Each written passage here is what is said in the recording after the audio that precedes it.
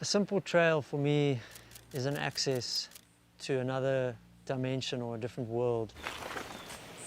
I know it sounds cliched, but it is so important that people see the value of wild spaces, and trails are those access points into those wild spaces.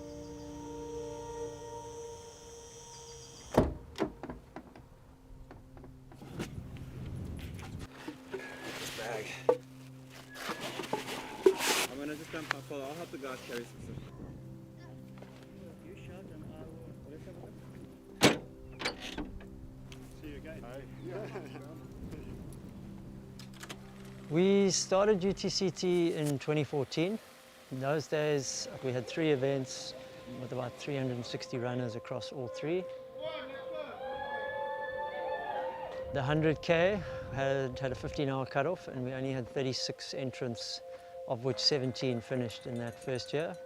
And yeah, we've grown a bit since then.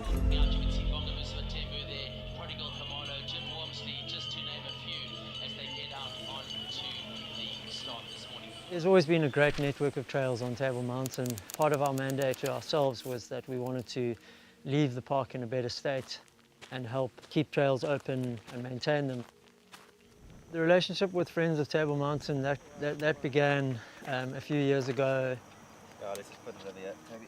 Friends of Table Mountain is a lobby group, and we basically are trying to make Table Mountain better. We realized that there were a lot of trails that needed to be fixed. There's a lot of alien vegetation that needs to be cleared, so we decided to roll up our sleeves and to get involved and actually to do some work on Table Mountain.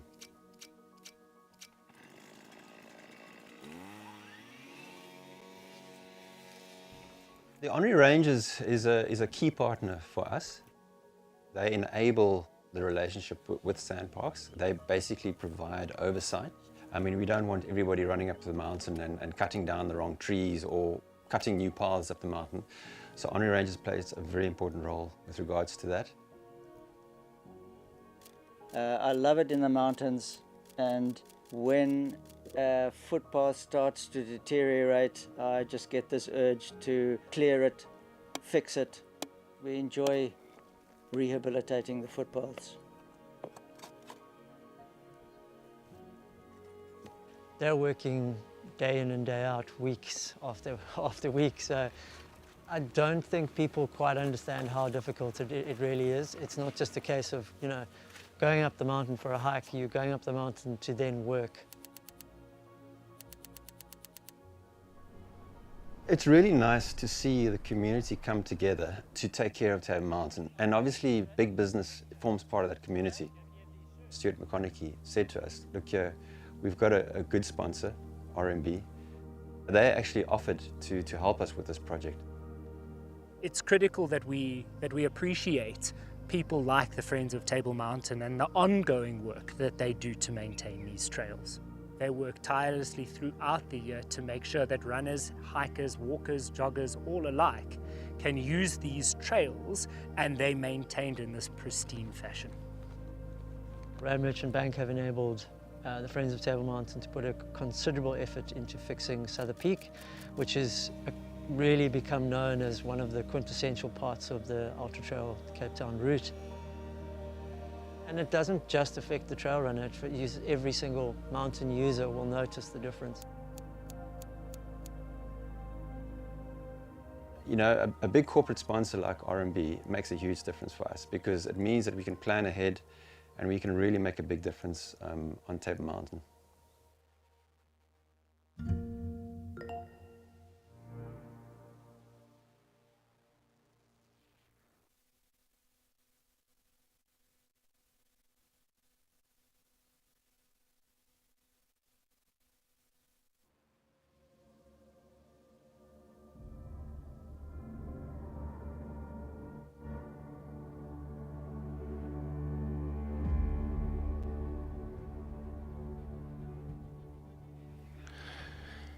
Hey everybody, good morning and welcome to the RMB Ultra-trail Cape Town. It is Saturday the 26th of November as we go into the big broadcast of the weekend. 15 hours of broadcast coming your way today. My name is Max Clare. I'm your host here today. Very excited to be with all of you. And joining me, these two lovely ladies, Corrine Malcolm, all the way from the United States. Corrine, welcome again. I don't think I need to introduce you again, but our trail running expert, what a legend. And she's been giving us some really valuable information, tips and tricks and what's going on out there. So Corrine, really value having you here. Thanks so much for being here. How's it going for you so far? It's been really, really fun. I think the races are playing out a little bit as expected, and then also just complete surprises. We've got surprises on the way for the 100-miler. Started last night. That's starting just in a little bit here this morning. Really, really excited to follow along today. How exciting was that women's race yesterday in the PT55? Oh, the 55K. If you have not watched it yet, Crazy. later today, take a break. Go watch the 55K finish. So exciting. Emily Hawgood joining us as well. Emily, thanks for being here. Always good to be with you. Our winner in 2018 in the 100 kilometer. Both of these lovely ladies racing for the Adidas Terex team. Ems, crazy day yesterday. And if that's anything to go by, and watching the start of the 100 miler last night, we're in for an exciting day. Yeah, it's super exciting. I mean, even waking up this morning and seeing the fields out there, seeing the athletes. They've been going all night, and I'm excited to see how they've fared, how the mountain has held them up, and what's ahead. Absolutely. Corrine, a lot of wind last night. We've seen that a lot of changes on the leaderboard, and incredibly, the women are just racing so well up front, aren't they? Yeah, they really are, and I think we kind of expected a little bit of that going in. We knew there's some strong favorites at the front of both the fields. We felt like the women's field in general was a little bit stronger, a little bit deeper, and I think we have 5 women in the top 10 overall right now, with Hillary Allen in 4th, I think, at this point. I mean, they're potentially going to be on the overall podium, which would be really, really cool to see. So, followed by a really strong contingent of South African ladies, led by Naomi Brand, who I think is really excited to be back on home soil. She doesn't live here right now, but I think is really, really excited to be home in a big way, and is putting that, on display fully right now. They're only about the halfway point into that race, and we got a lot of racing yet ahead of us. But really impressive performances already this morning. Absolutely. Well, let's go and have a look at some of the route maps right now. This will give you some sort of idea, orientate you to where we are. This, of course, the route map for the brand new Rand Merchant Bank Ultra-trail Cape Town 100 miler, and this is just an absolute monster. Looking at the different variables, what's been going on out there, I mean, it really is a super fantastic route, and very, very excited about seeing some of those new sections today, and seeing how they run and seeing how they come up on the visuals, Em. Yeah, I mean, we don't know that whole section, so it'll be cool to see how the athletes move through it, how they like it, how it was through the night, maybe hear how they moved and how they found it, and then making it back into known terrain too, and seeing how they fared. I think that was part of our speculation yesterday, was this idea of there are things that we thought were going to be hard about this course, but by the end of this, we're going to hear from Elov and Fotis and Hillary and Ragna, and it's going to be completely different sections of the course that we didn't anticipate to be the crux. So 100%. Inaugural races, super, super cool. Yeah. So that's what it looks like. That is the purple of the 100 kilometer. This is the signature event. It's been the signature event over the past 8 years. This is the event that you won back in 2018. Tell us about this route, and the start, of course, coming your way at 6 o'clock this morning, which is in about 20 minutes' time. Yeah, I mean, it's such a cool race, such a cool 100K, and a little bit of everything, and the little changes they've made on the course have made it even more epic. I'm pretty sure everyone should climb down Table Mountain that way. Yeah. I'm excited to see how it runs. Absolutely. So this is the start, 6 o'clock this morning at Gardens Tech Rugby Club, 98 kilometers, 4,972 meters of climbing. It's got a 24-hour cutoff, 9 aid stations out there, and it really is going to be an absolute humdinger. Starting this morning at 6 a.m., finishing tomorrow morning with a cutoff in exactly the same place 24 hours later. So here's some visuals right now. Corrine, what are you seeing just looking at the athletes, looking what they're wearing. Looks like they're all huddled together. We know there's wind up there. What do you think's happening up there? Yeah, I was going to kind of comment on that. It is definitely windy out there. It was windy all night. It's going to be windy all day today. And so we are told that athletes are kind of huddled in the tent, staying warm ahead of the start. I think that they will actually feel a pretty, like, temperature-wise, I think they'll feel pretty good once they get going, but standing there is not ideal in those conditions. But I think everyone's excited. This race used to start at 4 a.m. They're starting at 6 a.m. this year in the daylight. That gave us a little more sleep, which I think we're all grateful for. But, you know, I think they're, outside of the wind, they're set up for a really good day of running conditions-wise. It's not going to be as hot as maybe, say, 2018, where we saw several of these women run and complain about the heat, where we saw Emily Hawgood in studio with us take that win. So I think conditions-wise, outside of the wind, really quite ideal temp-wise today. 100%. And 270 runners lined up on the start line. Our race records, which are going to change because there are changes to the route this year, and obviously there have been changes in the past, but currently our race record holders, the legend Jim Walmsley, here last year in 2021 out of the USA, he went 9:47.20, and then in 2019 Beth Pascal from the UK came in, she ran a 10:55.25. So those are the current official records. We know that Courtney had a stellar performance here last year. You had an incredible performance in 2018, and again we're going to have a different shift to a new route, which is going to give us a new idea of what the time is going to be. This is going to be a good race in that we've got a star-studded field and we've got a lot of unknown athletes as well. Yeah, that's super cool, and it's nice. It gives, you know, the opportunity for the locals too to kind of step forward and shine out. So I'm excited to see which South Africans out there are gonna give everyone a run for their money. Yeah, there will. I think there's a lot of Matt Healy fans in the audience who will be cheering him on today. So I think there will be surprises in the field. But I think, you know, courses change a little bit every year, but there were significant changes, and that's why we're saying, you know, there'll be new course records established. We're thinking that it's going to be 30 to 40 minutes slower or so on the day. So that is a significant change. We're not talking minutes here or there. A half an hour or more. That's going to be big. Is pretty significant. Though, yeah. Right? Like we're expecting that because the downhills are slower. Yeah. But maybe that means that they can run another section faster. So maybe it's a draw. We'll find out. Yeah. We got little bets going here about if it's going to speed it up or slow it down. Yeah, and the fields are really, really good, and I think that also elicits fast performances because you have athletes of similar caliber that are going to be pushing each other throughout the course of the day today. Let's talk quickly about the 100-miler last night, and have a look at some of the action from that, and then perhaps, Corrine, you can give us an update on what's happening out there at the moment. Yeah, so this was the inaugural 100-miler kicked off last night at 5 p.m. local time. They've been running through the night. They've been running for over 12 hours at this point.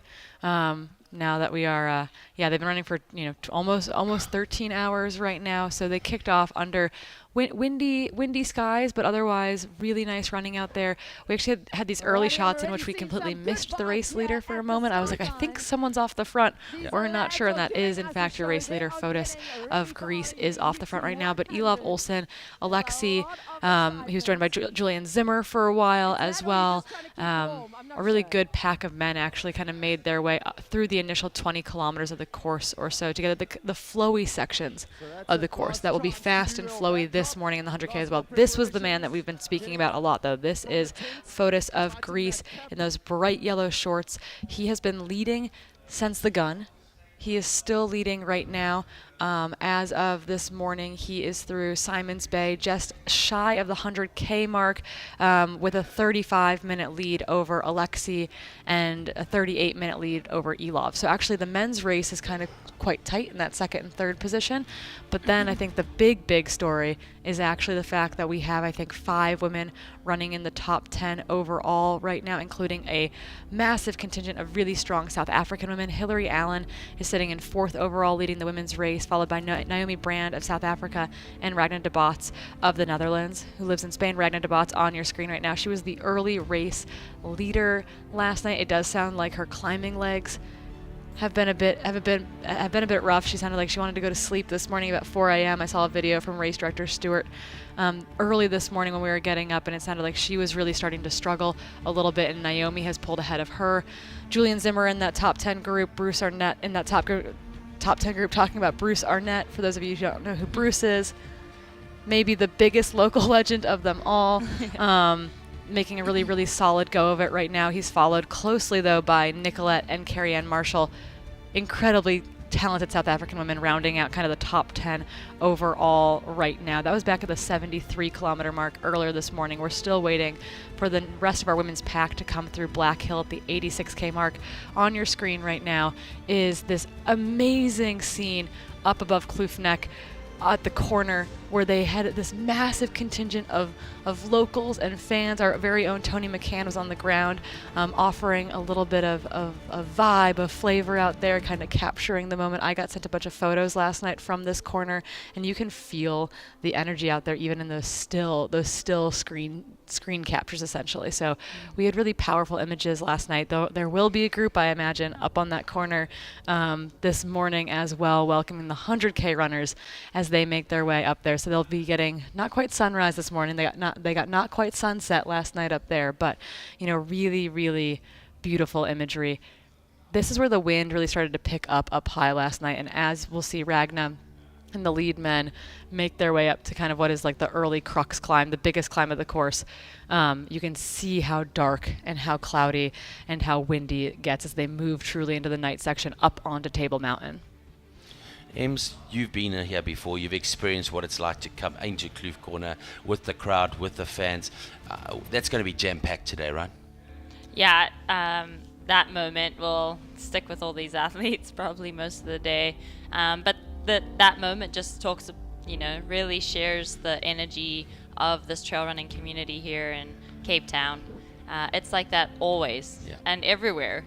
The athletes will be received and sent out and supported the whole day. Yeah. There's nothing quite like the Cape Town community and the support and the vibe that's here. So looking at the visuals here, it gets dark really quickly. You're in the shadow of the mountain. The wind is coming through. Bruce Arnett, quick change of jacket, then getting back past Ragnar, coming around the corner. There's the bagpipe, significant on the Plattecup Gorge, and just something that really lifts the spirit of the athlete. So really cool to be able to get these visuals all the time. Yes, so you can see our camera crew there right behind Ragnar and Bruce. But it's a technical climb, isn't it? It's a beautiful climb. Yeah, a lot of big steps. You're hiking up. So look at this, visuals from last night, these coming to you from the Pulse app, and these are highlights in the 100-miler space. You can see the running at night. Obviously, Corrine, very, very different place, a very different mindset for the athletes, and we know going into the early morning, those last few hours of dark are just super difficult, aren't they? Yeah, they're incredibly hard. We saw that firsthand. We're getting videos from the early morning hours out of some of these aid stations, and they were talking, runners really, really struggling over there, struggling with bad stomachs, struggling with some lows. But if you're watching at home and you actually want to check out the Pulse app, you can use that QR code. It's really, really cool. You'll be able to actually see where any of our cameras are live on course on our e-bikes and on our pack runners. Yeah. And you can actually go watch that active footage, and you can go watch the past footage as well, and you can like geolocate them essentially on the track, which is really, really impressive. Am I right that is our race leader? That was the race leader last night, I believe. That was Armand following him. Yeah, so Armand following him at night. Is that going towards Souther? Where is that? Is that off the back? It's coming down into London. Down into London. Yeah. So, I mean, just that such blocky, great visuals. That Armand, blocky descent. Getting out there. And again, look how hard it is to navigate that section. Exactly. Well picked up. Yeah, I saw exactly that. I mean, and got to pick your way through this minefield. And you can see how the pace is slowing down. Look at that. Minutes per kilometer. 8, 9, 10 minutes per kilometer. So, but cool to get these images, and then cool to have the topography bringing us in, showing us exactly where they are as well. So dropping down into Llandudno, and then the respite of Llandudno, the soft beach sand, and getting in. But it's a false premise, because from there, so the peak is waiting, right? Yep, exactly. Yeah, they'll have them run and open up for a little bit, not very long, and then they start that climb again. But they're all through. I mean, they're through that, which is super cool. So I'm excited to see how that went. And they had that nice downhill into Hout Bay, and then they left on the new adventure. Absolutely. So visuals from the start now at Gardens Tech Rugby Club. This is the start of the 8th edition of the RMB Ultra-trail Cape Town. Let's see who we can pick up. Yeah, so Jared in that Hazen. start. Jared Hazen was right out of screen So there on the 10 minutes to go, left-hand side. officially 10 minutes We'll look to for go some of the bib numbers before here. your We've got race some. We've got great starts. people, a Keep great warm. audience For the one watching next to you. on the YouTube chat. Got some Shout tunes out your going there. runners. I think that's Drew Welcome to the Holman residents turned as away well. from us right there. Give them a little wave. Cami Thank Bruas you very right much there. for accommodating us here this morning.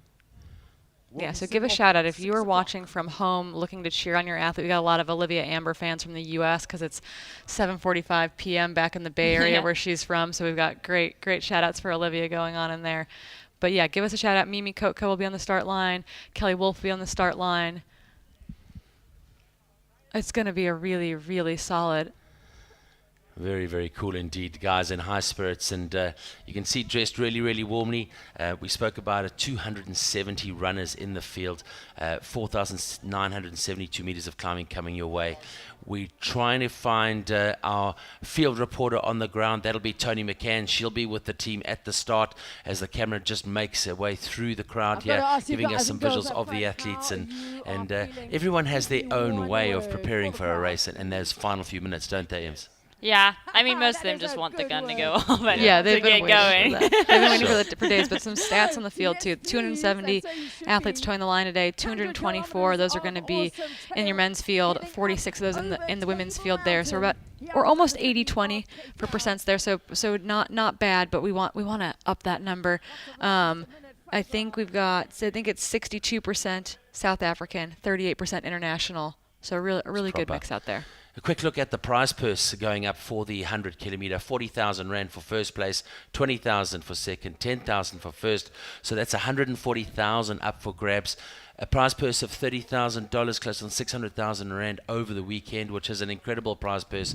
So a big shout out to the team here at RMB UTCT, and amazing to see the athletes being rewarded for these mammoth efforts that they put in. The amount of dedication and training that goes into this is absolutely amazing. So here we are looking at the start line now. This is what I call the sub-start line because they sort of come out of the right-hand corner and then go straight through into the main straight and out onto the field. We got Hannes on the left-hand side of your screen, one of the favorites, I believe, in there. Kelly Wolf tucked in there behind Jared Hazen. Really going to be a very fast race at the front of this, and those first 20K are going to go out blitzing, I think. And I can imagine that Tatum and Ryan and Sims are getting the field hyped up about now. I'm looking at the 8 minute to go now, and you can see the tablecloth over the top of Table Mountain as you look up from Garden Step Rugby Club, and that tablecloth just dropping over the mountain, but sun coming in from the left-hand side there, Ems. That's a good sign. Yeah, I mean, the sun's coming up today. It's a good We're sign. ready to race. One of the dark horses is someone who I think might be dangerous today, Matthew Healy, the South African on the right-hand side. You can just see that Yellow little shirt. on the right there. Yeah, lots of people cheering for Matthew Healy in the YouTube channel last night. Going to see a lot of people cheering for him today as we get into the 100K. Yeah, I was with him when he won at Addo, 100 miler, an incredible race. He didn't win the 100, he won the shorter distance actually, but an incredible athlete, and he really is sort of getting into it and creating a good following and a good presence. So nice guy, easy to talk to, and yeah, I think he's in for a good race. Yeah, and then Daniel Klaassen too. I just dashed in there. So Daniel, think first he's South a African little- last year, 5th overall, Right. 7th overall the year before that. Had a good race overseas this year at UTMB, and in good shape as well. Yeah. Yeah. Yeah, we just saw Olivia Amber scooch into that start line. She's now lined up right next to Kelly Wolf there. There's a lot at stake here. Lots of prizes. All right. Picking her out by those fabulous striped shorts all day, I think, of the North Face kit. So who are you shouting for? Who are you cheering for? Let us know. Corrine is on the live feed. She'll be feeding backwards and forwards to you, answering questions that you may have. Give us any shout-outs that you may have for your athletes' birthdays. And please enjoy the show with us. We're going to be here for 15 hours today. We need as much content and as much cheering from you guys and girls as possible. Don't forget all information for you on ultratrailcapetown.com. Then use that wind to push you from the back. So let's get down to the start line now. I think Toni McCann is going to be able to give us some voice on what's happening down there.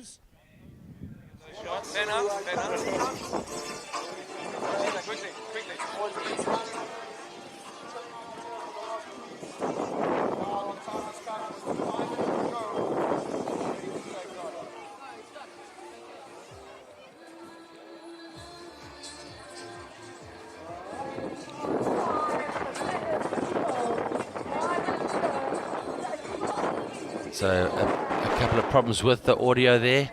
What you seeing there, Corrine? Yeah, we're seeing more of the elites kind of funnel into the front of that start pen. They do kind of get to walk into the front of the race, which is definitely a little, is an advantage. It's hard to get out of that start corral when you're number 271 packed up in the back there. But we saw Dimitri walk into the front there. He kind of gave a fist bump over to Hannes on that left-hand side. He was followed in there by his teammate and wife and coaching partner, Ekaterina, as well. You'll be following them in those Adidas Terrex striped kits all day. But yeah, it's going to be a great start. And then I imagine, I'm kind of curious. Let's just pull a bib number here real quick.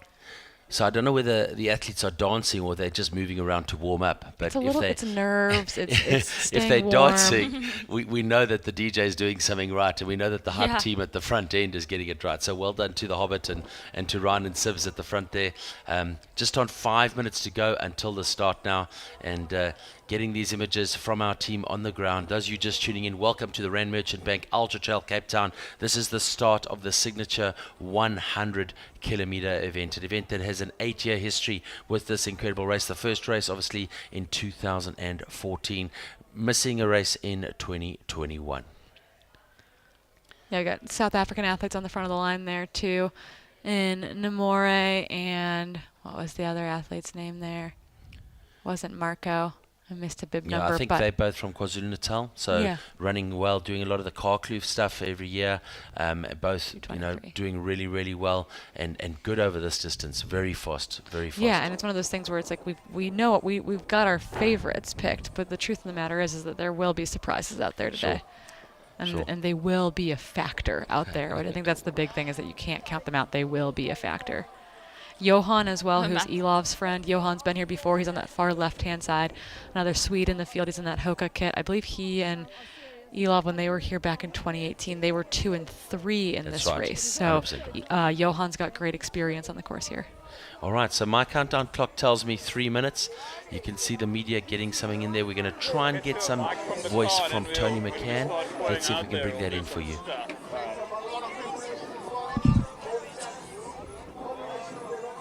It's kind of cool to hear that energy right at the finish. At the start finish. With the 4 a.m. start, it usually has to be silent. So it's nice to hear the energy is building and everyone's awake. Absolutely. And ready to, take this on. All right, so let's get ready to get this party started. 2.5 minutes to go. Welcome, everybody. Here are our first chopper visuals of the day. Weather conditions, 24 degrees Celsius, sunny, wind gusting 20 kilometers an hour from 10 a.m. So there is going to be wind out there. There's a lot of wind out there. We know we had wind last night, but looking straight over the top, you can see Table Mountain on the left-hand side, going through to Lions Head, going down to Signal Hill, the beautiful Cape Peninsula, and this taken, I think, from the Silvermine side. So looking really, really good. Sun is up. That is the main thing. It's a brand new day. It's 15 hours of broadcast coming your way. Get ready. Get stoked. Let's go into 2 minutes to go. How are you feeling, Em? I'm excited. Are you excited? Yeah, let's go. Let's go. Correct, We've been thinking of that all week. We went for a shakeout run with Olivia Amber the other day, and I was like, "Are you ready?" She's like, "Yeah, I just wish it was tomorrow." Yeah. Like, Hurry up that's and wait. the right energy. Hurry up and wait, let's right? do this. Yeah. I'm But expecting. there are 2 minutes to go now, so it's going to happen. Yeah. So just 2 minutes to go now. You can see the Sunto start clock there on the big start-finish gantry, and 5 races over the weekend in this festival of trail running, and we're going to get down to Toni now. We are so close.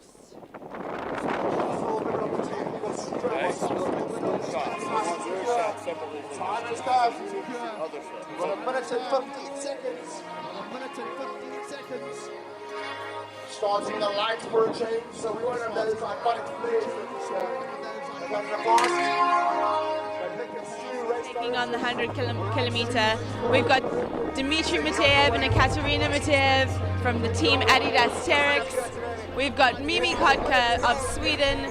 She's here. She's been down here for 2 weeks now preparing for this race. We've got Drew Holman here from America. We've got Kelly Wolf. There's an incredible group of athletes here today who are taking on this 100 kilometer journey, and we are very excited to see this unfold. No more. Look at that man. He's jumping on his toes to get ready for the race today. Brendan Lombard at the start there, an incredible athlete for himself for ASICS. He spent his season in Europe this year, taking on Eiger Trail. We've got Sebastian Spieler and Camille Bruyas. Look at this incredible group of athletes. And it's going to be quite an experience watching them throw down across Table Mountain today. The race is about to start. The energy is electric here. Are you guys ready for this? We're going to count you down. 10 seconds to go. 3, 2, 1. And they're off! Bolting out of the blocks, looking to set records here. Well done to each and every one of you. Have an absolute ball out there. Guys, have a fantastic run out there. There's a lot of excitement here this morning, and so should be. Setting off for 100 kilometers. They're starting their marches. Their fans are cheering. Go out there, enjoy those trails, and give it horns. Have a fantastic run out there. We'll see you right through the night. Enjoy the beauty of Cape Town. Thanks for supporting our tracks this morning. We'll see you guys again for the event arrival of the 100 milers. The action doesn't stop right here at the amphitheatre at the RMB UTCT. Thanks for coming out. So there it is, 1 minute into the start as they move off the Gardens Tech Rugby Club. Straight in front of them, you see the sun coming down onto Lions Head. That's where they're going to be moving towards right now. It's a sort of quick run through the City Bowl, making their way through the streets and getting onto that first little piece of single track. Emily, you know this section quite well. You know, adrenaline is part of the game. It's 100 kilometers, not as long as 160, but not as short as 55. You know, wanting to get a good tempo up and looking at some visuals here, chopper up in the air. What are you expecting early on in a race like this? What are you doing? What are you thinking? What's going through your mind? I mean, like we said last night, this should be the time where you're running your own race. You're not really worried about what's going on around you. If you feel strong, you know, maybe we have some people going out quick, but otherwise you're very controlled. I mean, through the streets, it's probably smart that you don't fly. It's still 100K. Yes, it's not 100 miles, but it's still quick. So it'll be exciting to see how this goes out. It always goes out fast. It won't be like last night where the guys were really controlled and smart. They'll be smart today, but I think it'll be a little quicker. We'll start this day off with a bang, and then they start climbing, and it gets really exciting. Absolutely. Having a look at the visual here, Corrine, backwards and forwards, zigzagging, but just such incredible views for the athletes early on. Yeah, it's really, really incredible when they make their way up onto the road and then around Signal Hill. They kind of almost have to they do that Signal Hill loop before heading out across to end up on that climb up to Table Mountain. So you really get kind of a grand tour, I feel like, of Cape Town when you run this route. They didn't leave a whole lot out. And by creating a 100-miler, they really didn't leave a whole lot out. Absolutely. Having a look at that Blockhouse Gorge, we saw it last night going into the dark. This morning we should have pretty good images on it for the 100 kilometer. But this is basically what the weather is looking like at the moment. You can see Greenpoint Stadium in the foreground right there, and that tablecloth right on top of Table Mountain. Which we were worried about. We were worried that the tablecloth might set in and it would be hard to get some of the images up there from the air anyway, and we'll have to wait and see, I guess. But so we'll get splits from these runners pretty quickly. They're going to end up coming up to that first Signal Hill aid station. Most of the athletes won't see their crew there. They'll actually wait to see their crew at Kloofneck, which is going to be the 20K mark. And then from there, they're alone. They're alone for a little while. There is aid out on course for them in between there and Ladunno, but they've got 20K of slow solo time before they make their way back to see their crew.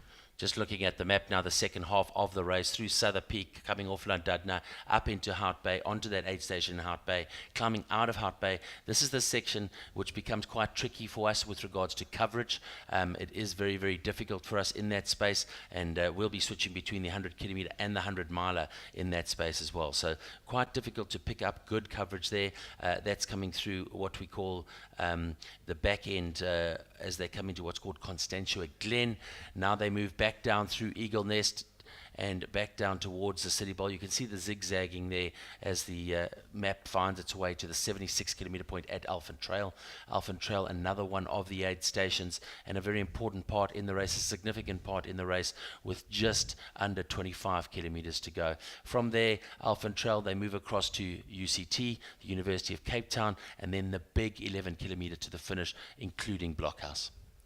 Yep, a sneaky little climb, some mountain traversing, and then a nice downhill to the finish. Absolutely. As we saw yesterday, that sneaky little climb packs quite the punch. It was definitely what caused a massive shakeup in the women's field with the all-day race leader, Kimi Schreiber, cramping up just past that point and actually losing 15 minutes basically to Landy Grayling. Then they had an amazing battle all the way from there to the finish line basically. So it's not over till it's over. You really think it's a tiny climb on course, but at that point in time, it might as well be Everest. 100% right, 100% right. And again, we've got to put out there just how hot it was yesterday. It really was hot at that 12 to 2 o'clock time period. Very, very hot indeed. So here is visuals from our helicopter at the moment, up in the air, seeing what's going on. We're going to drop into one of the map images now to give you an idea of where we are. And so this, of course, your route for your 100 kilometer, starting at Cape Town Gardens, 11.8 k's through to Signal Hill, up into Kloof Neck, down to Platter Klip, Table Mountain across the top, and then that steep down into La Dudna. Rocket Road, obviously, before they head up into Hart Bay and over the hill. Constantia Glen, the difficult part where we do have those signal issues, Alphen Trail, Nursery Ravine, University of Cape Town, Dead Man's Tree, and through to the finish line. So that's where it's all at. Exciting to see 4,972 meters of climbing, over 98 kilometers of racing. A 24-hour cutoff, so the cutoff at 6 o'clock tomorrow morning. And yeah, this is the race. I mean, this is what people come for. This is what has made Ultra-trail Cape Town famous, isn't it? Yeah, for sure. A little bit of everything, and the sea, the mountains, right there, right together, and the amazing South African vibe, and the community support. That's what this race is about. Here we go. So live images here, Corrine, what are you seeing? Yeah, we're back. We've got the e-bike on the ground. That was a little bit of an issue there at the start, is that we are, once again, all these images are brought to you by riders on e-bikes and mountain bikes and athletes, chasing athletes, literally putting out pretty incredible performances, trying to make this all happen. I think that is Seb Spaler up on the left-hand side in the long red shorts. I believe that is Dimitri in the middle there, kind of just ahead of the gentleman in the orange shorts. Well, the bike will come around here and we'll get some better images. It's a South African athlete off on the right-hand side in the shorter red shorts there, but that is Dimitri kind of front and center, and I do know that's Seb Spaler of France, probably up on the right-hand side as well. So these images obviously brought to you through GoPro, one of our partners. A big shout out and thank you to them for stepping up and coming on board and enabling us to bring you this incredible footage. We're going to have a look, I think, coming up some of the athlete lists, and we've got some lists of some of those athletes which will be coming up for you shortly. Here again, visuals from the helicopter, absolutely magnificent. Early morning vibes here in Cape Town. Schalk up in the helicopter at the moment. We've got some great flying time this morning, and we're hoping to skip between both the 100 and the 100 miler with the helicopter over the next few hours. It's beautiful, Max. Pretty cool, eh? Yeah. Yeah, and again, course records in this are 9:47 by Jim Walmsley and 10:55 by Beth Pascal, but we do believe that the course is going to run 30 to 40 minutes slower than that this year, and also Beth Pascal's time I don't think has ever been touched in a big way. So here are a bunch of our elite athletes, men and women, kind of mixed in here today based on rank coming in. Hannes Namberger, I think, is a clear favorite. Kemi Brujas just won the Grand Trail Templier about a month ago. Dmitry Mitiev, representing Adidas Terex, will be out there. Seb Spaler, who I mentioned in those red shorts as well. I don't know. Michelino Sinceri, I think, is racing. Drew Holman we did see on the start. Johan, we saw on the start in the Hoka kit. Antunga is not in this race. He ran the 55K yesterday. He dropped down to that. Jared Hazen, I think, is, in my personal opinion, could have an amazing day here today. Mimi Koch has been here before. Should race. Nicole Bitter rolled her ankle earlier this week, and so I do not believe is racing. But down below her, Kelly Wolf and Olivia Amber both are on the start line, and I think are both due for some pretty good days out there today. And once again, there's going to be some South African athletes who are not listed on these two slides who I think are going to be people to keep our eyes on. Absolutely. Over 1,900 athletes across the 5 events over the 3 days. 46 different countries represented. Very cool to see all those international flags, Ems. Yeah, super cool. And at the front there, we have 2 internationals, followed by a South African. So cool. It's fun to, you know, the sport is really world known and world represented. That's Seb and Hannes, I think. I'm pretty sure it's a Dina Fit athlete there on the left-hand side. Right. So yeah. he pulled that jacket off pretty quickly. He was in a wind jacket at the start there, but that is Seb Spaler on your right-hand side, and Hannes Namberger on the left-hand side of your screen. I wish we could get a bib number for the third. We had a bib number at the start for him. Okay, sweet. Then we know who he is. So very typical suburbs here in Cape Town, South Africa, and just very clean, very cool early morning vibes. There's that shot of the Greenpoint Stadium, significant part of the FIFA 2010 World Cup here in South Africa, and just giving you an outlay of the mountain there. You'll see to the right hand side of the Greenpoint, that is Signal Hill, going up to that little peak on the right, that of course Lion's Head, and then they sort of push through the back right of that, up through Kloof Neck, and then up onto Table Mountain proper. Yeah, that athlete who's running third in that line is a Zimbabwean athlete, bib number 157, I believe. Namore? 157. She's excited. She Nice. hit Zimbabwe. That's good. I'm pretty sure Go that Zimbabwe. is that Zimbabwean athlete, bib number 157, I believe. 1057. 157. They're 3-digit numbers You today. can see the little You're in the 100 Oh, yeah. There we mile go. list. You can see the shadow of Thank the you. e-bike. So look at the 3 shadows. There's the e-bike on the left. See that little sneaky little shadow coming through. So that e-bike giving us these really smooth images right now. If you look straight ahead of you, iconic site in Cape Town, those trees on the top of Signal Hill, very, very significant. You can see them all over the left-hand side. You can see the beautiful jacaranda trees. Lots of flowers in bloom on the mountain at the moment, and some beautiful colors as well. Nice to see the athletes reminded to go slow on the road there. Yeah. Slow down, guys. Just keep it down to a panic. Look at the beautiful purples of those jacaranda trees. Getting close to the section now where they drop into the trail. Yeah, they're not really going to drop into the trail. They're going to start climbing here, but it's a fun little So what we're trail doing section. today is we're bouncing around a lot between the 100-mile event and the 100K event. Again, on the top of your screen, you can see that it is now in red for the 100-miler. They're 12.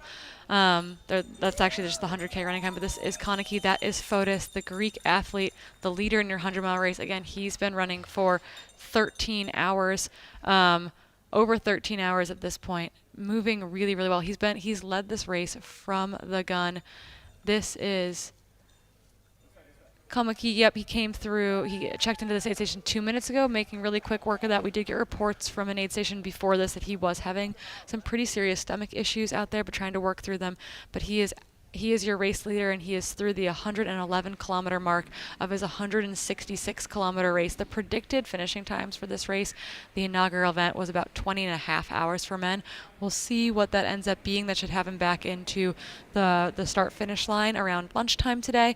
If you're us and you don't eat lunch, maybe that's 5 p.m., but we're hoping that we'll see him midday here today. But 111 kilometers in, and he should have a decent lead over second place of about 30-ish minutes over Elov Olsen and Alexei. Obviously, we've had a look at his Palmares. This guy can go the distance every day of the week. He's used to it. But, stomach issues are a whole different animal, aren't they? Everyone's got different ways of coping with their bodies, and they know what to do and when to do it. Significant is that he's got a decent lead, and he's come into daylight. He's now 2.5 hours into a new day. New spirits are going to lift, and it's warmer. Yeah, definitely that daylight adds a lot of positivity and lifts the spirits and gives them pretty much a brand new chance to keep going and take on the day ahead. a little more energy. So hopefully that'll help calm his stomach and get him thinking straight to do what he needs to do to feel good. So heading down towards Komaki, this a brand new section, of course, a section that has never been part of the stable within the RMB Ultra-trail Cape Town as they move into this 100-miler. You know, that extra 60 kilometers just gives you so many options to traverse the peninsula. Now we're bouncing back to the 100-kilometer early morning vibes. Look at that beautiful sunlight coming onto the trails. You can see the e-bike right behind the athletes now, and you can see a bit of wind coming left to right at the moment, which is expected. We know that the wind is going to be gusting today, and you know, that has pros and cons. Obviously moving over the top of the skin, dehydrating the athletes quickly as well. Athletes are going to have to drink, they're going to have to eat all the time, and they're going to have to really watch their nutrition. Ems. Yeah, but it is nice with that movement, just a little more breeze, can cool it down a little bit and make it feel good, get the smell of the ocean, all the good stuff. We saw these images last night in the broadcast going into the evening on the 100-miler, and this obviously the early morning light as compared to the late afternoon light, but still absolutely beautiful as they make their way up this little glen, I think you can call it, and up towards Signal Hill. But decent speed at the moment. We'll get some idea of the pace, but you can guess they're running it between sort of 5 to 5:05 a k at the moment. Yeah, this is a really smooth, runnable section of this course. Again, Emily and I got to run with Olivia Amber, who's racing the 100K today. We shook out with her as Em took off on a quite long run on Thursday morning. But this section is really flowy. It's really beautiful. You climb up behind a school. They're going to kind of switch back up the side of this hill, traverse along it, and then pop out onto the road on their way to Signal Hill. So you've got our e-bikes. We'll be able to stay with them here. Although our e-bike almost toppled over trying to make it over the lip of the road at the top of that last night. Someone kind of caught him and pulled him back up. But we should be able to have footage of our runners making their way up to the road and up to Signal Hill pretty clearly through here this morning. Also, don't forget our incredible runner yesterday turning his ankle, trying to keep up with Ragnar at Signal as well. So the guys putting their bodies and their lives on the line here to bring you this footage. We hope you guys appreciate it. Yesterday, coming into this section, we saw the 4 dogs. So I'm sure there's going to be a couple of people walking there. There you see the wind coming left to right. Look at that tablecloth just blowing straight over the top. On the right-hand side, the top of the cable car. Those of you that have come to Cable Mountain before, who've been up to the top of the mountain, that cable car comes right to left and drops you right at the top of the station and lets you get onto the mountain proper. So these images coming to you from our helicopter, Schalk and the team in the air at the moment giving us these pictures, and this gives you a really good reflection of what the day looks like. Yeah, for sure. I was just thinking, I hope they warned all the people going up in the cable car. There's a lot of runners coming up Flattercliffe. They should probably not go down that way. Get a return ticket today, Yeah, people. get a return ticket. Because a lot of people take the cable car up That's right. and hike down. And it's a little later in the day, so that they'll be out there. It'd be a surprise, right? Kind of a rude awakening when all of a sudden you've got to make your way through 270 runners who are panting their way up Flattercliffe. Exactly. So we saw Elof moving here yesterday on his own. Here now we have 4 runners together. I don't see the dogs from yesterday. So we they're don't see the dogs obviously from yesterday. afternoon walkers. But these guys looking really good at the moment and good leg speed. Yeah, and I think and it looked like Elof was alone, but I think he was actually right with Julian Zimmer and Alexi yesterday, just based on kind of where our camera was positioned in that field. But they all kind of cruised this section. I'll be curious. Oftentimes when we can go to pulse on this, we can sometimes see exactly how fast they're moving. We'll get their kilometer splits, which was pretty cool to see live on screen. But it's Seb taking it out off the front. Seb has done well at races like Templier, like Lake Sonoma 50 miler, like the North Face 50 miler. He knows how to move well over this distance. I think he really is kind of that 80K to 100K specialist, as opposed to stepping down from the 100 miler, etc., or being stretched up to the first ever 100K. I think he really does very, very well at this distance specifically. A little bit longer for 100K, a little bit slower. So getting some more chopper views here from the mountain. So you can see again, giving you just an idea of what is happening out there. The wind certainly is blowing. Is that Blockhouse? That is Blockhouse. That's Blockhouse. That is yep. Blockhouse. Mm-hmm. So that's where we're going to be coming up from UCT, and that of course a proper climb where they literally cut a beeline. You can see that path going up through the middle, and you can see the switchbacks of the road, but literally they cut a beeline straight up that line into Blockhouse before turning right onto the Contour Road.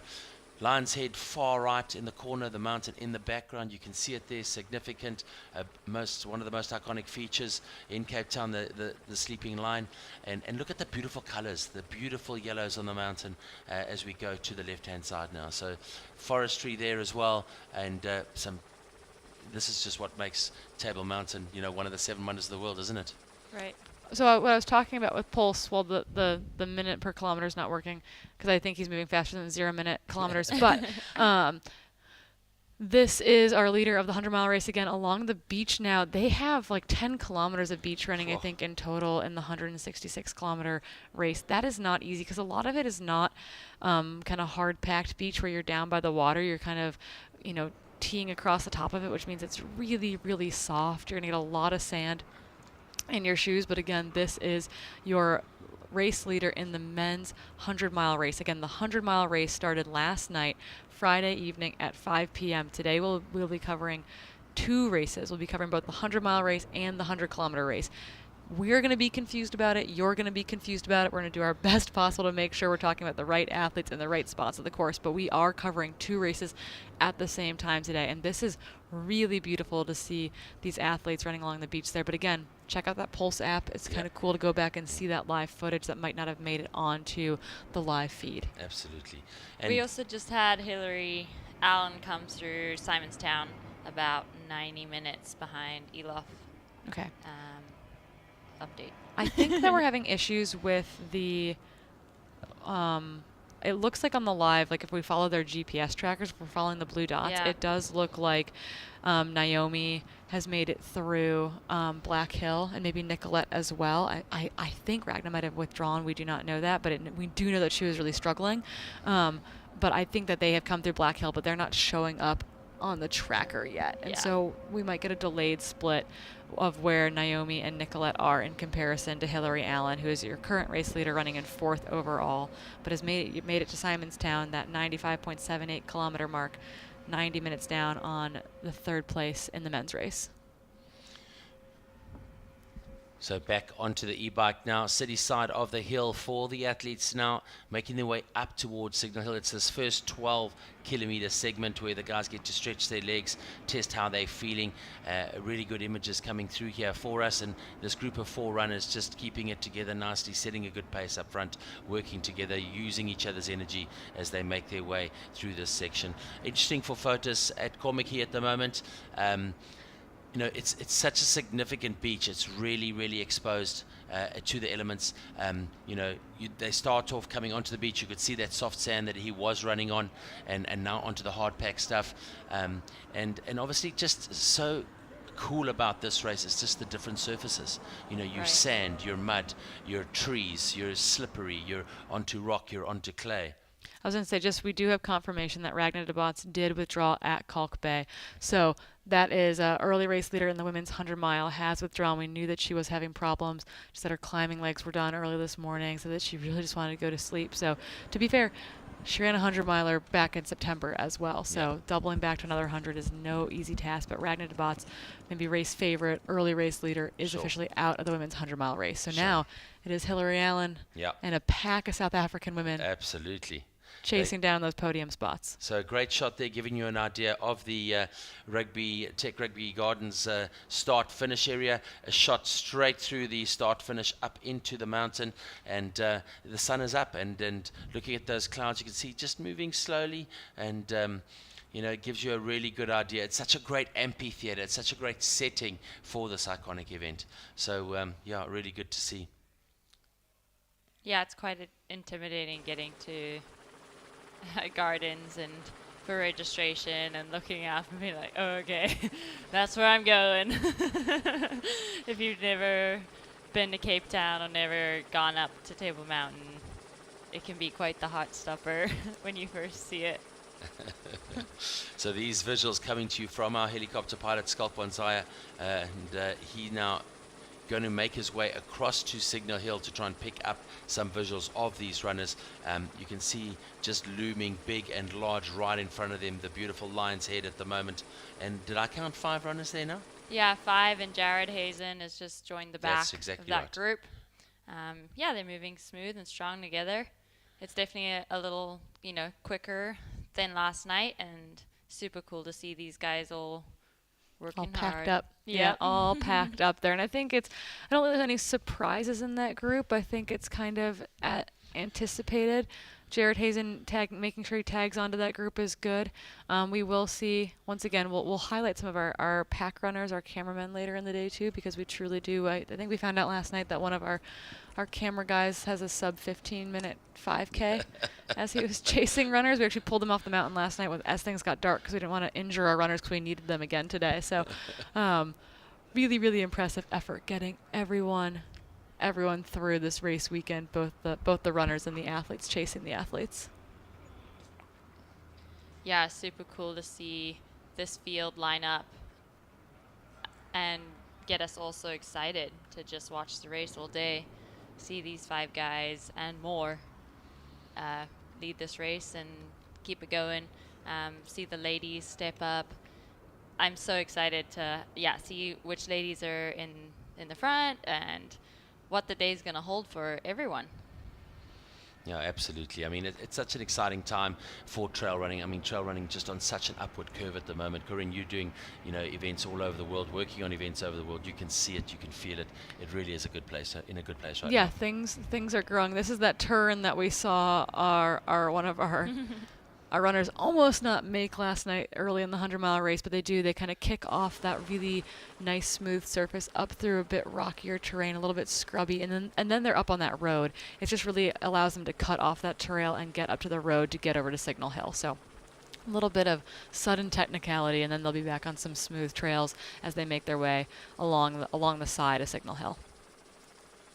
Just beautiful looking up over the ocean there, and it's so cool today that we get to see it from a helicopter.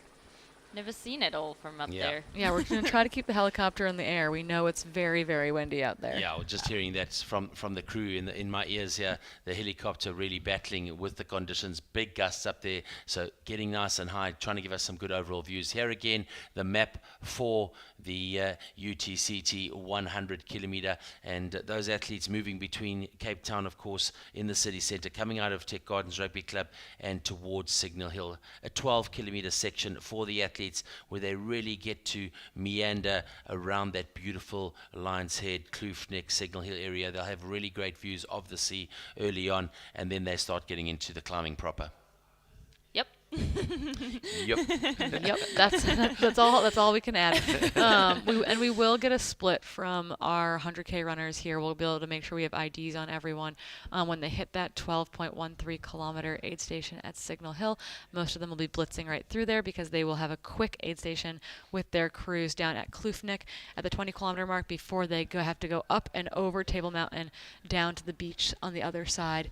So they really have to kind of, I think breaking it up into those chunks, right? We were talking about the other day. There are significant things that happen in all these chunks. Yeah. But you can, think aid station to aid station and then think, okay, like I just have to get to the top of this. And then from the top of this, it's this chunk. So I think if you're looking at like, how could I ever run a 100 kilometer? How could I ever run a 100 miler? All of a sudden it's like, well, if I break it up into all these little pieces, all of a sudden it's a lot easier to process. Yeah, and just like shutting the door when you do get through that section. Okay, that's done. Like, leave that. New race. Yeah. Keep the focus. Yeah, keep the focus. I mean, just, changing the focus too, because like we were saying, there's some technical parts, some runnable parts. So everything feels a little different. And if you cannot get caught up in, okay, I'm moving so slow right now. It's like, no, okay, this is how I need to move through this section. And then reassess in a little while, start again, move as efficiently as you can through the next section. Absolutely. I see, just looking at elevation, we see from the 20 to 26 kilometer mark is where they sort of go up Kloof Neck, plateau across, and then up Platte Clip. That's 200 meters to about 960 meters. So 760 meters of climbing in that very short space of 6 or 7 kilometers. And that's pretty brutal early on, right? Yeah, it's this course is definitely, I think we would consider it front loaded a lot. Like a lot of the hardest bits of it are, I mean, a lot of the obvious hardest bits of it is that's how I'd put it. Right. It's front loaded in the sense that a lot of the clearly biggest climbs come early. But to be said, it doesn't mean that the back half is easy by any means. You need to have legs for bits of it, but it's still rocky. It's still technical. Blockhouse is a beast, as we mentioned yesterday. It's not a gimme back half of it either. So while it is maybe front loaded in as far as vert goes, it's relentless all the way through to the finish line. 100%. This is Komaki, people. Look at that. It's just a vast, vast beach. Absolutely beautiful. And we know that our leading runner in the 100 miler is currently on that beach. So Fotis is on that section at the moment. And yeah, as you can see, the wind coming in from the left as they run down the beach towards Chapman's Peak. And Ryan Sands actually lives on that point over there on the right-hand side. Nice. So that's where Ryan lives now. He used to live in Hout Bay. They're now living on the end of Komaki Beach right there. Komaki becoming very, very popular. A great site for crayfishing and spearfishing as well. Really, really cold. You'll see a lot of seals off there as well. But just such a great point coming off the back of Simonstown. A little movement. There's different ways of going around the peninsula there. There's a road straight through the back end of Sun Valley, which brings you out close to Schalk Bay.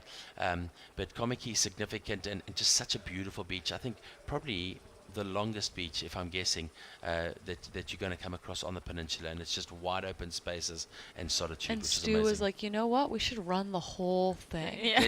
Let's do it twice. What a cruel idea, right? Those beach sections are not easy. When Hillary was told me that she was going to run this race, she was worried about the beach stuff, and it was starting to snow in Boulder. And I was like, well, you can kind of practice, I guess, but that's snow running. It's definitely not the same. I've done my fair share of beach running when I was living in San Francisco. We lived right on Ocean Beach, so we'd get out there, and it's like, if you can get out of the soft sand, it's not so bad. But if you're stuck in that soft sand, it's just brutal. You can't think light thoughts through it. Like it is really, really exhausting. It's really hard to move efficiently through that terrain. You can see we're zooming in on our leaders here. I think that's so cool. That is our leader. You can see the kelp forests here in the ocean, and now coming in. I mean, this is just incredible. With our visuals pack runner there with him. And nice to have that company, right? Yeah. Yeah, that, or you're like, I would really like to have a cry right now. And I can't because you're in my face, right? Or we've seen people be like, hey, I actually have to go to the bathroom. Can you like keep going, or like give me space? Can you not film this piece? Yeah, like I think it's an interesting. It's cool because we get all this footage. Sure. But I think it is hard being those athletes, right? To like have a camera. I mean, maybe it's performance enhancing too, right? Because it's like you have you've got that thing pushing you right that whole time. But in that same, breath. You can't have it's harder to have a low spot. Sure. Right? Or maybe it sends you over the edge and you panic and you have a low spot. So it's not, I don't know. It's company to a degree. I think from a safety perspective, I would like that through a night section. It's kind of like having a pacer who can just sit back there. But yeah, it's different. But you can see here, right? They've kind of cut near to the water. It might be off camber there, but it's going to be much firmer pack. Yeah.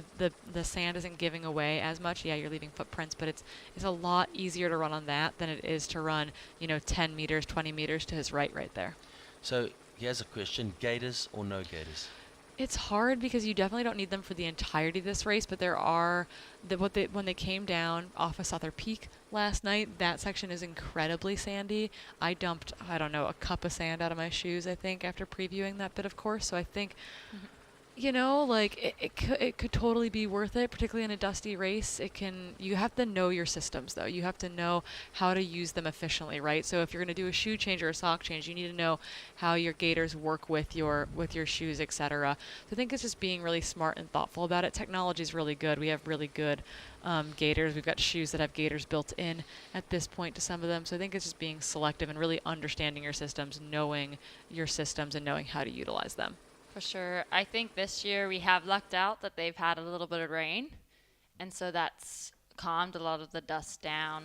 That doesn't stop the super sandy sections, but for the dust and other stuff that can build up and really get in the shoes, it's really calmed it down. I mean, that first section for every year I've run, it's been so dusty in my headlamp that I am eating dust. Oh wow, look at that helicopter. Shadow coming through. Look at the Yeah, birds, that's seagulls so flying cool. over. I mean, Long Beach is just incredible, isn't it? It's called Long Beach for a Beautiful. reason, I guess. But I mean, just look at that. These visuals, I mean, you've done a lot of commentating around the world. This is pretty spectacular, right? This is pretty special. I mean, there aren't so many places where you do have that beautiful mashup of ocean and mountains and urban space. They exist. I mean, I live out on the west coast of the U.S. We get a little bit of that up there. Spent some time in Hong Kong. You get some weird mountains to sea space over there as well. But it's pretty magical. This reminds me of a, you know, kind of maybe we're running into Jurassic Park here. Look all at of a the sudden. two guys in front with the surfboards. They you know, must be thinking, where have you been? Because I'm sure what's Fotis looks a little bit, I mean, he looks a little bit rugged at this Yeah, point. He's been yeah. awake for a while. And I imagine surfers not knowing that this is maybe happening and just kind of stumbling cool. across this helicopter and stumbling across this guy being chased by a camera and just wondering what is going on. And this a very cool beach. You'll see a lot of people horse riding on this beach. This is cool. So it's cool. just, look, yeah, they're going to be like, watch, they're not aware of it. All of a sudden they're like, yo, bro, what's going down? You know? Fully, bro.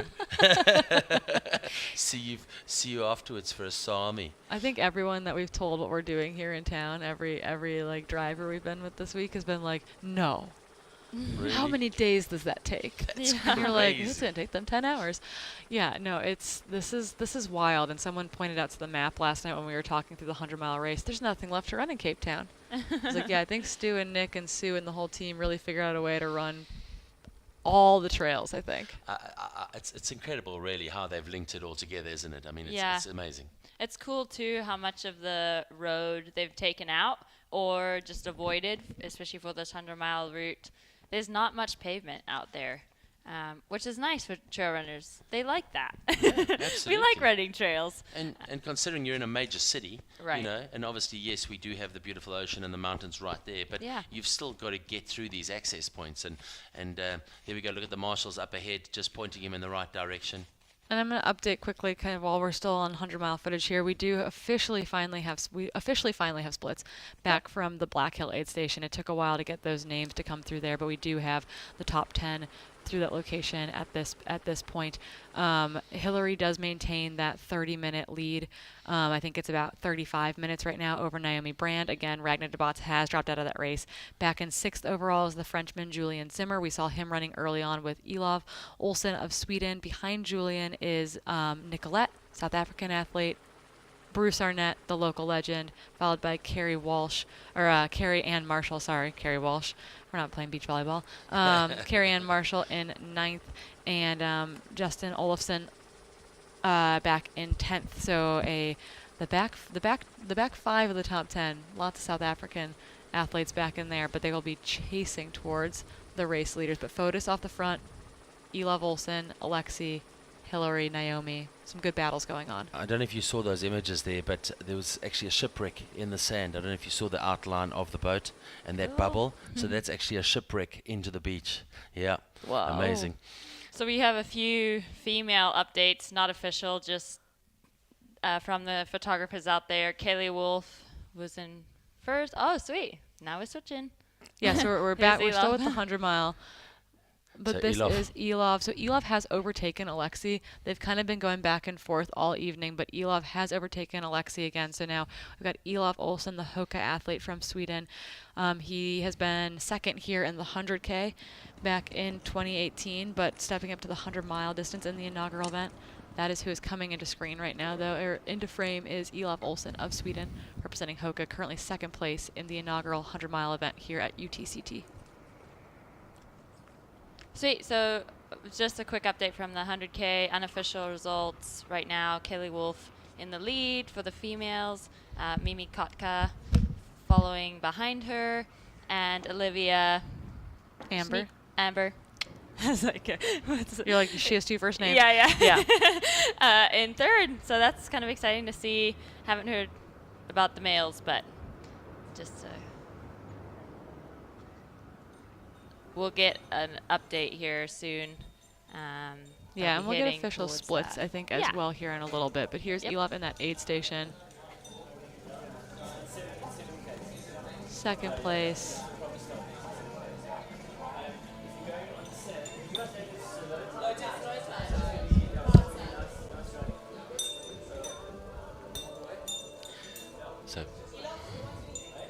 back to the chopper. There's the beach, Komiki. I mean, wow, look at that. Elof in that aid station now, jumping out. You can see he's got his teammate there, or manager or friend, just working with him, telling him what's going on, just giving him a bit of a boost. And you can see he's stripped down, early morning vibes, got that jacket off now. These skateboarders are pretty cool, these kids, I right? know, this kid's been in every shot, I think, thus far. Shredding. Oh, that's awesome. Yeah, and I think they're going to help us get some other clocks on the screen here, so that we keep in mind that we've got a running clock going for the 100-mile race and a running clock going for the 100K race. That's right. We're only 40 minutes in to the 100K, but our race leaders in the 100-mile race have been going for almost 14 hours at this point, 13:40 on the clock. But Elof Olsen, I think he looks really good right here. He does, doesn't he? Right? Smiles. Smiles. The shredders. The boys are on point here on the boards. Look at them. Yes. Love that. Welcome to Cape Town, Brew. How's it going? That's so cool. Yeah, Oh, right. that's amazing. Just watch out for Elof, guys, please. don't take Elof out. We need him. But I do think what this says to me, though, too, is that Elof had kind of fallen back off of Alexi a little bit, fallen back off of Fotis, but he's now overtaken Alexi.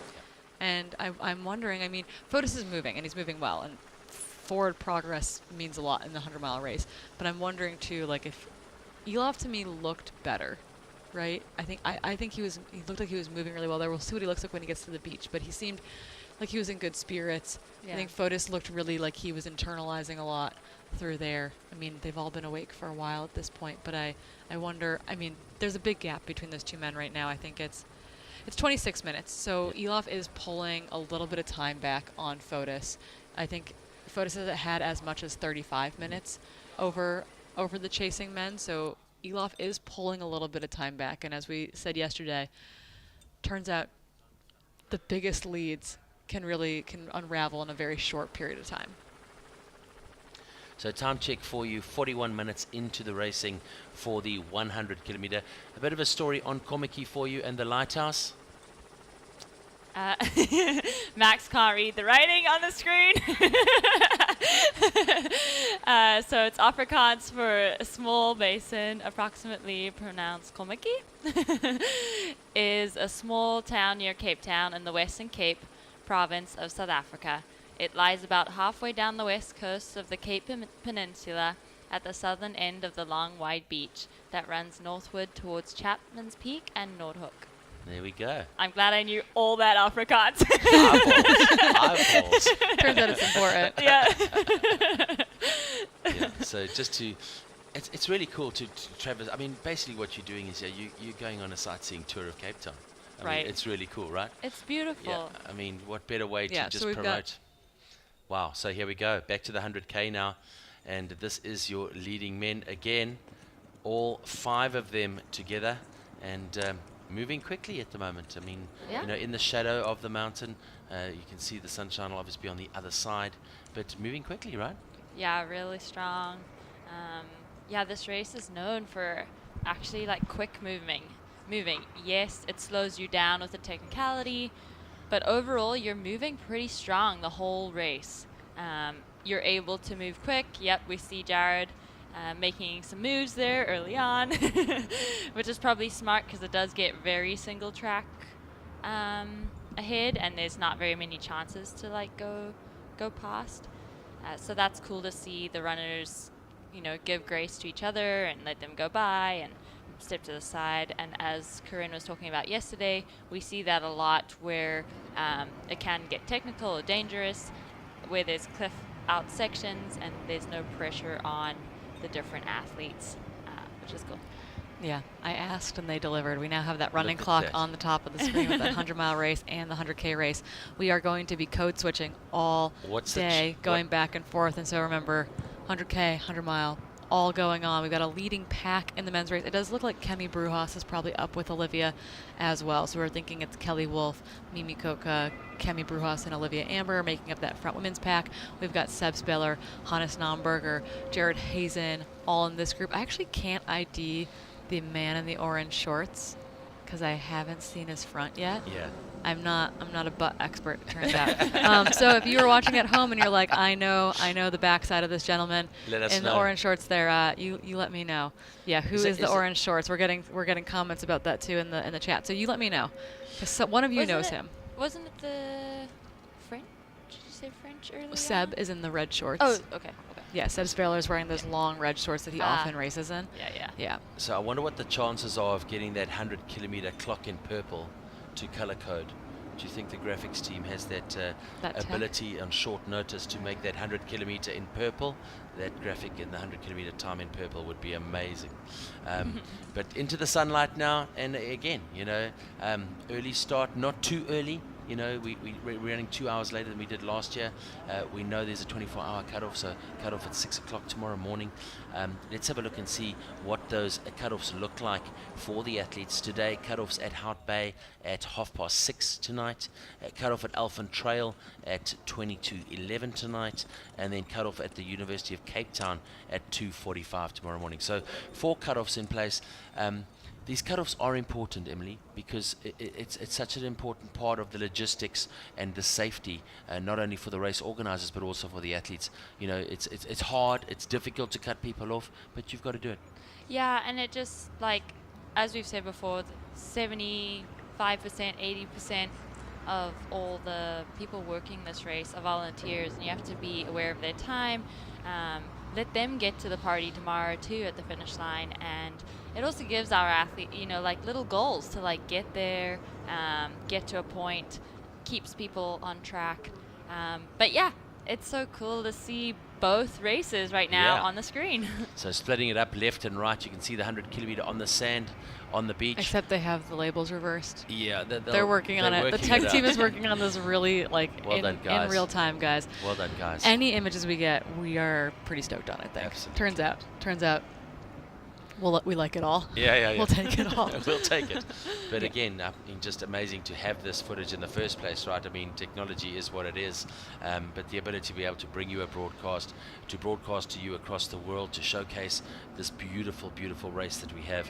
A very good morning and welcome to the just over 500 people watching right now, wherever you are in the world. Don't forget to get involved in the chat. Send Corrine and Emily some messages. They're online. They'll be reporting back to you. They can send you a hi and maybe give you a couple of shout outs. But wherever you are in the world, we hope you're enjoying the broadcast, and we hope that you really are having a bit of FOMO wherever you are in the world. Why are you not here with us in Cape Town? Yeah, wow. You should be. I'm coming back, obviously. 2023, here we come. But yeah, we're gonna try to. We'll get good splits from Signal Hill, or we should. It does seem like right now, from the photographers in the field, we've got. Oh, this is Alexi. This is third place in the men's 100-mile race.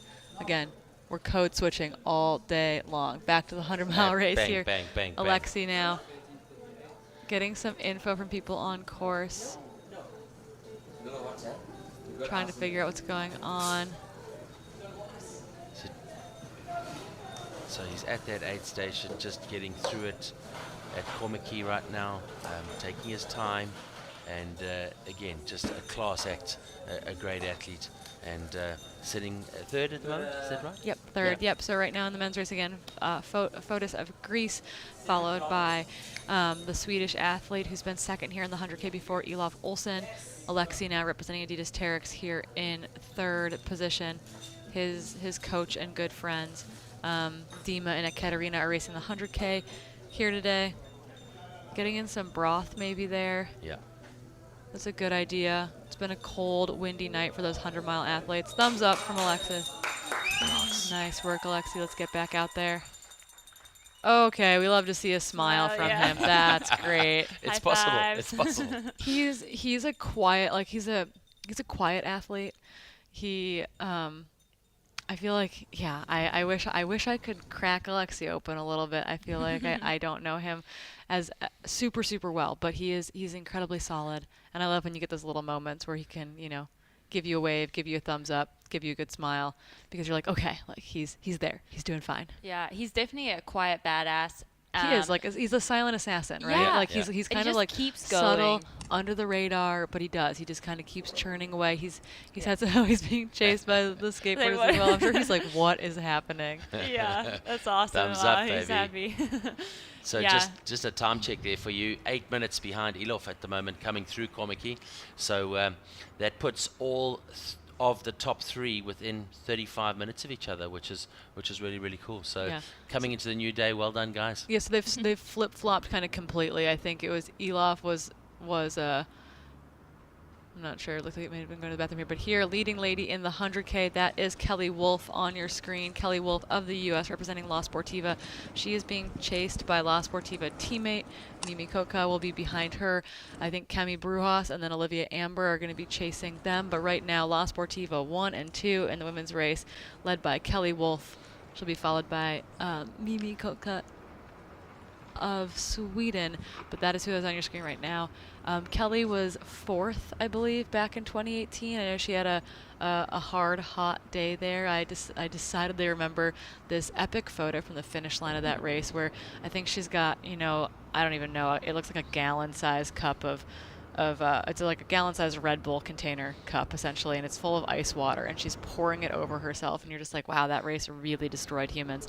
But she was 4th there, learned a lot in that experience, has learned a lot over the last 4 years. She had a really great early season. She won both the 82K at Madeira and the 82K at Lavaredo.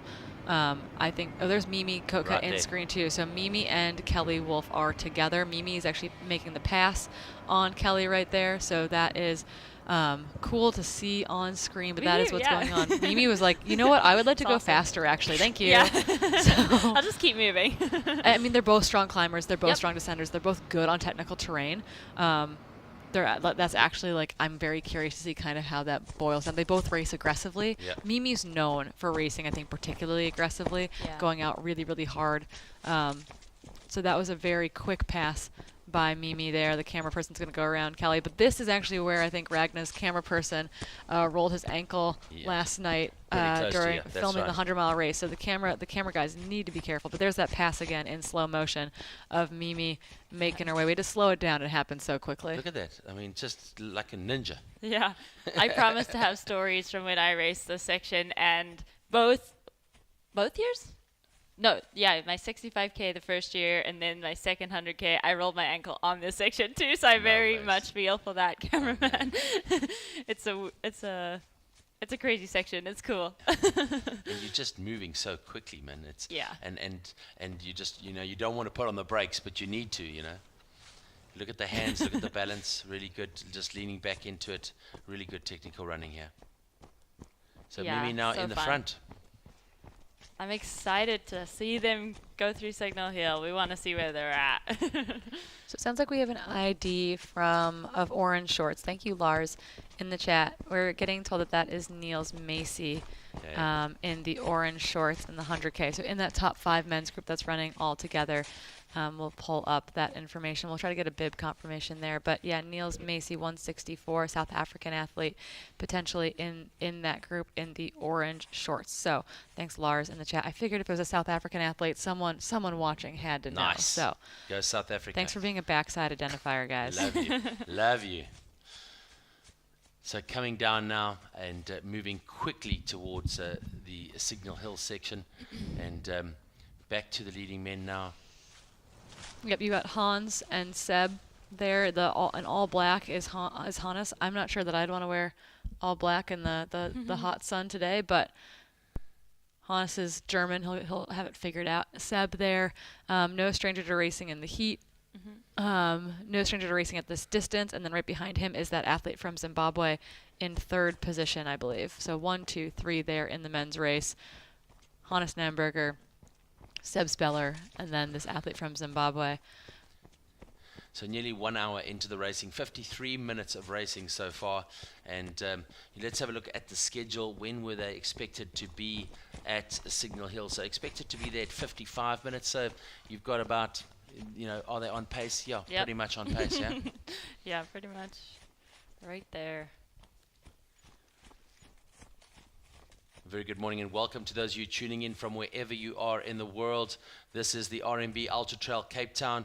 It's a 15-hour broadcast starting at 6 o'clock this morning with the start of the 8th edition of the Ultra-trail 100 kilometer. On course at the moment, also the Ultra-trail Cape Town 100 miler, and yeah, exciting times. Switching between the two races, Corrine, what you got there? Yeah, it's going to be interesting. We're for our own sanity. You know, so if you're looking at bibs, for example, today, the 100K athletes will have purple bibs on. That'll be important when we're coming to the finish because we might actually have some overlap of the front of both those fields at the finish line, particularly at the women's race. And the purple bibs are going to signify the 100K. Those red bibs are going to signify the 100 miler. Things for us to keep in mind when we're looking at those courses as well. But no, things are shaping up. I don't think we have any new updated splits from Simonstown. Yeah, we don't have any updated splits from Simonstown yet in the women's field. Hillary went through there, you know, at about actually. So Naomi should be through there very shortly. Hillary's been running about 35 minutes ahead. She came through there about 34 minutes ago. So we should have a split from Naomi if they're moving at about the same rate at Simonstown any minute now. I'm hoping that comes in a timely manner, but they're running in 4th and 5th overall in the 100-mile race right now. So going through nicely, great to get these visuals. You can see the route markers really good on the route. The 4 runners getting out there, checking the route for the runners early this morning. Once again, after the 100 milers had been through there last night. Obviously a lot of wind out there on the hill. The wind can cause havoc with some of the signage. You see the signage is very small. It's low to the ground to take that into account. And the athletes have to be aware of it. You know, it's the athlete's responsibility to follow the route. And these route markers are really, really good. Good confirmation markers after a turn. And the route marking crew absolutely incredible. Yep, so once again, our pack runner there is following the leading group of the men's field. Again, that we've got that Zimbabwean athlete just ahead of the camera, and then just ahead of them we have Seb Speller and Hannes Namberger there at the front of the race. Both are looking to be competitive for the win. We'll have Jared Hazen in that group. Neil Macy's been running in that group. Drew Holman has actually seen a bit of the course. He's been here for a little over a week now. Has gotten to see a bunch of the cruxy sections. He knows that this race could go out really, really fast, and he knows that there is ground to make up on the backside. So we're looking to see how Drew runs later in the day. We've got big shout-outs from the hometown audience for Matt Healy, looking to see Matt have a good day in the 100K as well. Yeah, Matt Healy has really been looking forward to this race. Obviously these is home trails. This is where he does a lot of his running. He's very familiar with the trails, and this distance certainly suits him. He's matured really nicely, and I think this 100 kilometer distance for him is going to be just perfect today. So getting these visuals coming through, you can see on the 100 miler they are going into 14 hours now. The 100 kilometer into their first hour. We'll have some nice breaking news replays for you and some highlights for you pretty shortly on the first hour of the racing today in that 100 kilometer. And here we go, some more helicopter visuals for you. So here we go, some footage for you from the helicopter this morning, giving you an idea of Cape Town and what it looks like.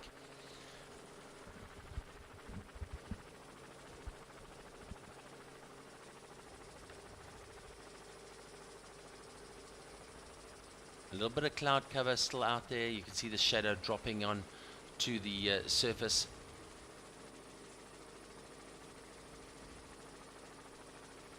Wow, that's so cool. Just looking over Cape Town. That new section on the 100K and early on in the 100 miler really gives you more of this view as well when you're by the 12 Apostles and looking out over the ocean and just wide open spaces every directions. So beautiful to see this from the helicopter and see those clouds. They're perfectly above the mountains. So there we go. Look at that. So looking for the leading women right now, and so trying to find some of the leading women. Here's some views for you. trying to find these leaders. And look at these visuals this morning, absolutely incredible. The camera crews working behind the scenes, logistically getting pulled and pushed in all different directions, working to do their very best to bring us what's going on the route. Let's go and have a quick look at the highlights from the last hour. Some breaking news for you on what is going on and what has happened over the last hour. We'll be bringing you this on the hour, every hour, during the course of the day, giving you the updates and highlights of what's going on right here at the RMB Ultra-trail Cape Town.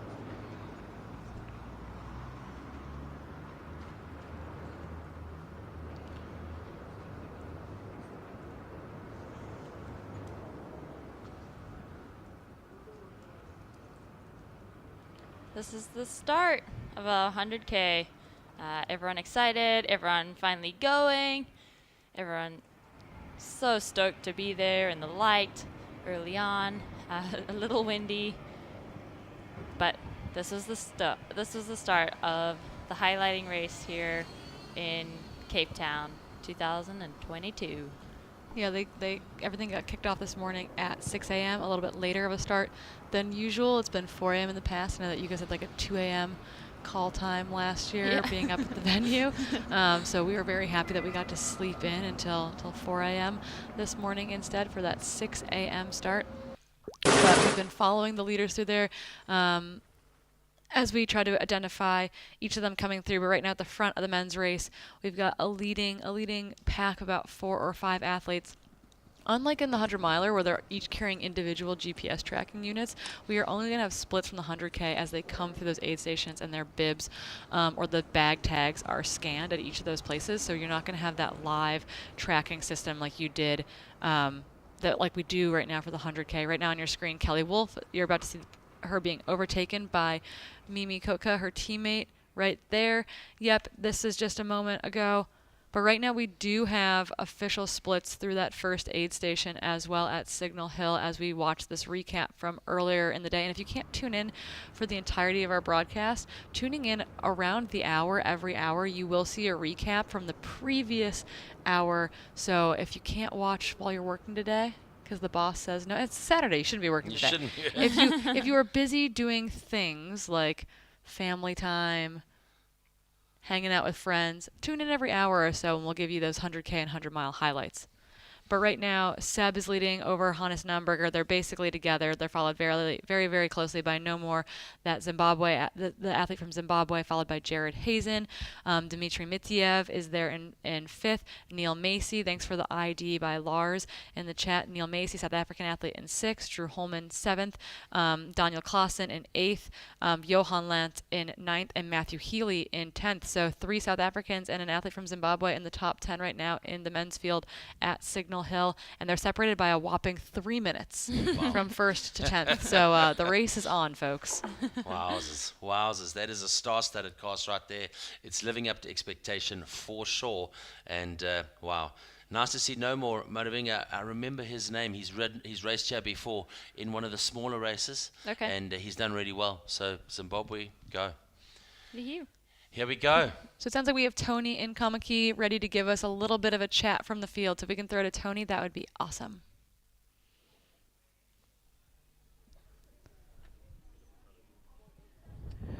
So I'm here at Kloofneck Aid Station.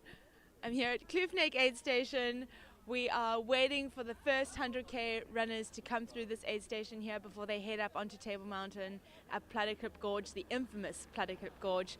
The wind is a little bit strong down here. We're a little bit nervous about where they're going to go, how they're going to go up Platteklip.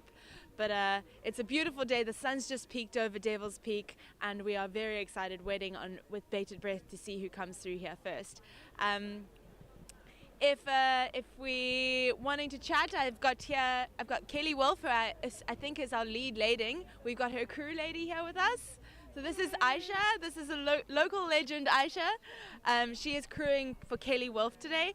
Tell me, what is Kelly's approach been to crewing? Has she been super organized, or is she quite relaxed in the way she approaches crewing? What is in her crew bag for this aid station? She's been very relaxed and very organized, and she's using Spring Energy, Nun electrolytes, water, dried mango, and we'll just be providing lots of hugs and cheers when she comes through. Amazing. And I heard that there was going to be a potential binocular boy from Southeaster in that aid station pack at Hout Bay. Definitely. Yeah, I think there's a pretty great racing fuel, in my opinion. You can't run through Hout Bay and not get a Southeaster croissant. Just a little throw out there. If you haven't been to Southeaster, it's so good. But we're waiting here for Kelly. How do you think her headspace is going to be going in today? Has she been pretty calm? Yeah, from seeing her yesterday, she seemed pretty relaxed and calm. And she's well rested, so I think it's going to be a good day out. I'm just a bit worried about this wind. Yeah, this wind, we were chatting earlier about coming down Llandudno Ravine. It's a new section of the race as they come off Table Mountain, dropping into that the Llandudno aid station. It's quite a technical section of the route. Have you been down it yourself? How do you feel she's going to handle that? I think she'll be okay. She's a bit of a scrambler. She doesn't mind a little bit of an adventure, and either up or down it can be quite tricky, so I think she's got it. Awesome. Well, there you have it. We are here waiting for our 100K runners at the Kloofnek aid station. We're waiting for them here, and their crews are all getting ready. If you turn the camera around, you can see the crews kind of working to get their stuff together, waiting for their respective runners to come through here. We are waiting with bated breath.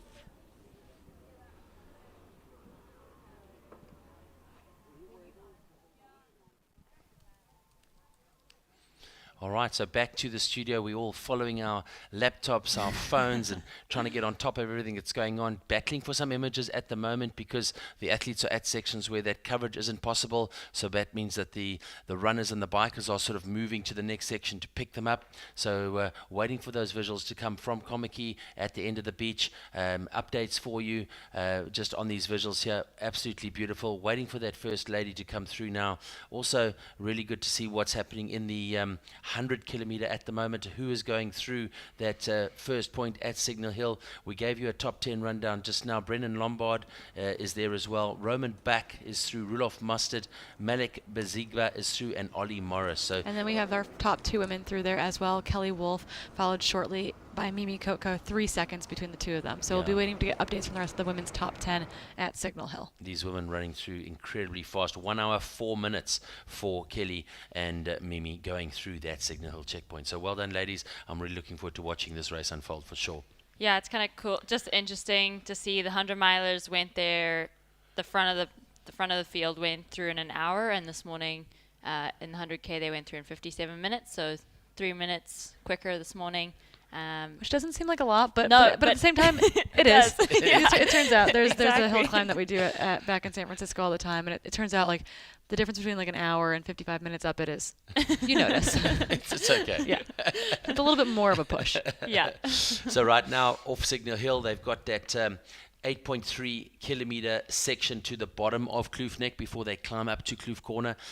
So that'll be the next sort of segment that they're on there. And then going across to the 100 miler, we got something here from Corrine. Well, still, we got rapid updates coming in from the 100K at Signal Hill. So we have the top 6 women through there now. We've got Kelly Wolf, Mimi Koka, followed by Kemi Brujas, and then Ekaterina and Vivara are 4th and 5th, Olivia Amber in 6th. But again, there's less than 2 minutes, a minute 50 separating 1st through 6th there right now. So really it's Kelly and Mimi with about a 90-second lead, and then 3, 4, 5, and 6 are virtually together. There's 10 seconds separating those 4 women. It's crazy. It's crazy. It's great. We love it. It's awesome. It's definitely becoming a matchup that we expected, and very excited for that. So lots going on. A big shout out and thank you for all the messages coming through on the chat, and really good to see so many people watching the live feed. Please give us your feedback and let us know who you're supporting out there. Maybe we can give them a shout out for you. Here we go. Some visuals from 100-mile highlights. Yep. This is your highlights from a little bit earlier. We're going to take you through that, and you can just see how coming out of that section, we spoke about what it's like coming out of a very long night, those last few hours before sunlight, very, very difficult, but Fotis seems to be quite quite focused and moving nicely as he makes his way down towards Kommetjie Long Beach section. Nice to see the skateboarders in the background as well. And, he started at, I think at one stage he was close on an hour ahead. Yeah, he had a huge margin of lead, but it's come back down a little bit. I think that split's been closer to about 25 minutes or so back to Elov Olsen, who has overtaken Alexi. Alexi about 6 to 8 minutes behind Elov now, but only about 35 minutes between Fotis and Alexi in third. So things are kind of bunching back up together after an early, really fast start by Fotis at the front. 100%, and these highlights absolutely magnificent. I see Fotis has gone through Nurtuk in 14 hours and 2 minutes, but this beach called Long Beach for a reason, and it just goes and goes and goes and goes. The surf is up ahead. You can see the little shipwreck on the right hand side up ahead as well, and just absolutely beautiful day here. Nice close-up images here of Fotis moving slowly, that little shuffle across the beach. Yep, and so we also have Naomi Brand through Simonstown. So we have our second woman through Simonstown there. Julian Zimmer has moved back up ahead of Naomi Brand, and it looks like Hillary has extended her lead over Naomi Brand. It was about 30 minutes before.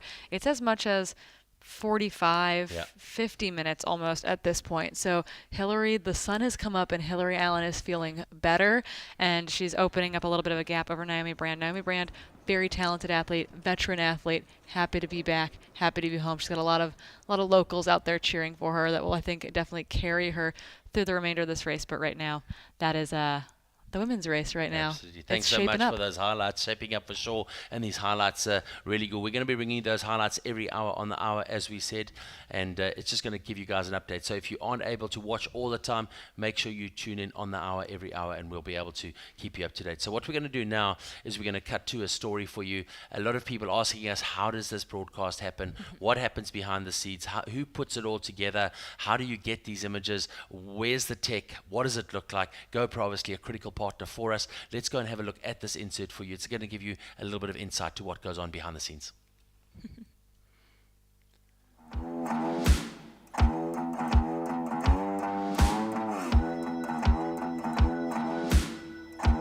I'm Wayne. I am the CTO of Moonsport.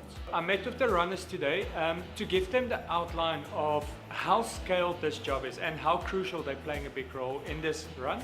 They are basically the production.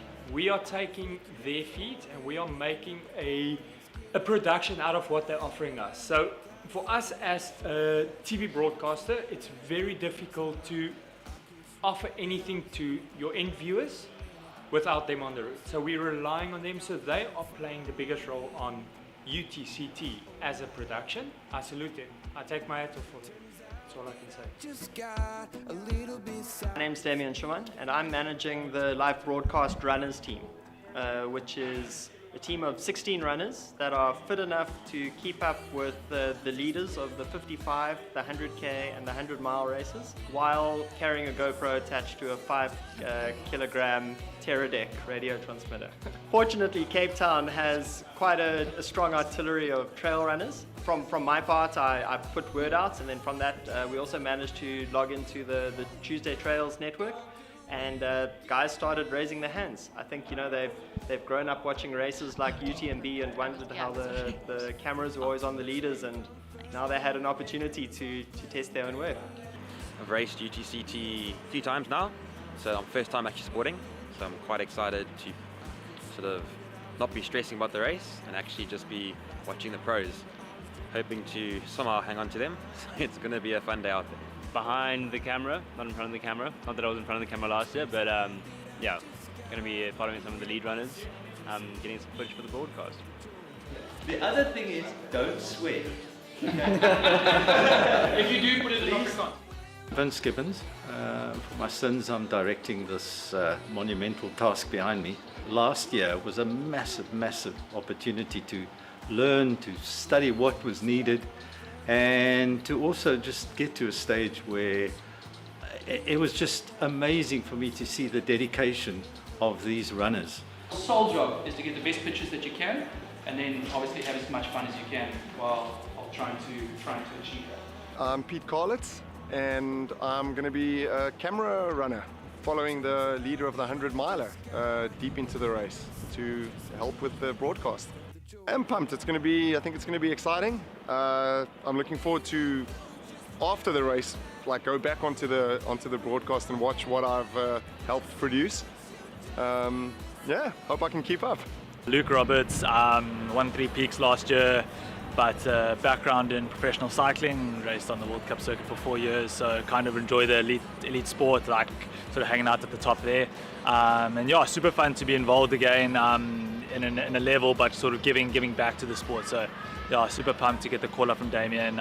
Would love to run with the top guys, and pretty nervous because I know the guys are going to be going all in, and it's you're running with the best in the world. So just to be able to hang on over Platter Clip is going to be sort of my sort of biggest task, and then take the brakes off and roll down to London. It was just amazing for me to see the dedication of these runners running up and down with a 6 kilogram backpack, and then unlike any other sport in the world, actually running with the front runner. This is not just back markers, this is the front runner. So I have such admiration for these athletes, and it just shows you what can actually be done.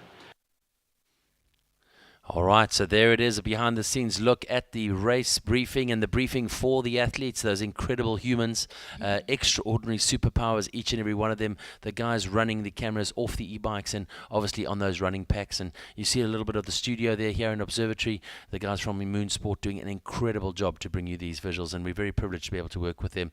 Looking at the map right now, look at that, 98 kilometers, 4,972 meters of climbing, a 24-hour cutoff, 9 aid stations, and this is the race of focus today, along with the 100 miler. 8 years in the running. With me, next to me, the 2018 winner of the women's race, Emily Hawgood. Good memories of this race, Ems?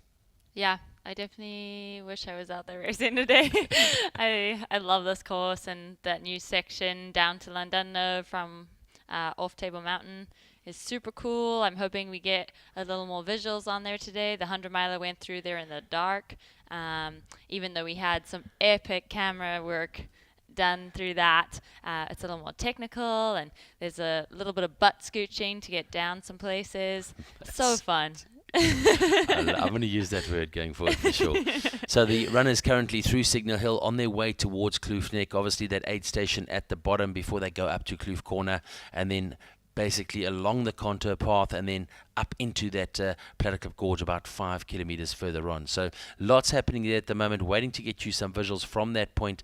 We'll be able to bring those to you as soon as we can. But let's go and have a look and see a quick reminder for you what's going on that 100 miler.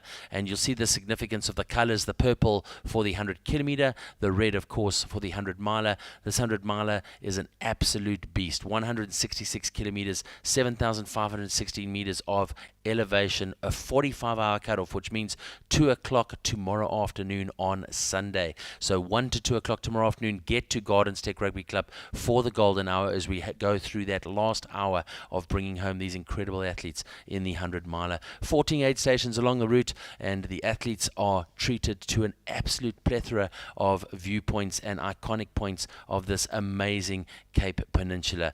If you think of places like Kalk Bay, Silvermine, Simonstown, Kommetjie, Noordhoek, these all brand new pieces where we can really cover this incredible Cape Peninsula and take you on a tour of this incredible place that is Cape Town. So very excited to bring that all to you. I hope you're enjoying the visuals back home wherever you are. We hope that you're joining us on the chat. Let us know if you have any questions. Don't forget to follow the social media channels, check out the hashtags, and again, everything you want to know or need to know, www.ultratrailcapetown.com. You can move across to the live feed, you can go across to the live athlete tracking, you can go and check the predicted times where the athletes are expected at the different aid stations. So very, very informative. Get part of the fan engagement. We really do appreciate you, and thanks so much for all the incredible messages coming through. Just over 550 people watching at the moment live currently, so thanks for that, guys. My comms are off. And if you have questions, if you're cheering for someone, if you're looking for someone, if you've got shout outs to be had or questions to be answered, hop in the chat. Our chat's really active. It's really good at answering its own questions at times. It's really cool. There's actually a lot of local knowledge in the chat at times as well. It's really fun to follow along in there. We also have a quick update. South African athlete Nicolette Griffion has also come through the Simonstown aid station. She is only 3 minutes behind Naomi Brand. So maybe those two South African ladies can pack up a little bit, work for each other.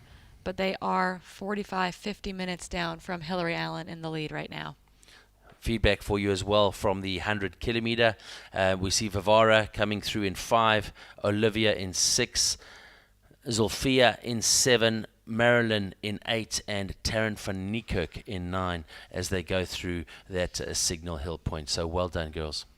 Fotis has warmed back up. His jacket has come off. That's a great sign. These 100-mile athletes can oftentimes struggle to thermoregulate. I know Em has experienced this. I've experienced this. When you've been awake for so long, running for so long, when you've been in the elements, it can be really warm out and you can still be shivering. Yeah. And so, and if your hydration's off, etc. So it's good to see him jacket off, getting into the morning sunshine, waking back up, feeling a little bit better. I think he looks like he's running better here than he looked earlier. He is on a nice kind of gradual downhill here, but his stride looks normal. He's not. There's not a hitch in his stride. So we'll see what Elov looks like when he comes through here as well. But right now, this is your leading male athlete in the men's 100-mile race. Fotis, the Greek athlete. He's got family in the chat. His sister's in the chat. They've been cheering his name loudly since the gun went off yesterday here at 5 p.m. local time. So you can see looking back down the beach now, this is the first chance he's going to be able to look back and see if there are any athletes on that beach. And he's obviously on the very famous Chapman's Peak Drive, now turning off Chapman's Peak Drive and up into the mountain. So he's got some proper leg speed there, as you say, moving quite nicely and having just that one last cheeky little peek to the left-hand side. Where's my opposition? What are they doing? Where is Elov? What is Alexi doing as he gets back out onto the course? The bell's getting rung here by the fair. I love it. I love it. I love it. So getting some feedback now that we've got Cody Reed, winner of both the 65 and 100 kilometer here at Ultra-trail Cape Town. Cody, go. All right. Hit. Yeah. Keep it up. All right, we've got the 100K runners coming through now on Signal Hill. They're headed towards Kloofnek. Way to go, Jared. Yeah, buddy. All right, there goes the top 4, I believe, if I counted correctly. The top 4 runners now are headed over to Kloofnek, where they're going to head up Table Mountain. It's spread out quite a bit. It looks like the lead runner and Sebastian are pushing quite hard early on. All right, good job. And there goes Dimitri, just behind Jared. Previously, when I've run this race, at this point the runners were still quite still running together a lot at this point. It's still really early in the race. Have a lot more hours to go still.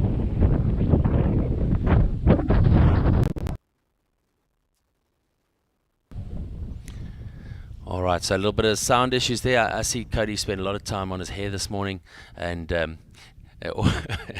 you just got to love Cody Reed. He is an absolute specimen and just such a great and integral part of the community, isn't he, Ems? The Cape Town community, he loves it here. I'm pretty sure he'll have, his South African citizenship soon. People keep joking about that in the live chat. They're like, does he have his passport yet? Is he South African at this point?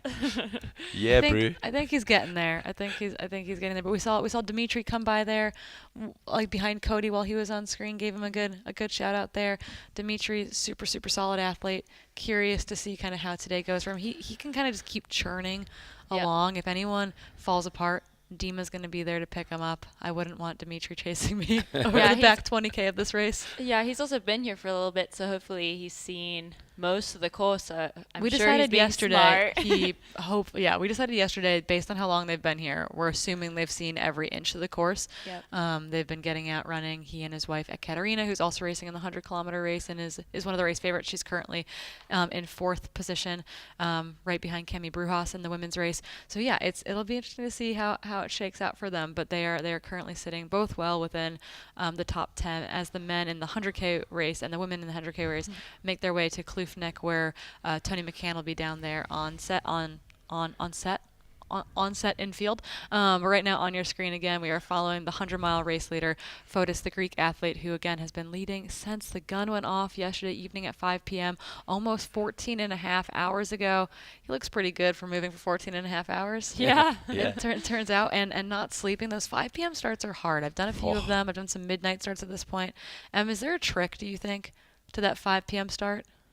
I mean, knowing that, like that, 2 a.m. to 3 a.m. is hard. And so maybe some caffeine there, or some extra sugar, or some music, something to get you motivated and just push you through to that light, I think, is kind of the key. Trying to sleep in the day before. Yeah, I was going to say, what about dinner? Right? Yeah. People get really worried. And I mean, you and I, we've got iron stomachs. We already talked about this. Yeah. But if for an athlete who all of a sudden is like, well, they're used to a 6 a.m. start or an 8 a.m. start and trying to figure out that breakfast timing, but all of a sudden you've got a whole day of potential eating ahead of a 5 p.m. start. What has been your strategy for that, or what do you think is a smart strategy? I know you coach athletes. Like, what might you tell an athlete who's like, oh, how do I do a 5 or 6 p.m. start? Yes, I think taking time like weeks before to start making like lunchtime your main meal, and then having like a lighter snack early afternoon before you start at that 5 p.m. and then getting calories in as soon as you start, because then your stomach is already ready to take in calories, and knowing you're going to go through the night, you're going to have all those temperature changes, really the more calories you can get in, and food, and like tell your stomach like, yeah, it's dinner time, we're eating. Yes, we're moving, but I promise you we're eating. It is. You kind of have to trick your body there. Right. And again, I think we saw very briefly there, we saw Johan on screen really quickly. We're jumping back and forth right now. Yeah. Fotis looking good here, off the top of Chapman's Peak. Those of you familiar with Chapman's Peak and just how beautiful it is. But he's moving from sort of a 100-meter contour up to a 500-meter contour. So right now climbing 400. Climb. It's a proper climb, this. A 400-meter change in vertical. So he's moving quite quickly, and the camera crew will be able to pretty much follow him, I'm guessing, all the way up to the top. Yeah, what do you think about those extra legs he has there, those poles we were telling you about, Max? So important, man. So important. And as you say, the technology is just incredible on those. Look, he's quite tall, I feel like, and his poles look a little bit short. But once again, I like I said yesterday, I think for skiers who are used to using a little bit longer poles, they can kind of lean into that a little bit more, I think. But it's interesting to watch kind of different techniques out there. Hillary, I know, is running with poles. We saw Ragna with poles last night. Unfortunately, she has had to withdraw from the race. Sounds like she was probably just tired. We don't have any more official information than that, but sounds like she was just kind of done. Yeah. You know what?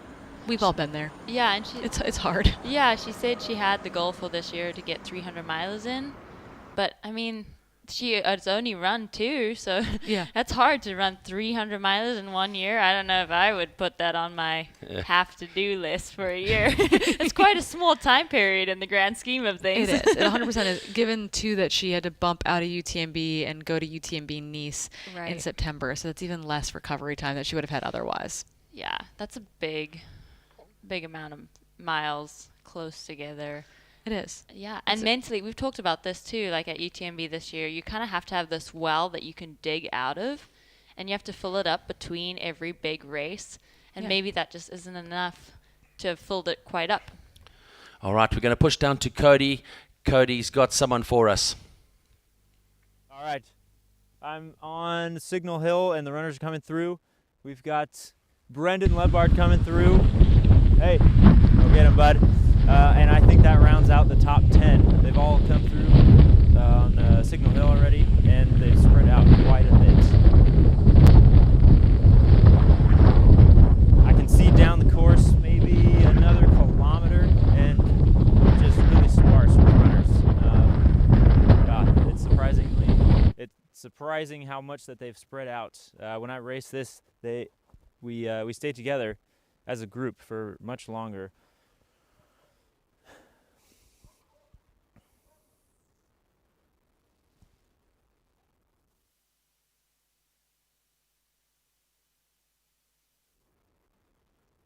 Back to the 100-miler, and Fotis looking good.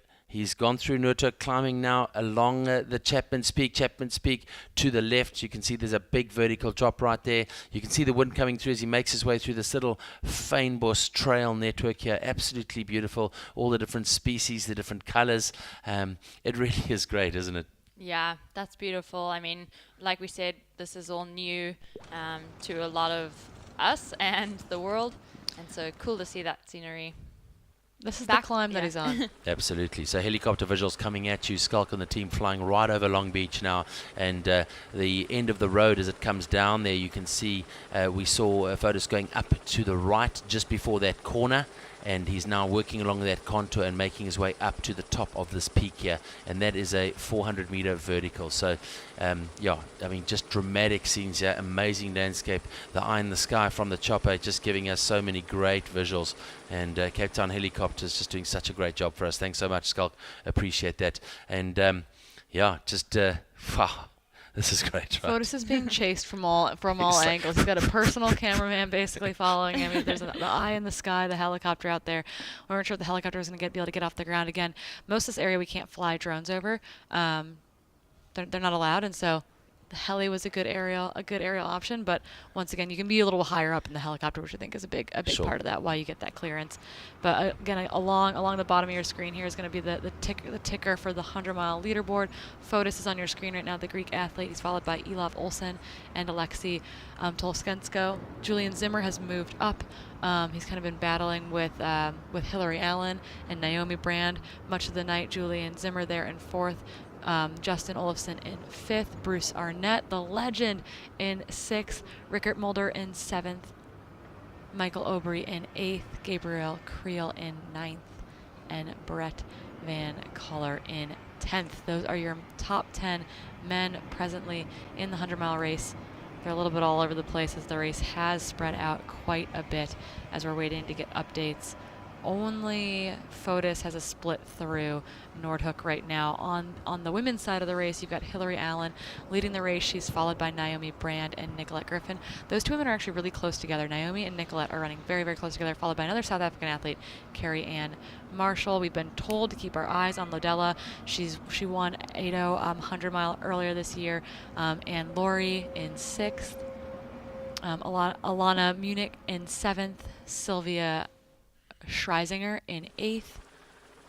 I feel like Dawn has been pointed out to us too. Dawn Nunes in ninth, and Renee Volgraff in 10th position right now in the women's race. But again, kind of spread out all over the place, waiting for those splits to come in. But Hillary Allen, Nicolette, Naomi, and Carrie Ann are all running within the top 10 overall through Simonstown. So I'm guessing these visuals coming at you from the chopper, yep, which is incredible. So, I mean, with the wind, he's hovering there.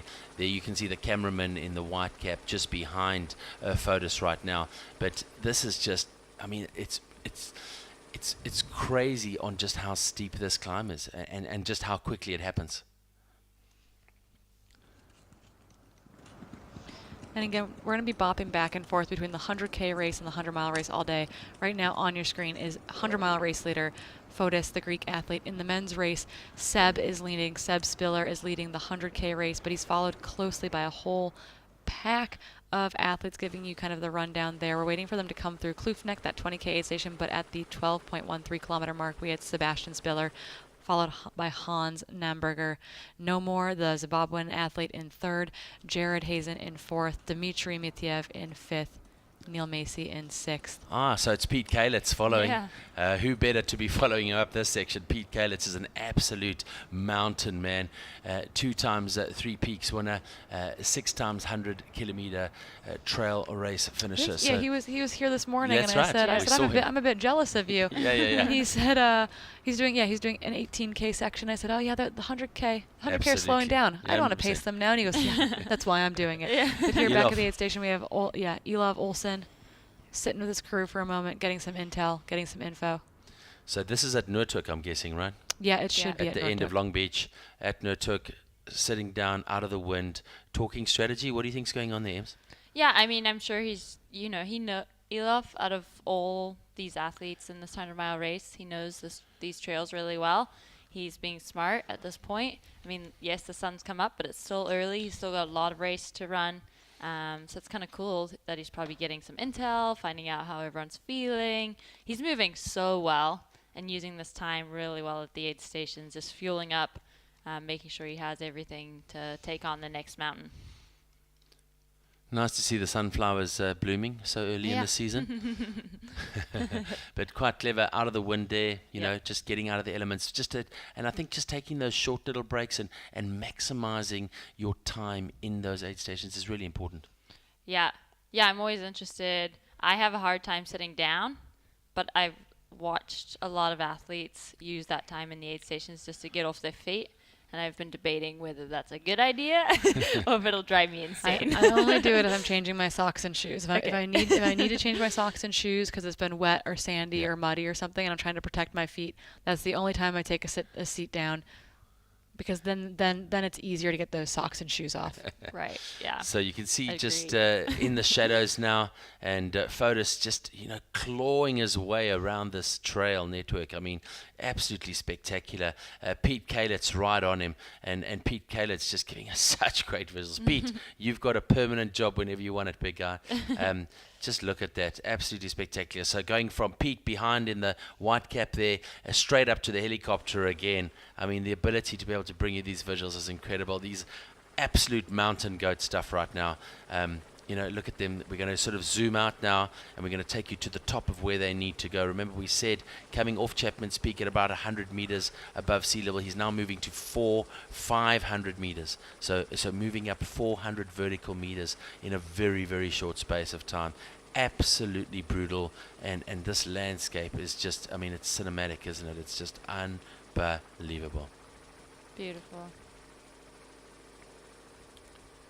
So really gelling nicely with the different teams out on the course, and the team in the background just bringing us this incredible footage. Welcome to the Rand Merchant Bank Ultra-trail Cape Town, a festival of trail running right at the end of November every year. 5 races coming your way over the 3 days. The helicopter up on the right-hand side. Now's your view down over Long Beach, and Fotis might be able to look down and see if he can see any of the runners. He won't be able to identify them from this distance, but he certainly will be able to see what's going on and what's happening. And one of those guys is your second place runner, Ilov, just chilling, getting the glasses back on, probably putting on some sunscreen as well. You see he's got a neck scarf on there as well. I think that just to cool him down, maybe a bit of ice in there, Ems.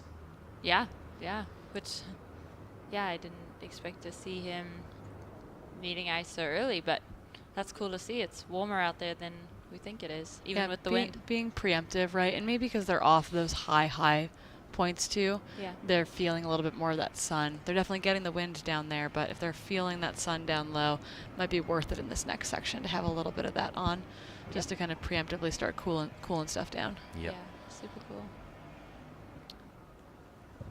You see, so here's a question. Poles here, are they a hindrance or are they an aid? Because it's super, super technical.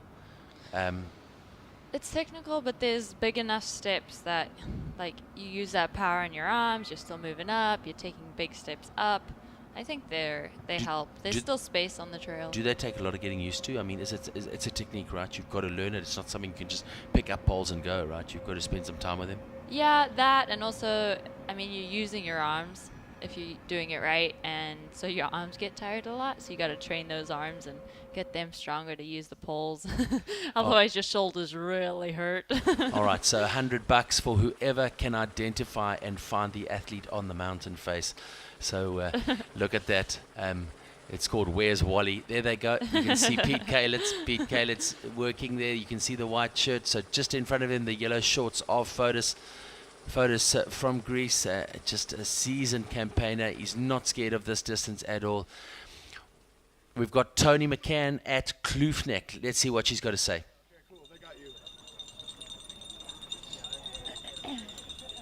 We're here at Kloofnek. The front runners are just coming through. It looks like a pack of 3 as far as I can see. We're trying to see who's coming through at the moment. There we go. We've got Hannes in the lead at the moment coming through, followed very closely behind by Sebastian Spieler. It's just the 2 of them as far as we can see. Looking super good, really comfortable. Very calm. Look at Sebastian there. getting crewed by Benoit. Local Benoit lives in Sea Point from France, so they have got some really good communication there. So Hannes and Benoit, Hannes and Sebastian are now together. You can see he's taking a drink of water and some electrolytes, I'm assuming. He's getting his water refilled. Benoit's been super efficient, unpacking, repacking, filling up things. Let's go over and see what Hannes is going up to. You can see again, just very efficiently packing his crews, sorting him out, refilling bottles, gels, restocking for the next section up Platyclip Gorge. There we go, he's packing his Mortons away, taking a sip of drink, Powerade, off he goes, looking super calm and comfortable. And Sebastian's just headed out. So there they go, Sebastian's off on his way up Kloof Neck, followed very closely by Hannes, both of them looking super calm and comfortable. And here we have, this looks like Jared Hazen coming into the Kloof Neck aid station as well. Let's see him coming through.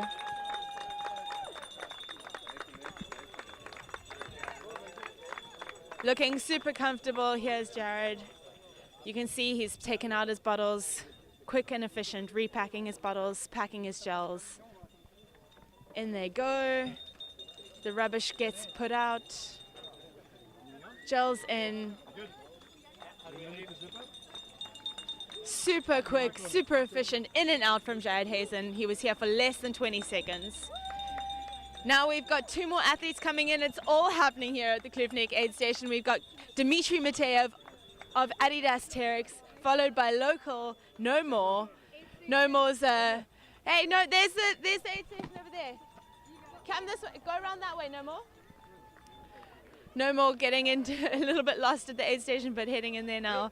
Here we've got Dimitri Mateev from Adidas Terex, my teammate. You can see he's super efficient here, just restocking, sipping some water, old bottles out, new bottles in, Morton in his pack.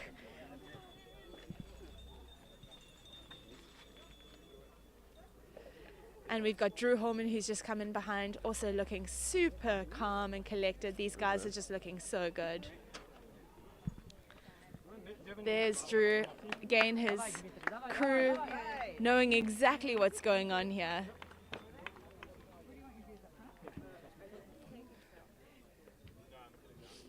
Gels in the pocket, sunblock on the neck, absolutely essential on this hot day that we're expecting here in Cape Town.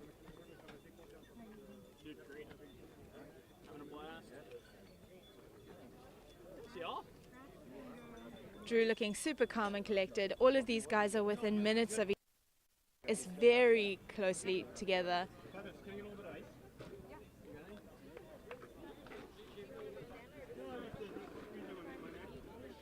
Drew looking super calm here. You can see all the crew members are little kiss and off, and he's off.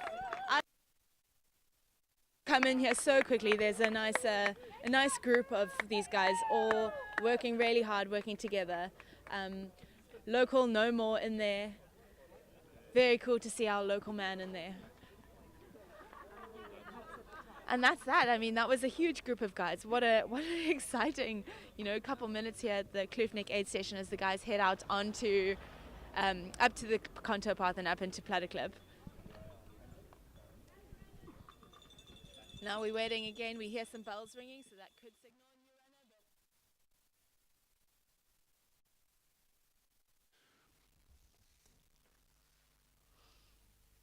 runner. All right, so really good to hear from Toni McCann there. She goes through the top 6 through that aid station at Kloof Neck. Drew Holman from the US in 6, Dimitri in 5, No More 4, Jared in 3, Sebastian in 2, Hannes in 1. We've got Toni again. We're going to go back to her. She's got some more athletes.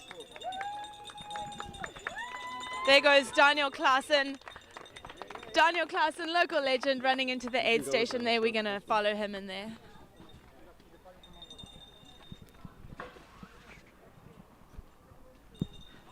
Oh, look. He's he's in and out. Oh, he's over there. Oh,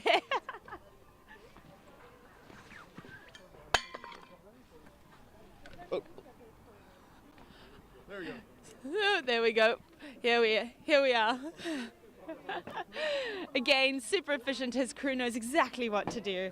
Bottles out, new bottles in, restocking, quick kiss of the wife, and off he goes. Looking super calm and collected, nice and smiley.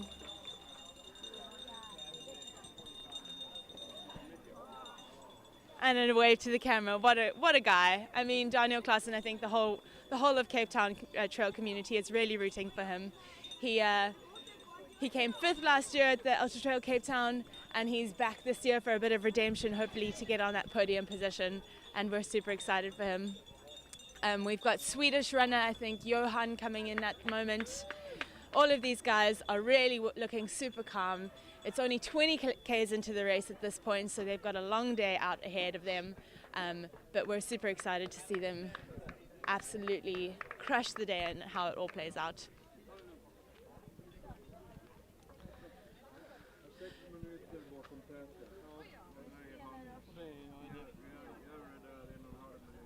Swedish runner Johan Latz is here with his wife and Rachel.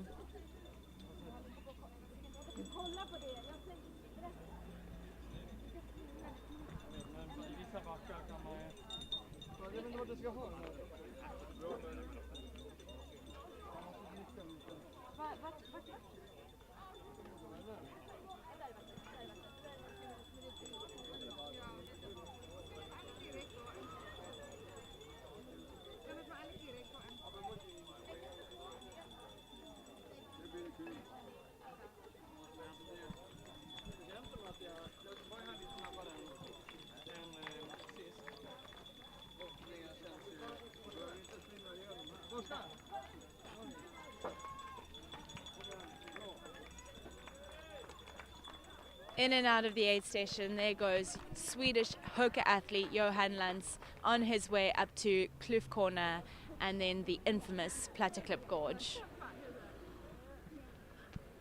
The runners are coming in thick and fast at the moment. We've got Matthew Healy, who's just come through at the moment as well, another local runner for ASICS. He is there, crewed by his girlfriend and his family, looking again really calm.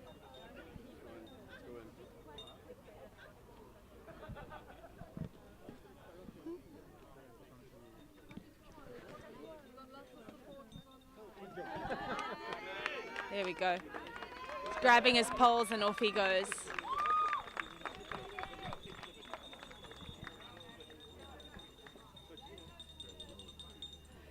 Interesting use of poles there. It's going to be it's a technical terrain, so poles are one of those things that we question whether athletes should use them or not, but everyone's got their own preference, and I think it's a 100K race. It's a long day out there, so each to their own.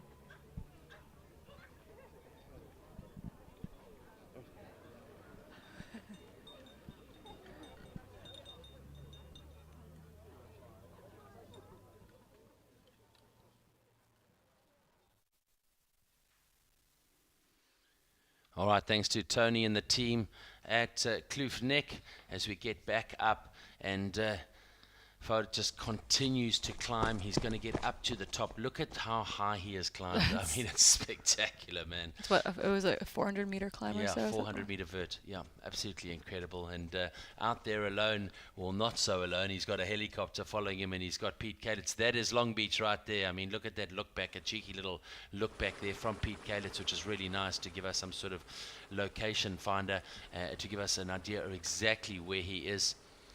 But I mean, the sun is shining. You can see the wind is moving. The fynbos is brutal. It does tend to scratch against those legs as well when you don't get your foot stride right, and it really is brutal on the legs all the way up. But it'll be quite chilly as he gets up to the top now, and once he gets there, he's got some movement to do. Having a look at the map now, he's at that. He's at about 450 meters, so he's got about another 50 meters to climb, and then after that he's going to start moving back down along the contour and work his way all the way through. So looking good at the moment. Having a look at the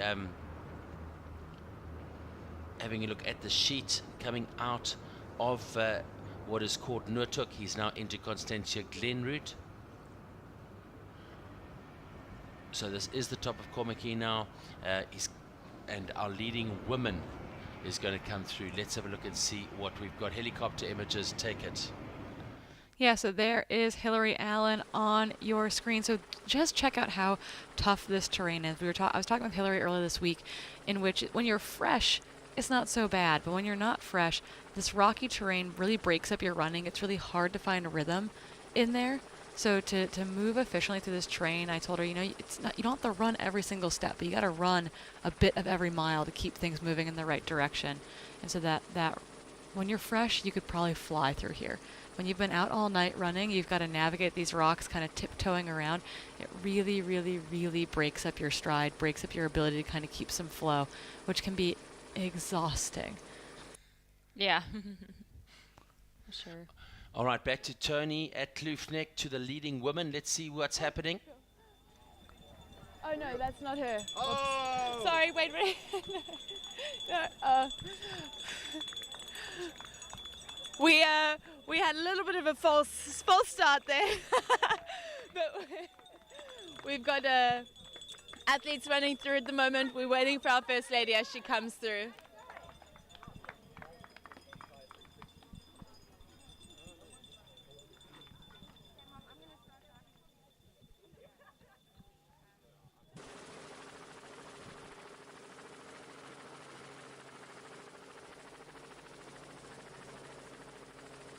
You know, there's a distinct advantage to that, to get to run with a buddy. Yeah. I love running with a buddy. I got to run with Emily yesterday, but there is something to be said with having that person to kind of push you along, maybe keep you running when you want to take a little bit of a walk for a second. So we'll see kind of how long they can stay side by side. But right now, Hillary Allen off the front by herself right now in the first ever edition of the 100-mile race here at UTCT. She came here because she had a long day at UTMB. She fought through a really, really hard day, really, really tough conditions for her. Just had a lot of lows. Make her way through. So yeah. Good to see her back here. But back to Toni at the ground at Kloofnek. Okay. There we go. We are at the Kloofnek aid station now. We have sight on our leading lady, which is Swedish La Sportiva athlete Mimi Kotka. She's got her crew here with her husband Toni. He is here, flown in to support her at this race. Looking super composed. There she goes, moving so smoothly.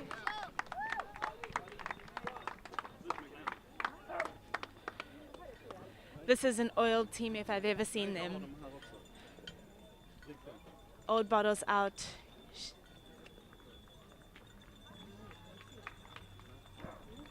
New bottles coming in. We've got the second lady coming into the aid station as well now, Kelly Wolf of the USA. There she goes, there she is.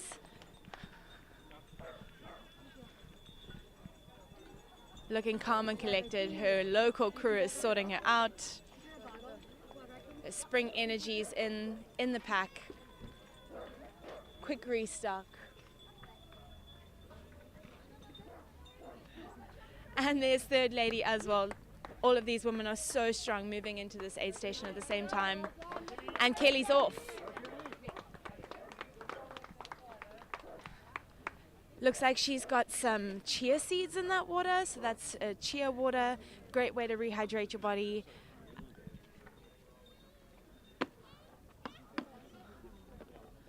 And we've just had Mimi Kotka leave the aid station as well. Kelly Wolf heading out of there a little bit earlier than that. They're probably about 20 seconds apart there. Kami taking her time here, taking some fluid on, putting a hat on, getting ready for the long day out ahead. Not there. Eating some peanuts and drinking some chia water. She's looking calm, taking her time here. She's about to head out onto a long technical section of the race.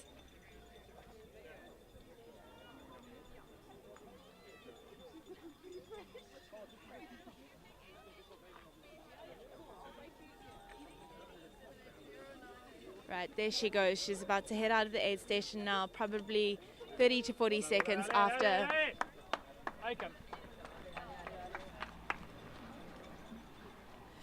And there she goes. You can see the two leading ladies ahead of her, probably a minute or two. There they are. So that's it, guys. The top 3 ladies have moved through Kloofnek. What an incredible powerhouse of ladies. You know, they've each had their own strategy, but all 3 of them have an incredibly oiled crew who know exactly what to do as they move into that aid station. They're all probably within a minute of each other. So it's going to be really exciting day out there. And yeah, looking forward to see how that unfolds.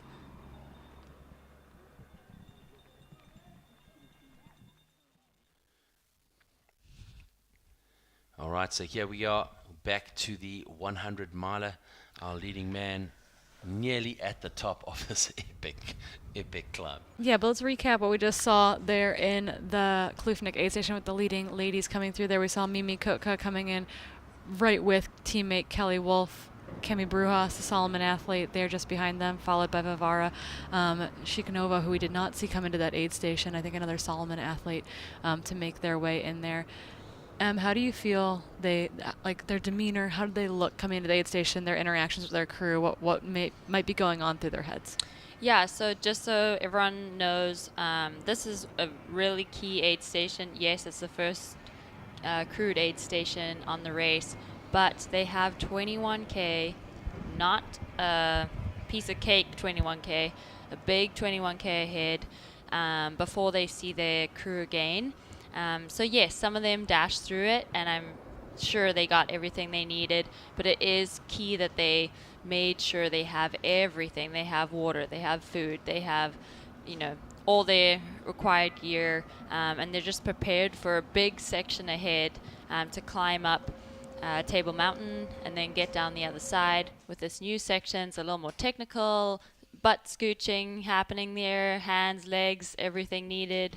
So this is a really key aid station for these athletes. Cool to see the guys go through calm, collected, and the ladies too. It doesn't look like anyone's anxious at all. I think they realize that there's a lot ahead. These are very experienced athletes coming in together. Yes, there's a lot packed up, guys, girls, everyone together, but they look calm, they look ready for the rest of the day. It's a good time of the day. It's still early, cool, and they're heading to Kloofnek Corner 2, so they're going to get filled up with all that energy up there. I know, that was magical. For those of you who were not watching last night, they're going to go up to Kloof Corner. There's going to be so many people up there cheering. Actually, right now where Fotis is going too, there seems to be quite a little posse of humans up there ready to cheer him on. I know that there were people based on the chat last night kind of going to go bounce around the 100-mile course to welcome those athletes through. That has to kind of be, maybe people are just up there on their own Instagram point. It's possible. But they have no idea a 100-mile race is going on. But if they do know 100-mile race is going on, hopefully they can give Fotis a little bit of energy as he makes his way through. I think it's just people out for a hike. Yeah, just people They're out. like, what exactly is happening out there? But yeah, back to that aid station idea was this idea, right, was the being efficient versus being rushed. And I felt like they were all being efficient. They weren't rushing, but they and their crews had it dialed, and they were able to move through there super, super efficiently, super quickly. Super quickly, yeah. I mean, it was cool to see Daniel Klaassen come in, a local, and he was in and out. I mean, he didn't forget to kiss his wife, so that's always a good sign. You know you're not rushing if you remember to tell your loved one that you care about them. Yes. But he was still quick in and out. Obviously knows what's ahead, so that's a key, person to be watching here too. He's had a lot of experience with this race. These are his home trails. He was very excited about the changes ahead, and yeah, just that energy in that aid station was pretty sweet. Yeah, it's very, very cool. We're seeing Fotis now tucking those poles away. I don't know if those poles fully got into that quiver. I think he needs to give it another push there to get it going. But yeah, I think we probably have some more splits through Kloofnek. So let's see what's going on there. So we've got, just to recap kind of the top 6 women through Kloofnek right now, we've got Mimi Kotka followed by Kelly Wolf and Kemi Brujas. They were all in and out of there super quickly. They're followed then by Vavara, Shikanova, and Ekaterina Miateva in 4th and 5th, and then Olivia Amber in 6th place. But again, 1st through 6th, separated by 3 minutes and 15 seconds. They're all really, really bunched up right now, and it's early, 20K in. And as you told me, and as we told Olivia, right, is that the race really, you got to reset when you get through that first 42K. It's going to be a long first 42K, and then it's a whole new race from that point forward. Yeah, and then even that Llandudno point to Hout Bay too is a race in itself, because you've just come off the mountain. It's been technical and gnarly, and then they send you back up, up Souther Peak, and then you get to Hout Bay, and that's been always the classic, like, okay, get here in good energy, and then continue on. So we are at Constantia Neck. He's making his way down there. Yeah. Yeah, so this is your race leader in the men's 100-mile race. We're following 2 races today. The 100-kilometer that started at 6 a.m. this morning, and the 100-mile race started at 5 p.m. last night, but he's going down to Constantia Neck. I don't know anything about Constantia Neck. Do you know anything about Constantia Neck? I do know stuff about Constantia Neck, and I would love to read this information that's on your screen for you. Constantia Neck is a low pass over the Table Mountain Range in Cape Town, South Africa, lining Constantia to Hout Bay in the west.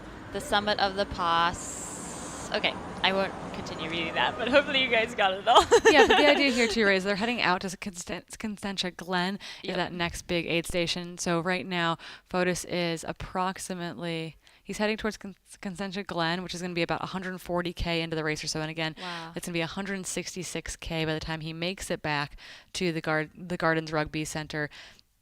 Potentially, I think, about when expected. We'll see. We'll see how he's doing. He's moving really, really well. The initial predicted times for this inaugural event was 20.5 hours for the men's race, just under 24 hours for the women's race. We're not exactly sure how it's going to boil out. We're not sure. And then in the 100K, we're thinking it's about 30 or 40 minutes slower with the new course changes. But once again, we won't really know until the women get down, the men and women get down to that 42K mark. And I think from there, we'll have a better feel of like how far back are they from normal splits at the beach. Yep. And then as we've been saying too, we are on this huge debate of whether the more technical section down to Llandudno will slow them down in the overall time, or will it save their legs and allow them to run another section a little quicker? Yeah, because they took out the 2 fastest downhills of the race, basically. Right. And so it's like, well, if you can't blow up your quads on that, maybe you'll have legs to get up and over Blockhouse. Yeah, and from a lot of our athletes that have been here before, that downhill, or the 2 downhills we took out are definitely quad pounders, but there's also some huge steps in there that are just kind of gnarly. Yeah.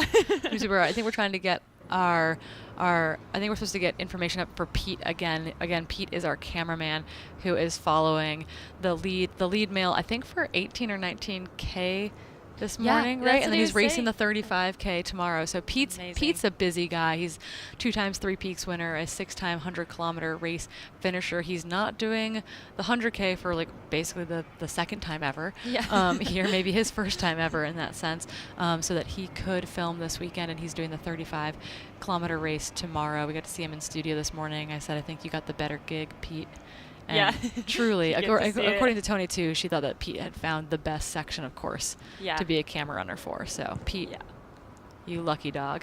He's lucky, and he's a rock star, because last night he also went out and was up on Kloof Neck Corner cheering on the 100-miler winners. So he's all out this weekend, and that just gives you a feel of what the energy is out here.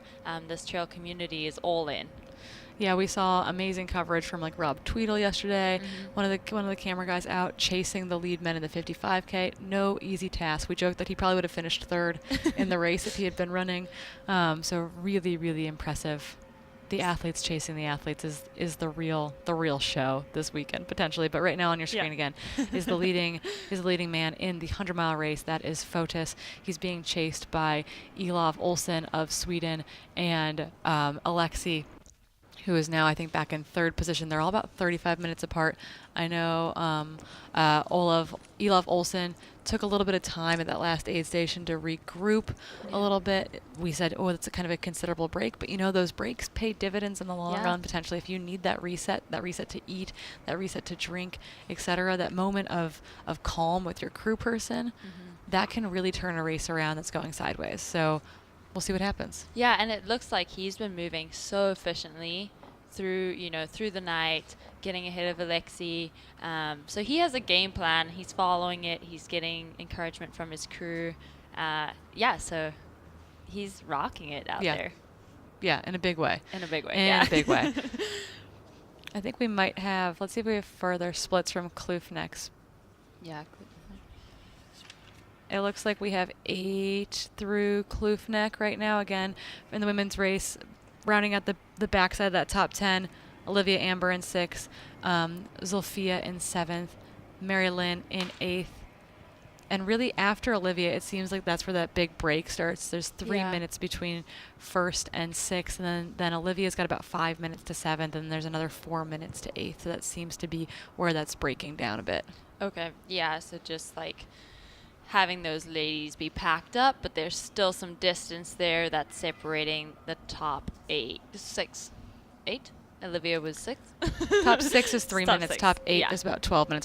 There's a bit of a spread once we get past Olivia in 6th position in the 100K race. At the 20K mark, we've got adjustment in the men's race. I think we have an update through the top 10 officially. I think Matt Healy was the last guy we saw come through there in 9th. Local athlete who's getting a lot of cheers. And then behind him, we have another South African athlete, Brendan Lombard, rounding out that top 10. So again, the front of the race is really, really tight there. The top 6 are, again, they're 2 minutes apart. Daniel Clausen's about 2 minutes back from them in 7th. Johan Lance, another 2 minutes back. But once again, Daniel's got a lot of experience in this course.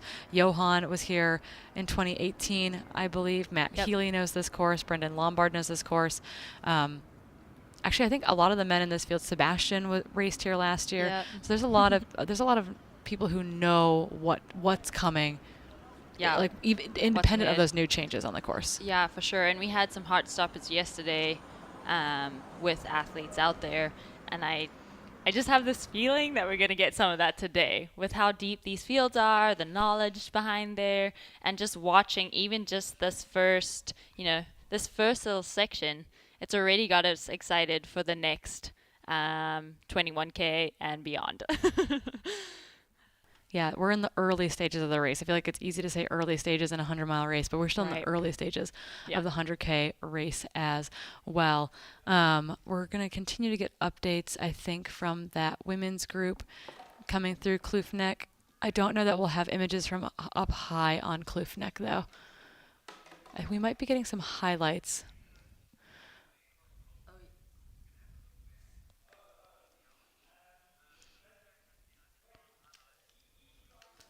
So right now what we've got for you is we're going to flip to some 100-mile highlights from overnight while we were all asleep. So let's take a look at what happened yesterday evening. This is right above Llandudno. We had Armand go out. He's been in studio all day yesterday. He's back in studio today. Back in studio today, but he went out last night. He was so excited to get this footage, and we just see here as our leader goes through the terrain.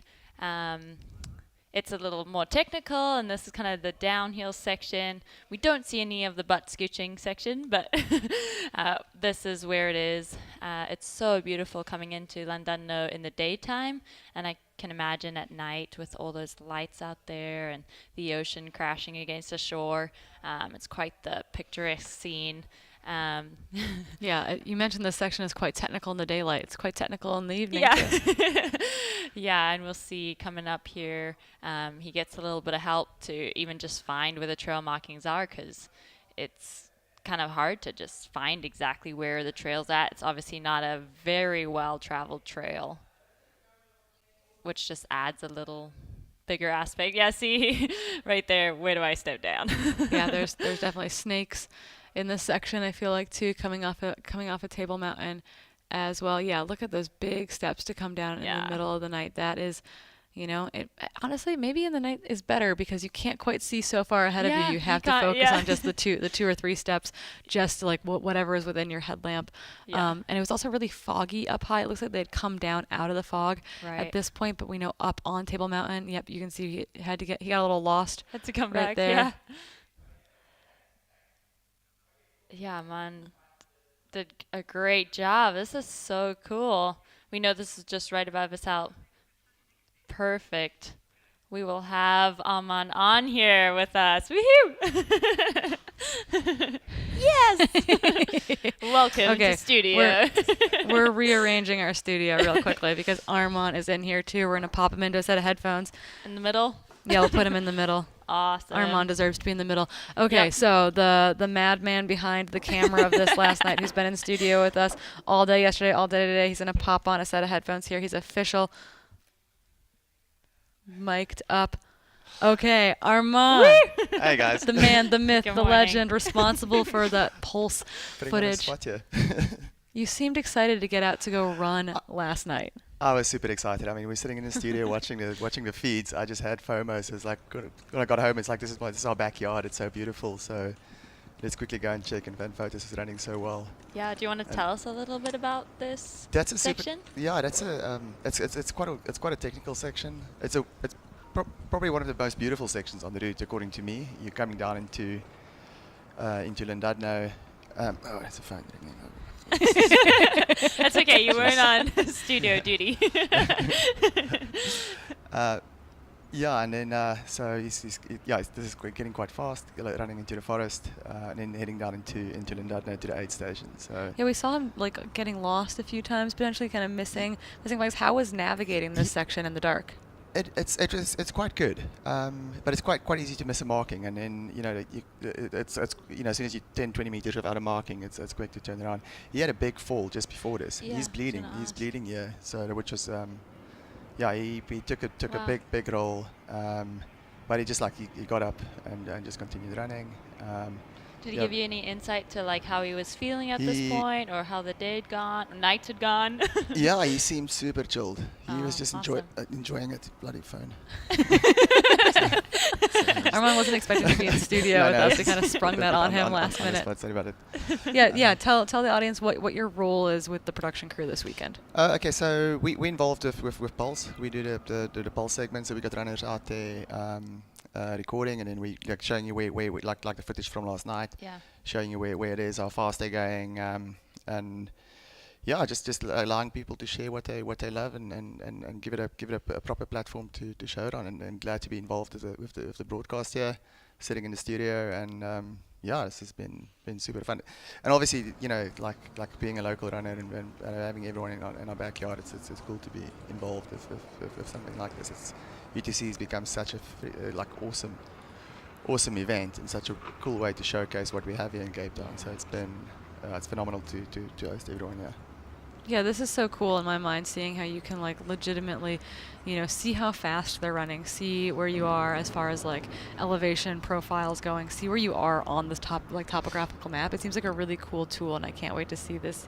It's debuted here essentially for the ultra community. It's the first time we showing this, so we super stoked. I feel like often when you watch trail running or running videos, there's a lot of context missing. You don't know how fast people are running, so you can go back and watch all these feeds on UTCT.pulse.tv, and you can go back in time and watch the action from yesterday, watch the action from this morning. We got quite a few of the official feeds coming in from the live view runners. We've got our own runners out there, so you can basically go back and say, like yesterday, 11 o'clock, where were people? So if you want to go back and watch the section again from last night, and there's been some other streams as well. You can find it on UTCT.pulse.tv. Yeah, that's so cool. So if you want to see things that you missed yesterday, you didn't see the 55K. Maybe you're looking for Anton. You might be able to find him. I don't know, but you can see where all of the cameras were on course, and you can literally basically scroll back through time and get that footage of Robbie, get that footage of Jesher, and get that footage of Kimmy, etc. Kimmy cramping maybe, some things that we weren't able to see on live from the packs that were out there. So you can go see them though by going to the on UTCT.pulse.tv. It's so cool. You can get the app there as well. So no, it's cool. Like you say, there's on the official broadcast, we get to see, like some of the feeds, and there's a lot of other stuff happening at the same time, and now you can go back and sort of, if you want to watch where the second lady is, you can go back and watch the second lady, or watch the leading man. So yeah, get a little bit more insight on what's happening out there. Yeah, so there's questions in our ears are coming in, and they're saying, you mentioned that he fell, right? Oh. Like, what was, the runners are supposed to be mostly self-contained. Obviously, medical stuff happens out there. What, like, in that capacity, obviously you're out there to film. Yeah. What can you or can't you do to help this runner out if they're in trouble? That's like, I mean, obviously, if he's injured, you're gonna have to help him. We had runners yesterday who when like someone broke their ankle, and he's like, listen, I can't film because your priority is sorting out helping the athlete, but also not assisting them. Like it's, or photos, you need to turn left here, but it's like, is that should I let him know, or should I just let him run 50 meters? Just kind of pause. Hold the edge of the cliff. Maybe not. I did not assist him. Yeah, we know. At all. Just, that's awesome. But yeah, no. I don't know. You guys are so good at this. There's a lot going on here. We can turn what people at home don't see is what these guys are hearing in the ears here. It is absolutely mental. Well, Armin, thank you so much for sitting in with us and giving us a little bit of a chat to what you had going on. Thanks for an epic production. Yeah, you guys so great. You're a huge keep part pinging of it. you. You're going to bring us snacks too. It's going to be great. Ciao, ciao. Oh, hi. Sorry. Armin's leaving us. But we're back now with Fotis live on screen, trying to sneak everyone in and out of the studio. So happy to hear from Armon today. He is responsible for that Pulse app that we're using. The camera person's going to get Fotis here taking a little bit of a pee break. We're going to give him some privacy out there while he does that. But again, if you saw that pulse.tv, you can go and follow all of the footage that you might have missed yesterday. But again, so things that you might be looking out for if you are watching on YouTube, you can come onto the YouTube chat if you're one of the 686 people watching live. Come hang out in the YouTube chat with us. Yeah, super great to have all this community here.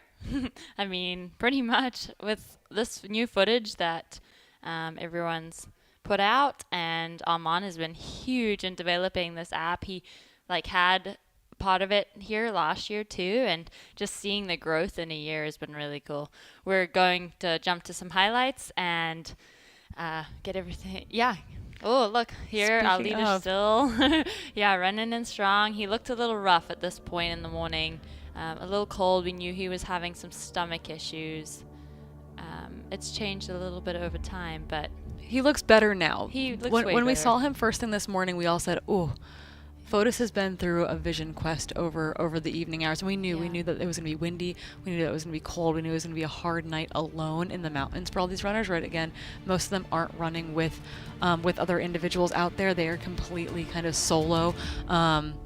Just because it's not packing up in any big way, so it's a lot of solo nighttime hours. So Fotis, we saw when he was coming across the beach this morning, we thought he looked a little bit weary, a little bit worse for wear. But since the sun has come up, since he's gotten the jacket has come off, he's warmed up a little bit. He's looked a lot better thus far, and he's still very much at the lead of this race right now. We can actually get some updated splits maybe from the 100-mile race. These shots were absolutely insane. Yeah, beautiful. This is Long Beach, just gorgeous, and they run the whole way across it. It's just amazing. We had Max point out the shipwreck. We run by some surfers coming up here. I'm sure they were really surprised to have a runner out this early. Yeah, just so beautiful. one thing of interest, and I'll try to get confirmation from the field if possible, but it's the next split we have coming in from the 100-mile race right now has Naomi Brand in 4th overall. So Hillary either was missed at that checkpoint or something has happened out on course. So we're going to try to get an update from the field as far as where Hillary is in relationship to Naomi on the field. But right now we're watching Elov Olsen. We thought Elov looked really good through here. In kind of direct comparison to Fotis, we thought that Elov looked good, calm, jacket off, looked warm, looked spry, good interactions with his crew. We then saw him a little bit later spending a little bit more time with his crew at the next aid station, and we were like wondering what was going on there, kind of resetting. But once again, Fotis is still leading the race, has been leading well with about a 30 or so minute lead, I think.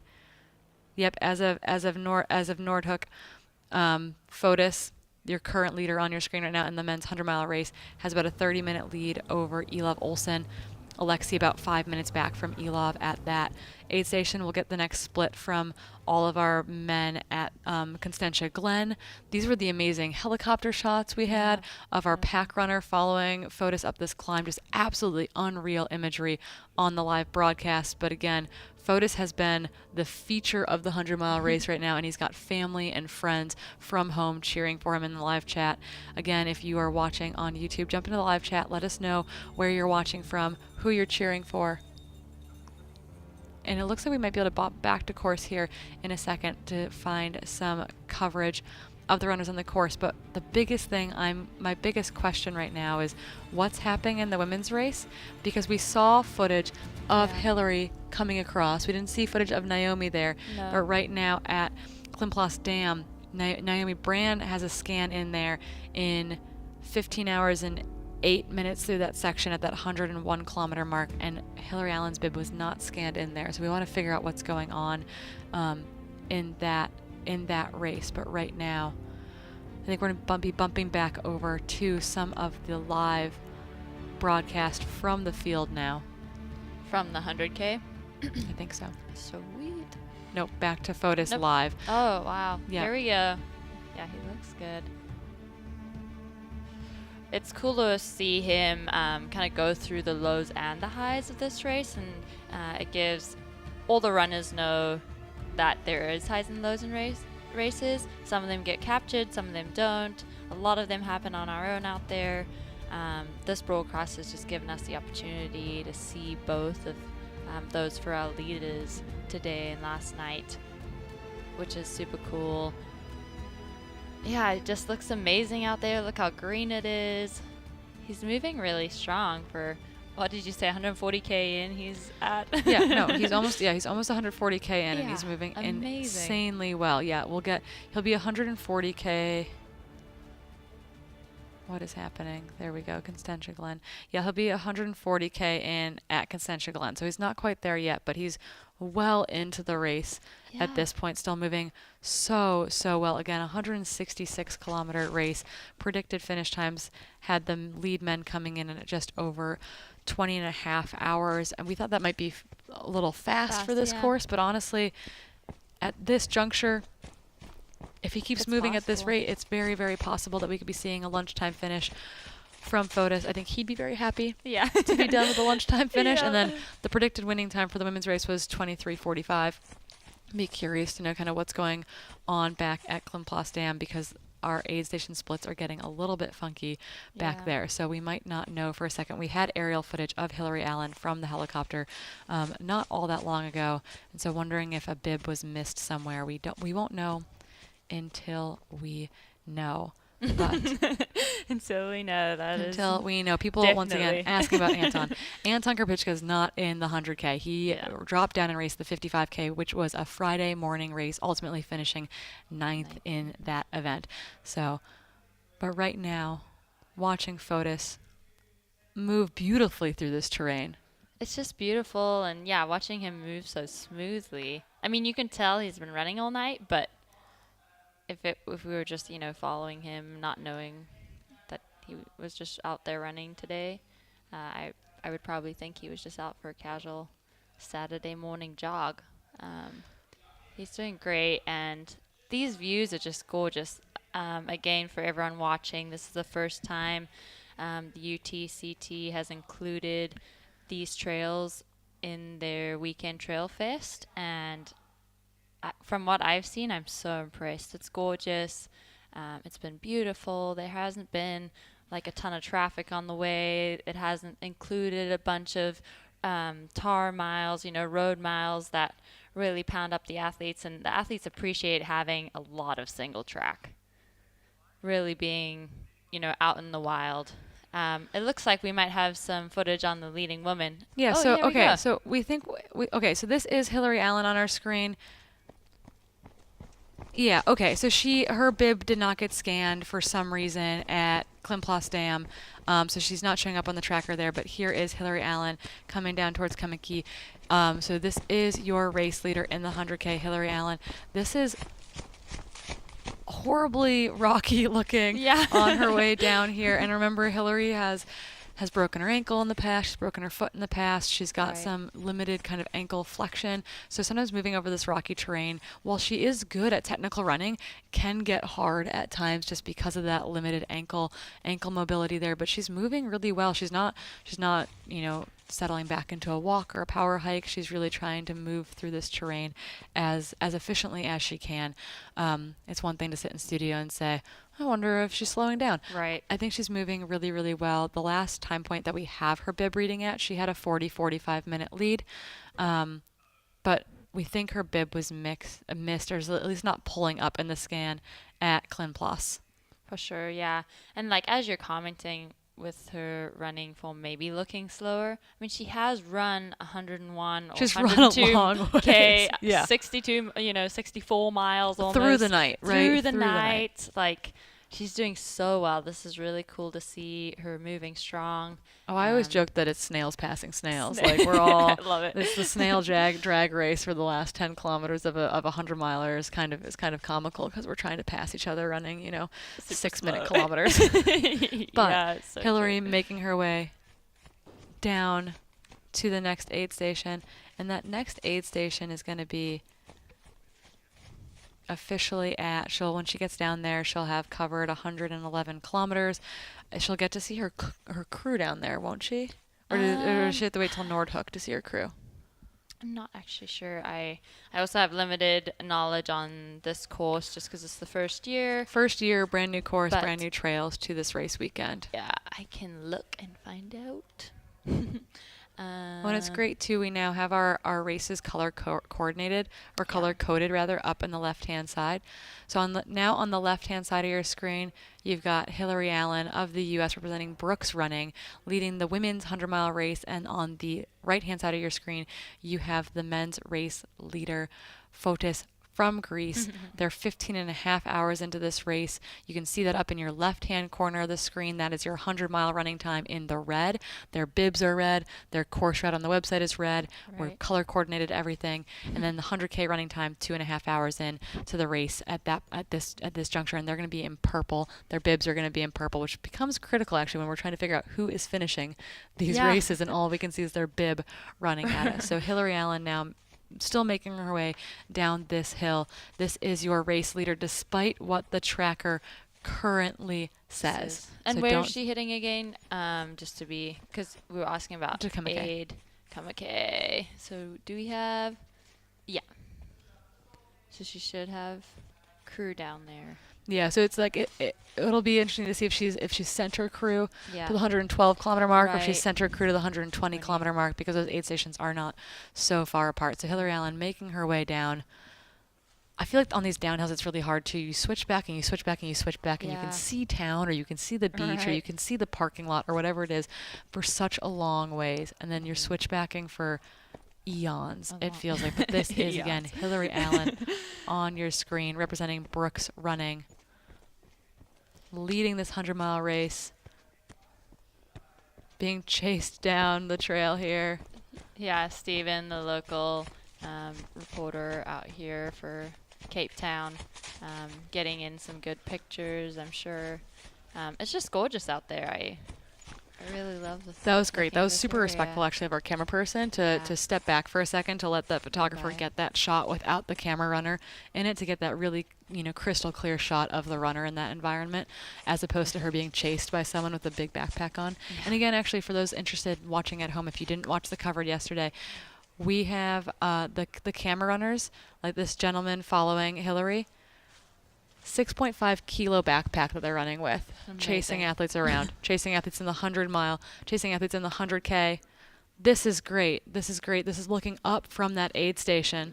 So we are looking up from the aid station at Hillary Allen, making her way down the hill. You know, people are sitting at that aid station trying to pick out little ants on the hillside. And remember that Hillary is running in 4th overall in this race. She's quite a ways back from Alexi, who is in 3rd in the men's race, but she's running 4th overall right now. And I believe that Naomi will be running 5th overall in the field. So that is really, really cool to see in this inaugural edition of the 100-mile event. Yeah, inaugural edition, great field here, just an exciting field, and we expected the women to be so far forward and really involved in this race, and it's kind of cool, again, how we've said the longer the race, the gap seems to be closing between the men and the women a lot more. But yesterday, as we saw in the 55K, we also had that where Kimmy was 30 minutes behind our leader, Robbie Simpson,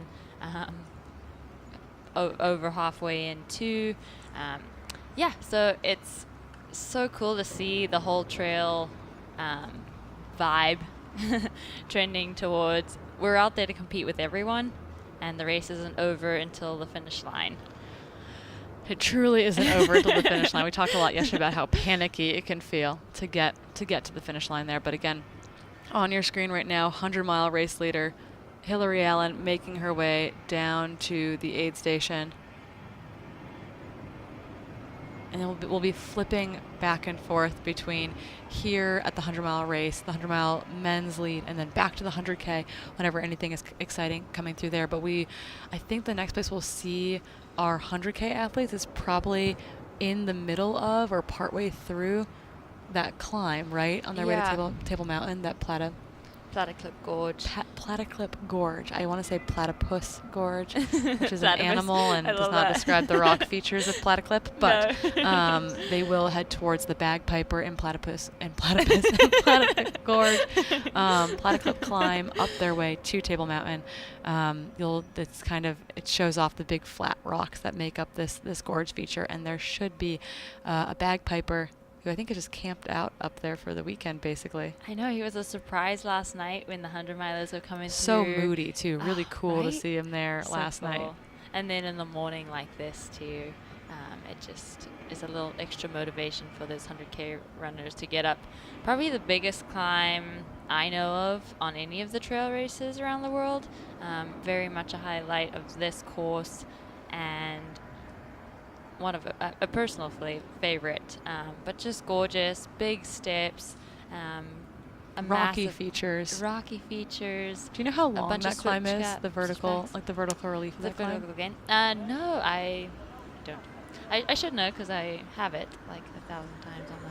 You're like, I've done it a bunch. Yeah, but I don't remember those. Okay, so here is Hillary being run into the aid station. That looks like Max next to her, her helper, her second, her crew for this race. So cool.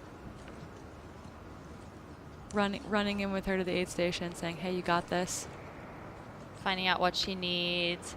Yep, because then he can go ahead to the aid station and be like, "Hey, okay, we got to get this together for her." Because I know that they are out there with one other individual. I don't think they've split up to crew this in the other aid station. I think they've got one other person helping them out. Oh, sweet. Well, that helps a lot. Yeah, having someone who can go out, someone can stay. That's good to see. She looks so strong coming in. You know, that's a poundy type pavement section. Yeah, we're commenting that we're getting from this angle. We're seeing Hillary running with her crew person Max there, and then on the left hand side, I think that's Oliver, one of our pack runners, our camera runners, who's just followed Hillary on this long section in to the aid station here. Big section. This camera crew guys are doing a lot of running. They are logging. They are logging the kilometers. Yeah. She looked good going down those stairs. Stairs can start to be a real problem at this point. Yep, that's the other person helping in the crew there. Cool.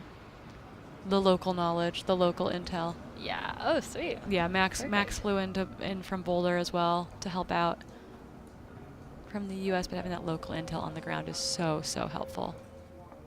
Yeah, so she's sitting down, which we talked about earlier. Both Corrine and I don't do that as often. But this late in the race too, we can know it's nice to get off your feet for a minute as you're taking in some food and hydration, rubbing the quads, rubbing the calves. Yeah, he's got some gel there that he's using. Perfect. It's always cool to see the different things that the athletes like use or need, or yeah, it's cool to see other people's processes, right? It's like you watch Caitlin Gerben race, and it's literally like a Formula One stop where she's throwing a pack on the ground, and they're throwing a pack at her, and she's out of the aid station. It is that quick. This is a quick aid. It looks like she's back up off her feet. Yep. Again, she's back in a t-shirt. We saw in her long sleeve last night. She's back in a t-shirt and sleeves. Getting a bunch of different food. Making sure that her poles are secure there, that they're not going to bounce around in this next section. It's really nice having a crew that knows like what to look for too, like making sure those poles are tight, like those sort of things. I'm having an experienced crew. Oh, is that a sweet potato? I think he just handed her an entire sweet potato. Oh, that's awesome. An entire roasted sweet potato. Just got the handoff to Hillary. That's quite the baton to hand off to your runner as they leave the aid station. Sweet potato power. Love a classic, just like whole sweet potato. It looks like our camera person shed a layer. Oh, we got a new camera person. Okay, we'll get confirmation of that. That looks like Luke. Seb. Okay. Oh, I guessed. So we'll try to get some graphics of our camera guy as they run around. But Seb Anima is our new camera runner. Once again, we've got athletes chasing athletes all weekend. We've got so one of the better mountain bikers in the world was out running with athletes yesterday. We've got local heroes, regional heroes, quite talented individuals that have been out here making this happen. A little grimace there. A little chit chat with the camera person. Entire sweet potato, I think, is still in hand there. She's going to try to get some of that fuel in on this easier bit of running this flatter bit of running this tarmac. Yeah. While we are trail runners, sometimes a little bit of tarmac where you don't have to think anymore and you don't have to worry about a rock for a second is really, really nice. I know. That's always the point. I lose concentration or don't pay attention and then fall over. It's like I run a whole technical mountain. She's not littering. That's awesome. Hillary's not littering. Cool to see that. She got that. She got whatever she needed to throw away into the garbage can. Wasn't gonna litter on live TV. Thank you, Hillary Allen. Perfect. We like seeing that. Yeah, I was gonna ask you, Corrine, how do you find, like, when we come into aid stations, you see in crew, you see the people you know. Is it a moment of like full-on smiles? You're excited, or do sometimes the emotions come? Sometimes it's hard to see. Sometimes it's hard to see your family and friends out there, right? Those are the people that make you want to tear up because they're allowed to see you kind of at your worst. But generally speaking, right, it's all about taking the energy from them. I joke with my crew that I don't want them to ask me how I'm doing. I will tell them how I'm doing. Nice. Because I don't want to think about it at times. But my big goal there is that, it's that exchange of information. It's taking their energy with me. I try to put on a good face even if I'm having a rough time. Perfect. But it's one of those things where it's, your crew is there to kind of give, make sure that you're good to go, send you out. We joke, yep, there's Seb Anima, 33-minute. 10K. Wow. Fast for me. Yeah, exactly. 1:33:21 kilometer. Good one. Seb Anima following Hillary Allen out onto the beach. This is that long beach section, right, that she's about to head into? Yep. So yeah, this is going to be beautiful. A long bit of sand running. Some of it will be soft, but then they'll be able to transition kind of over towards the water a little bit, and they'll be on firmer sand like we saw Fotis on earlier today. So hopefully that will that'll feel okay. Once again, at least it's not technical anymore. It feels a little bit different, but it's no longer rocky underfoot. I'm going to see if we can find some more. Yeah, I think it's cool to this race encompasses a lot of different surfaces. Every surface, beach, I think. Yeah. Available. Every surface. If you've got a question and you're not in the YouTube chat, or maybe you're out on course and you got a cool photo that you want to send us, you can slide into our DMs. You have Emily at Emily Hawgood. That's on Instagram. Max is on a little bit of a break right now. But you can definitely, I would say you heckle him on Instagram, and you slide in intel to Emily and I, and you can find me at Corrine Malcolm on Instagram as well. But yeah, heckle Max, give us intel. I think that's a fair trade-off for everyone involved. But that is where you can find us. But again, on your screen right now is our is Hillary Allen, the leading lady in the women's field, making really good work of this beach section. I think she'll be happy to get off the soft sand here in a little bit, but looking good, I think. Yeah, looking really good. Moving, pumping the arms. We know that in 100 miles, well, in any race, your arms work as hard as your legs. They're not carrying you, but if you can use them, it's more efficient. This is just so beautiful. I'm blown away by this site. Emily's doing this race next year, is what it sounds like. No, you can't. You've got a full 100-mile schedule already. But exactly. But it's really so cool. I'll have to go run that section at some point. Yeah, definitely. Yeah. Be convenient to go run it this weekend while there's markings and everything. Huh? Right. Oh, that helped so much the other day. Yeah, the marking crew has done such an amazing job on this course. I went out and checked out the first 42K. A couple days ago, and didn't have to take out my phone for navigation once. Super cool, because we know that over this distance, especially when you have markers, they can think that a marking is visible, but when you're crawling along up a mountain somewhere, a marking that's only 100 feet away can feel like 100 miles away. Yep. It's really easy to worry about navigation and worry about going the wrong way, particularly when you're going through kind of there's lots of little turn-offs or lots of little kind of unofficial trails, even animal trails. It's is that the trail? And you can kind of panic. I think we saw that from Fotis going down the hill last night when we were talking to Armand earlier. Yeah. Curious to know how that went for everyone else going down that downhill last night. But right now on the left-hand side of your screen, we have Hillary Allen leading the women's race in the inaugural UTCT 100-mile race. And on the right-hand side of your screen, that is the Greek athlete Fotis leading. He's been leading the men's race from the get-go. Yeah, he just took it out. Yeah, and then what we're going to try to do is that we should be getting 100K footage from Platiclip. And we're going to be trying to find that footage for you here in a little bit. I'm not sure why there we go. Our runner just pulled back for a second on Fotis. But we're going to be trying to get footage from Platiclip in the 100-kilometer race. We should have someone on foot to get us some of that image towards Platiclip in a little bit. It is quite windy up there, which I'm wondering if that isn't going to affect some of the signal later today. But right now on your screen, Hillary Allen leading the women's race, Fotis, the Greek athlete, leading the men's race. And it looks very still on that side of Cape Town. Yeah, it does. It does not look as windy. No. Honestly, in either one of those images. No, yeah. Which makes sense why we saw Elov maybe put ice on through this section. Yep, yeah.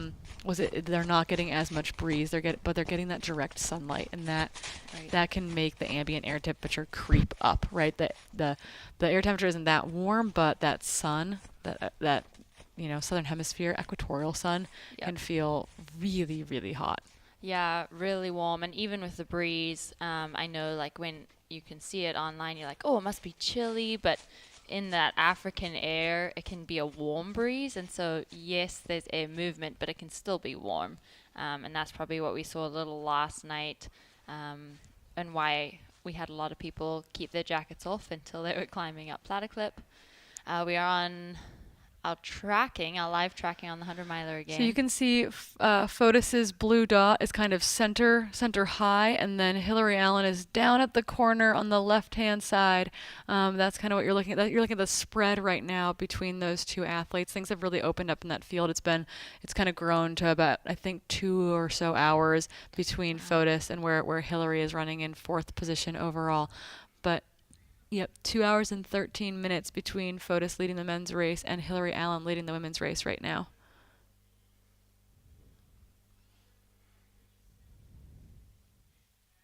We're getting intel into our ears here.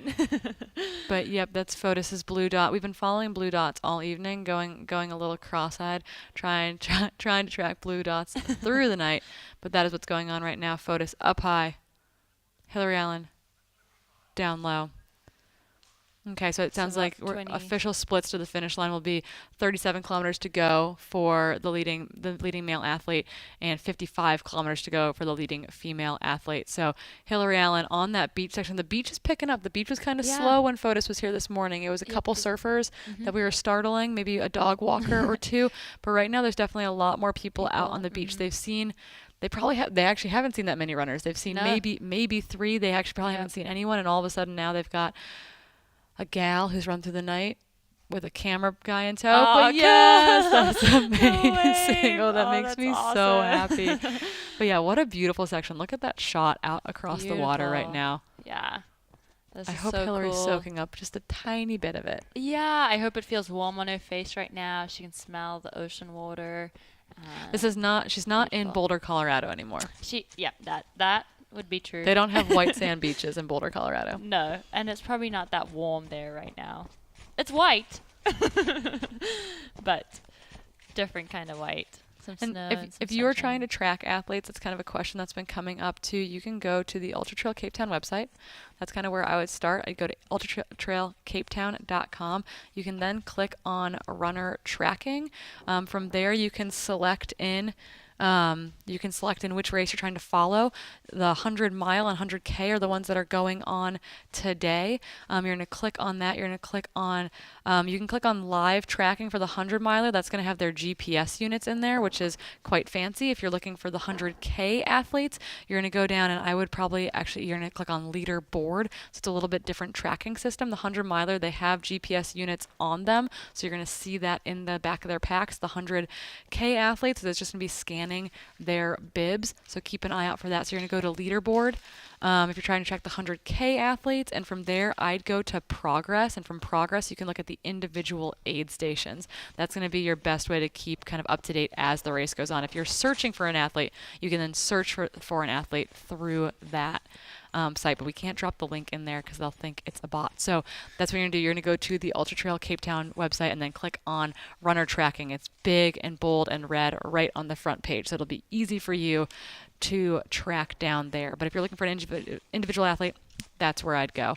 But yeah, if you want to track the blue dots of the 100-mile athletes, we've been tracking the blue dots all evening, basically. I slept. Apparently Max did not sleep, but Emily and I had some food last night and went right to bed. So, but the blue dots have been something to keep your eye on. But again, we're going to be looking for our 100K athletes over on the Platyclip Climb, Platyclip Gorge. We should have a bagpiper over there if he camped out overnight like we think he did. So we're hoping to get some footage from them. But right now on your screen is Hillary Allen running for Brooks Running out of Boulder, Colorado, making good work of a beach that she definitely doesn't spend a lot of time running on sandy beaches. All right, so nice to be back in studio. Some really cool information for you surrounding the shipwreck on the beach here. Oh, cool. So we saw that earlier. We had some really nice aerial visuals on that from the helicopter earlier and from the drone. And the shipwreck is built in 1898, the SS Kakapo, named after a type of parrot from New Zealand. Began her first voyage in the 1900s. She was destined for Sydney, Australia, and set sail from Swansea in Wales, but made a stopover in Cape Town along the way. Like many a ship before and after her, Kapoko was at the mercy of the Cape of Storms. The mighty winds took hold of the vessel and dragged it towards Chapman's Bay.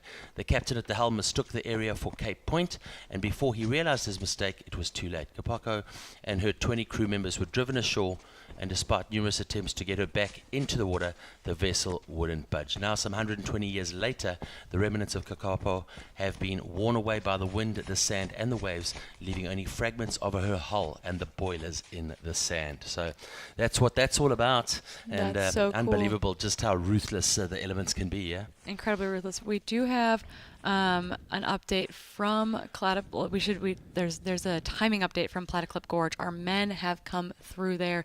They came through a bit ago. Probably about 15 minutes ago or so. So we've got Hans still leading the charge there, but he's followed 10 seconds back by Sebastian Spieler of France. So 1, 2, 10 seconds apart. Jared Hazen, 17 seconds back from the leader. Drew Holman right there with him, 21 seconds back. Dmitry Mitiev, 26 seconds back. And there's a big gap from there back to 6, 7, and 8. So your 1 through 5 are 26 seconds apart. So they're running in a pack. And the rest of your top 10, it starts to really spread out. 5 minutes back from them is Daniel Clausen, hoping to have a good day here, hoping to improve on last year's performance. He might be a person who can move up a spot or two if someone falls apart off that front group. Johan Lans, who's finished third here in the 100K before, he is currently running in that 7th place position, followed by Matthew Healy. No More has fallen back into the kind of that back part of that top 10 as well. And then Raulov Mostret is kind of rounding out that top 10. But your top 10 are through that, which means our top women should be getting to Platiclip here imminently as well, because I think the split back at it looked like Kelly and Mimi were about 13-14 minutes back at the 20K mark. The lead men went through Platiclip Gorge 15 minutes ago, so we should be expecting to see our leading ladies kind of just outside of the top 10 starting to roll through Platiclip here momentarily. All right, I just love this visual of the split screen between the leading man and the leading lady. Both of them just looking so good at the moment. And again, top left of the screen, you'll see the times for the 100 miler. They've been going for close on 16 hours now. And of course, the 100 kilometer close on the 3-hour mark at the moment. So really getting some amazing graphics from our teams out there on the course. Those of you checking in for the first time, welcome to the RMB Ultra-trail Cape Town. And it is a festival of trail running. It is the place to be in November every single year. You can see these incredible visuals. If you're tuning in from around the world, why are you not here? And when are you booking your ticket for next year? Joining me in the studio, Corrine Malcolm, our trail running expert and the voice of trail running in pretty much a lot or most of the trail running ultras around the world. She's been very, very busy this season and doing such good work, and just great to have her wealth of knowledge here joining us in the RMB Ultra-trail Cape Town studio. Emily taking a short break at the moment, which I'm sure she deserves as well, and we're getting stuck into the broadcast now. We know that the broadcast will probably go to about 7 or 8 o'clock this evening, and just thanks so much for all the messages. I see we're just getting such good feedback from everyone. Thanks for that. We do appreciate that. And I think nearly 800 viewers watching now. So people starting to get onto it and starting to watch. Yeah, it's getting late in the U.S., but it's picking up elsewhere, I think, is what that is. It is definitely bedtime. Although I think there are some Americans hanging on. It's almost 11 p.m. At home for me, but it's nice to be on the right time zone for once. I feel like I'm going to just acclimated by the time it's time to head home on Monday, which is a bit cruel, but interesting. I feel like there was a split that came up. Oh, we're trying to figure out if there was a spot before let done know that we were going to see the 100K, but I think with the heli and the wind and that tablecloth blowing across Table Mountain, I think that kind of eliminated our ability to see athletes through that section. So it might be that the athletes, the crews, and us are all congregating again together at the beach at the 42K mark of the 100K race rather. And so it's going to take a second for us to get images from that race because we don't actually have the ability to grab them, I think, out of Platiclip Gorge or at the top of Table Mountain, due in part to the wind being a factor up high there today. Absolutely. Some feedback from the course. A lot of people asking, how is Daniel Clausen doing? Well, he's in 6th place through Platiclip and a time of 5 minutes behind the leader, Hannes Namberger out of Germany. So he's there. Also from South Africa, Matthew Healy in 8, Roelof Mostert in 10, and Matthew 13 minutes off the lead, Roelof 15 minutes off the lead. I know we are waiting for our leading ladies to come through Platiclip, and Corrine will be on that, and she'll let you know as soon as we have those details for you. Yeah, they'll come through a little bit delayed, generally speaking, but we should be. It is most likely that they are there right now, but the split to come into the live tracker will take a second to get out, and so it'll be a little bit of a time-stamped, backdated situation there. But that is what we are waiting for. We are waiting to see splits from the women coming through Platiclip Gorge. It should be Kelly Wolf, Mimi Kotka, Kemi Bruas, Varvara, and Ekaterina, Olivia Amber, Zulfia should be in that mix. Really, those top 6 women we're only had about 3 minutes between them, so we should see those gals come through Platiclip in a tight bunch, to be honest, depending on who's deciding to push that climb, who's deciding to kind of pull it together. And in the men's race, really having that tight pack coming through Platiclip is really exciting. You know, having 30 seconds separate that lead pack of 5 is really tight racing at the 100K. Absolutely right. So this is what we've got here. We're going to have a look at some leaderboards for you. This is the latest that we have, and we're going to run those boards for you now. Let's have a look and see what we've got. This is based on the latest knowledge that we have from the timekeeping team.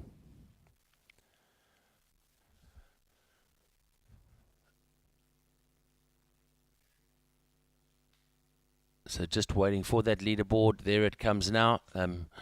I'll take you through that. Fotis obviously running incredibly well. Zizimopoulos out of Greece. Elof Olsen in 2. Alessi in 3 at the moment.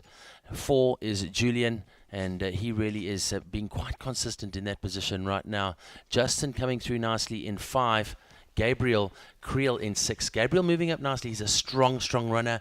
Won the Addo Elephant not so long ago on the 100 miler. Very, very strong. People were shouting out his name at the start line yesterday. Popular Excited local. to watch him race. Yeah. Brett van Coller in 7. Look at Brett Natras. What? Brett Natras in 8. Amazing. That's an incredible run from him. Richard Mulder in 9. Jonathan Schindler in 10.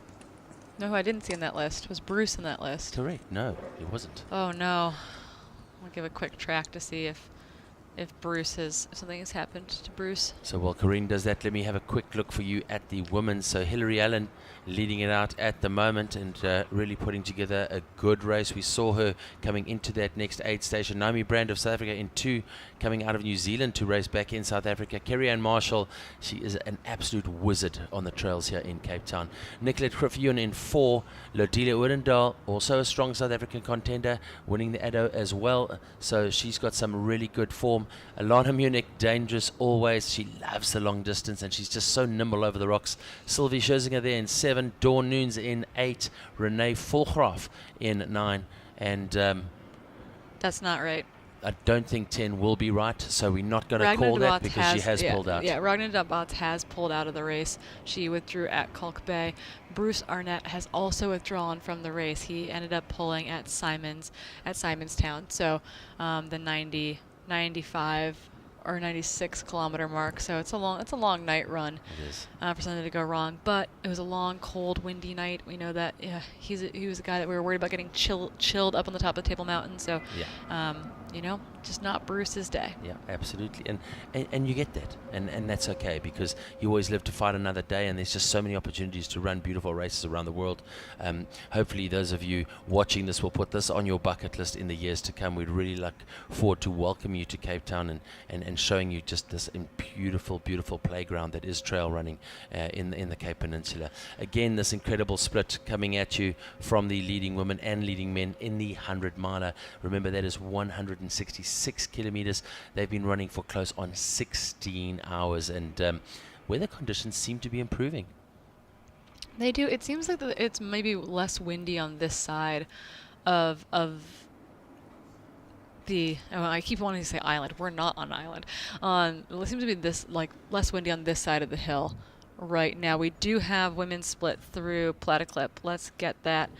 Let's look at that updated there for you. So the top women have come through Platiclip really tight once again. The first 3 women are actually all right together. Kelly Wolf, Mimi Kotka, and Cami Bruas are 7 seconds between the 3 of them. They're followed by Vivara Shinkanova, about 90 seconds back from them or so. So Crazy. 1, 2, 3, 4 within 90 seconds. That's a good little pack of women. That's rad. Yeah, that's super tight racing, and that will continue to get updated. That happened. They came through Platiclip Gorge about 3 or so minutes ago, so we're not too delayed there.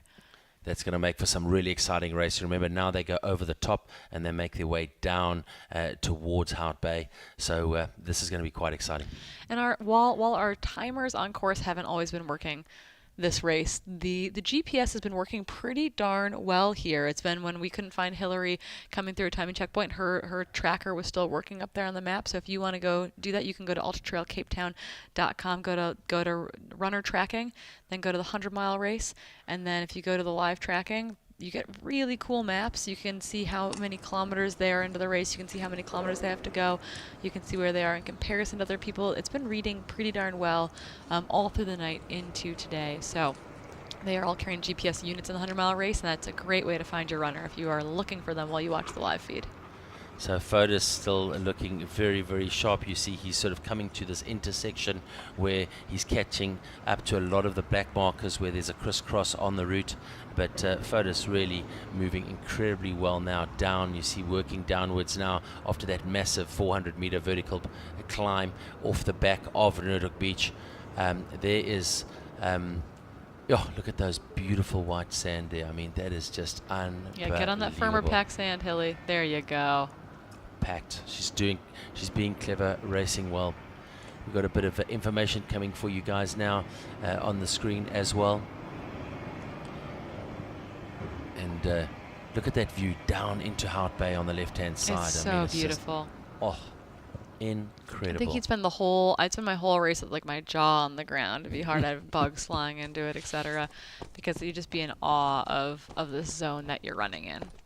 If you want to see Cape Town on foot, it's a pretty good way to do it. Yeah, and it's catered essentially, right? 100%. Right? You know, if you want to see Cape Town on foot, just come run the 100K. It's catered. They'll give you snacks. And there's food and music and a party at the end. People are going to cheer for you every 10 kilometers or so. Yeah, I think if you want to see this place on foot, come run UTCT in 2023. Hillary seems to be getting some good leg speed again. You know, yeah, moving smoother. She looks better on this flat terrain than she did picking her way through the rocks. But to be fair, I think we all look like that picking our way through the rocks. It's not always pretty, but she looks like she's moving really well on this beach section. So good job, Hilly Goat. Yeah, good speed. I'd like to see what she's doing there because she really is putting together some consistent kilometers, which is absolutely great, especially across this section. Not too exposed. You've got to understand that this section, come 12, 1 o'clock this afternoon, 2 o'clock this afternoon, we saw how hot it got yesterday, and this section is going to be an absolute burner for the athletes when they have to get across it later on today. So Kelly Wolf, Mimi Kotka, and Cami Bruas are running 11th, 12th, and 13th in the overall and the 100K as well. So they're sitting right in that top pack of runners coming through Platiclip Gorge.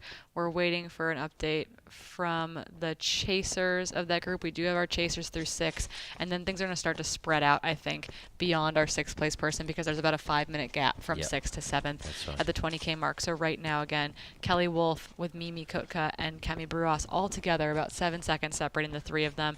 They're followed 90 seconds back by Vavara Shikanova. She's by herself, basically, at this point, and then 5 minutes back from the lead, 3.5 minutes or so back from Vavara is Ekaterina Mitieva, and then behind her another 40 seconds or so is Olivia Amber in 6th. So Olivia's been kind of just hanging out in that position with a little bit of movement going on back and forth in front of her.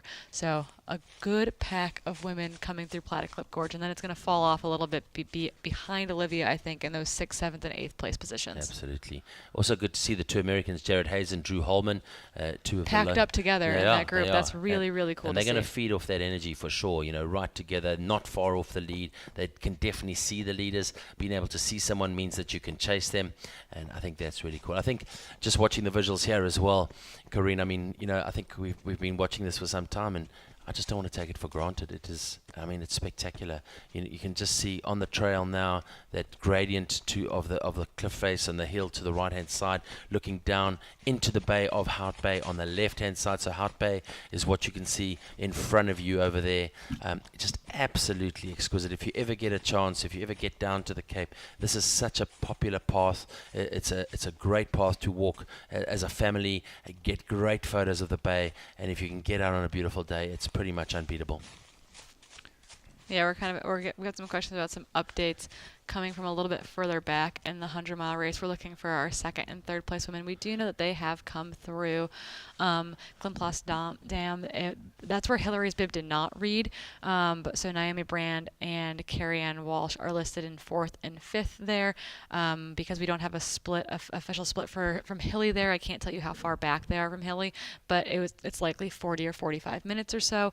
Naomi Brand and Carrie-Ann Marshall are running about 12 minutes apart from one another. They left Simonstown together. So they left Simonstown together, and Naomi Brand separated herself again from Carrie-Ann, I believe. Although Nicolette, I think, is supposed to be in that group.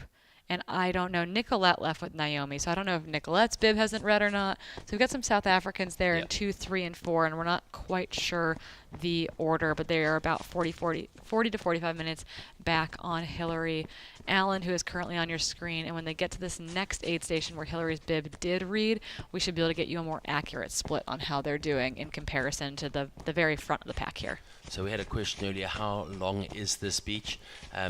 Did some research on that. They call this the 7-mile beach, whether it's exactly 7 miles. Yeah, I was told it was about a 10K section of running. Yeah, so, but just, I mean, totally different experience. She's hitting it at a good time. It's not too hot yet.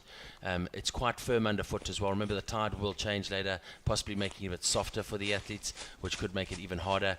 But she really is doing well. Once she gets to the end of this, she'll go through into that aid station, and then she'll be in a really good space. All right, so on the hour, every hour, let's give you some highlights of the 100-miler from last night and keep you up to date. Again, here we go. Last night on the trails, reports that there was the runner going with Fotis actually saw a porcupine on the trails, which is pretty cool. It sounds like Fotis also took a digger in here, according to we had Armand on when you stepped out, and he told us about this little bit of night running, and it sounds like he took quite a little tumble in this section as well. Okay. Well, just incredible to get these visuals. You can see running, 7 minutes a kilometer, 8 minutes a kilometer. Again, got to be sharp, got to watch the markers, got to stay on your toes. It's important to remember that these athletes are navigating as well as running. It's not a road race where you've got, police and cones and marker boards. This is really an adventure, and these athletes need to be on top of their game. One moment of hesitation, one moment of just, not being focused could cost you a bit of time. If they don't see a route marker for 200 or 300 meters, they must have gone wrong. They've got to then go back, retrace their steps, and get back onto the course. But these visuals coming at you, Armand from Pulse, just doing such an incredible job. If you want to find out more about Pulse, go to the bottom right-hand corner of the screen, take your phone out, do a scan on it. You can see Armand showing him where the route is there, and that'll give you all the visuals and show you all of these sections at any time. You can go back months from now and go and pick up all these Pulse segments that we recorded here in the 2022 Rand Merchant Bank Ultra-trail Cape Town. So 424 meters above sea level as they're dropping down, and just you can see the location with the topography on the right-hand side as we do the inset of the runner versus the topography, that little yellow circle moving across that contour line below the cliff face on the left-hand side, and just spectacular. This filmed last night while you guys were all probably sleeping, and the athletes had to then push through for what was, by all accounts, an epic night out there.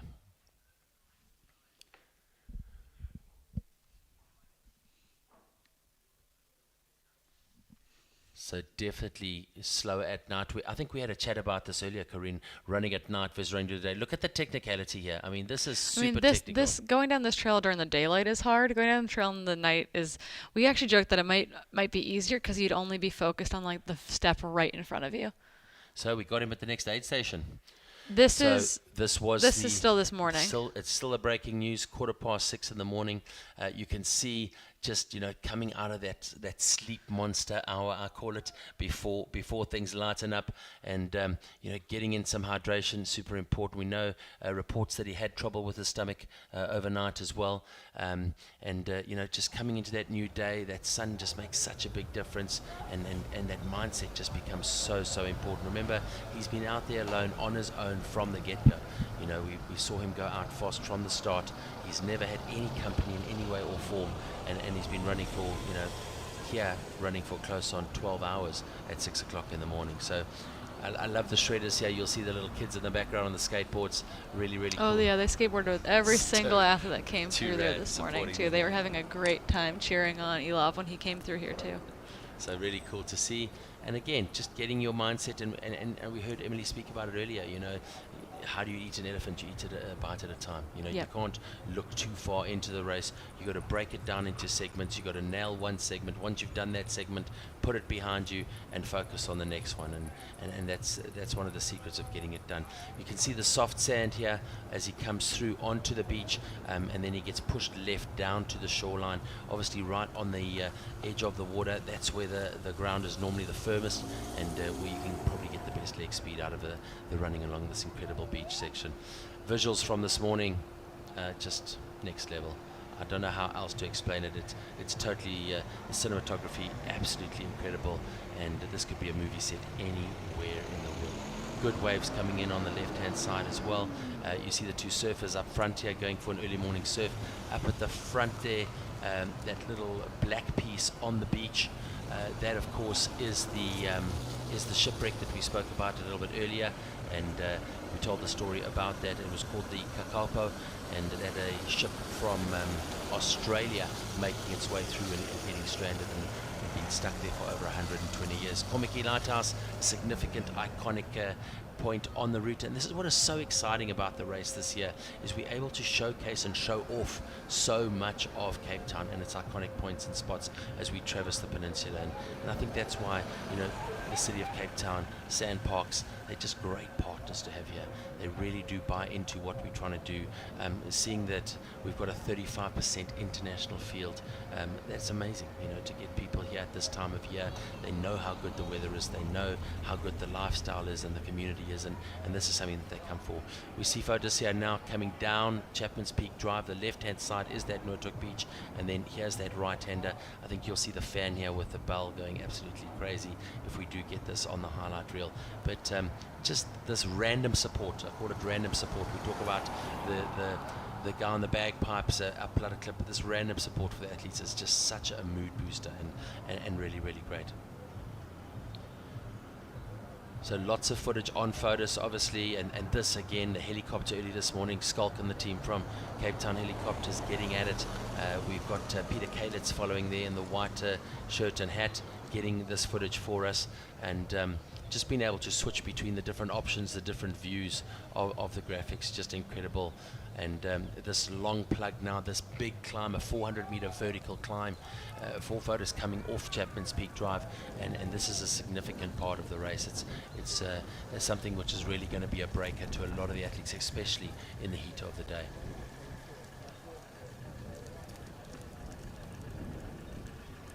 So again, support as he gets to the top. These are just people out hiking. It's so cool. Yeah, like this just is like random. Yeah, just amazing. Oh hey, you're out for your morning hike, and here I am too. Yeah, I think that's what makes the Cape so special. You know, the availability of being able to, you know, they say outside is free. You know, getting out onto the trails, getting out in the morning, you know, taking that walk up, and then, you know, seeing the beautiful sunrise or sunset. Cape Town truly is a very, very special place. Having a look quickly for you on this replay, again, nice to see a front view. We normally see the back view of the athletes, and really nice to try and get some facial images, and just to see, you can always tell how an athlete's doing if you can look at his face and his body language from the front as well, so that does help a lot as well. Yeah, it's been good to get some different images from there, but it'll be really curious to see where our camera folks that are getting ready. This is that great helicopter image of Hillary making her way across this section before she picked up her camera runner that took her down into the aid station in town. But we had awesome helicopter footage from the side of the hill here as Hillary made her way down into that aid station.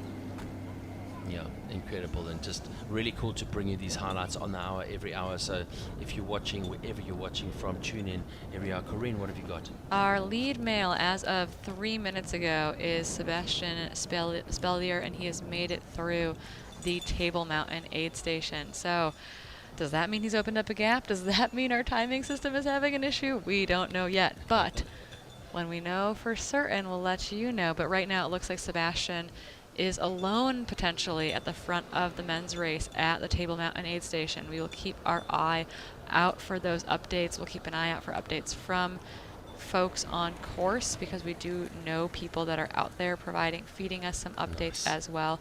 But thanks so much to everyone feeding us this intel. We do appreciate it. It really does help us with the commentary. You see Hillary Allen in and out of Komiki, looking good, getting onto that beautiful Noordhoek Beach. And she's been spending a bit of time there. Like we said, they called it 7 Mile Beach, just on around 10 Ks. And we've been told there's weirdly little wind at Ladunno. Amazing. At the beach, yeah. Wow. That's good news. I wonder how warm that's going to feel down there. We'll find out. But So here he comes, moving. Look at the colors. Purples. This section is going to be really hard, and I think really, or this is still highlights, Yeah. but where they are right now on the course to get to Constantia Glen, Yeah. it's like kind of this mean little punchy section. Yeah. The climb is not that big, but it's not insignificant either. I think it's going to be a really hard, slower section of the course that might be surprising for athletes who thought the beginning was going to be kind of the cruxy move. But she's coming off the beach now, is what it looks like, making her way towards the very end of it. Yeah, so I think she'll be quite happy about that. You know, it is a long section. 10 kilometers is quite a bit of time on the beach, and it's a tick box for her again. You know, get past, get through to the aid station. What's coming next? What do I need to do? And we know how strong she is on the hills. We've seen how Fotis has had to get that big climbing in, and you know, if she's feeling good, then getting up this next section for her is going to be a bit of a happy place. So we did have there's a delay coming out of Table Mountain because Hans and Sebastian are together. There's 2 seconds separating them. They both came through about 3 or 4, maybe 5-ish minutes ago. Here we go. Okay, it's updating rapidly. Sebastian and Hans, 1 and 2, followed by Dmitry Mitiev in 3. He's about a minute back. And 4, Jared Hazen, another minute back from Dmitry. So breaking up a little bit in the men's field right now. All right, there you have in front of you on the mountain coming down into Komiki. This is our second place lady, and this is going to be Naomi. In the 100-mile race. And in the 100-mile Yes. race. Okay, so we remember Hillary's in the 100-mile race. This is the 100-mile race. This is our second. Yep. Okay, so this is what we were missing, right? We were looking for Nicolette, thinking Nicolette did not make it. So these 2 women left. Yep, Naomi Brand and Nicolette.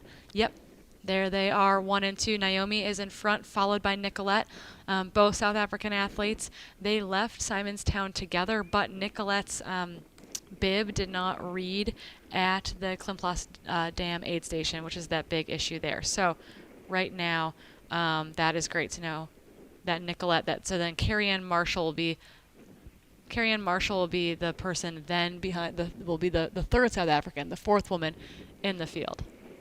So there definitely is a cameraman behind them, whether that cameraman has images or whether we can get those images. No, I think that's just a photographer that's out on course. Yeah, he has stopped, so maybe yeah, it's a photographer. It's a photographer who's out on course, and who you have in front of you there is Naomi Brand leading Nicolette. They are 2 and 3. They've run this whole last section together, is what's happened there. They've run this last 10-kilometer section. Actually, it's more than that. They've run this last 15-kilometer section basically shoulder to shoulder. And they've had some ding-dong battles in the past. Let me tell you, I've seen them at many races, and they know each other well. They know each other well. They know their running styles. They know what each one is capable of. They obviously know who's got what strength, who's got what weakness. And I think quite clever, as you say. You know, it is a lonely race, and if you can pair up with someone and be with someone that you know and can interact with, I think that can help you. And we thought they were going to be about 45 minutes or so back from Hillary, and currently they are at least that back from Hillary. It's going to be close. It's going to be as much as it's probably 50, 55 minutes or so at this aid station. But Naomi Brand and Nicolette are together heading into the 111-kilometer aid station. Can you believe it? 111 kilometers already. Absolutely amazing. 111.6 is Komiki. So moving to Toni McCann at Llandudno Beach. Let's see what she's got to say.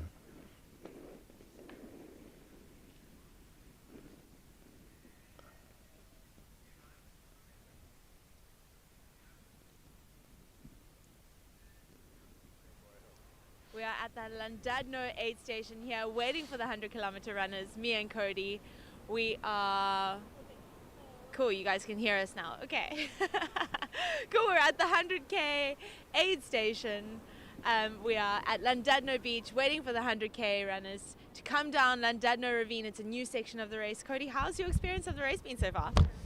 It's been great. I mean, this section between Platteklip and Llandudno is totally different from when we've both run the race, I think. I'd say... No? No. Well, I'd say it's quite a bit slower than what we've experienced before, but I've been on the course in training, and it's a tough section, especially the descent down Lundondo Ravine. Lundondo, I still have trouble with that one. I should get that by now. I've been here long enough. You basically local. But I have a feeling it's going to be pretty warm here by the time they get here, which should be soon. And once they get here, they're going to head down to the beach and run across the rocks and up Souther Peak. Yep. We are expecting the leading guys to come in the next half an hour or so, so everyone, the crews are slowly filtering in as they set up their aid stations for their runners. Like you said, there's no wind up down here. If you look up onto the mountain, you can see the clouds moving fairly quickly over there, so assuming it's pretty windy up there, they're going to appreciate a little bit of cool and calm weather down here. Cool from the ocean, but like you said, in the sun it's baking. It's getting pretty warm out here. I need to take my jacket off. But like we said, we're at Llandudno. It's a beautiful beach. You can see behind us there's some guys surfing. It's the home of the Llandudno aid station, probably the crew with the biggest gears ever, bringing the vibe always. So yeah, that's us. We are now just and waiting. that is Lundondo. Now we're just waiting. The crews are trickling in, and it's going to get real busy here real soon.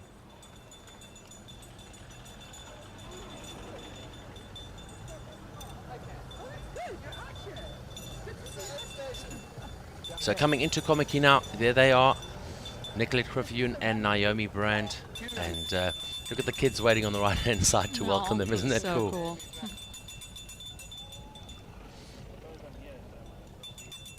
Looks like Naomi in the front, Nicolette just behind her.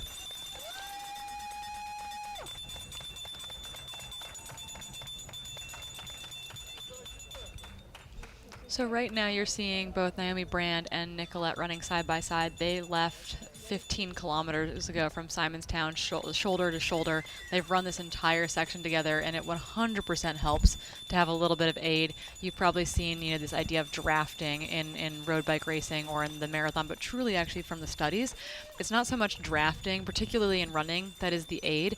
It actually is like a psychological ability to alleviate kind of how hard it feels out there. That's why oftentimes in the world record setting marathons, the pace setters are not breaking the wind in front of the runner that's trying to run the world record marathon. They're running shoulder to shoulder, because having that person doing the activity with you makes it feel easier. So these two women, they know each other. They've raced against each other. They've gotten to share the last 15 kilometers together. That is an advantage to both of them, and we'll see kind of how that breaks apart over the next 55 kilometers. Yeah, it's kind of a mental, cool. It can be a mental boost, yeah, or it can be a mental drain. But it's also kind of nice just to be like, oh, there's another human here. Oh, my friend. Yeah, 100%. It's someone to kind of like share the load with, right? Yeah. Like it's someone to crack a joke with. You've been alone a lot. Right. Nicolette's taking a seat down here. I mean, to be fair, they've run a good long ways. They've run 111 kilometers at this point. We'll get an official split here, but I believe their time back from Hillary Allen at this aid station is going to be not quite an hour. Yeah. Yeah, about 50 minutes or so is the time back from Hillary Allen at this aid station. So they're making good work of it. They are 111 kilometers in. The race is 166K. 55 so Ks to go. 55K to go. Yeah. So 55 Ks to go, and looks like Naomi's choosing to stay up and on her feet, while Nicolette off her feet. We spoke about this earlier. It's personal choice. We saw Naomi wasn't moving as smoothly as she could have been. She looked like she was, that the leg were very, very low. So interesting to see what this is going to look like as they go to the beach now. Yeah, Hillary was kind of doing the same thing. They have a little shuffle, but they're on the road. It feels a lot different after being on the trails. It does. It's kind of when you get off a treadmill and your legs are like, whoa. It's different when you trade those surfaces all of a sudden, for sure. So definitely, yeah. So Hillary Allen maintaining that gap But just so you know, if you're watching at home, if you're following the live tracker, those bibs do not always pick up everywhere. Yeah. So be cautious of that. Hillary's bib did not pick up at a location. Nicolette's bib did not pick up at the last aid station. So behind them, though, is going to be a fellow South African athlete. Is going to be the 4th woman making her way towards here, and that's going to be Carrie-Ann Marshall, and she's probably 10 or 12 minutes back of these two gals. If she had been to that aid station to Simonstown just a little bit faster, maybe all 3 of them would have left together, but was not quite there. So she's running about 10 or 12 minutes off the pace of these two gals right now. So Fotis works out about 34 Ks for him to go, and Hillary on about 46 Ks to go. So that's where they are at the moment. They're into that last third of the racing. Hillary is off the beach, and that's off the back end of Noordhoek, and she's making her way now to Noordhoek.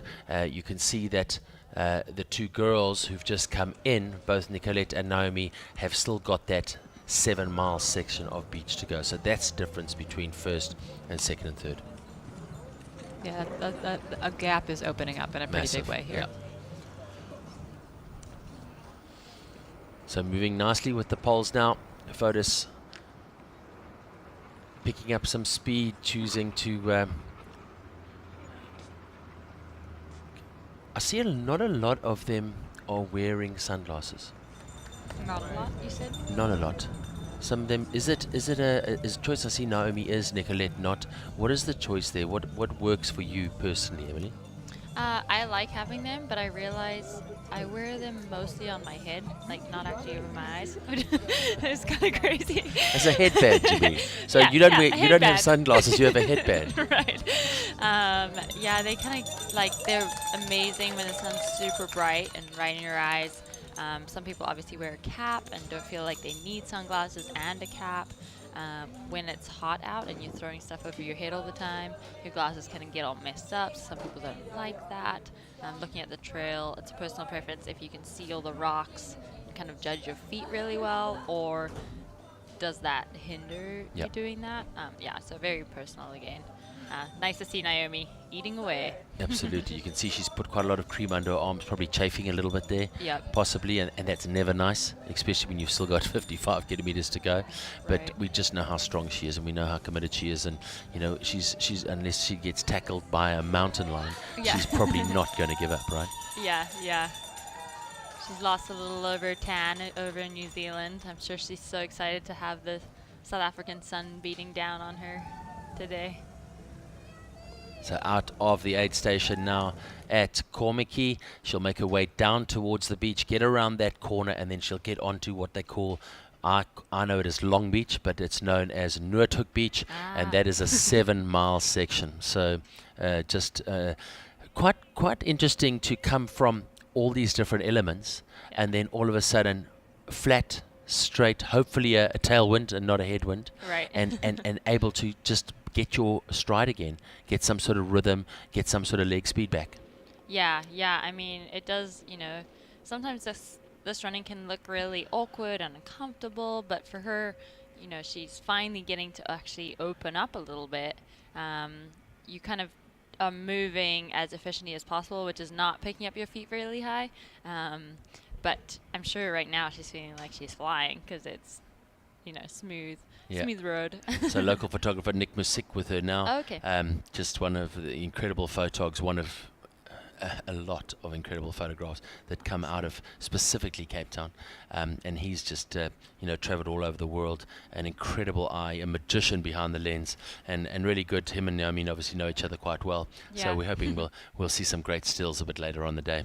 So cool to see Naomi.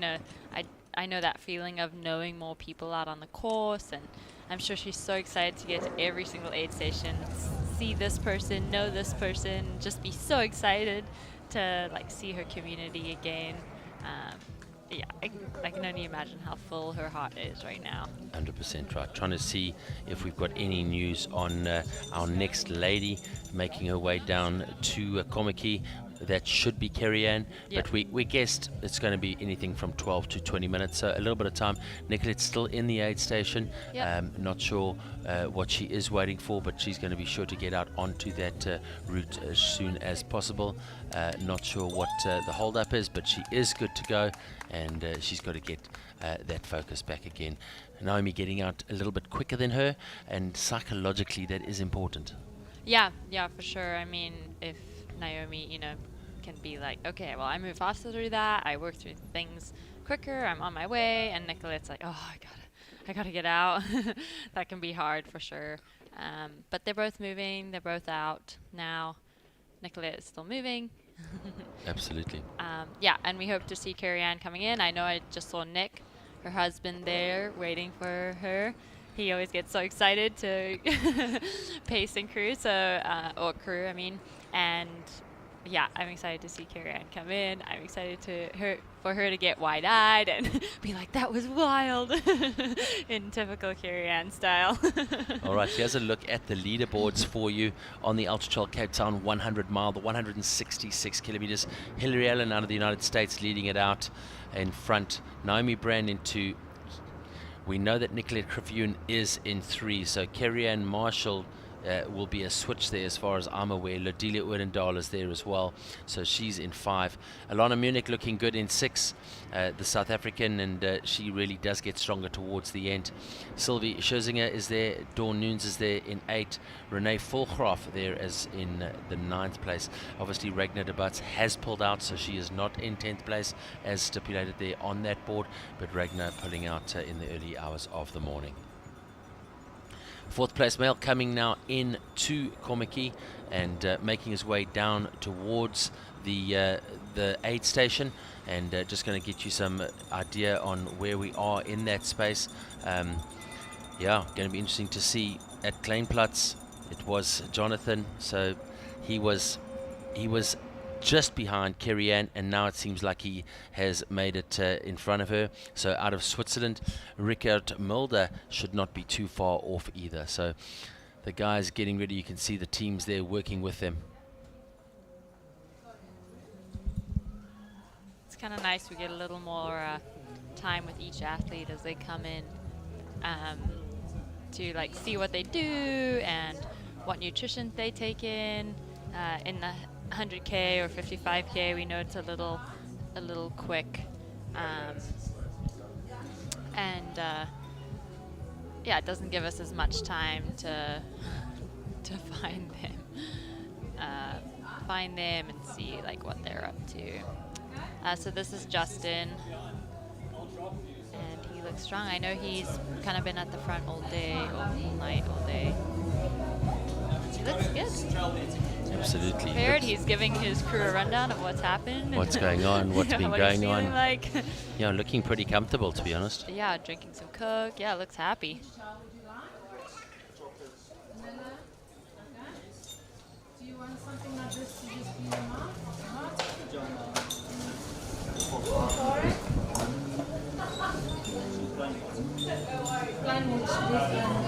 Justin Wolfson in 7th at Kommetjie. Race time 16 hours, 28 minutes, 28 seconds. And Kommetjie, very important to get everything right. As we said, it is going to get hotter, and you want to get off that Noordhoek beach as quickly as possible. That's 7 miles of running.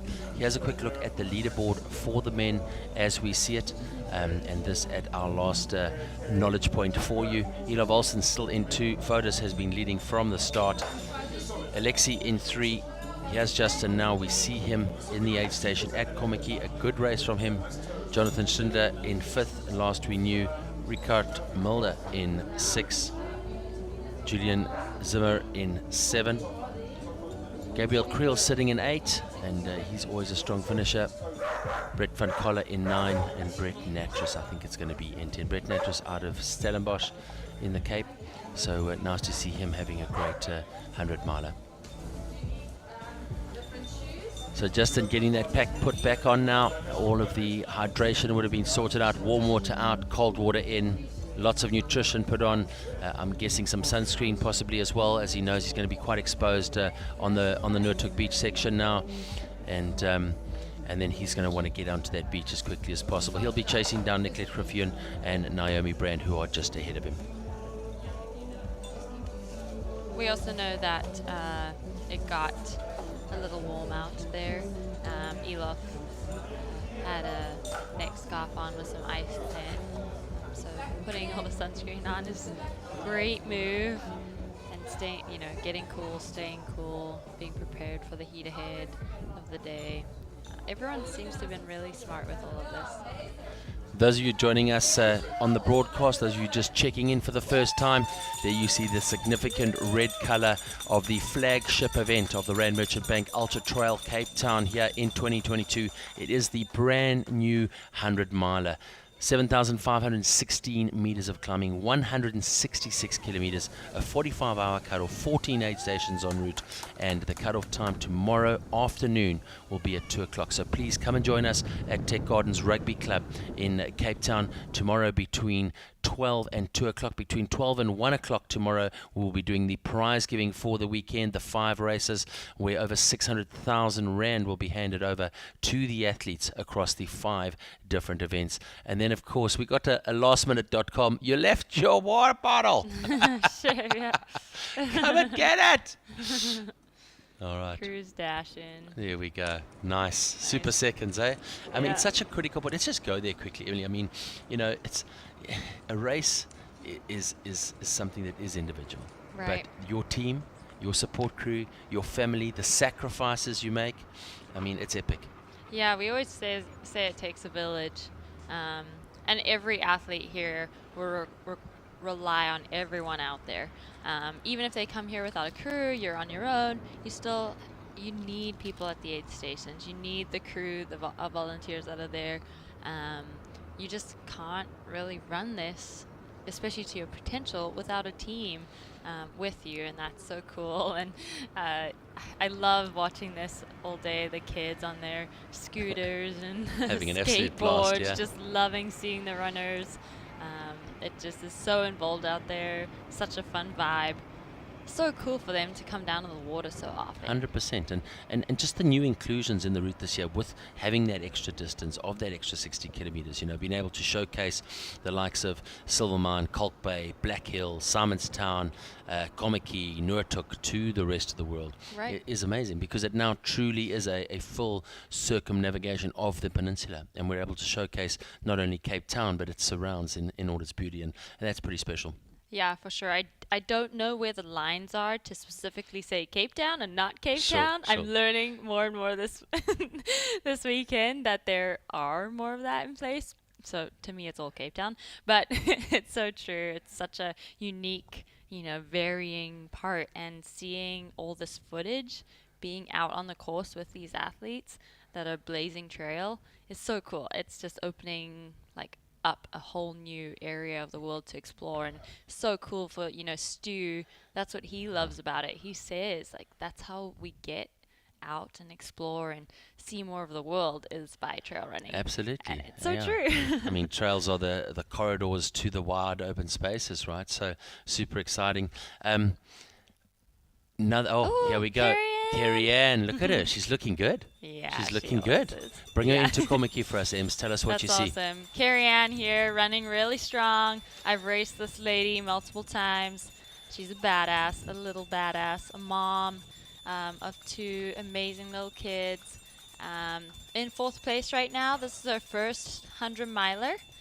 She's running so smart. She knows the back of this course super well. She knows what she needs to do. She's going to get here and get some motivation from her husband, Nick.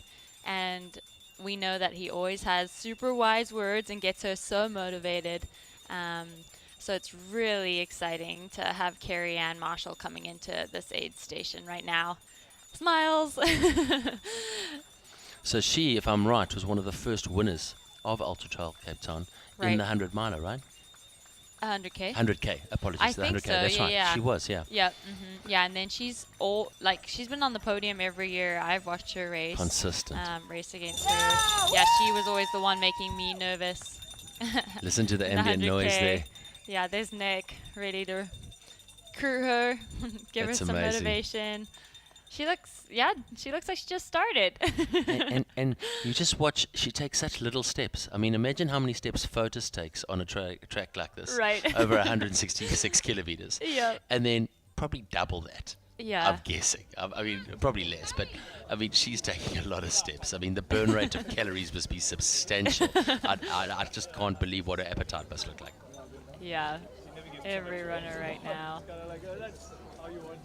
Yeah, I'm sure she's feeling, that 100-mile, but that's the Carrie-Anne we know. She's excited to keep, pushing the limits that she's known before, and this is really where it becomes testing. She's got 55K to go, and this is where she really learns what 100 miles is. Yeah. I think she'll show her strength here. I If agree. she can just keep chasing, she looks a lot more fresh than like Nicolette. I mean, obviously we can only tell so much from here, but she looks good.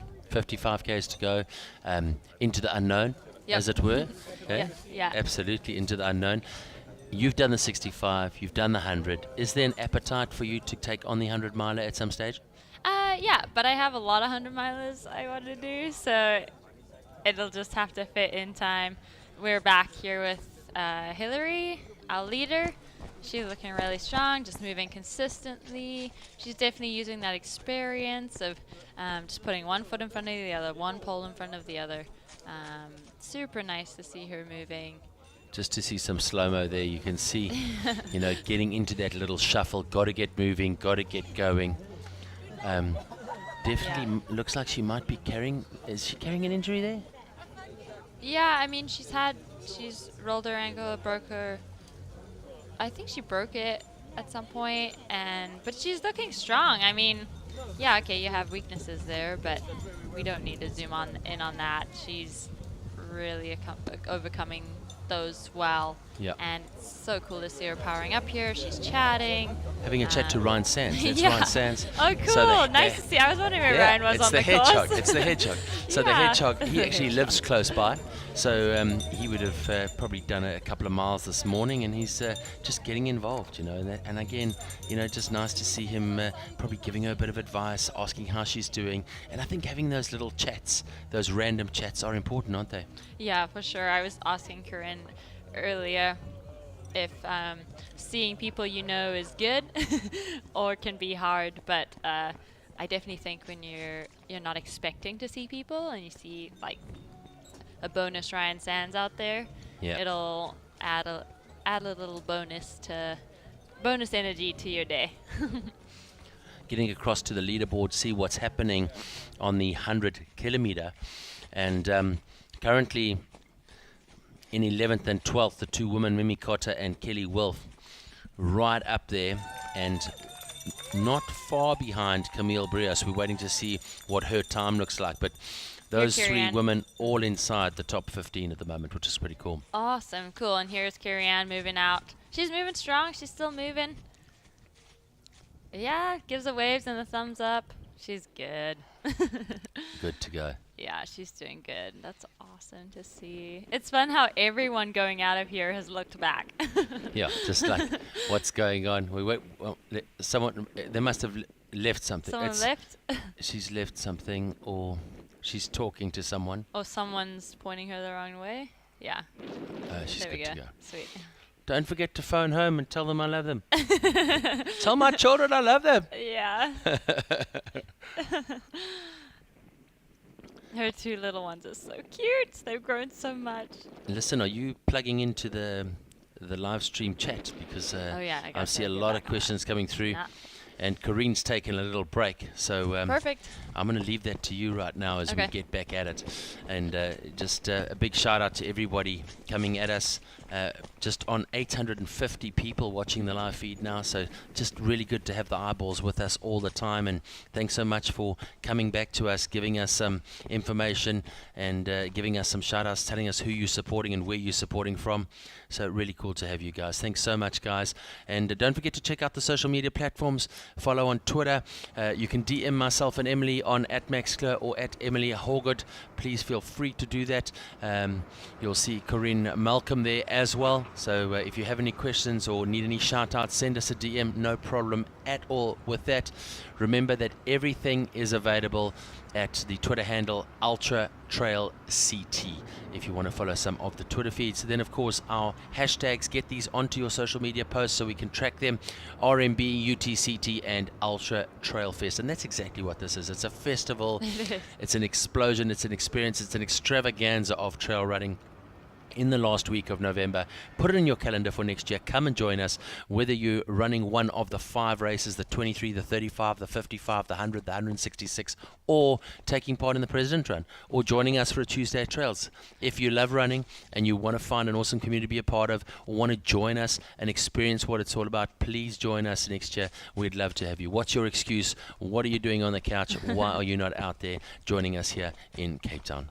Max, I have a cool question for you now. So we see Hillary here. She's still in the lead. She's rocking it. She's about 50 minutes ahead of the ladies behind her, Naomi and Nicolette. She's moving really strong. Okay, if you had to run this far, would you be on the trail, which you can't see right now, but it's right there, Yeah. on the left or on the right? Would you be on the road or on the trail? It's a golden hour question. You have to get the answer right. Well, it's a good question, right? And, Yeah. and again, it's all about saving as much as you can when you can. So, going on the tar, obviously it's a little bit harder on the feet. Yep. And you think it could be faster. Right. But at the end of the day, just to the left-hand side, at the speed you're going, you're not going to be losing a lot of time. But on and off is going to be taking energy. If you've got a straight line, my suggestion is take it. Yeah. I mean, for comfort level, for me, I think I always, I like the trail a little more, and I'll try and get on there as often as I can. But obviously, like we have mentioned before, it's easy to move on the tar. But just like reducing that impact when you're on the trail helps a lot. And a lot of people, when you tell them what you do, if you're a 100-mile runner, a trail runner, they always say, well, what about your knees? And it's nice to say, well, it's trails. It's a little different than like the pounding on the road, and that's very clear. Cool here to have the side-by-side without leading man. This is my favorite graphic of the whole day. So cool, This is my most favorite graphic. There's no doubt about it. I mean, and also I just love the way that Fotis color codes his shorts to the bottom, right? He picked that. How good is he? How good is he? So. And look at that trail he's on. Yeah. And then look where Hillary's on right now, and just gives you that variation. Ooh, okay. Next runner into Komiki in the 100-miler. Let's go and see who we can find. Probably it's definitely not Gabriel. Is that it's not Brett either. Just trying to get Jonathan? a number. Maybe? I don't We'll know. wait and see. 09. We'll wait and see. Boulder? It'll come into us shortly. 1029. Can't see the running style. He's hidden behind the dark glasses. It looks like it could be the Swiss athlete, Jonathan Schindler, possibly. It's got a 9 at the end of it. The number 1009. Maybe not. 1009 is Julian Zimmer. If No. that is what you Maybe. see. Oh yeah. It is Julian. So Julian Julian Zimmer Zimmer out of France. Welcome French to athlete. Komiki. I'm learning so many words. Komiki. Yeah, it's Komiki. This is where Ryan Sands lives. Ryan Sands lives here. He used to live in Hart Bay. Lives here now. This is his playground. This is where he gets all the trail running done. Him and Van live there with little Max. Great name that they named their son, don't you think? Yeah, Max. Such a cool name. That's awesome. I like seeing that Corrine is updating everyone on the females and males coming through on the 100K. Yep. I know we'll flip back and forth. So maybe not taking a break then, Corrine. Yeah, I know. Yeah. She's not here. She's not talking. Thanks for the on heads the up, Matthew talk, DeHost, on that. We were trying to eyeball the number. So, Matthew, thanks so much for bringing us in. Nice. And good to see Julian coming through, the French athlete, getting ready to get out onto that 7-mile beach stretch, which is going to be coming his way shortly. Yeah, Julian's had a good day. I know he's been back and forth with all the ladies out there. And I'm sure he'll be chasing to catch up to them again. I wonder how warm it is out there for him right now. He looks relaxed. He looks kind of comfortable coming in. And that little bit of downhill, got the sunscreen going. These crews are really on it. keeping their athletes protected and ready for the heat. New bottles. And you speak about the heat, and we saw the heat yesterday going into Blockhouse between sort of 1 and 2 o'clock, and just how brutal that was, whether that was one of the contributing factors to Kim having such a tough time with the cramping. Right. We'll only find out once we've had a chat to her. But certainly it's only 10 o'clock in the morning, but when you expose to the elements, when the wind is coming at you from the left, when it's hot and you've got no shade at all, then you start to dehydrate. So eating and drinking, very, very important. Get a hat on, get some sunscreen on, and get ready for the beach. Yeah, I thought it was really cool how Corrine pointed out earlier, like Elof picked up an ice scarf earlier, and I was like, oh, it's a little early. I wouldn't have expected him to need some ice right now. And she really talked about that preventative, step to staying cool. You're still working really hard, so if you can cool your core down and keep your body at an optimal temperature to work hard, that's significant and will make a big difference. So it's cool to see all these athletes work and figure out dumping out some sand there. We've been interested about that. You've asked about gaiters, and we've been trying to see when people change their shoes. So there is a little bit of sand out there. We can see that now. 100% right. We're guesstimating there's about 10 minutes until the 100-kilometer athletes get down to La Dudna. So we definitely got to keep our radar up for that. We've got the red flags going for sure. Corrine sending a little message to remind us as well. And so important. Great teamwork here in the studio. Thanks so much, everybody, for all the heads up and all the in-ear stuff coming through to us, and trying to keep a good flow and a good balance between both the 100-miler and the 100-kilometer. Both so exciting in their own rights. We're nearly 4 hours into the 100-kilometer, which means at 4 hours we'll try and get you some new highlight reels for those of you that are tuning in on the hour every hour for us. Also in the 100-miler, getting close to the 17-hour mark. Remember, the prediction for the 100-hour win, 100-miler win, is going to be between 20 and 20 hours 35 minutes. So we'll be able to give you a closer call on that close to the time, and hopefully work better with our calculations. But right now we know that Cody Reid and Toni McCann both down at Llandudno waiting for those athletes to come in. We're going to have a look at the quick leaderboard. What have we got on the 100-miler for the men? Let's have a look and see what we've got on that latest update, and see what they can send us. Julian running out of the aid station right now, looking really good. Moving really well right now. So Fotis, we know at the last time through Noordhoek, he went through at 14:02. Elof went through Noordhoek 30 minutes later in second. Alexi went through 35 minutes behind that in third. Hillary Allen now through Noordhoek as well in the ladies. We'll get to that ladies board later.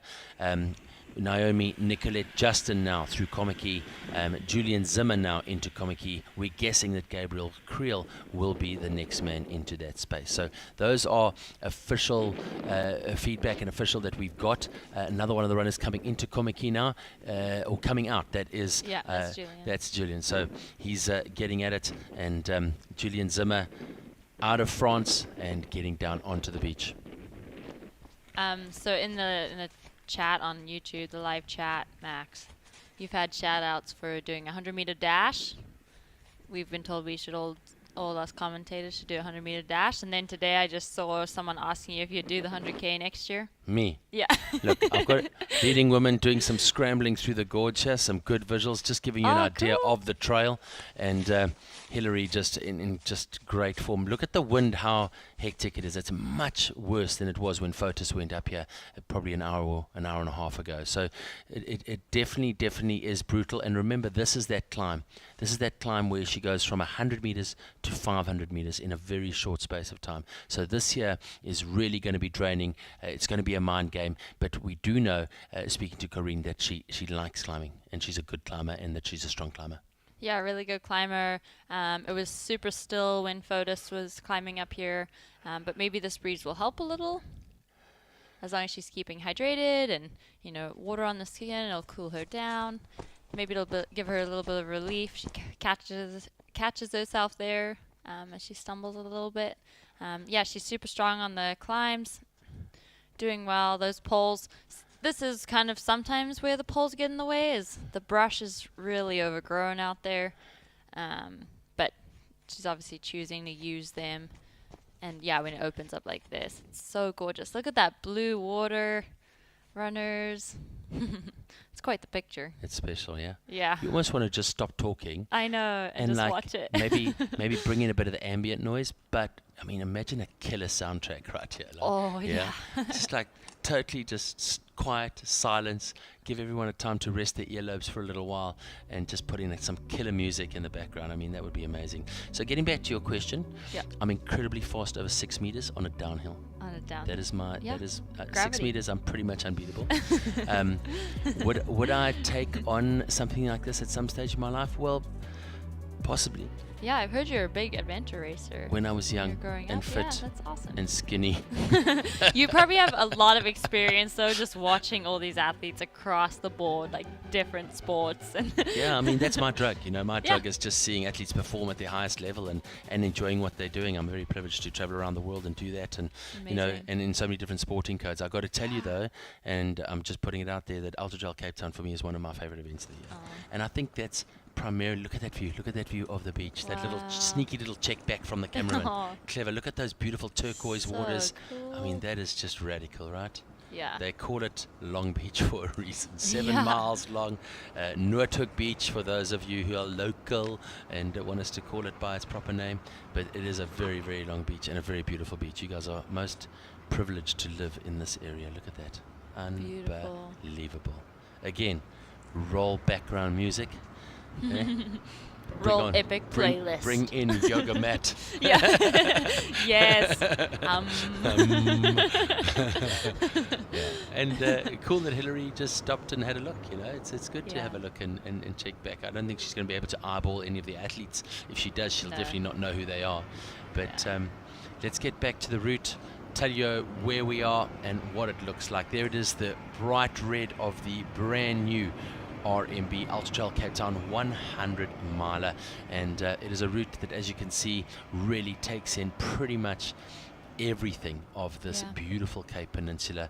166 kilometers, and just so iconic in so many ways. Those brand new sections coming at you: Silvermine, Kalk Bay, Black Hill, Simonstown, Kommetjie, Noordhoek. Just so cool, and you can see that in that bottom half of the trail there on the right hand side. Sort of the map in a weird, wicked figure of 8. Lots of squigglies, but the meeting point in the middle, which is the crossover. And then obviously starting at Gardens Tech Rugby Club in Cape Town, that beautiful amphitheatre which is just surrounded by the mountain.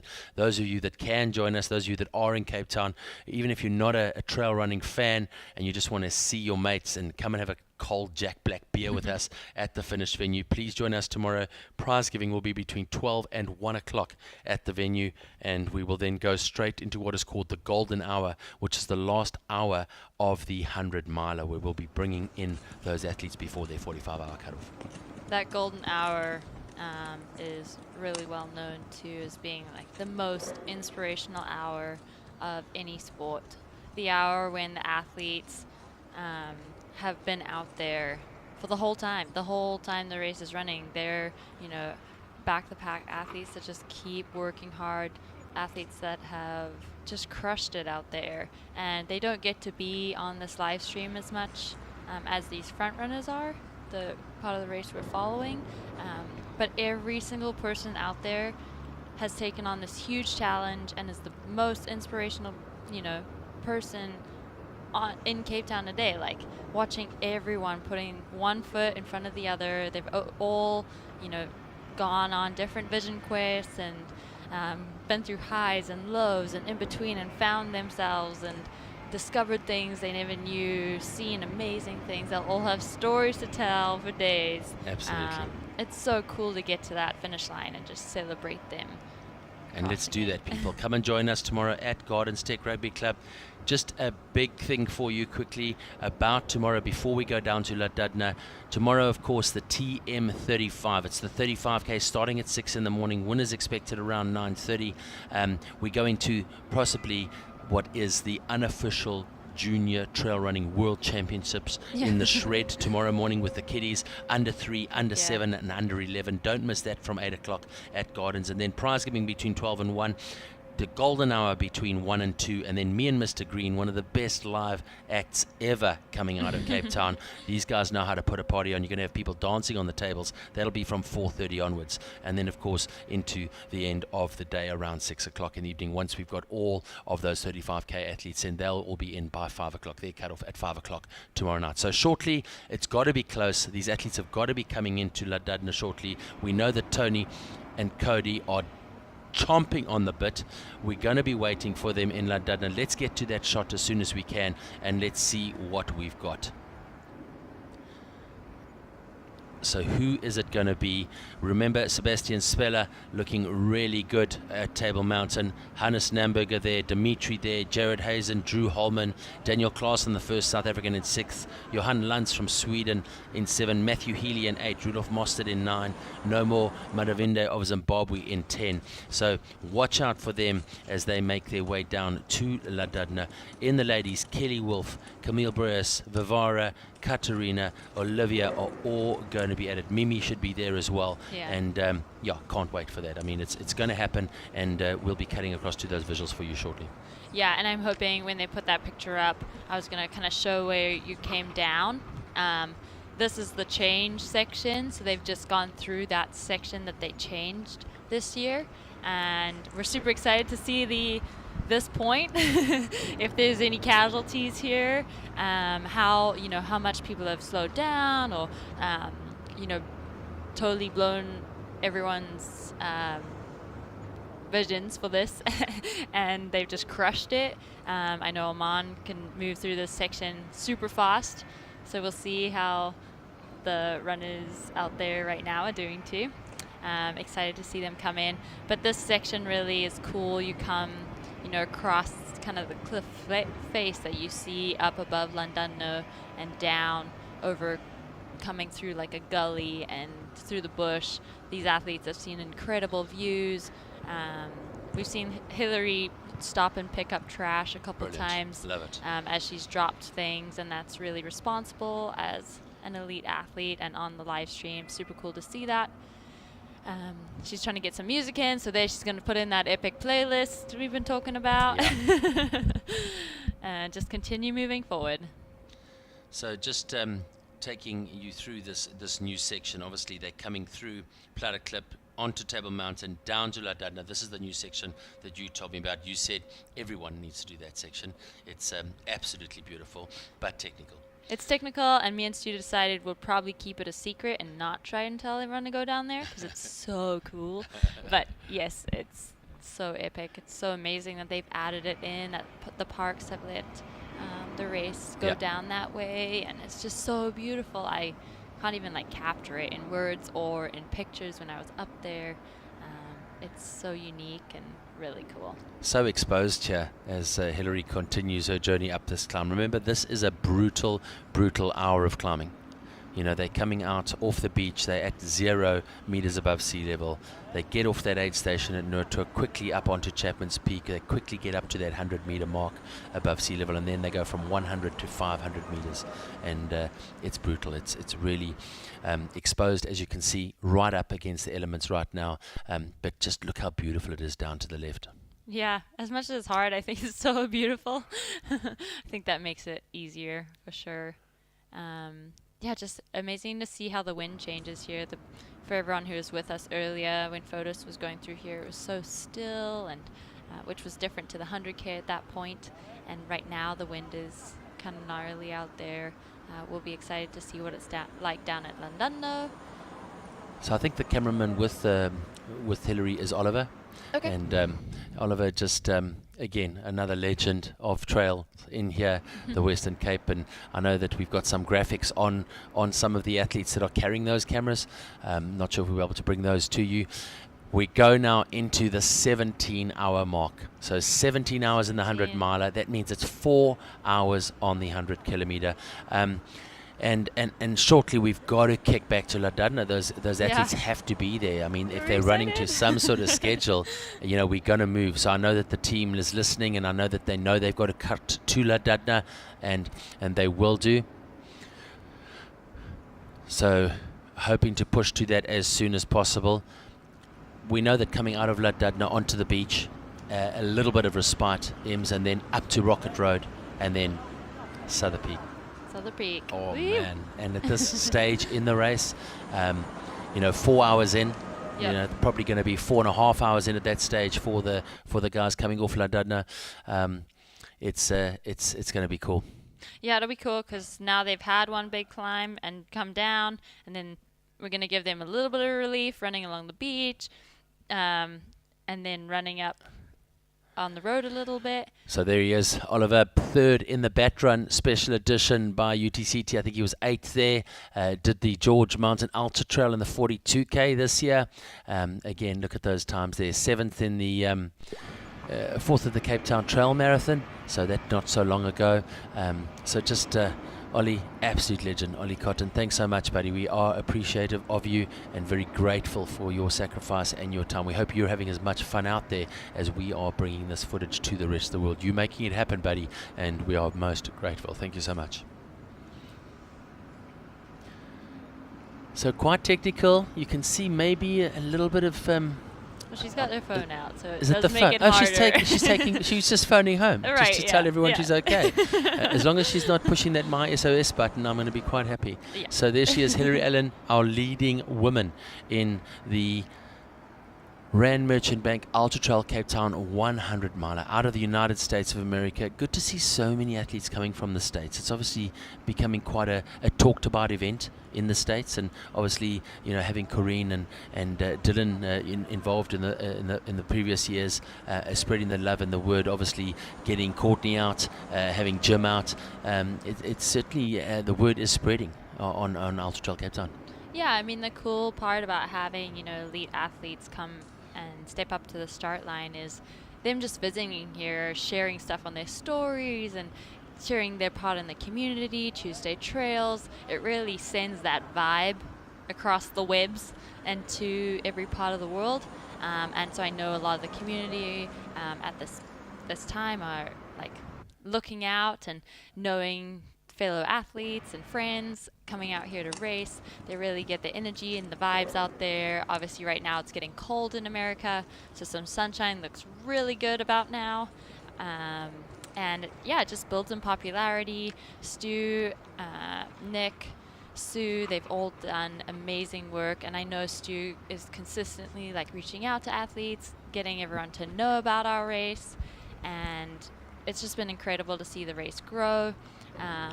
And just that love behind these trails and the community, and it brings so much energy to the local community and inspires them to continue getting out each day, continue meeting up, taking care of these trails. It's a full circle as much as it is a full village to get an athlete through. Absolutely. It's a full circle to... No, 100% right. to keep running. We're getting some news in the headphones. Yeah. So just hearing some feedback from our team behind the scenes. 2 casualties last night on the backpack runners, and so there's Rian Shaw. He's a top triathlete actually. I see him performing every year at the Walker Bay Outdoor Festival, and Rian has been brought in lastminute.com, and he's now going to be following the athletes from La Dudna across to Rocket Road, up and over to Hout Bay and up Southern Peak. So he's got quite a section ahead of him. He's going to be carrying that 6.5 kilogram backpack, and let me tell you, if one man's up to him, it's him. He's a really, really strong athlete. So going to be quite excited to watch Rian bring that footage to us shortly. We talk about the Friends of Table Mountain. We saw that intro early on in the broadcast today. The trail network, the people on the trails, the volunteers, you just cannot possibly fathom or explain to people what goes into putting this together. And it's just the sum of so many parts, so many wheels turning, and everyone just stars aligning and putting together something that celebrates all of that. And what better way to do that than the Ultra-trail Cape Town? Right, and as Cody was saying, on one of his live stream sections yesterday, he's like, I think I picked, the harder card here doing commentary today. Running is easier. Sometimes it is. When you're organizing, I know Stu and Sue and Nick, they've been doing stuff for so long, the whole crew here, putting things together, and the work kind of never really stops. You get to breathe when the races start, because then it's like, okay, it's up to you guys. You guys go work for a while. We're going to chill. But it is definitely a very big production and a lot of moving parts. So many unsung heroes, and we can't be more grateful and thank you enough. You know who you are, and we just hope that you're getting as much stoke out of this as we are, and giving back sometimes is that gift. You know, people get a lot of reward out of that, and I think it's just great to see people that would normally be running. Right. And you're one of them. I mean, if you weren't commentating, you'd be running, right? But to have your knowledge and to have your skill set here in the studio is just so good and so great. So thanks so much, Hims. We really do appreciate that. Yeah, I would definitely be out crewing. Yeah, they are. Sweet. Yeah. I'll run it. So these are the guys. That's Rian. I'm not sure who the other guy is right now, but these are the two athletes. Anderson on the right-hand side. They've come in lastminute.com. Thanks, boys. He won the 23 kilometer yesterday. Well done. So was part of that. Congratulations. Thanks, guys. There's one of the athletes that came second yesterday. Am I right? On the left-hand side. Yep, came second in the 55K. So, guys, signed up last night. Two of the camera operators got injured. One of them rolled his ankle yesterday. These guys got a last-minute call 911. Don't call us, we'll call you message. Rian, we love you, buddy. Thanks so much, guys. We are most grateful. Good luck out there today. Go knock it out the park. We are so, so grateful. So, good. Go get it, guys. So Jeshwin there, second yesterday, 13 minutes off Robbie at the finish of the 55K. And again, like, finished racing, okay, change mode, let's go. And supporting, crewing, getting it done. Yeah, I was kind of excited this morning. Like, we got a call, like, if anyone on the Adidas team wanted to go out and support our runners out there. And my whole phone blew up. Everyone wanted to go, and so seeing Jesh and the team out, it's just such a cool community. I'm biased. I love the team spirit on the Adidas crew. And yeah, we race. Everyone has their own races, and everyone supports everyone. It's such a good vibe out there, and that's evident in the whole trail running community. Everyone wants to be a part of it. Like, if I wasn't here, I'd be out there. Absolutely. I mean, just look at this. I mean, has she stopped climbing? Look at the vertigo. and again, the camera angle normally does not show gradient, and we are clearly seeing some proper gradient here. For sure.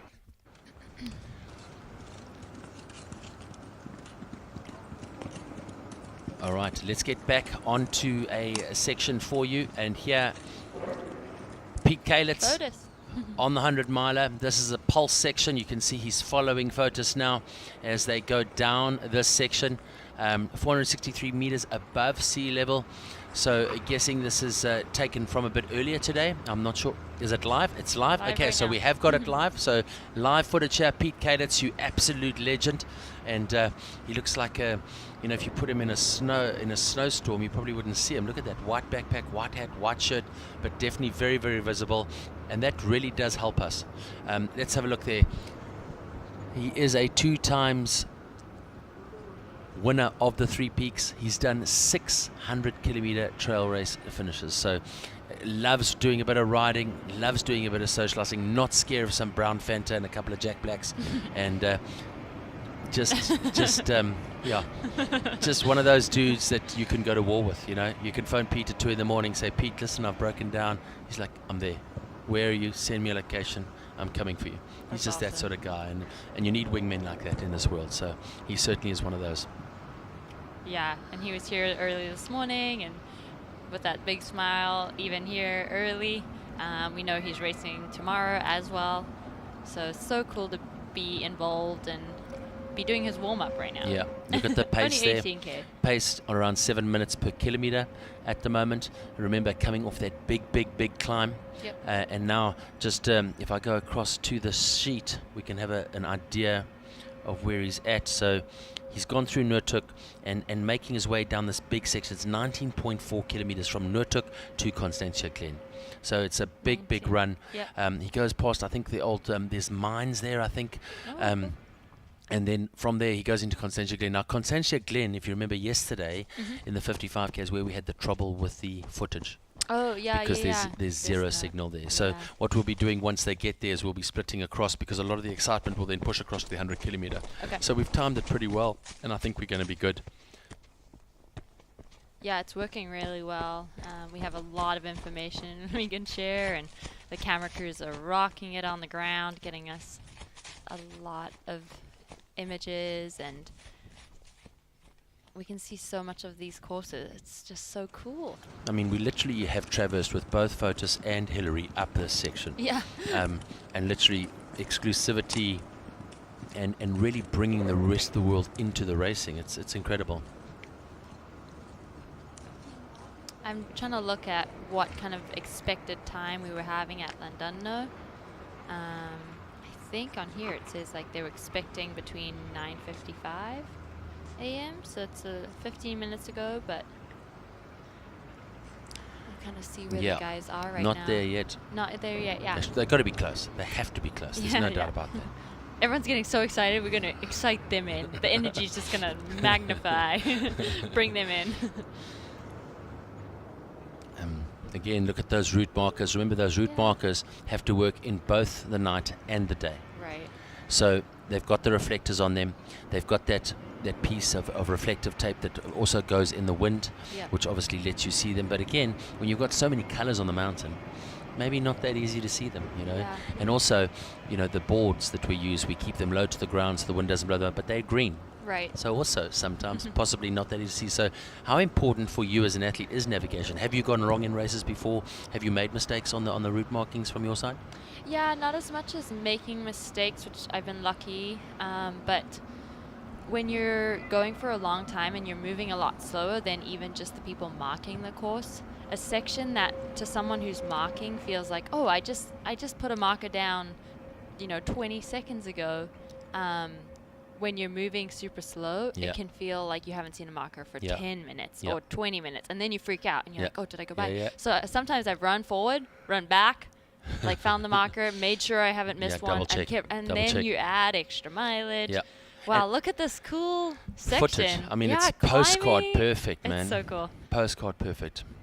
Those beautiful colors like pink and green and blue and ridiculous. So cool. Here is the map of the 100 kilometer. Remember, up the Plattecup Gorge through Table Mountain, we had that last split from the athletes, and now down to Llandudno. Remember, this is the new section, right?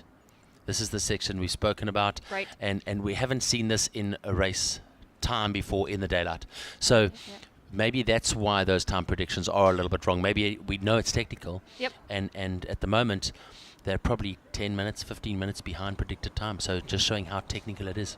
Right, yeah, and that's the information we wanted, and we were excited to get to. We're excited to see what effect that has later on in the race. Like, does it mean that our complete time for the 100K is going to be slower, or are we actually saving our legs right now and we can run faster later on, and so make up that time kind of, and feel stronger, maybe even have a faster time than we predicted. And it's going to be quite exciting, because remember, the last time we saw their splits was at Table Mountain, which was over an hour ago, an hour 10 minutes ago. So looks like we're going to get Cody and Toni coming in shortly. We've got a visual on the runners coming into Llandudno, so let's get across to Toni and Cody. Let's get that visual and let them bring us in. Over to you guys. Nice. They're close. Okay. They're super close. Yeah, they're close. They passed the start. Right there, they passed the start of the 55K, the Peninsula Traverse, which started yesterday morning at 7 o'clock, the point-to-point race. Brand new event on the calendar here for RMB Merchant Bank Ultra-trail Cape Town. So probably 2Ks, maybe?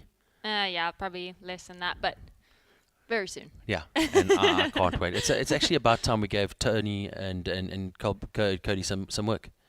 Yeah. What? Chill. Coffee vibes and bacon and egg sandwiches. And do you think Cody found some time to do his hair, maybe?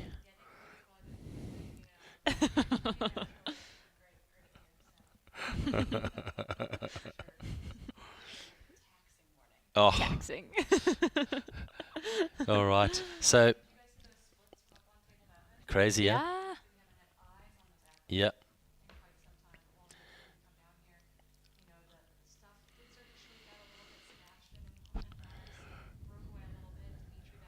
Yep.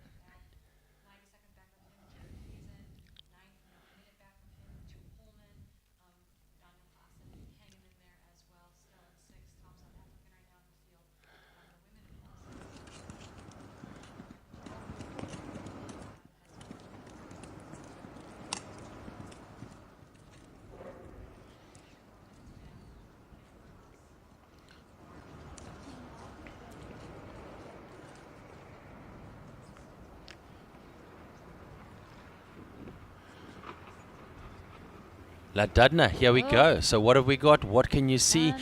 Great to have Corrine back in the commentating booth for this exciting moment. Corrine, what do you see?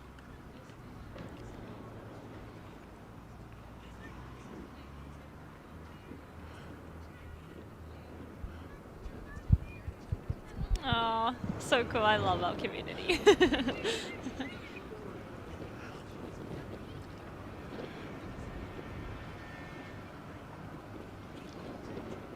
That's great. Yeah. And it's great to see them stepping in. I mean, I don't think his wife could come over with him, so really cool that you know, they're able to step in and help out. Yeah. Well done, guys. Well done. Look at that beautiful day, right? Yep. Yep. And remember, we haven't seen them for an hour and 10 minutes, so I think that leaderboard is going to be shaped up properly by the time we get them here in London. But again, picture postcard stuff, look at that. Actually, no wind at all. Are you guys seeing any wind there? I think we heard reports very little wind, right? Yeah. Oh, nice. Dimitri! With you!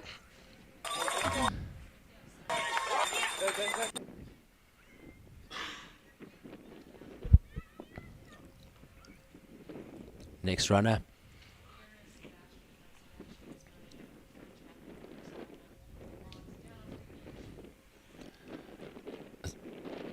Where do I go? Where do I go? Somebody show me where to go. Yeah. And again, look at the darker sand. So that sand is a bit harder. So what do? Do you spend the extra miles going those extra 20 steps because you got to get off, right? Exactly. Yeah. Sure. But good leg speed and looking good, really. Yeah. Exactly. Right. Oh.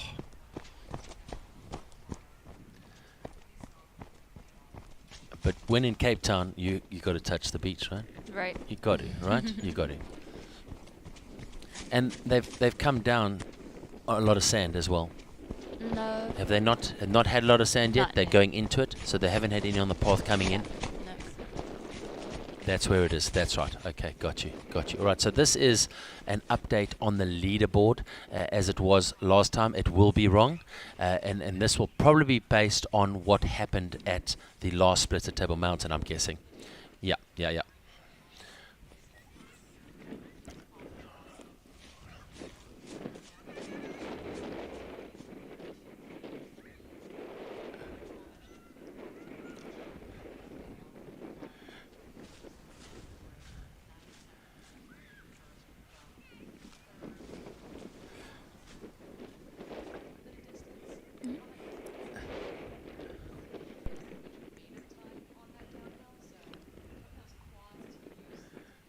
Wow. Yeah.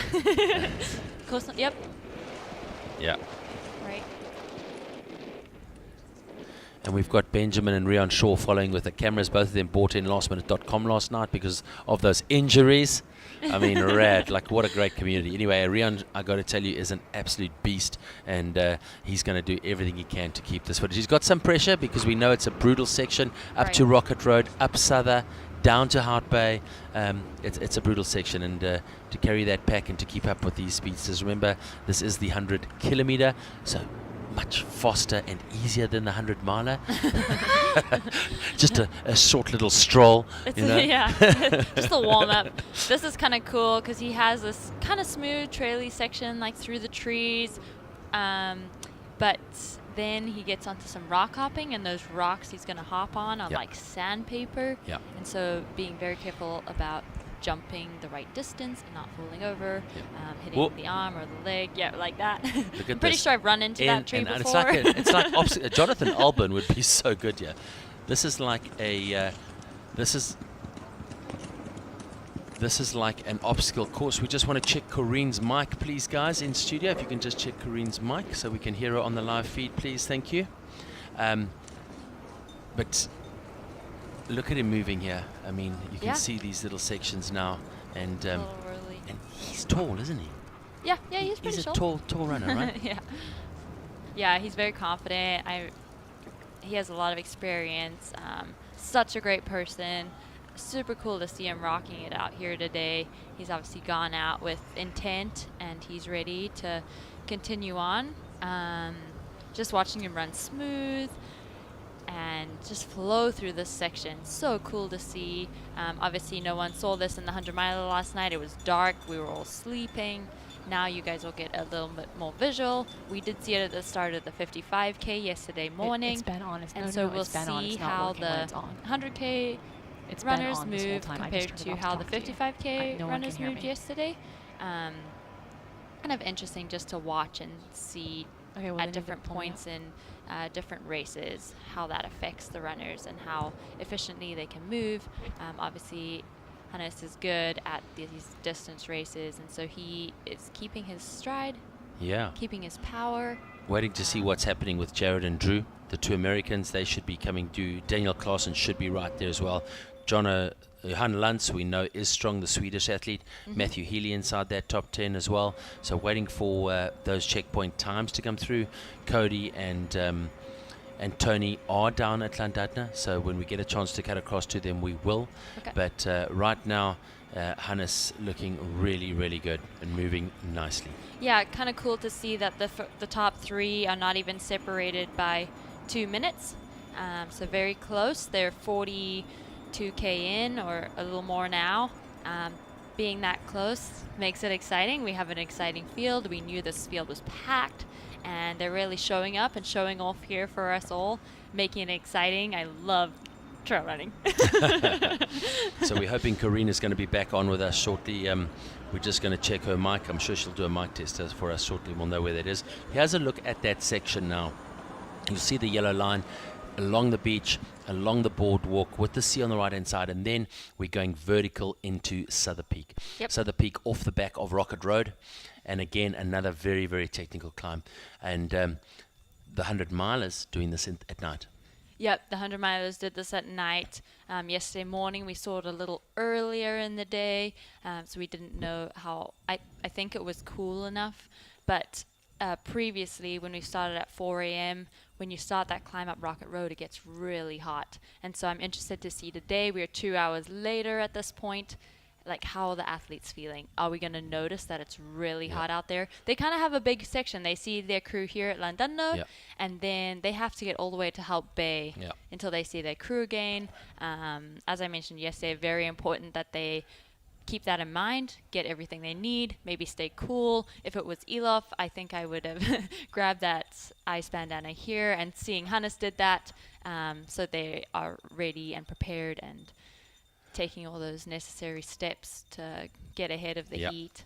So interesting to see the trail here, obviously going through that Constancia Glen. We know that's a 15.1 kilometer sector, and that we know that the coverage is not very good there. From there they move into Alphen Trail. That's a big aid station for them, because there they go through, you can see moving along the side of that contour path right next to the mountain towards Nursery Ravine, and then of course down to the University of Cape Town. University of Cape Town, they're going to come into a whole lot of people, going to be a whole lot of vibe going on there. We're going to have Sean Robson on the mic, we're going to have Mike Finch on the mic as well. DJs will be going crazy, and there it's 11 k's to the finish. And what's so cool about this last 11 k's is that every single route that takes place, or every race that takes place here at the RMB Ultra-trail Cape Town, finishes on that 11 k's. So everyone is going to be able to share those same stories. Yeah, so we just want to kind of follow up, make sure that everything was good back at Llandudno. Big issue there was that I don't think we've seen the 4th, 5th, or 6th place person come through there, which means a big gap has opened up. I'm not sure where we are over We're to. on the 100 miler. We're on the 100 miler back again. So right now in the 100K, right, we saw Hannes come through there in that all black Dynafit kit. We saw Dimitri Mitiev go through in that Adidas Terex kit. We saw Sebastian Spellier come through in that Solomon kit. 1, 2, and 3, 90 seconds apart. We have not yet seen 4th, 5th, or 6th come through that checkpoint yet. So they have opened up a proper gap over the rest of the field, heading into another really hard section, a really hot section. If it's not windy down there, that section is going to be absolutely brutal. Absolutely. So Gabriel Creel here at Komiki, he is the 6th placed in the men's race. Remember, 4 ladies ahead of him, at the moment. So he's probably 10th overall, but 6th in the men's race. So hoping to get some visuals back at Ladudna shortly. Gabriel Creel, winner of the Addo 100 miler, and he's really has got a good pedigree. But here we go back to the 100 miler now again, and it is Fotis. I'm not sure where about he is. We're going to try and pick that up on the tracking for you. Beautiful section. Wow, this is, still all new. And so cool to see the smooth trail on this section when we find out where he's at. So he's moving really well. Hikes through that big climb. And this section is hard. Yeah. I was looking at the course profile and remembering from the 55K too. It doesn't look like that much on the course profile. Wait, this section where Fotis is right now. We haven't seen this. Have we? No. I'm saying by looking at the map. This section into Constantia Glen does not in comparison to what they've done thus far. It kind of looks like a blip on the map. Yeah. But remembering these exposed sections, these hot sections, it's kind of like a little sawtooth through here of these little ups and downs. Like it's kind of relentless, and this deep into a 100 miler. Yeah. Not easy, right? Like you could gain and or lose a lot of times through this section. Can you run? Are you forced to hike the whole thing? Like that becomes a big issue here through kind of this private wine country in this section. It's close to Constantia Neck, and if you see now he's running, he's going to come out on the Constantia main road. He's going to be running parallel to that for a while. Those of you that know Cape Town, it's above Rhodes Drive, Constantia Neck Way. There's a map for you to give you some sort of idea if you are local and you do know the topography. Always quite difficult if you're not, but this is a tough section.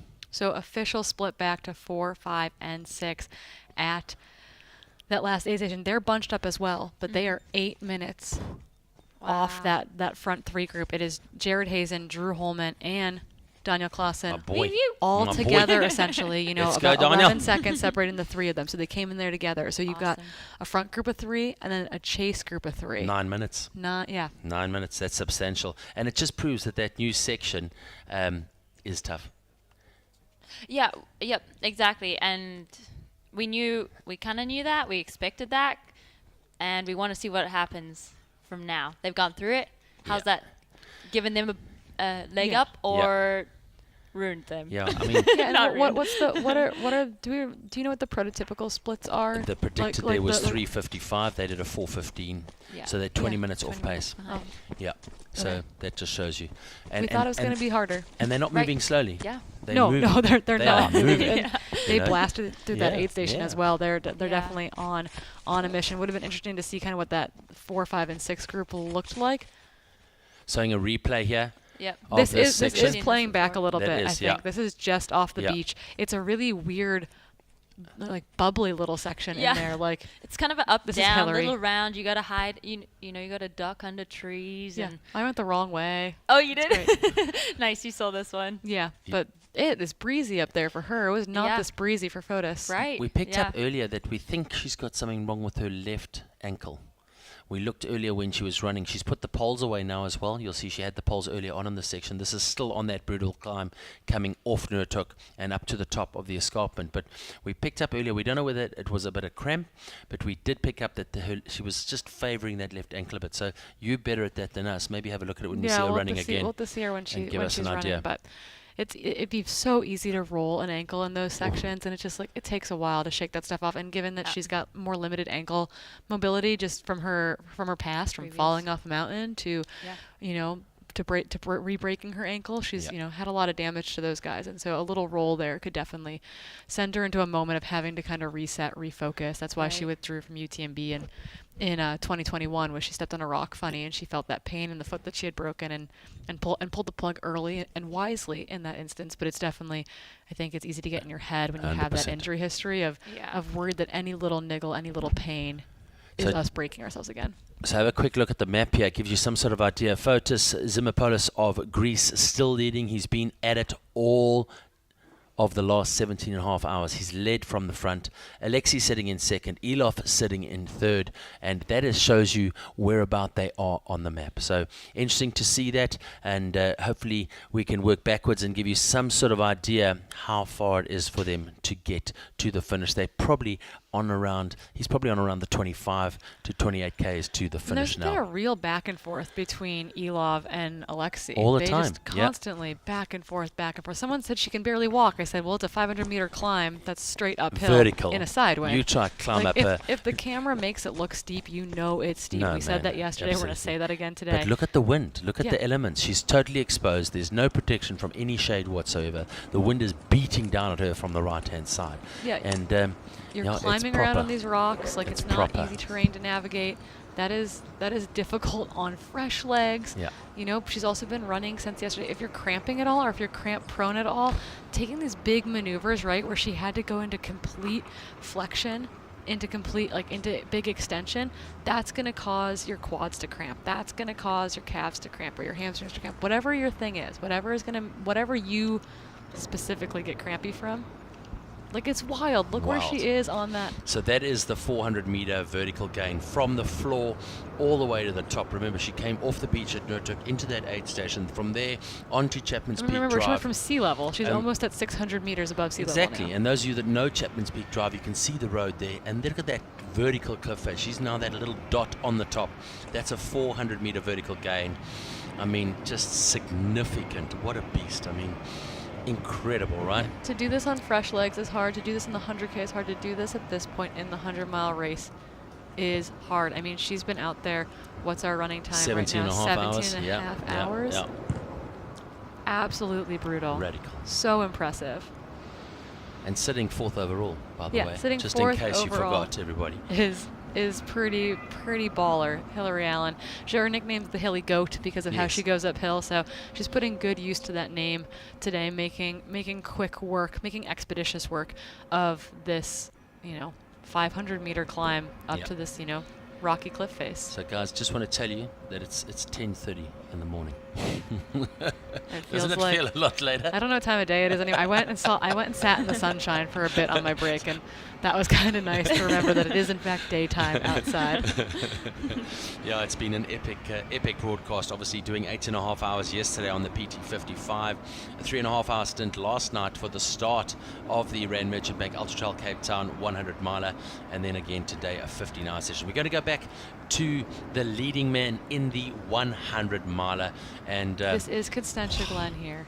Fotis has been an absolute machine, hasn't 140 kilometers into the race, 26K stand between him and winning the inaugural UTCT 100-mile race. That's real. Amazing. That's Establishing real. the first course record, taking the first payday. Come on, Fotis. Greece is cheering for you. Your family is cheering for you. He's a big fan base, right? Oh my goodness, Yeah. the fans are loud for Fotis. Come Those on, legs Paddy. are tired. Come on, Paddy. Blockhouse, you know that he's going to hit Blockhouse at pretty much, I'm guessing, the to be same fair, sort you of can time. crawl up The Blockhouse same is the sort thing, of though. time Yeah, as Kim did yesterday in the heat. Yeah. It's going to be an absolute beast. But he's looking good. And as you say, what's quite interesting is how the other two, Alexi and Elof, are really trading places all the time. Constantly back and And if forth. they can see each other, they're going to be elevating each other. And if they're going to be elevating each other, maybe that's going to be enough of a carrot to try and bring down that time. I think this next checkpoint split is going to be important. And we have splits from Naomi and Nicolette at the Nordhoek aid station. They just came through there in the last 3 to 5 minutes. So they are virtually together still. They're about 20 seconds apart, less than 15 seconds apart. But they are currently sitting around about an hour, just over an hour behind Hillary. So once again, it's holding pretty steady. Hillary is slowly gaining, I think, or slowly building her lead a little bit, but it's not 30 minutes a section right now. It's bleeding out from 45 to 50 to 55. Right now, sitting around 65 minutes or so. And Justin has closed that gap on the girls a little bit. We knew that when he came into the aid station, he looked really strong. I saw that, yeah. Yeah, so he's closed it down from like 8 minutes to 2. And took his time there too. Yeah. But it pays off. Right? Yeah. So to me, this looks like it could be an e-bike. It's possibly. definitely an e-bike. I It's, mean, it's moving really fast. Unless this runner is like superhuman. But oh, she's going down. Finally, she gets to go down. I don't know if that's a good thing or a bad thing though at this point in a race. Going up this might have felt slightly better than going down. But what she did is she put her poles away because she decided she wanted to use her hands on the top bit of that climb. Having poles anymore didn't make sense. She wanted to be able to literally claw her way up to the top of Look at these views here from the Pulse app. Absolutely incredible. This technology that is being used through Pulse.live. Check it out online, everybody. You can scan the QR code in the bottom right-hand side of the screen. This is the next level in interactive fan watching, especially Virtual when it comes reality to... It's running. just too rad, right? And especially with something like this, which is just so remote. But again, look at that. I mean, picture perfect. That's a picture postcard. Any trail running anywhere in the world. Look at it. It's substantial. Don't forget to send us messages on Instagram. DM us, myself at Max Cluer, Emily Hawgood, and of course Corrine Malcolm. Send us through any DMs you may have, any questions you may have. How can we help you? Can we do a shout out for you or your runner out there today? I'm still asking for intel while we you send any heckling you need to send towards Max over here. Settle down. Remember your hashtags UTCT Trailfest and RMB UTCT. Use those hashtags so that we can track your posts and share. Helicopter shot here coming at us now. Let's have a look and see what it is. We've got a bit of a freeze on it at the moment, but there it is again. A bit pixelated right now. This is from the helicopter though. Yeah, this is exactly from the helicopter. That's right. It's trying to figure out if it's the helicopter. All right, so again, I mean, I would rather go to these visuals right now anyway. Look how beautiful it is. I mean, let's just stop talking, bring on a soundtrack, and everyone go into yoga pose. Wow. So zen. So rad. Look at that little shuffle there. Look how she's balancing with her elbows, leaning back just a little bit now. Just one step at a time. One step at a time.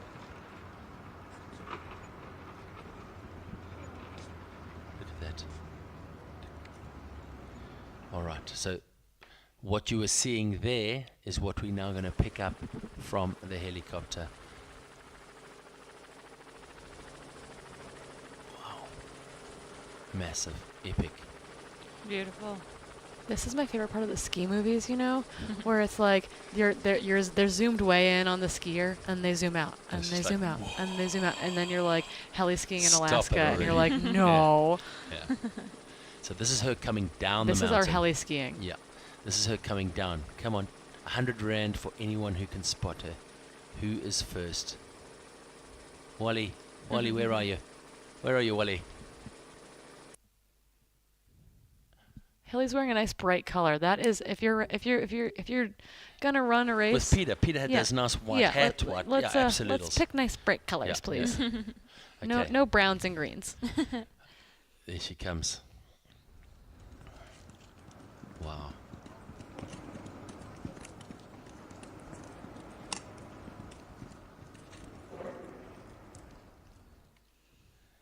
Any feedback on what's happening down at Llandudno? We've got updates there with the 100K. Any more people in? I'm sure those leading ladies can't be too far. No, I don't think I have any more people in thus far. Let's see if that's changed. Nope, right now I still just have 1 through 6 in there.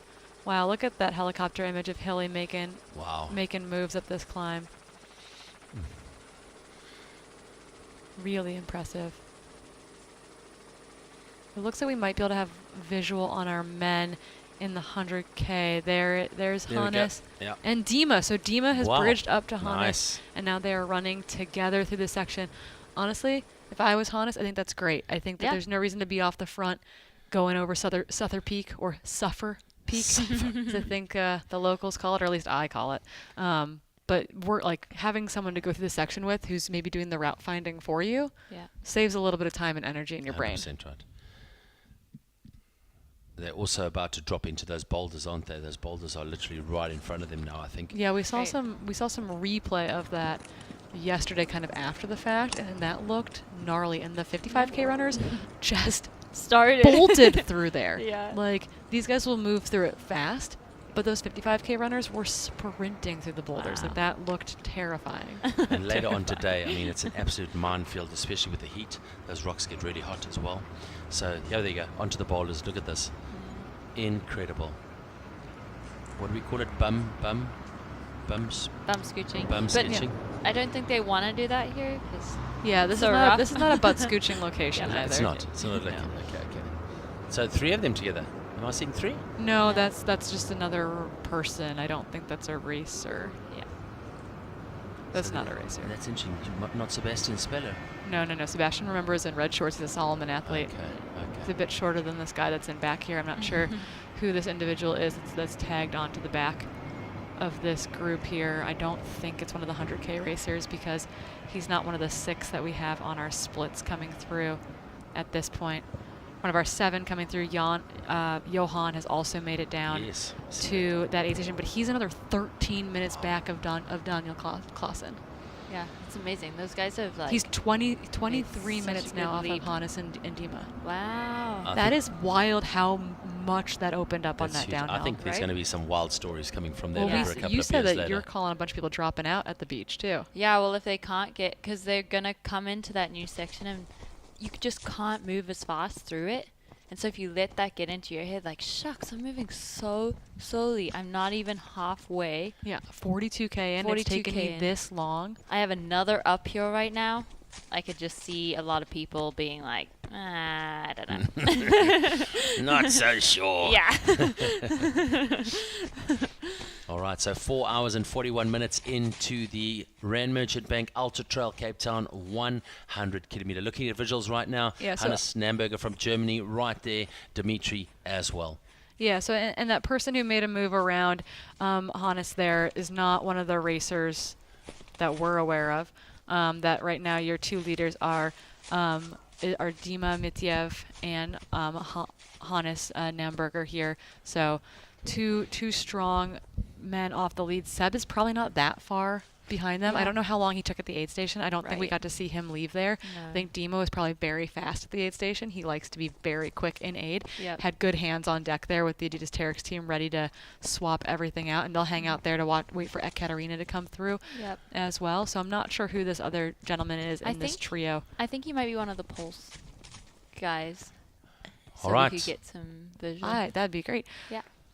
This has to feel good to be on a little bit softer, flowy, non-rocky terrain. Shade, but according to Em, it can stay quite hot in there without any breeze. Yeah, if it just, but it's early enough in the day that it might be okay. it hasn't really built up yet. It's so not at 2 p.m. in there. Wouldn't want to be there. Yeah. 3 p.m. in there. Yeah. But right now. And this is that section we spoke about. I mean, it's 19.4 kilometers, this sector. So out of Noordhoek and then into this Constantia Glen section is a 19.4 kilometer section. It's the longest sector of the entire race, and again, it's a place where we obviously didn't get a lot of footage of the athletes, but seeming to pick him up quite nicely now as he comes through, obviously exposing quite nicely. Remember, from here he goes down towards Elfin Trail, then into Nursery Ravine, University of Cape Town, Dead Man's Tree, and then home. So yeah, what did we say, 26 k's to go at the last stop?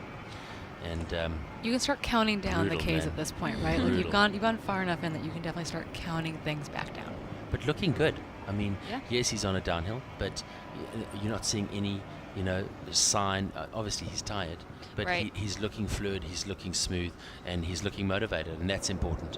Yeah, for sure. And like Corrine said, you kind of start to smell the finish. With only 20+ K to go. So cool to watch him run so smoothly, and obviously we saw him have a big low earlier on. He's trying to get by the dogs. Yeah. Uh-oh.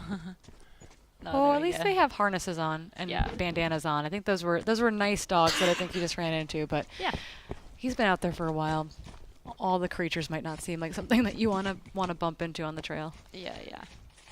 So looking at the difference between Alexei and Elof at the moment, they're less than 700 meters apart. So definitely an opportunity to eyeball each other.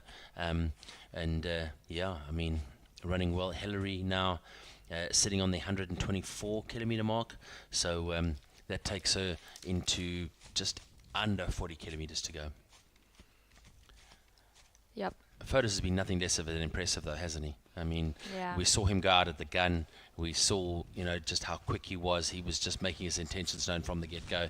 If you guys want to catch me, you got to come get me. He wasn't going to wait around. He wasn't going to play a tactical race and see what happened. He wanted to get out there, and he's run his own race. And I think that is so important, isn't it?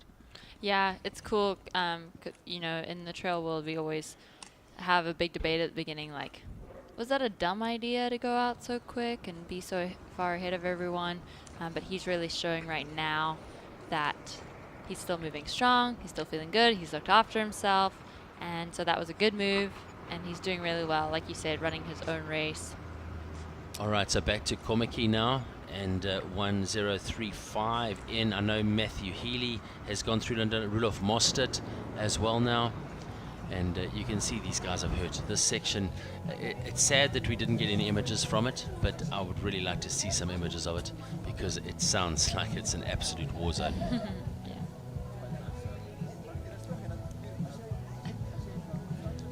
I like how our camera crew is saying he only has 55 kilometers to Only go. 55, yes. Is this Rudolph? I think this might be Rudolph. The race that took people, 9 hours to finish yesterday, some of them. Right. The front runners, 5 to 6 hours Actually, to finish. Yeah. This is Nurtuk. This isn't the 100K. Yeah. This is This the is 100 miler. This is 100 This is miler. 100 miler. Yeah, remember Red Bib? That's right. That's This what is I'm saying. Komaki. 100% right. So this is Komaki.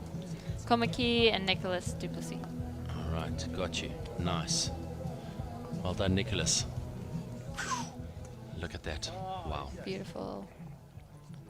We hope you guys are enjoying the visuals as much as we are, sitting back and just taking in this sightseeing tour of the Cape Peninsula. Thumbs up from the cameraman and Hillary, and yeah, she's moving nicely. It's super technical, you can see that, but the weather is good.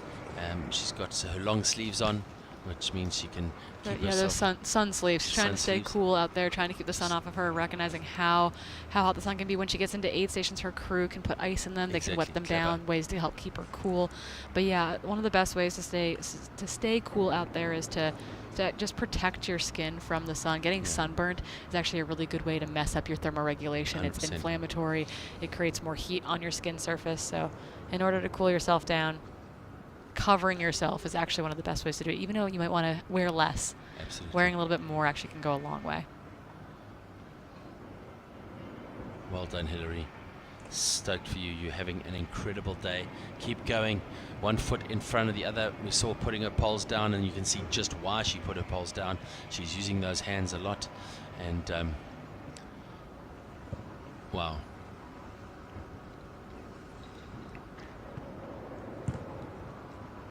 So looking at something here now.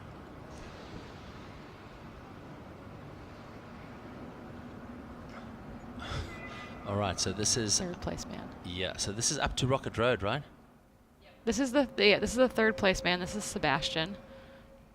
So 1 and 2 are going to be Dimitri and Hannes, who are just ahead of Sebastian. So our camera person is being dropped by the third place man in the 100K right now, Sebastian Spellier, on their way up to Rocket Road. So they do this initial punchy climb up to Rocket Road, then they hang a left, and they can actually turn it over for a bit. It's relatively easy running, and they're going to take a hard right-hand turn, and that's where things really get steep. That's the proper climb up Souther Peak, where there's some rock scrambling involved. There's some chains out there. It's really fun terrain, really cool terrain, but it has to be a bit hard to hit at this stage of the race as well, about halfway through. So you can see they're moving at around 16 minutes per kilometer at the moment, so really slowing down, just over 100 meters above sea level. And you can see on the topography there, that position of that yellow dot, that is the cameraman. So not necessarily the runner that he's tracking, but he's waiting for the next runner to come past, and he's going to wait a little bit. Remember, the other runners, Jared and Drew and Daniel, were about 9 minutes back. Back to our leading lady, Hillary. You must be pretty stoked. I am so stoked. I've been texting her crew actually, and I'm like, give Hillary extra love from me. She definitely, you can tell her quads are tired. This is steep coming down this as well. It's almost tempting to I pull my poles out to help brake a little bit, just so that I can take some of that impact off my legs, trying to keep it moving here, but more than likely struggling with a little bit of quad cramping, be it adductors or VMOs. So moving, relentless forward progress. She's still making it down these rocks, but you can tell kind of coming over the top of some of these rocks that the quads are tired for sure, but rightly so at this point in the race. And you've got to keep moving. You know, if you don't keep moving, then they're going to freeze up, right? So Yeah, you you just just got have to to keep keep going. moving. Even if it's slowly, you just got to keep on moving and hope that you can walk yourself out of it, right? Right. Walk yourself out of it. So 4 hours and 50 minutes into the 100 kilometer now. What we're watching here is the 100 miler, nearly 18 hours of running. We're expecting our leader, Fotis, and he is just having an incredible run today, running out of Greece. He got out from the get-go. We know that an expected winning time around 20 hours 35 minutes, but we're thinking that that is going to be a bit less, and if everything goes according to plan, he's going to set a substantial first attempt record here at the Rand Merchant Bank Ultra-trail Cape Town. We got another mail through London, no. Roelof Mostert. Okay, so Roelof Mostert through. Nice. Yep, 4 minutes behind Matt. All right, let's get a little split board here. We're going to try and get our leading man and leading woman in the 100 miler. So it's going to be Hillary and Fotis. And let's have a look and see what's happening. Nice to be able to get some images of Fotis once again. And let's have a look and see what we've got from our graphics team and see what that looks like. Fotis Zimipolis.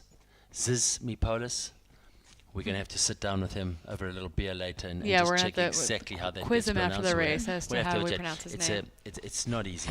So Zizimopolis, I guess, maybe. Might be a better way to get it out there. But he's family in the chat. If you're family of Fotis in the chat, or you're Greek, pass us a phonetic pronunciation of Fotis's last name, and we will try our darndest not to keep butchering it on live television. Carrie Ann Marshall here. She's sitting in 5th place, right? Fourth place. She's closed her gap by half. Wow. So she just has 8 minutes to Naomi and second Nicolette. and third. Yeah. So that's kind of cool to see. We did see she was really strong coming through. And we thought that might be the case. That she's just kind of she knows what she's doing. She's a pocket rocket. Yeah. An absolute pocket rocket, an assassin out there on the trails, just so unassuming. And we're working out if we had to take Fotis and we had to take her and we had to work out how many steps they each took across. Fotis is taking maybe half as many. So there it is. I mean, incredible graphics. Both Emily and I have agreed this is our favorite graphic of the day, without doubt, and just having that little Jack Black logo in the top right does help as well. But look at that. It's your leading man and your leading woman, and both Fotis and Hillary doing incredibly well here, and so these images are just so rad.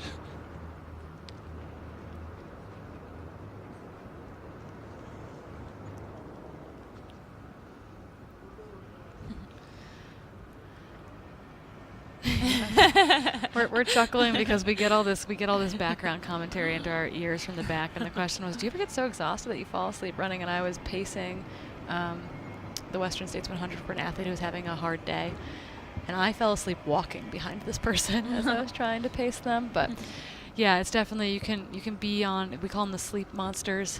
You know, they're the things that make you want to close your eyes. But it turns out I've helped crew and pace a number of 200 mile attempts right now, and a good 90-second to 4-minute dirt nap can completely pull an athlete around. They can go from walking 25-minute pace to jumping off the ground and starting to run all of a sudden. So really, really impressive what a tiny bit of shut-eye will do. And 200 miles, just because, you know, if you've done 100, why not step why not go longer? Yeah. Why not just do a victory lap? You know? Let's ostensibly, really make the loop bigger. Don't tell Stu that. Stu, we're good. 100 is enough. We're doing it in reverse next year. Let's go. Yeah, 100 is enough, Stu.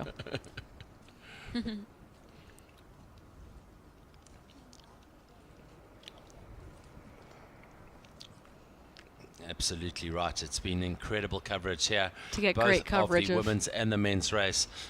Absolutely love it. And, you know, equal prize money for the men and women. And it's just really good to see how these events are stepping up and really, you know, taking taking it to a new level, and this is what it's all about. I mean, incredible athletes across both the men's and the women's race. Massive respect for all the runners, not only the ones right at the front of the race, but every single runner attempting the events here this weekend.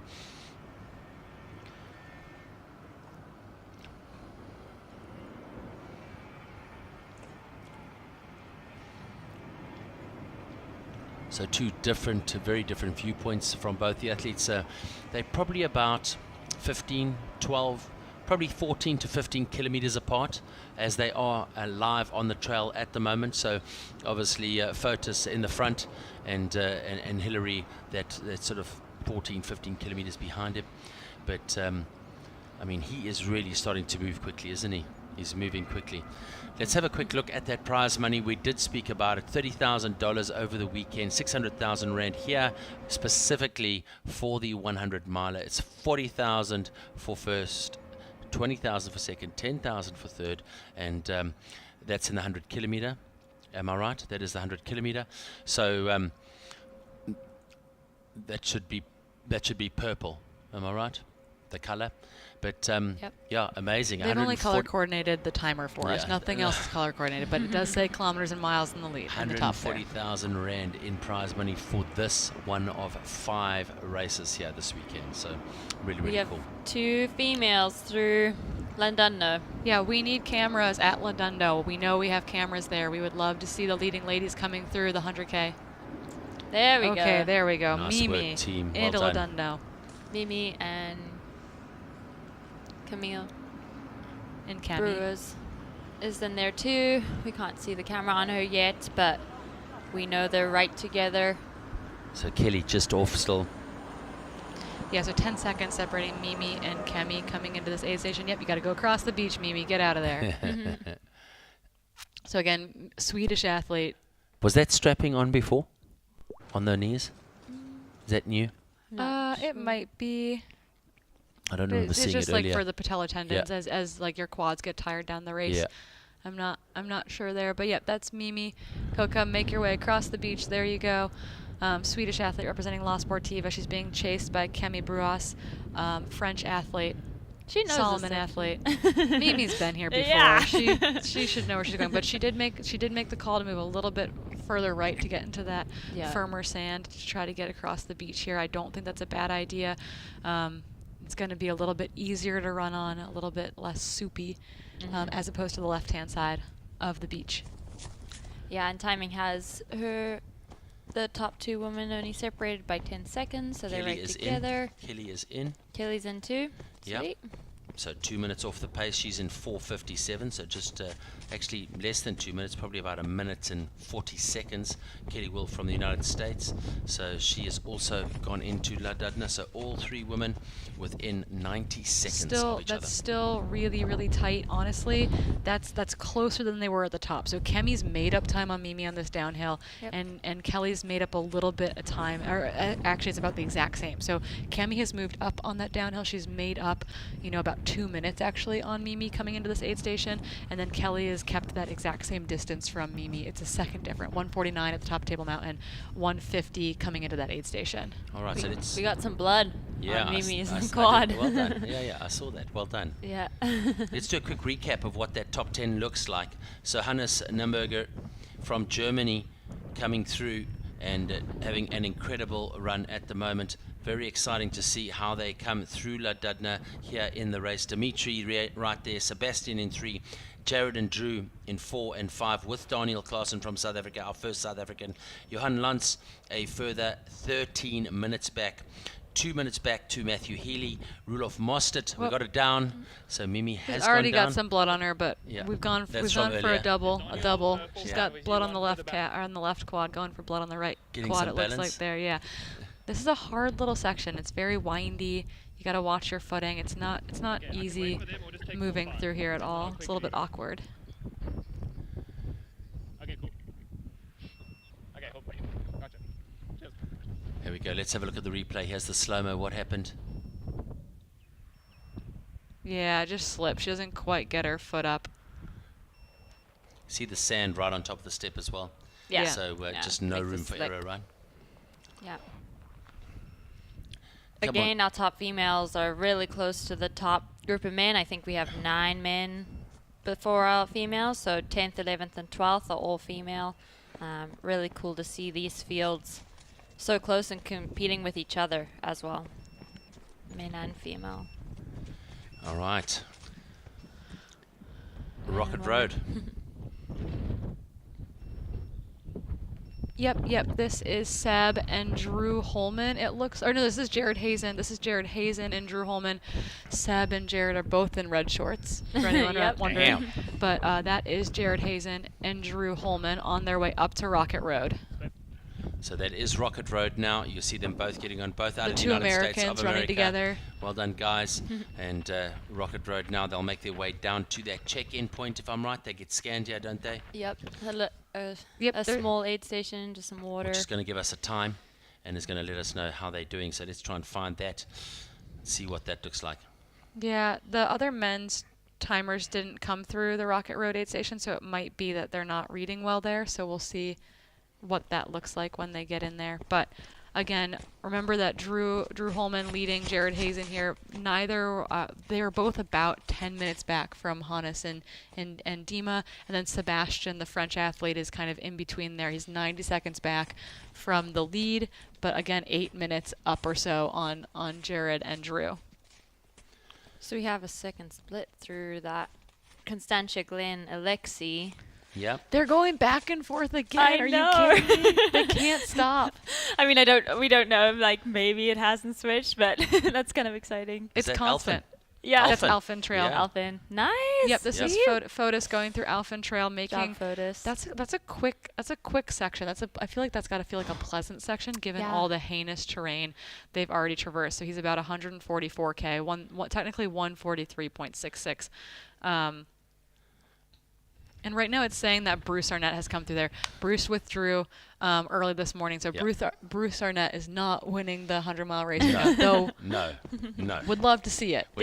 Not the case right now. Fotis is your leading male in the men's race through the Alphen Trail aid station. Again, about 144K into his 166-kilometer journey, continuing to move really well. So just to give you an idea, our predicted winning time of 1:35 this afternoon, and Fotis is looking at my time now, 35 minutes off the predicted time. So he's going to go 21 hours plus. Okay. Which honestly, I think that's kind of what we thought. We thought that 20 to 21 hours was reasonable. Maybe that 20-hour time was probably a little bit fast for this course. So 21 hours I think would be a great finish here. A good first run of establishing the course record. So well called, and good to have the experts with us in the studio. Thanks to Corrine Malcolm out of the United States of America, Seattle, and of course Emily Hawgood from Zimbabwe, both racing for the Adidas Terex team, and good to have their knowledge and experience and expertise here on the broadcast. Thanks so much for joining us, ladies. And here we go, back to the leading man now, Fotis, and out of Alphen Trail, his next stop will be Nursery Ravine. That is 4.7 kilometers away.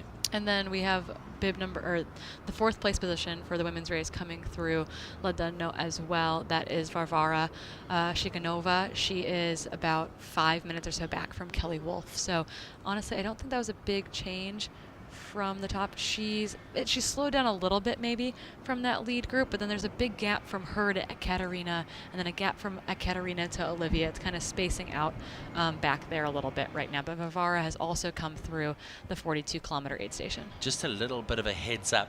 Between Nurtuk and Constantia Glen, Alexi has caught up 10 minutes on Fotis. Yep. So he's gone from 35 to 25 minutes off. We thought that might happen. So we know Alexi's so solid. Yeah. So solid. Just keeps going. This is good terrain for him too. I feel like he can really, he's an athlete who can really get into kind of that just ultra mode where it's like everything shuts off and they can just grind, oftentimes faster than I think they might have been able to do otherwise. Yeah. They engage that ultra gear, and all of a sudden they're running maybe better than they have been for hours. Right, and he just kind of goes.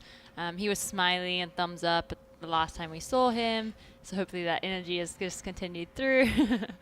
So cool to see.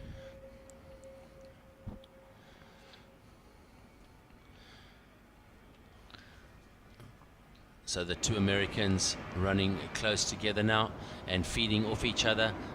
Obviously have run together before, know each other's running styles quite well. So they're on Rocket Road now as they make their way up towards Suffer Peak. Let's go back on the hour every hour as we have promised you. We're a little bit late, but we didn't want to miss the big action. Breaking news for you. Here is what it looked like last night on the trails for the 100 miler.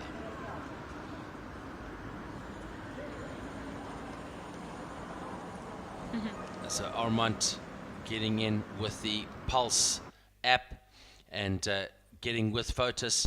And what we're going to do is just leave this with you guys for a while. Watch the yellow dot on the right hand side. That shows you where they are topographically.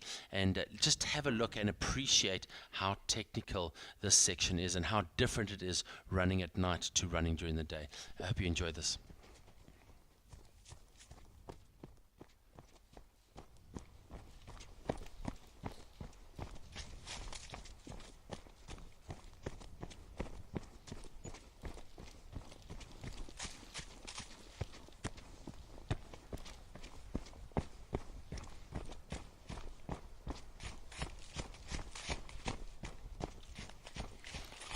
So 6:15 this morning, you can see him in Kommetjie. News from the route is that he had a couple of stomach issues during the night. And again, coming out of the dark into the light is just such an important part of trail running. Getting through the sleep monster hours, those early hours of the morning just before it gets light. It obviously gets quite cold at that time as well, and you've just got to get your mind in a space where you need to know that there's another day coming and it's going to be sunny, and you're going to get that energy back and you're going to go. I think this little shredder on the skateboard is going to be probably the most popular guy in Kommetjie. I'm sure he's probably a mate of Ryan Sands's, to be honest. Probably. Yeah, coming out, just having a look at the highlights now, coming from last night into this morning on the 100 miler. And Fotis out of Greece, you can see getting on and at it before he drops onto the beach, going into Noordhoek. We call it the 7 Mile beach. Noordhoek beach, some people call it, we call it Long Beach.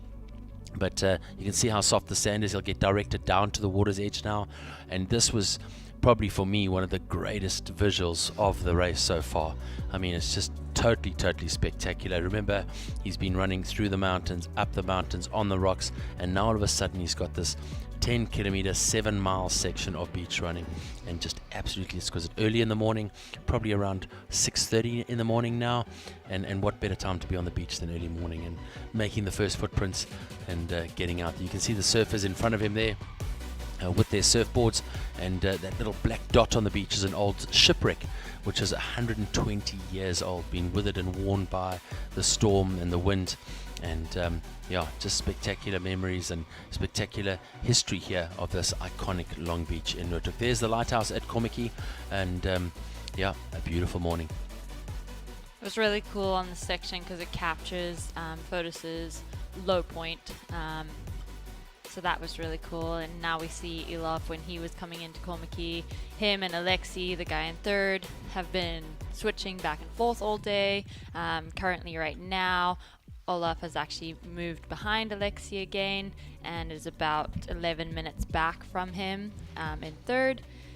So it's exciting to see these guys racing today, and it's been a race throughout, which is so cool to see these athletes match up and race out there. Fotis here, he had definitely made a comeback at this point. Yeah, no, he was a whole different runner. Yeah, you know? Just like that he fell 7 off that, miles but on the beach. Yeah, I mean, he was amazing. And this is probably one of my favorite fans of the day. Look at him. Look at the Stoke. Look at that. Cowbell. Yeah, baby. Somebody get that man a Jack Black. But again, Fotis coming off Chapman's Peak Road now. He's at 100 meters above sea level, and now he's got to climb 400 vertical. This has got to be one of the toughest climbs for sure. It's a good 50 minutes to an hour. Yep. And you can see Peter Kalitz there, one of the local legends, just behind him on the route, giving us all this footage. We've got some really nice stuff from the helicopter as well, so being able to switch between those different views, and then just look at that drop off to the left hand side. Here's the helicopter vision. You don't get more exposed than that, right? No, beautiful. And we managed to watch both our leading male and our leading female up this climb. We know how gnarly it is just from watching them having to walk up, stumble up. continue up. We saw both wind and still conditions. Right now on this it looks a little windy. We saw some locals catching the sunrise up there and you just get some gorgeous views. So just working his way around and through the rocks, and just so different in every way from road running, isn't it? Yeah, just I mean, you just yes. cannot compare it in any way or form. It's just. I was going to say, one thing I'm noticing from both the footage of photos early in the day, obviously it's windy right here, but looking at the photos that I'm seeing from the beach around now, or when our second, third, and fourth place women have been running across that beach to Nordhoek, is that when photos went through there, it was calm still. It was before the morning winds picked up, and now running across that beach, you're gonna have a lot of sand blowing. Mm-hmm. It's not pleasant to be on the beach when you've got that brutal wind from any direction. And it's really. hot. And it's hot. We're just getting blasted by that. Your eyes hurt. It's bright, etc. We have this great helicopter footage of Hillary Allen making her way kind of across this traverse before she dropped down to the aid station earlier today. But again, she's about an hour or so in front of a pack of South African women who are making their way through their own 166-kilometer journeys. So here we see Hillary going down the back end of that big climb, and just as much as it's tough going up, it is as tough going down. The quad's going to be taking an absolute hammering as well, but she's up to the task for sure, and out there on her own, really getting at it. You'll see coming into this is stuff from earlier. This is a highlight of her coming into Kommetjie, right? Kommetjie. She's got her partner Max there helping her into this aid station. He's there to crew her. Friend on board. I've been texting them. I said, sing a little Lizzo to her. Sing a little Lizzo. That'll really get her fired up. So obviously the timing a bit wrong here, because we've seen her go up the peak a bit earlier. Yeah, I think we're kind of going back and forth through the highlights a little bit. Well, no, we saw her on that traverse. That traverse is different than her going up. Yeah, she's at the beach now. Up the peak, up Chapman. And like you said, she was an hour behind photos here, so it's still quite early, 7:30 in the morning. It's still going across. It's still pretty calm in those images, but it gets a lot windier a little bit later in the day. To add to, I think they're both moving really, really well. I mean, they've both been in the lead for a long time at this point.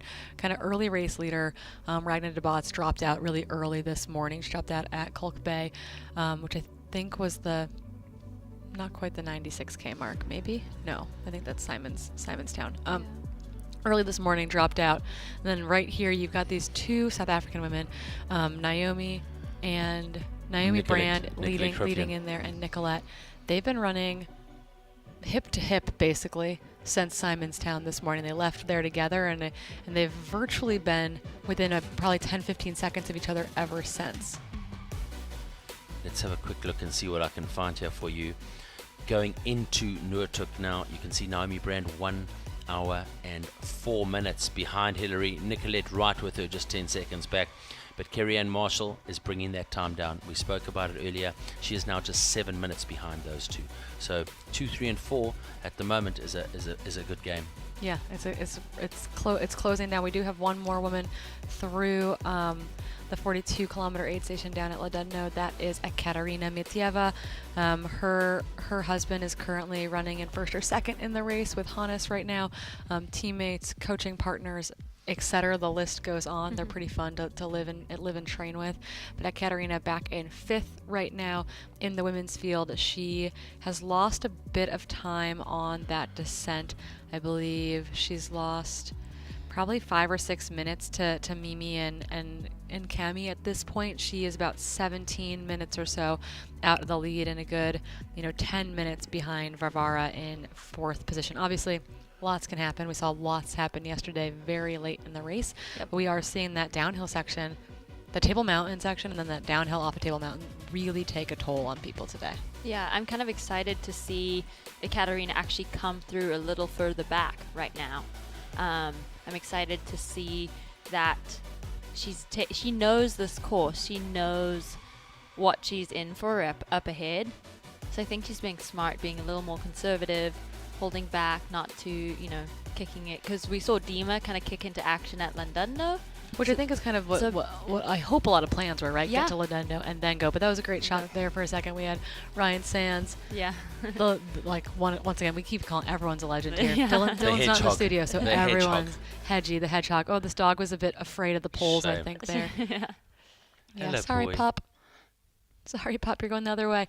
But yeah, cool to see Ryan Sands out there supporting on So course. he lives there, obviously. Comic is where he lives. So nice to see him coming down early morning That's and great. catching up with Hillary and doing a bit of a trot with her. Giving a good cheer. That's pretty cool.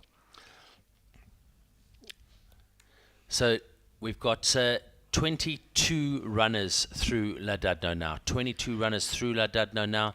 Just to give you an idea on that 100 so kilometer. This is the gaps in the men's 100-mile right now. We've had Alexei and Elov go back and forth all day. Again, our 100-mile runners are carrying GPS units primarily for safety. Fotis is out the front.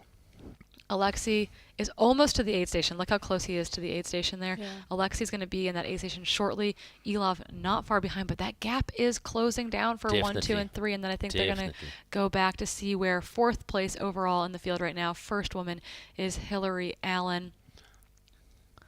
So we're going to go find her. She's about 5K out from this aid station, I believe. 6K. Once again, it's kind of a relentless little section.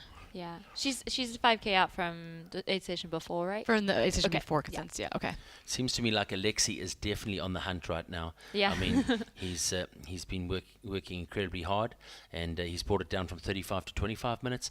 Let's have a look and see what that looks like at the next aid station for him, but I'm quite excited to see that. I don't think there is an aid station before that. Well, we've done Noortuk, so Constantia Glen is the Constantia next Glen time is we'll see them. 140. Yeah, that's the next time we're going to see them. Okay, and she's at 126. I just don't. Is there aid in between there? Noortuk, no, nothing between. Okay, so she's not 6K out of the aid. She's it's a long section. A little long 19.4 Ks. Oh, yeah. That's like the biggest section she won't have aid for. Yeah, that's a long section. Yeah. Gross. Gross.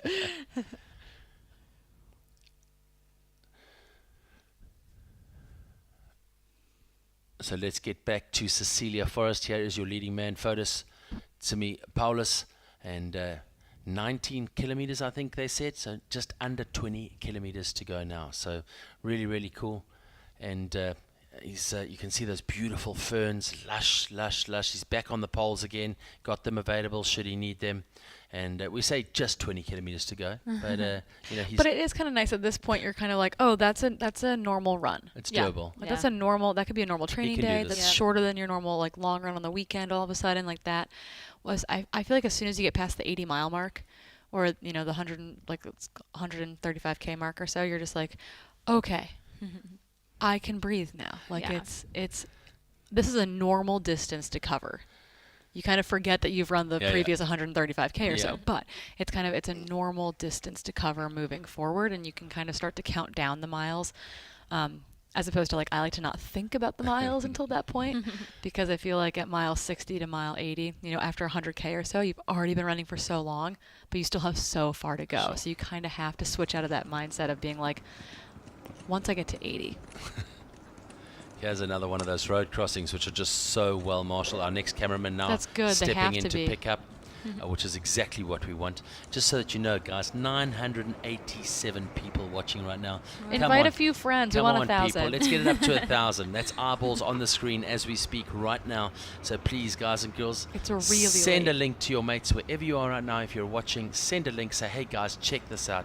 It's absolutely incredible.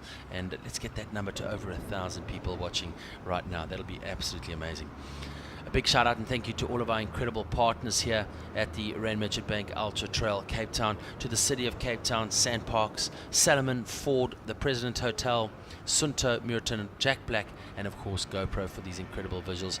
Thank you so much. Incredible partners doing incredible things, lifting the level and bringing you this amazing fan and spectator experience. Just getting these visuals now. Look at the flowers. Switching between those two cameras. Yeah. All right, what is happening at the front of the men's race? Where are they on the 100 kilometer? When are we going to hear from them again? Here we go. Boom, leading women right there. I think we'll only hear from them at Help Bay. That's right. Quite a way still, The Rocket Road, they seem to have not had a scanner there. Yeah, so and I didn't see any athletes waiting to take them up Souther, although we did have a camera on them at one stage. Oh, okay. So we might get the men up Souther Peak. That would be nice. We've got Mimi coming here on the pulse, which is great. And also we just got an update from the field that the camera battery that is with Hillary in the 100-mile race, the battery has died. So we will not get images of Hillary until she gets to that aid station at 140K into the race. So she's, what did we say? We said 14. She's probably, let's say she's 13 or 12K away now. We're going to give her the benefit of the doubt that she's moving rapidly in that direction. But yeah, here is your race leader in the women's race. Mimi Kotka of Sweden, representing La Sportiva here this weekend. Her second visit to Cape Town. I know she's excited to kind of have a little comeback on this race. Because she was third. Yeah, third. Third in 2018. Yep, third in 2018. She talked about how hot it got. Yeah, she didn't hydrate well. She's an she aggressive tried to racer. outrun. Yeah, she tried to outrun the heat. That was mad. It was a mad year, that. But she's doing really well today. She obviously has the course knowledge now, knows what she's in for from here on out. Oh, no, there's a little new section. Yeah, there's she a ran. little new section. Yeah. But she's been here for a little bit. I think she got out on a bunch of the course, so hopefully she's seen those new sections ahead of today. Sweet.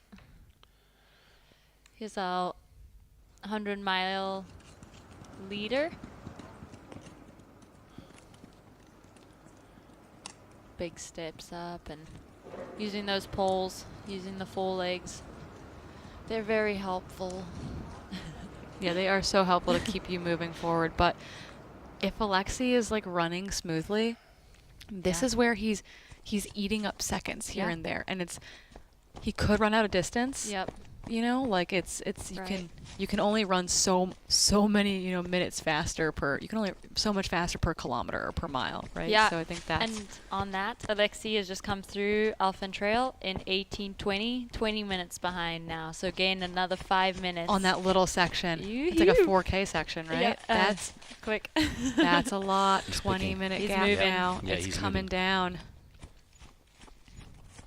Interesting in this 100K as well, someone that has just popped up on the screen, and it's obviously a time that is relevant, is Brett Natras, your first South African. So, and a vet male too, a veteran athlete, a but he's masters also, athlete. we didn't catch him at all on any of the footage, so he's obviously snuck in. He was inside the top He's 8 and moving 9, up. but he's moving up for sure. So Maybe interesting he to see. can pick up Hilly and pull her along. Stellenbosch boy, Brett, go and get it, boy. Brett, pick up Hilly. Go get it done. Give her a pat on the butt. Keep her moving forward. All right, so some excitement going on here. We know that Alexi is on the move. He's on the chase. Remember, it's an exciting piece of racing as they get to University of Cape Town. From University of Cape Town, just 11 kilometers to go. And Alexi is moving quickly. He's made up 5 minutes in a 4.4 kilometer section, I think it was. So he really is moving nicely at the moment. Back to studio. Hello, everybody. How you doing? Time check for you is... Sure, look at that. Can you believe? What is the time? Let's just have I don't another know. look. We've been here for basically a million hours. 11:30 in the morning. And 5 hours 23 into the racing for the 100 kilometer here at the RMB Ultra-trail Cape Town. With me in studio, of course, my two wing women. And Corrine, great to have you. Emily, great to have you. Thanks so much for everything that you bring to the broadcast. And we're going to cut back to, for the first time today, an ad break. Whoa. Stop it. We'll see you soon. Ciao.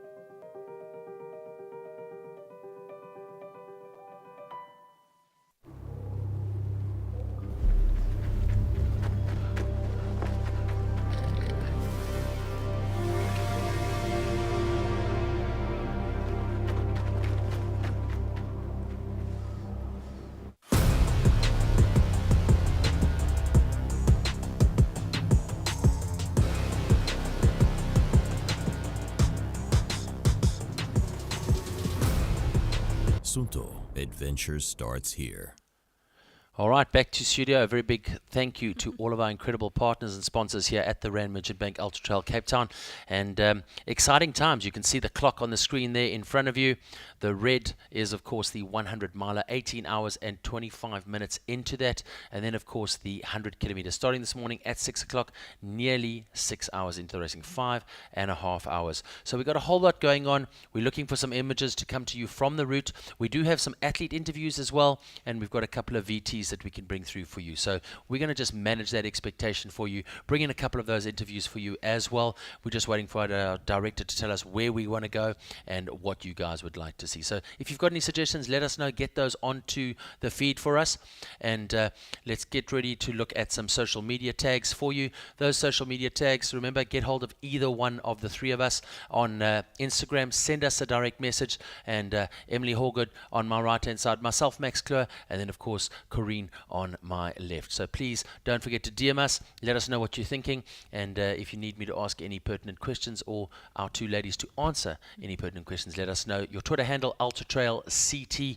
Remember Instagram as well, UTCT, and then the website is ultratrailcapetown.com. That is absolutely everything for you, from the live feed to the race tracking to the mapping and to everything you need. Also, don't forget the hashtags UTCT Trailfest and RMB UTC. Put those into your social media feeds and we'll pick those up.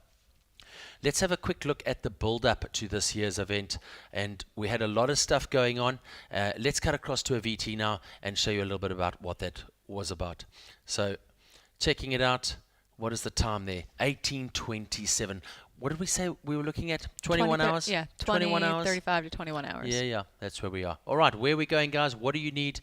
We're going to cut across to the build-up to this year's event. Check it out.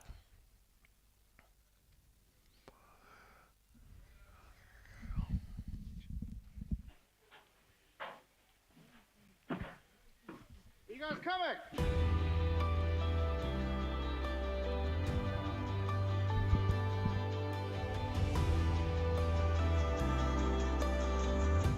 I'm Nick Bourneman, and I'm the founder of the RMB Ultra-trail Cape Town. I was living in Hong Kong, and there was so many ultra-distance races over there, and I was running at the time. I can't anymore, but came to Cape Town thinking I could do 100k, and I saw there were no such events, and I thought it was a real opportunity, considering the city, the landscape. Yeah, it's the perfect canvas. Went from idea to reality in a couple of years, and here we are today. I think it's our 8th edition now, so events come a long way. I'm Stuart McConaughey, and I'm the race director for Ultra-trail Cape Town. Joined pretty much a couple of months after he had got the event permit through. That was in early 2014, and in the end of October 2014 was our first year, and that was quite a big moment for us, I guess. Yeah, looking back. We only had 15 hours for the 100 kilometer, which is almost the impossible task. Only 10% of the field could finish that. It's been pretty incredible to be a part of and to grow with it. It's now, you can see what it's grown into. It's going to be huge this year. And for me, it's been a journey of getting to know Stuart and Nick and just bring something really special to the trail community. It's gone from a single day event where we had, I think, 260 people with 36 in the 100K to a 2,000 person event across 3 days of running and 5 events. And we've got just under 300 in the 100K, 155 in our first miler, and the other 3 races are sold out. So we are very happy. We've had, especially with Stuart and through Tuesday Trails, our sort of community involvement has always been strong in the event, and it just continues to grow every year. The community rallies around this event. To give you an example, we have close to 700 volunteers that are going to be working at aid stations. They're going to be doing registration. They're going to be out and about, and they get a t-shirt for that. They just want to be part of it, and the hierce and the willingness to just get in and make stuff happen is is quite incredible to see. This year I'm really looking forward to just having the whole weekend of racing and having the races separated out, so there's a bit more focus on each of the different races. And I feel like it creates more of a vibe or an atmosphere for each of the races and a uniqueness to it. And I feel like that's something special that hasn't really been done in South Africa yet, so within trail running, and it's great to see that happen. Super excited to see the bolt-on of the 100-miler being the umbrella for the event now, and to see how that event will grow, especially in terms of numbers and elite performance after the first showcasing of this year. Looking forward to seeing everybody's reaction to the new look and feel. Really has helped us raise the event, and having the name RMB Merchant Bank attached to us has elevated our profile, you know, it's not just amongst the trail community that the event is looked at now. Special thanks to RMB for joining us this year. They've really, without their support and all of our other sponsors, this would be difficult considering the event has grown substantially. There's more investment that's had to go in, so they've really come on at a perfect time. And of course, to the runners, you know, may you have the race you want, a fantastic adventure out there, and Cape Town will come out and be supporting you throughout this weekend.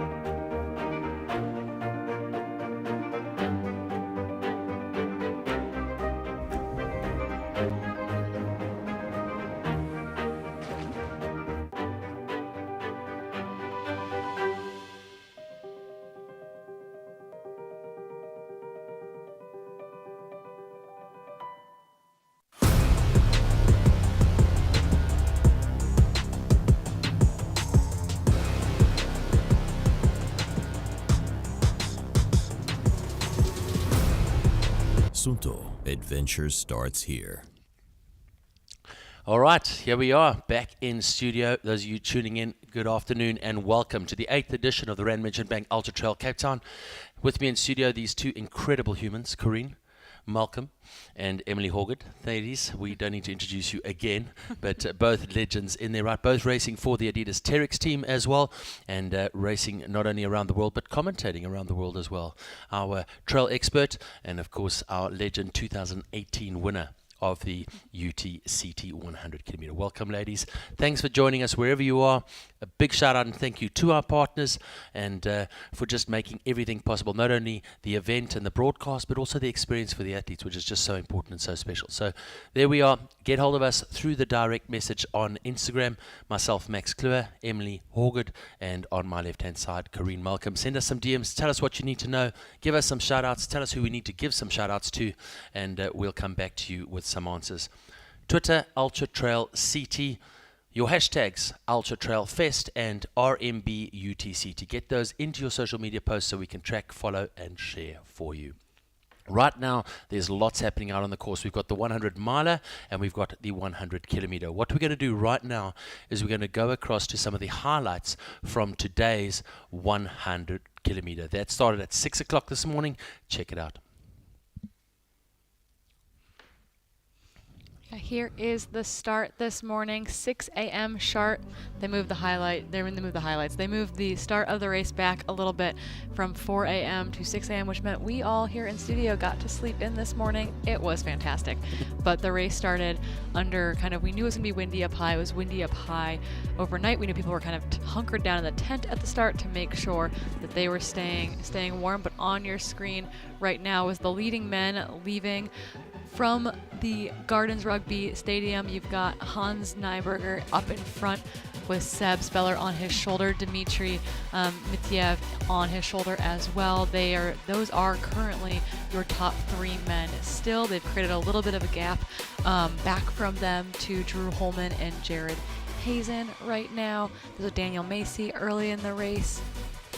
Beautiful clouds rolling over table. The tablecloth was in full effect today, but really they made fast work of the first 20K, and the women were hot on their heels. We'll get to see some of that footage of them going down here between Kelly Wolf and Mimi Koka making their way down to that 12-kilometer aid station happening right here on your screen. This was earlier today when Kelly and Mimi were making their way down. There's Mimi, her teammate, La Sportiva teammate, making the pass on her left-hand side, and really since then they've kind of kept this order.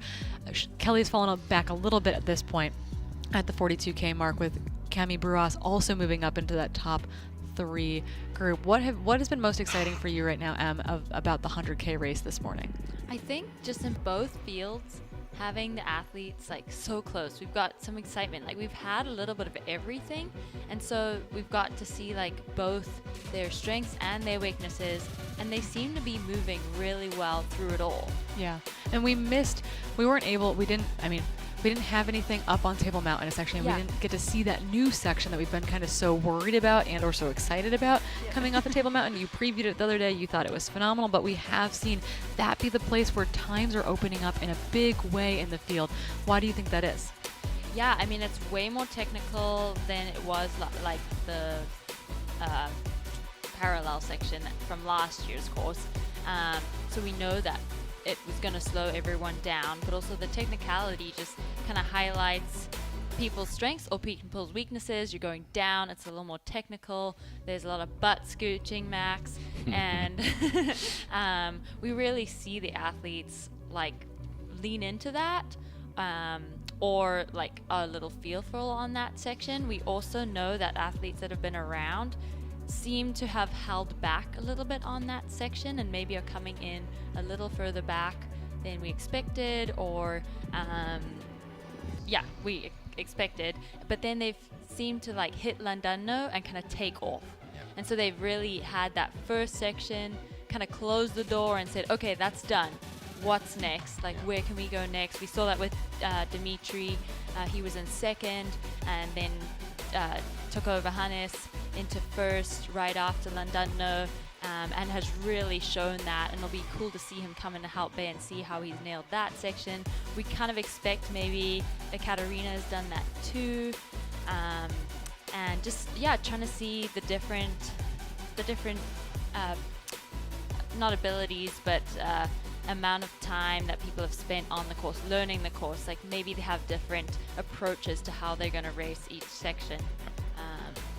Some great visuals there of Mimi. We saw her slip there, and we saw a little bit of blood on that thigh a little later as well. Right. But I think what's been quite exciting for me is the suspense on the 100 kilometer, because we saw them going into Platteklip and we heard nothing. From there, we saw Table Mountain, we got the time splits, and we're like, okay, pretty much on track, but no one knew with the new section how long they would take, and they literally came down 20 minutes after the expected time, which means they spent 20 minutes longer than we thought they would. And there was a lot of suspense building up to that. Yeah. A lot of shaking up in the field in times. Daniel Klaassen really closing that gap into that second group as well. Yeah. The ladies all super, super close together. I mean, and that's exciting, because I think that's going to make for exciting racing going, up to Rocket Road and into Safa Peak. Yeah, actually, I mean, the very, very front of each of those fields, the first 3 are fairly close together, but then that downhill section really, really shook things up out there. Yep. You've got Vavara, she's 7 minutes back from the lead. You've got Katarina now 17 minutes back from the lead. You've got Olivia Amber right behind her, 32 minutes back from the lead. So we had big shakeups on that downhill. We went from having the top 6 women within 3 minutes of each other to 10 minutes of each other to 32 minutes of each other. So really things are starting to open up there. You also have Mary Line, who I think did well here last year, or historically has done well here. Yeah. French runner. She, someone said, does she just go out easy? And I said, no, I think she just knows the course really well. And if someone falters, she's going to be there to pick it up. She's only 5 minutes down now from Olivia. And then Zolfia is back another 30 seconds behind her. So yes, 6, 7, and 8 are kind of bunched up. Ekaterina's totally out there by herself in between Vivara and Olivia, and the top 3 women are close together. So the top 3 in both the men's field and the women's field are tight in that sense. Like there's very little daylight between them, but then there's like a gap and a bunch again and a gap and a bunch again. So you're gonna have chase packs, so to speak. And we kind of have seen that in like history. I mean, Max, you've been doing this a while and seen a few years, and I think from what I've experienced here too, we kind of get that every time. We have people at the front, we have little gaps, we have another group, we have another gap, we have Yeah, it's exciting. And I mean, it's good racing, right? Right. It's good racing. Yeah, and these fields are so deep, which is so fun. The females and the males are kind of together racing each other as well as racing, just the females or just the males. It's so cool to see the whole race come together and then to be complemented by this 100-miler, 2 out there. So cool. All right. So news just in, Elof Olsen has got into Alphen Trail. He is 14 minutes behind Alexi. Alexi now is chasing Fotis, so lots going on in those spaces. It looks like Alexi may have lost a bit of time. Back to Fotis again. It's on the 20 minutes, but when I say lost time, he's making time all the time, but he's making those short gains, right? So 20 minutes between Fotis and Alexi. Elof now is a further 14 minutes back. Yeah, so Alexi's closing on Fotis, Absolutely. and I feel like Elov is losing a little bit of time to Alexi at this point. Gotcha. So Alexi is moving forward. It's not to say that Elov's moving backwards by any means, but he's just not quite matching the speed that Alexi's currently traveling at. All right, let's get across to an ad break. We'll be back with you again shortly. Cheers.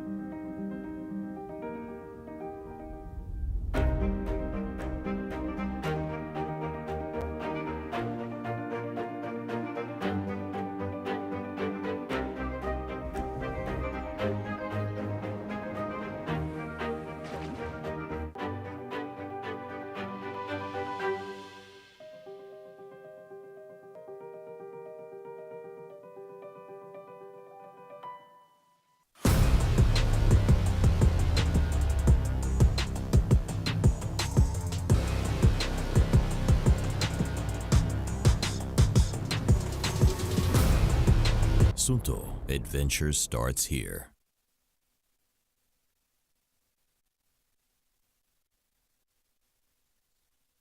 And a big shout out and thank you once again to those incredible partners and sponsors for making it possible here for us at the Rand Merchant Bank Ultra-trail Cape Town. Right now, though, we've been watching her do some dangerous things at the front end of the race on the 100 kilometer. Let's cut across to a quick interview with Mimi Kotka from Sweden and see what she had to say in the lead up to the race this week.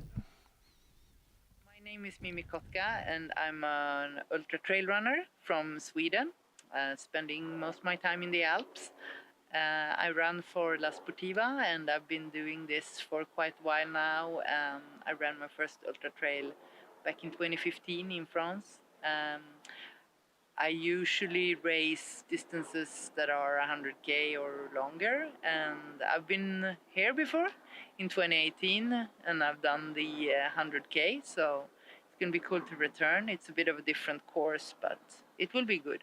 I don't have a classical athletic background. I don't come from track and field. I have an outdoor background, been skiing, hiking, free diving, doing outdoor stuff. That has been my life, like with the big passion in my life.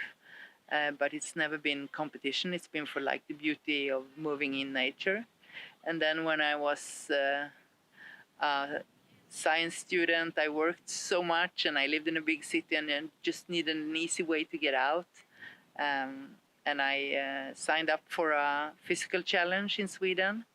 And it involved running, and I started running and fell in love with trail running. And from there, just the first race I ran was 30k by chance, because it was this challenge I decided on. And then someone said, oh, you should do a 50k. Okay, and I did that. And then a few years later, I decided that I really wanted to see if I could become a good runner, so I gave it more effort. The last time I finished third, and I had a great time here, but I also struggled a lot with it, with the heat and with the race. Tuning in around the hour, every hour, you will see a recap from the previous hour. To make myself a bit more proud than last time, actually. And that's what we do in these races. I mean, you don't race for a specific time. You just put in the training, and then you do your best on race day, and you see where you stack up in terms of your own expectations and the competition. So really cool to listen to Mimi there as Ems jumps in and joins us here. We saw Mimi obviously getting past Kelly Wolf on the early sections there of Signal Hill, that little sneaky ninja move. Yeah, that was that sneaky ninja move where Mimi Coca, who is currently your race leader, overtook Kelly Wolf, the very early race leader. They're teammates. They both run for La Sportiva. Really cool to kind of see that camaraderie out there play out. But she's currently in your lead. Left 42k in the lead as well. We saw her take that little tumble out of the beach aid station, but she is on fire, charging her way into the second half of this race. So strong. Next up, we're going to go to South Africa, now living in New Zealand, Naomi Brand. She's one of the favorites here for the racing. Let's go and have a look. I'm Naomi Brand, originally from South Africa, just arrived from New Zealand. And super chuffed to be here to race the first inaugural 100-miler UTCT. It's a hard one because it's inaugural. It's really hard to tell sort of how difficult it's going to be, but having run the 100k before, I think it's going to be one of the toughest 100-milers I've ever done. I have raced recently quite hard at Ultra Australia, so I'm still a bit sore from that. So I don't have very high expectations, just to finish as well as I can. I started running when I was about 12 years old, and I used to do track and cross country and things like that. And then I did my first race, I think it was African X or something, with a partner. And the views and the people, I got completely hooked. And then I started doing like the stupid long distances and became one of the crazy crowd. I think one of my favorites was saving a kudu mid-race up in the north of South Africa. Because I'm a vet, I couldn't just leave it there, and I roped some of the front runners in and we saved the kudu out of a fence in the middle of the race, so that was quite unique. I think with ultra trail running, because you have such a long time to prepare before these big races, things inevitably go wrong. So I've had a few hiccups. I've been sick a couple of times, I think like everyone. But generally it's been okay, and I think as ready as I can be, given having raced and having flown very far. Yes. Night running is an interesting one. You're almost in a little bubble because you just have your headlamps light to focus on. So it can be in a way really, really good because you can't see the big perspective, so you can't see the massive climbs, you're just in it. And the nighttime gives you a lot of energy, but at the same time you go a little bit slower. I would say keep warm and keep moving at all costs because it's very cold at night, and you do go, you do lose a lot of energy through trying to warm your body up. So try and just keep moving at all times and eating as much as you can throughout. And when the sun rises, it's the best feeling in the world, because it means that you've already covered half of the race. It's so quick that the night actually goes, and you see where you are, and you're so surprised and happy that you've made it there. I think having traveled a bit in the world and having raced in a lot of countries, I think our trails and our community is something incredibly unique and special. And I think just take it all in. It's hard when you're not having a good race, but look up and actually realize where you are and who you're with, and what an incredible privilege that is. And I mean, what would you be doing else anyway, rather than racing in this awesome race? There you have it, the big smile of Naomi Brand, currently sitting in second place in the women's race in the 100 miler. Give us a quick update. What have you got there for us, Cody? Yeah, so we have some updates coming from the field. Rocket Road, it was a bit delayed getting those splits, and I think there's probably people who have definitely gone through there given that. But we do know that Dimitri opened up about a 15-second lead over Hans Namberger there, and then a minute 10 back from Dimitri is going to be Sebastian Speller. So 1, 2, 3 within 70 seconds. So a little bit tighter than they were down at the aid station. And then both Jared Hazen and Drew Holman, they lost about a minute and a half. I think they probably took a little extra time in that aid station to get some more ice on them. So they're now 11 and a half minutes back together. 4 minutes back from them, 3.5 minutes back from them is Daniel Clausen. So super excited to see him in a solid position, followed by Johan Lance and Matt Healy. And then we'll be waiting to see the women's splits. They're kind of delayed. We don't have images yet of the live runners because we're waiting for images down at Hout Bay, but it sounds like we're able to maybe throw down to Toni at Hout Bay to kind of set the stage ahead of us getting images there. That's what I'm hearing. So without further ado, let's get across to Toni. Toni down at Hout Bay. Let's have a look and see what we've got and whether we can get across to those images. So Toni, McCann, and hopefully Cody Reed down in Hout Bay.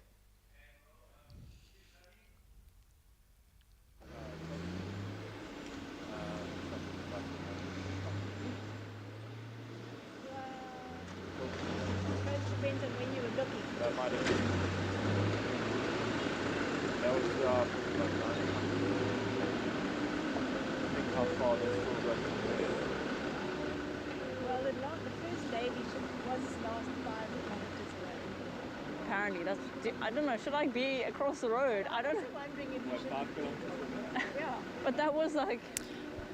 I was gonna say small issue there. They've got to refix the audio feed coming in, and then we will throw back to them there in a second. But kind of what we can talk about here is, right, we don't know quite what is happening until they get to Hout Bay, but it does sound like we've got an interview from Cami Brujas, who is currently in second place in the women's field. If we can throw to that interview with Cami Brujas, that would be a wonderful thing to check out. It's going to happen. Here we go, Cami.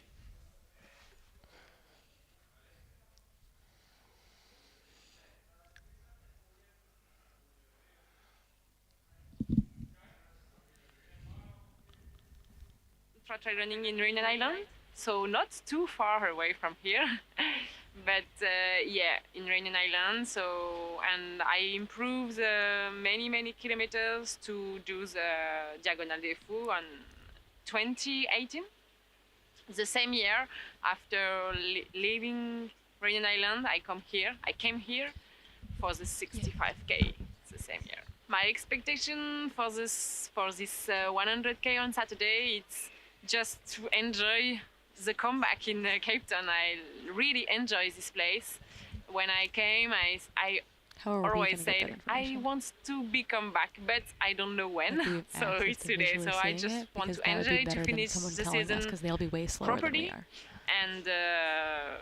And yeah, we'll see what's happened. The atmosphere of the race is super nice. I have a lot of memories about the finish line and the good atmosphere with the other runners. And the city is beautiful. The race is so beautiful between sea and mountain. It's just not. How do you say? It's not usual for me because I live only in the mountain, not the sea. So it's super nice. All right, so great to hear there from Cami, currently sitting second in that 100 kilometer. We're going to attempt to get back into Hout Bay again with Toni and Cody, and hopefully we've got that sound. So going to be interesting to see if we have got that. And just listening to the guys in my ear, Toni getting ready down there with Cody. They're at Hout Bay. Let's just talk about what we can expect to see at Hout Bay from your side quickly, Ems. What are you expecting there on the 100K when they get there? This will be interesting. As I said earlier, they've had a section where they don't have any access to water. It's really dry and really hot. Really dry, really warm. We've seen casualties before, on years before.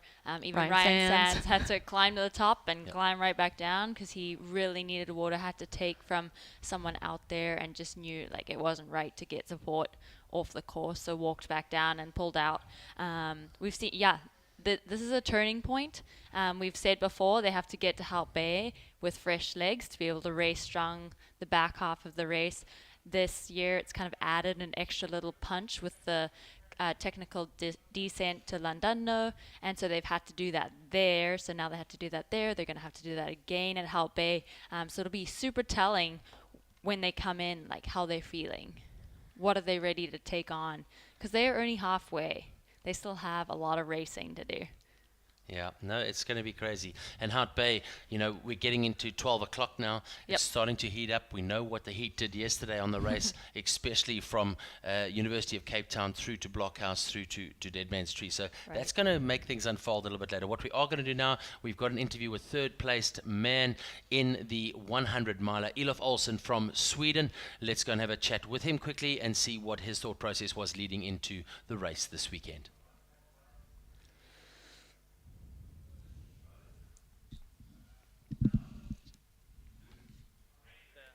Slipped in, sat and drank a beer, and then you should try this, Johan said, and I made my first 50-miler 2013, I think, and then it just escalated from there. Yeah, I'm gonna run the 100 miles during the UTCT. It's my third mountain 100-miler, so I'm excited. I feel like I haven't been able to compete my fullest during my 200 miles before, so I'm excited to nail this one. And as it is the first we don't need it right now, but first time for UTCT to organize a 100-miler, it's a really special. I think you need to have a mindset, really, like be relaxed in the situation. Like you're going into the dark and for many hours, and just try to stay relaxed and focused on the task, and just try to stay smooth and just move through the night and get energy when the sun comes up. I'm better at easier trails, I think. So I'm just gonna try to do the technical parts without losing too much, and then catch it up during the easier parts. If you're too slow in the end, I'm coming catching you. So great to have that interview from Elof, obviously sitting currently in third place in the elite men's race, and that of course at the UT-trail aid station. So sitting 14 minutes behind Alexi. Alexi is 20 minutes behind Fotis. That is 1, 2 and 3 in the elite men's at the race at the moment, coming out of UT-trail. So UT-trail, let's just give you a quick idea of exactly where they are at the moment. UT-trail, they now have a 4.7 kilometer run to the Nursery Ravine. From there, it's another 7.4 k's through to the University of Cape Town, and then up to Dead Man's Tree and down to the finish line. So looking at the finishing time, you know, a winning time, we did predict a time of around 12:35. We're guessing that that winning time is going to be closer to 1 o'clock, 1:15 this afternoon. So going to go and check out some highlights now as we get close to 12 o'clock. Let's have a look at some of the highlights from what has been happening over the past couple of hours. And those of you just tuning in for the first time can catch up quickly with what's been going on. Have a look at this.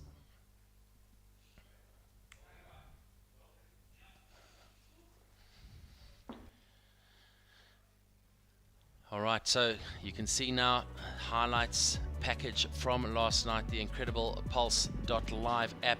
Armand on the track right behind Fotis at the moment, and you can just see moving at night here, totally different. Ems, it's just a whole different ballgame. Yeah, it's different. I mean, you just move different, but it's kind of cool. It's kind of like, I don't know, just something so different. Running in the dark, it's just you, the trail. Well, on this one we get a camera here with you, but usually it's just you and the trail and the night sounds. We know Africa sounds amazing during the day, and at night there's just different sounds out there. So cool. I mean, look at those lights in the distance, so gorgeous. This trail is so cool, epic, adds a bunch of technicality to the course. We think we saw in the 100K, it slowed everyone down about 20 minutes, 20 minutes, which we expected, and then, so at night, we think it probably slowed them down a little more too. We have Armand with us here, and he can tell us a little bit about his adventure last night and meeting our leader out on the trail. We know he took a big fall out there. Yeah. Tell us a bit about it. Armand, welcome to the studio. Hey Max, nice to see you again. Listen, loving this app, bro. I mean, it's just next level. It's just giving us so much to talk about. Just take us through a bit of, what you experienced last night on the trail, following photos down the section. Yeah, I mean, they must have had a wonderful night before this. They came across the 12 Apostles. It was windy as hell up there. The wind was really pumping. This content we're looking at now is sort of just after the Lindardner Ravine, which is the new part of the route. Very, very technical. Last year they took us down the concrete route. This year you can see very, very different underfoot, rocks, big rocks.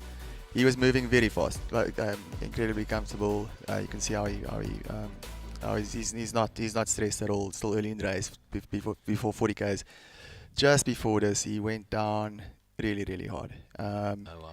He did a roll, but got up right away, dusted himself off and kept on running. I think at this point, I was running behind him, and I looked down and there's blood on the rocks.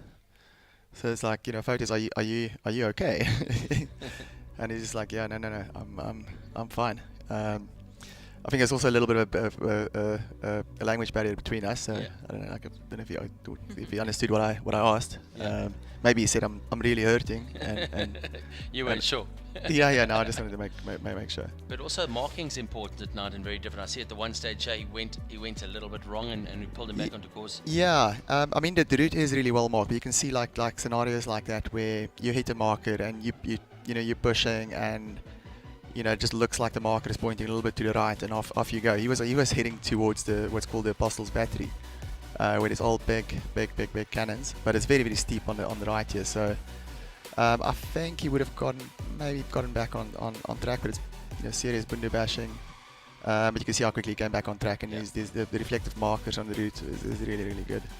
It's quite nice, looking up from the aid station. You look back at guys coming down the ravine, and it looks like just lights and stars, and it's absolutely special, especially on a night like this. It's absolute magic. And what was the wind like? I mean, it looks like it was pumping. It was pumping. I think if you this section maybe not so much, but 15-20 meters. Well, not that little. It was really, really blowing hard. You could actually hear it on the video. Now look at this. He's picking up speed here. He is just enjoying himself. I think he knows the aid station is coming up. Yeah, look at him go. Did you come back up to him from the aid station? How did you I came up from the aid station. Yeah. So I quickly, after we finished at the studio, where I saw you guys go for a run. Yeah. And I got a little bit jealous, so we went home and got the gear and went up. Very cool to see the difference between running the trail at night versus running the trail during the day. It's a totally different type of running, isn't it?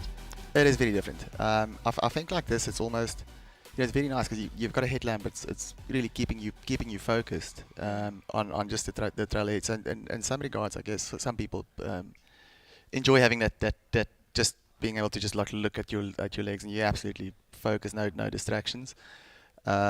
But yeah, very, very different running at night from running in the day. He was flying down there, like you could see him pick up speed back to the forest section where we rejoined the old part of the route.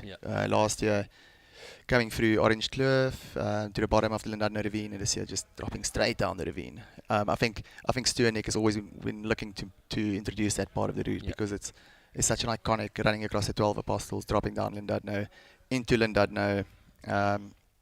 Actually stunning. Yeah, he was just I think he was just enjoying himself. Like dancing down, it's like Dance Revolution. And just quickly a little bit about the technology behind the app. I mean, what we're doing here, the telemetry, looking at the topography as well, able to integrate that into the visual image. Obviously, things like sound and ambient sound are things that will come with time and get better with time. But it's quite an exciting space to play in at the moment, isn't it? I think this is where we'll be going with sports video. You know, like there's so much more to what we're doing and what we're seeing than just video and audio. You know, it's one thing looking at a video and seeing photos run, but it's another thing to know that he's moving over technical terrain and he's dropping down to 6 minutes, 5 minutes a K. So I think the context of our sport is really important. Also understanding how high someone is above sea level. Running in doing hard rock and you running at 14,000 feet. Well, watching them today coming off the back of Long Beach in Noordhoek, where they come off Chapman's Peak Road and then they climb from 100 to 500 meters. Oh yeah, and how how hectic that is. And getting that camera angle, because we know, I mean, Corrine always says to us, if you see a camera angle looking steep, then it's steep, right? Yeah, exactly. And I mean, that is just brutal climbing, and just to see those numbers climbing is just amazing on the telemetry. I think that's something we don't get when you don't get that context. So what we do with Pulse is we take anyone with a GoPro can upload their content to Pulse, and we extract that telemetry to give you that visuals. So anyone doesn't have to be on a race. You upload your content, and we take that and we put it in context for you. So we tell the whole story of what that race or that ride or that surf was about. It's like you say, it's one thing seeing someone run up Chapman's Peak if you're just looking at what they're seeing, but it's another thing seeing that there's a 400-meter drop just next to them and Noordhoek Beach just below them. I think that context is so important in our sport. And just so cool, I think, from our side as well. I mean, you're local, you run the trails here regularly. It's so cool to be able to show the other side of the peninsula to the public out there, to the people watching from around the world. Kommetjie, Noordhoek. I mean, those are just such exciting places to run, aren't they? Yeah, Kommetjie is a very cool place to run. Yeah. Well, Bon, thanks so much for joining us. Thanks, bro. guys. We really do appreciate it. We Awesome. really do appreciate you. We're going to go back to some more highlights right now, and Armand's going to get back and bring us some more incredible footage get on some the more Pulse stuff coming in Live. now. Thanks so much. There's some stuff coming from Bonkelberg. So these are the highlights coming your way. This is at about 6:15 this morning. As Fotis got into Kommetjie, you can see a tough night out there. Ems, we heard on route that, and some people who've been watching before would have heard this already, but he had stomach problems. But 7 miles later, after the Noordhoek Beach, he was a totally different athlete, wasn't he? You Right, know, yeah. Found his mojo, found his rhythm, got his flow back on, obviously getting that food in, getting that sustenance in, and that beautiful morning run on the beach, I think, would have done a lot for his soul. Yeah, for sure. And I mean, it's kind of special to see both the lows and the highs of the athletes out there on camera. And this has been the best one. We've seen him really be in that grinding mode, getting through to the morning, seeing the light, getting some more energy, and then bouncing back and really running out strong. Yeah. So just some feedback for you from Nursery Ravine. Alexi now is nearly 24 minutes behind Fotis. So Fotis definitely lifting that gap a bit and starting to move.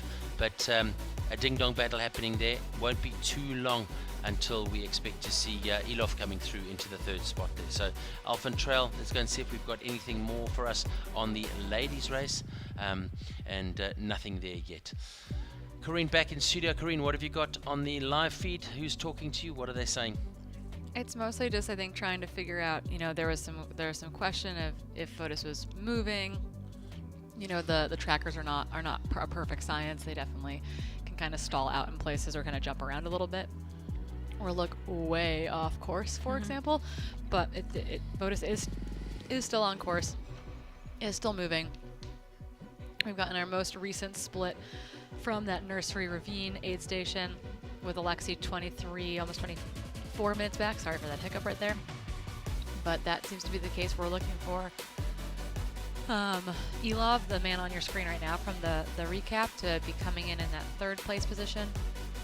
Interesting to see if Brett where Brett and Hillary are, how if that gap has been closing, because it did seem like Brett was moving up. The Masters athlete, the veteran, the first South African in the 100-mile race was bridging the gap up towards Hillary at the last aid station. We don't have footage of our leading lady in the 100-mile race until she gets into that Constancia Glen aid station due to a battery pack that died out there with the pack runner. So we should be picking her up at that aid station. And I imagine that won't actually be all too long. It does seem like we have updated splits at Rocket Road now for our men and women. Let's take a look at what's going on in the women's field there at Rocket Road. Again, these splits were pretty delayed coming out of there, but Mimi Koka had opened up a little bit more of a gap over Cami Bruas. There's about a 2-minute gap there. It looks like Kelly Wolf's bib was not scanning well because she got scanned through 3 times, so she's currently in 3rd, 4th, and 5th in the women's field at Rocket Road. So Kelly double, triple dipping there, but it looks like she's probably another 2.5 minutes behind Cami, so 4.5 minutes between Mimi and Kelly Wolf at this junction, and then it looks like Vivara Shikanova has also made it to that checkpoint at Rocket Road. Again, that's kind of halfway up the Southern Peak climb. It gets really steep from there. Vivara is about 10 minutes behind Mimi, so about 5.5 minutes back from Kelly Wolf at that junction. I think we've got I think we had a few more men come through there officially. We had seen Jared Hazen and Drew Holman come through that aid station. They're about 11.5 minutes back. Daniel Clausen, 15 minutes back. Johan Lance behind him. Matt Healy behind him. So men coming through Rocket Road, I think 12 or so have come through there, which makes sense with our top 4 women also, because they've been running in the top 15 thus far. So at that Rocket Road aid station, that 47.68 aid station, that is a nice little checkpoint for us to have. But yeah, Kelly Wolf's bib got scanned a whole bunch of times, and it looks like Kelly Wolf 1 and 2 are leading the entire race overall. So she's 1, 2, 3, 4, and 5. She's 1, 2, and then like 13th. But no, so Dimitri is your race leader right now, followed by Hans Naumberger of Germany. They are 1 and 2, about 15 seconds apart right now. So we will get the next split in not all that long from Hout Bay. Kelly's bib has also been scanned at Hout Bay. It looks like that's not the case. So we'll be getting updates from Hout Bay. We're trying to get audio from Hout Bay. We're having an issue with the camera there, but we will definitely get visuals from Hout Bay as those athletes come into that aid station. It should be pretty exciting to see what had happened between Dimitri and Hannes, and kind of where Seb is in that mix. I think Seb will make pretty good work of that downhill.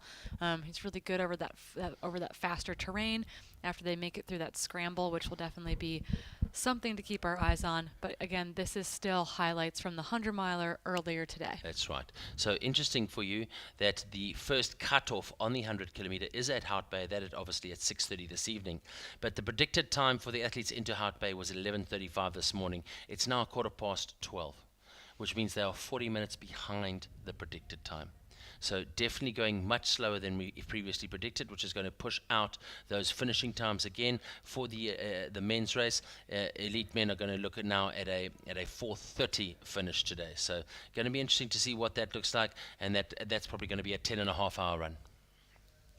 So these replays now coming through, the highlights from today, and we can see Hillary just shuffling across the beach there on Noordhoek and really getting her mojo back. Some great visuals of them climbing out of the gorge here, and we've got Cody waiting for an interview for us, I think, at Hout Bay as well. We know that Toni will be there as well, so we're going to see if we can pick some of those up for you shortly. So on the replay here, you can just see how beautiful and lush it is at the moment. The trail's looking absolutely spectacular. Coming into Kommetjie, you can see Naomi Brand and Nicolette Griffin, the 2 South Africans, been running together, coming into Kommetjie together, fiercely competitive, the both of them, and getting into Kommetjie now, having not seen their seconds for quite some time, and very, very stoked to be there.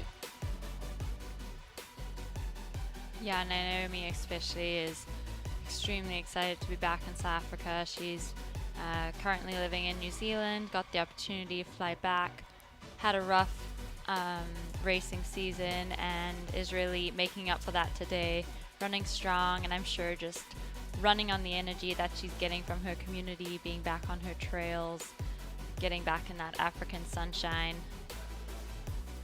It's so cool to see her running strong and smiling. Yeah, she's incredible. Such a there. great human, and very good at what she does, and just a passionate trail runner and community player, which is important.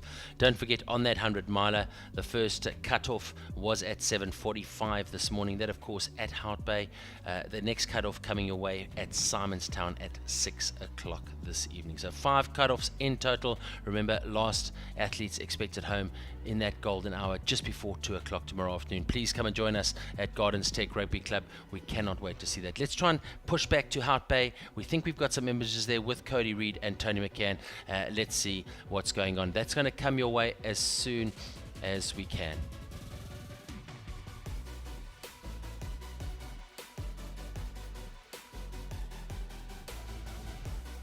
Sweet. This is Hout Bay. Yeah, this is... Yep.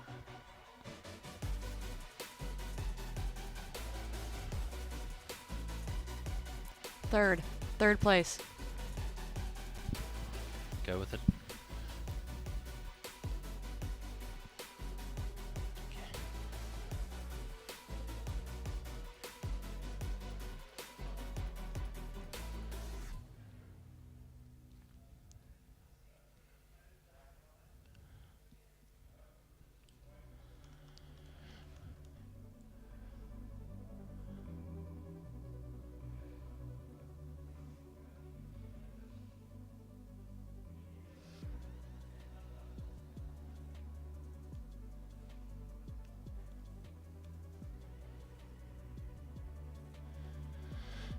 So, okay.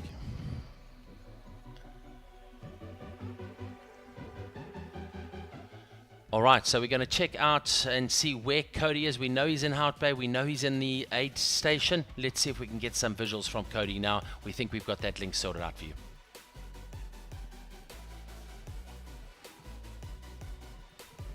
All right. How's it going, everybody? I'm at the Hout Bay aid station, and the top 3 men have already gone through. We've had Dimitri in the lead. After Dimitri, we had Hannes right behind him. They're very close together. Behind Hannes and Dimitri, just a few minutes, was Sebastian, the Frenchman, the experienced Frenchman who was here last year racing, and just through now was Jared Hazen from America. And what? 2? Drew. Oh, and all right. After Sebastian, it was Drew. Sorry. Very close. He had a very fast time through the aid station. He was in and out real quickly. And then after Drew was Jared. So what is that? 5. We've had 5 through already. They're all within, at most, I'd say 15 minutes. So we've got a great race on our hands.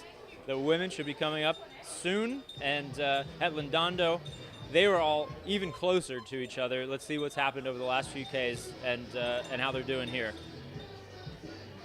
Over and out.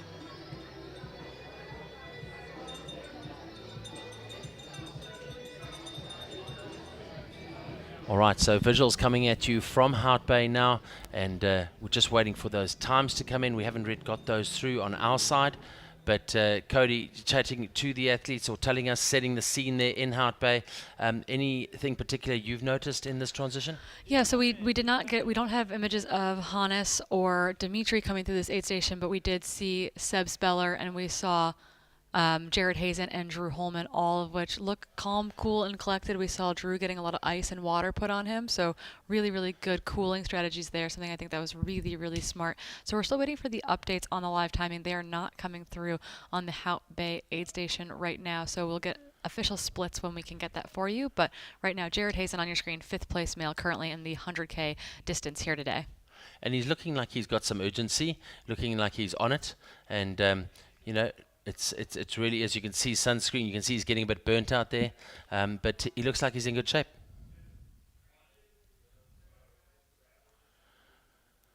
So some more images coming in now from Hout Bay. Daniel Claassen. Yeah, Daniel Claassen, our first South Africa. Well spotted.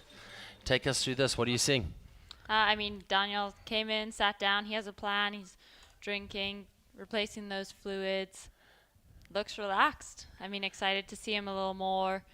Hopefully, we want to see some more images. out We there. like as We're excited so as you guys are, right? Yeah.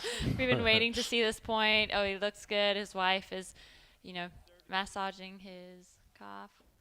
All right, we're going to try and get to Cody. Cody coming your way now.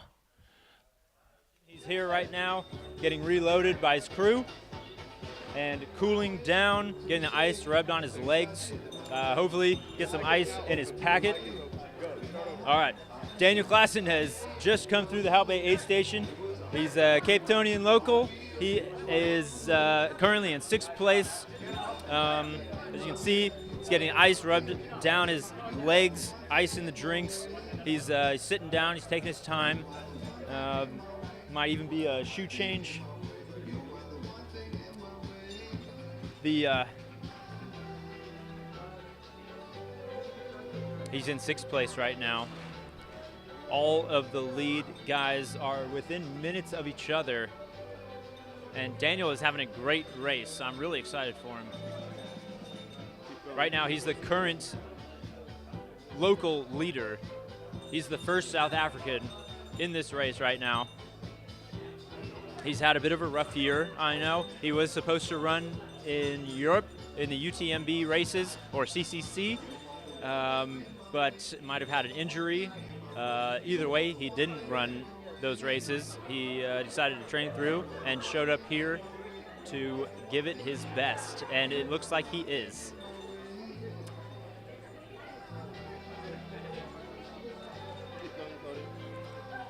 Let's see, what is he eating there? It looks like a roll. He's getting some drinks. I wonder what he's drinking, if it's just water. No, there goes some powder into the water. Looks like some electrolyte mix. Let's try to get some words from Daniel. Daniel, how are the muscles? Yeah, sure, it's tough times now, but just gonna try and slog it out. Yeah. You're doing great, man. Any cramping happening? Yeah, a little bit of cramps, but we'll get through it. Yeah, buddy. All right, proud of you. He's starting to cramp. And he's off. A great stop. All said and done. Good job, Daniel. Go, Daniel. So waiting for some more pictures. Daniel Klassen going out of Hout Bay, and he'll be moving towards the Constantia Glen section. That, of course, 15.1 kilometer section that'll be coming your way. Let's get across to that route map for you and give you some sort of idea of what that looks like. Toni also just gave me an update that Dima came out of Hout Bay first, and Hannes right behind him. So we had an update just confirming that. Awesome. Well done, Ems. Thanks, guys, for using your wizard skills behind the scenes to bring us what updates we can't get here from the studio. Communication always difficult, and we're going to have a look quickly at that route. So this is where it looks like. They're at Hout Bay at 56.5 kilometers. Right now, they've got to move towards Constantia Glen. They come out of Hout Bay, moving towards the Chapman's Peak, and then they drop into the trails on the left-hand side. This section is a long section, and they're going to have to work hard. Just over 15 kilometers. We've got Toni McCann down at Hout Bay, and Toni ready with some information for us. Toni, what's happening? Do we need to get any other men? I don't think so. We can follow them, but I think they want something. They just want something. Okay. Yeah. Okay, stand by. Give them a thumbs up.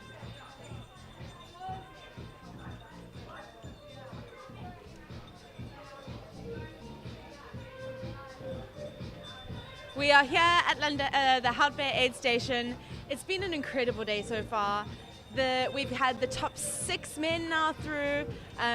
Dima and Hannes coming through in blistering times. You can tell that they're hot. They're all icing themselves as they come in here. I think the heat and the wind combination has been really tricky for them to navigate today. And now we're here waiting for the ladies. The energy here is amazing. Everyone's walking around with Southeaster bakery goods, and we're just waiting here now. Super excited for the ladies to come through. We're expecting Mimi Kotka in the lead. She was the first one through the Rocket Road aid station, closely followed by Cami and Kelly Wolf. So we're super excited to see them come through here. It's going to be hot out there. They're going to be, that's midday heat now, and the wind is really making things difficult. I think it's, the wind evaporating all of their sweat, not cooling them down, so they're running hot. And that perceived exertion when you're running at that temperature, it's a lot harder to push yourself, I think, through that kind of weather. So we're waiting with bated breath to see them come through here and see how they're handling it, but the guys that have come through so far are still looking really comfortable and really calm. I think the race is starting now. Back to you guys at the studio. So great to get something from both Toni and Cody out on the course. As she says, it's getting very, very hot out there. There's lots happening in this race. It's not only a mental challenge and a physical challenge, but the elements are up against you for sure. Yep. And this is where it counts. Now they're going in. They have another climb out of the Hout Bay aid station. They're a little more exposed again, so hopefully they got a full refresh and they're ready to power on forward. Absolutely. All right. So looks like we've got the 100-mile leader, which will be Fotis. It looks like he's coming into UCT, which is the University of Cape Town. And if he is coming to UCT, that means he's just 11 kilometers from the finish. So Fotis coming into UCT. Let's see if we can get those images now.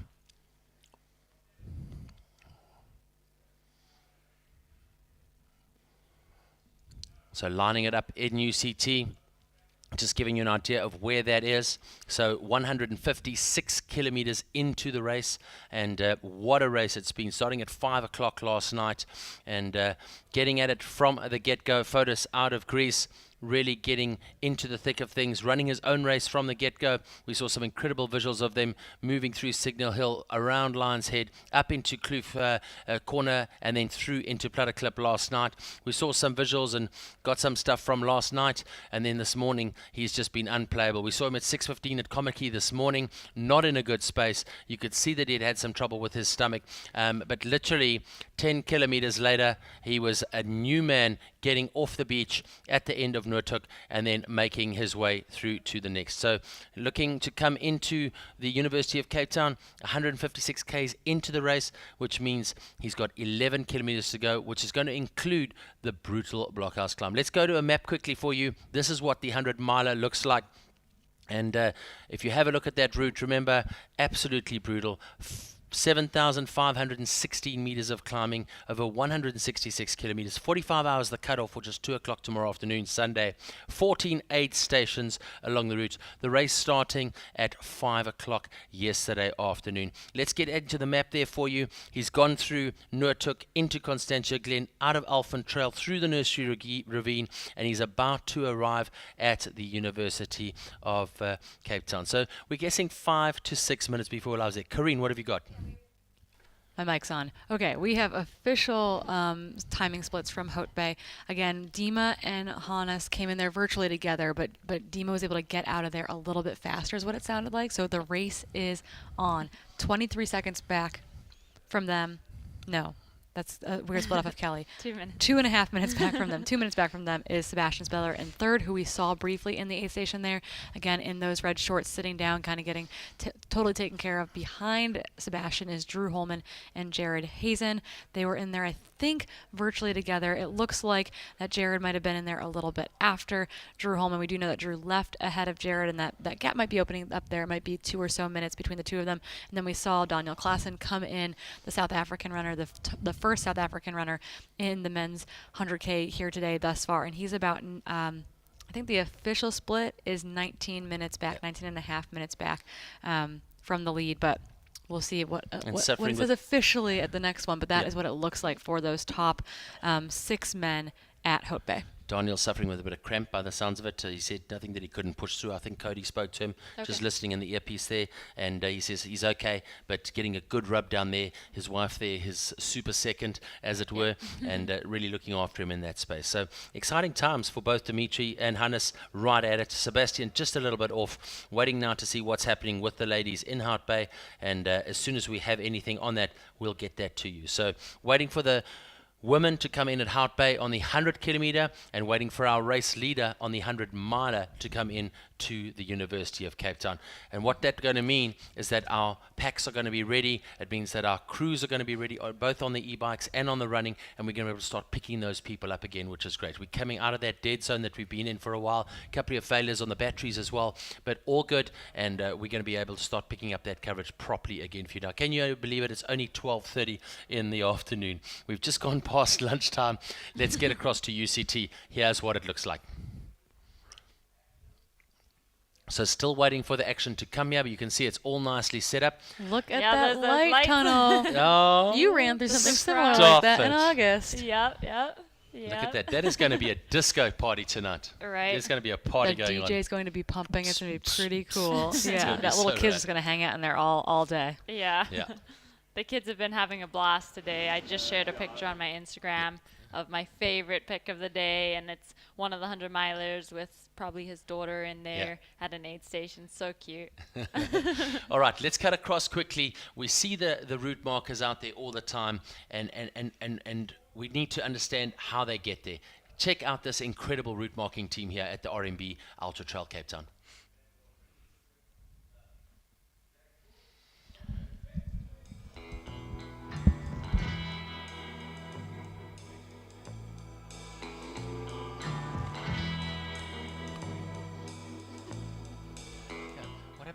I'm the route manager, Ultra-trail Cape Town.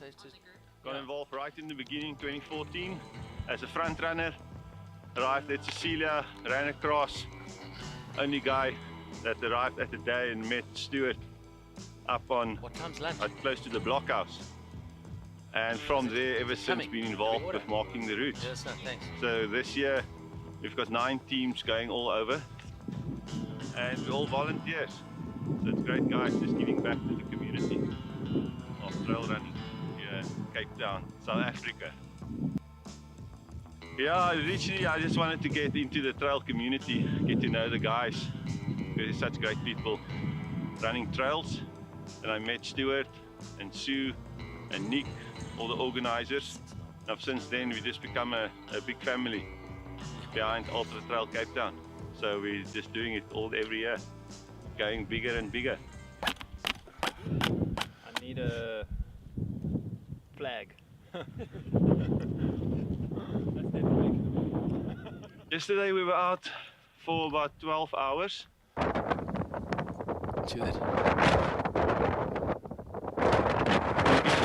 You get shorter sections. Tuesday Trails is a good one. You're lucky you That'll can be a good come out insert about, if we need We it. start at 6 o'clock in the morning. You can come up 2 o'clock or 3 o'clock in the afternoon. But it's quite a long day out. So we must just load up, take enough stuff, take water, and we go all out. All day, 3 days, 100 miles.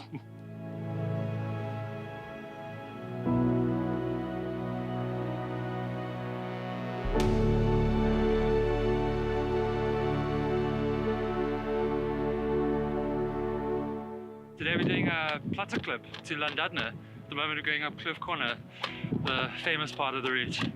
First big uphill for most people. They're going to have a good time here. There's going to be lots of kios at the top there, people cheering and everything. Really cool. Yeah. My name's Tanya. I'm a back of the pack trail runner. Used to run road, but always was a hiker. So yeah, it's just really fun being part of the crew, you know, kind of giving back to the trail community. I think that's what's so special about being a runner in Cape Town, especially trail runner. You feel like you're part of this family, you know. So being part of the crew like this is almost as exciting as racing. So I'm not racing this year, I raced last year. This is a lot more fun. It's a lot slower, still sweating, but it's a lot easier. Yeah, looking forward to a long day out in the mountain today with these little goodies. Well, we stick to the basics. Good old peanut butter and honey. On, I think it's low GI bread even. So it's a long day out, so you must pace yourself out there. Should be water on the mountain, so that's fine. The rest you just load up with a headlamp, jacket, everything. Come out at night if something goes wrong.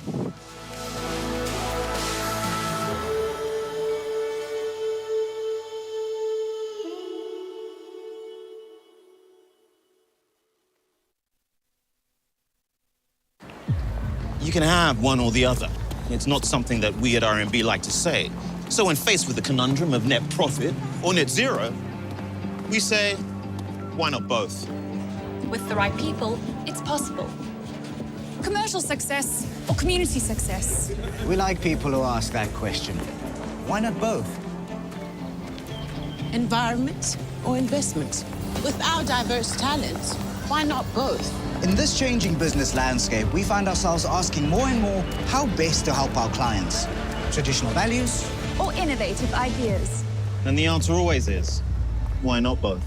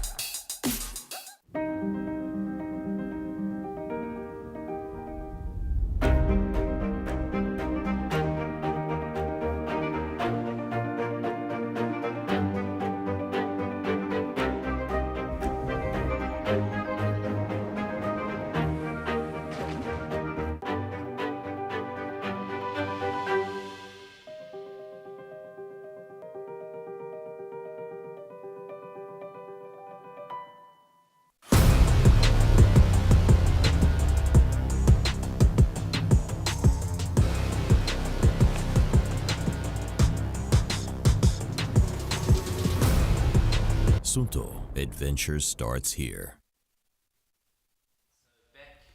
Back into studio. Good to have you guys, and thanks so much to all of our incredible partners here at the Rand Merchant Bank Ultra-trail Cape Town. Don't forget to get hold of us on the social media channels, DM us, and we'll be able to get back to you with any questions you may have or any shout-outs that you may need. Myself at Max Kleur, Emily Hawgood on my right-hand side, and obviously on my left-hand side, Corrine Malcolm. Please get that messages to us. Also, get hold of us on the YouTube feed. Send us some messages there. Tell us what's going on. Follow us on Twitter as well. Ultra-trail Cape Town is the Twitter handle for you. We've got lots going on the social media channels. If you are posting yourself, please tag us on the hashtag UTCT Trailfest and hashtag RMB UTCT, and we'll be able to pick that up and share that on our own social media channels for you as well. So exciting to see, lots going on. We are going where now? Let me just have a quick look. So there it is. Tuesday Trails is something that is a very special part of the trail running community here in Cape Town. It's a unique and very close community of runners. Then once a week, every Tuesday, they choose a place to meet on the beautiful Table Mountain, and they go and run some trails. Afterwards, they catch up, have a couple of jackbacks, and get ready for the next week. Check this out. You need to come and do one of these. Welcome to Tuesday Trails. So welcome to Tuesday Trails UTCT edition. It's pretty much the biggest day of Tuesday Trails this year. I've been running Tuesday Trails for 8 years, and this is so cool to see the community come together before the big race. Tuesday Trails! Woo! First time here for the UTCT. Excited. I'm super keen on the Tuesday Trails. There's some good runners here. I'm very keen to meet. Hi, I'm from Munich, and Tuesday Trail I already know for 2 years or so, and I'm very excited to run the first time today. So I came to UTCT last year, but didn't get a chance to partake in the Tuesday Trails, so I'm really excited to do it this year. This is my second time participating in Tuesday Trails, and I think it's a really beautiful and fun community, so really excited to run again today. You meet so many lovely people, it's so wonderful. It's a good study break, I love it. It's nice to have some mountains around you, so I'm from Berlin, so there's really flat. So it's nice to experience Cape Town this way. Back here for another Tuesday Trails, but this time a little bit more of an international crowd.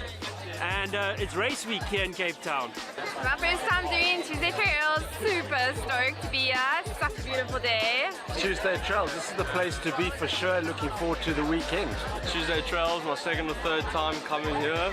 It's always a great time out here. Lion's Head today, can't wait. It's my first time doing the Tuesday Trail, so I'm very excited to meet the guys we're gonna be racing with on Sunday. This is my first time to be here in Cape Town, and I will enjoy this. I'm going to win. as you can see. It's my first time here and I'm definitely scared, but I'm here. Didn't know about it till I rocked up here today because it wasn't planned, and it looks like fun. I'm stoked. I was on the plane like 4 hours ago, and now I'm out here with 100 people I've never met. This is my first Tuesday Trails. I run with a run club in London. Tuesday Trails and the UTCT, there's nothing like it anywhere else in the world. A little bit jealous. I don't have that in Sweden. Never seen so much people on one place, not in a race, only just for fun racing. If you are single, you have to do it because afterwards you don't go home alone. I have a very awesome run. It was quite nice, and a beautiful landscape and nice people. It was just amazing. Amazing. It was so amazing. Tuesday Trails is great. A lot of people, good vibes. It's amazing, man. First time in Cape Town. Just unbelievable trails, come from the UK. Incredible, absolutely incredible. Tuesday Trails is awesome. It's the highlight of the year on the Tuesday before the race. Definitely the best place to be. Today was insane. I mean, look at it. Look at this. Look at all the people all gearing up for the weekend. It's insane. Ah, brew, intergalactic. They're so good. This whole sum total of Tuesday Trails, why everybody attends. It's not because we have the most majestic mountain to run around. It's such a treat. Such a treat. All right, so back in studio, and Tuesday Trails, what a vibe. I mean, you've been there. Yep. That's Didn't the make community. it this year. I didn't make it this year. I know. They'll give me a hard time forever for it. But that's the community here, the core of the vibe here in Cape Town. So cool. Yeah, so speaking of the leaderboard that is coming across our screen right now, this is the most up-to-date one. We are expecting race leader Fotis, the Greek athlete who's been leading wire to wire, to be through the University of Cape Town momentarily, followed by Alexi and then Elov Olsen in third. Brett Natras has been moving up all day, solidly in fourth in the men's race now. Justin Olafson, Julian Zimmer kind of hanging out in that fourth through sixth position. Gabriel Creel's also been moving up. Jonathan Schlindler and Jock Green. That's impressive from Jock Green. We've seen him outside of the top 10. This is the first time we've seen him inside the top 10. But we do have a most recent timing split at Nursery Ravine ahead of the University of Cape Town with Elov Olsen now also coming through there. But he's back now 32 minutes from second place. So really kind of the wheels might be coming off there a little bit. But as far as we know, we should be seeing Fotis very shortly at this aid station. And then about 20 minutes later, we anticipate Alexi to be there as well. All right, so here we go. Back to UCT. Bit of confusion, UTCT, Ultra-trail Cape Town. UCT is the University of Cape Town. And this is a very key point, a very prominent point and a very prominent aid station, a very important aid station for the riders, because this is the last time that they get. Here he is, your leader, Fotis Zizipoulos, coming through from Greece now, and here he has 11 kilometers to go. And to be fair, so for everyone who is freaking out and panicking in the live chat on YouTube because his GPS tracker I don't think has moved for a long time, maybe for like the last hour, the battery could be dead in it. Yep. So Fotis is moving, he is alive and well, he is your current race leader of the UTCT inaugural 100-mile race. He is 19 hours and 43 minutes into his day, starting at 5 p.m. yesterday at the Greens Rugby Stadium. Some watermelon in. He's gonna sit for a second. He's got the time to. Like, as long as he can keep moving, take a moment, right? Absolutely. Drink some Coke, eat some watermelon, get some water on him, and then get him up that hill. Get him up the Cody steps, the Cody stairs. The infamous Cody steps, and then get him up Blockhouse, and then from there he can kind of just gravity fall his way towards the finish line. And right? definitely hot there now, Ems. You can see it's hot, and Yep. it's if you spend that extra 2 minutes just trying to get that core body temperature down, get some ice on the back of your neck, get some ice on the back of your hands, just get that body temperature down, it's going to make a difference, especially knowing the brutal climb to Blockhouse coming up. Yeah, he can definitely smell the finish. He knows he needs extra calories right now. I mean, his body's been on high burn mode for a lot of hours. He's doing super well. Still looking like he's solid. In control. Yeah, we saw him in his low very early this morning, and he looks strong right now. I'm excited to see how strong he kicks from here. He obviously has Alexi chasing him. Yeah. and we'll see how Lexi's doing. It looks like he's getting a bandana there, an ice bandana, Lovely. so it is hot. That's going to cool him down, give him a little extra fight to climb up to the blockhouse. Lucky for him, it's going to be clear up there. We don't have any 100K runners ahead of him, so that's going to be nice. He's not going to have to scoot around anyone at all. Yep.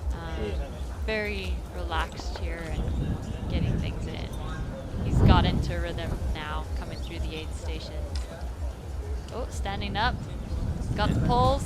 Good to go. Headed out. Well done. It was a quick turnaround. See? Yeah, not long. No. And getting that water Yep. on and keeping that ice scarf on. Yep. So going to be running with that, which is also clever. You know, does an extra weight make difference at this stage in the race, especially when it's doing such a great job for your body? Yeah, you want that on you. He's getting an update here. Telling him, come on, man. You got this, bro. Let's go. I think he just ran a few stairs there. That is that is Amazing. something at this stage. So there's our cameraman with him, Fotis Zimimopoulos. 155 Greece. kilometers into this race. Amazing, amazing. And we saw the racing here yesterday, you know, the 55K, and we saw just how brutal this last section is, making its way up to the blockhouse. Time check for you, pretty much exactly the same time as the athletes on the 55K came through here yesterday. So, and weather conditions similar. So we know that he's got a really, really tough mental game ahead of him now, probably for the next 6Ks, 5.5, 6Ks to the top of Blockhouse. And from there, is it less than that? Yeah, way less than that. Way less than that. Yeah. So getting to the top of Blockhouse. Once he's at the top of Blockhouse, mentally, he's onto that contour. Yep. He's making his way down to Dead Man's Tree. From Dead Man's Tree, just 3Ks to go. Yeah, and I think he's had a lot bigger climbs than he is going to approach right now for the blockhouse. Hopefully he'll just feel like it's a little speed bump. Yeah. Quite nice that he's there alone. You know, there's no one ahead of him. He's got a clean trail ahead of him. Although we say that's nice, sometimes it's also nice to have people on the trail to spur you on and to encourage you, you know. Right, he's got company now. We've got one of our cameramen following him, which is going to be cool. We can hopefully see some more footage all the way to the finish. So good to have this footage. Very stoked to have it back. We know that he's got a substantial lead over a second place. Let's just try and get a look at that and see what that looks like. I know at Nursery Ravine he was 23 minutes ahead of Alexi.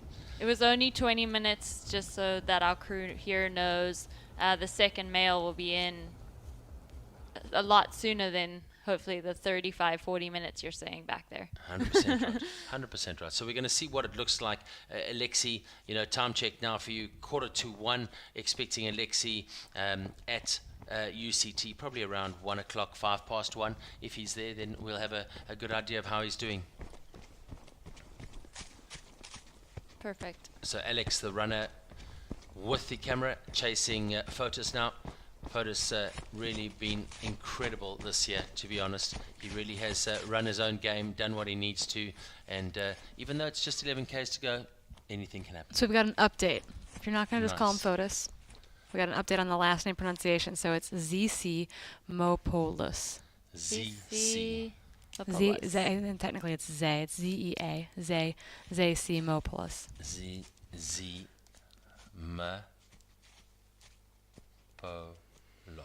Zizimopoulos. Zizimopoulos. There we go. Fotis Zizimopoulos of Greece is our leader. It's a bit of a tongue twister, the surname, but let me tell you, this man has been on fire over the past 19 hours, 48 minutes and 24 seconds. They started at 5 o'clock last night at Gardens Tech Rugby Club here in Cape Town. It is the finish venue as well, and expected winning time for him will be over 21 hours today. So we're looking at about a 21:15, a 21:30 for your winning time in the men's 100 miler. So onto the road now. Looking at the conditions, not a lot of wind there, but there certainly is a bit of wind. I'm sure we'll get a better view of that as he makes his way up. We've got Rhodes Memorial not far from here. I know there was a really bad fire there not so long ago at Rhodes Memorial. I think 18 months it was. So yeah, not good at all. The restaurant gone such an iconic space on the mountain and absolutely devastating. But here they go now, just trying to get through.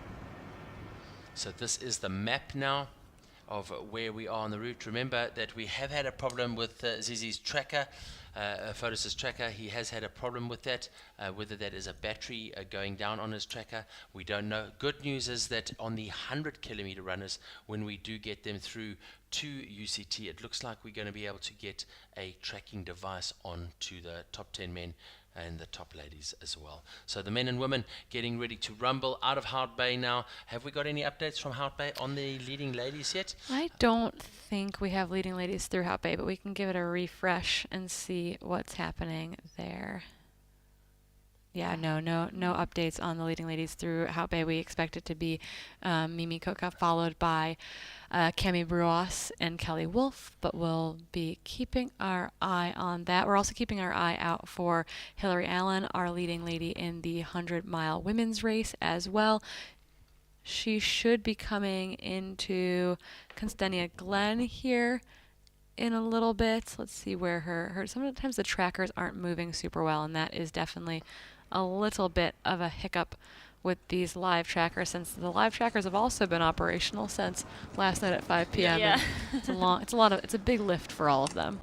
All right, so you can see here looking and using those poles quite effectively. He's moving so well out this climb. Looks like there's actually a nice breeze. It doesn't look super hot. I mean, we know he has an ice bandana already, so he's obviously warm, but it looks really good. The sun doesn't look like it's beating too hard down on him. Yeah, perfect. He's still running. He's been running a long time, and he's still crushing it. So you can see that leaderboard. Kerry-Ann Marshall in 4, Lodelia Werdendahl moving up into 5, Alana Munich still in 6, Subil Schulzinger in 7, and obviously right up at the front, Hillary just having an incredible race here today. We're seeing lots of movement happening between Naomi Brand and Nicolette Griffey-Yoon at the moment as well. So excited to see what that looks like when we get them through to the next aid station and the next tracking point where we can see what they're doing.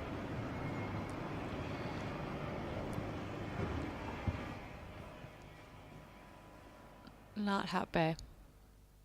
They are, so Hillary's got she's almost to the top of her second to last little climb before she descends to Costentia Glen. Yep. So she's got one more, she's got a little downhill and then a kicker, I think. Yep. A little bit of a kicker there, and then she should have mostly gradual downhill from there into that aid station.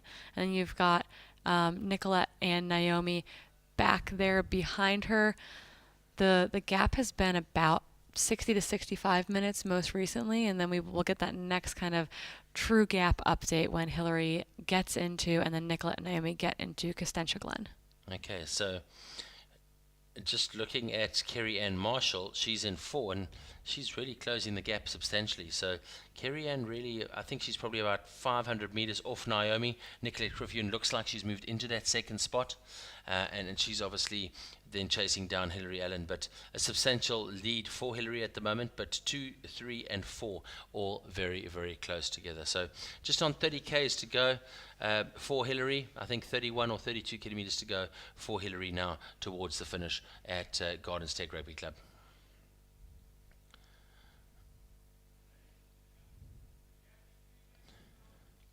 So working all around, looking for visuals, looking for content.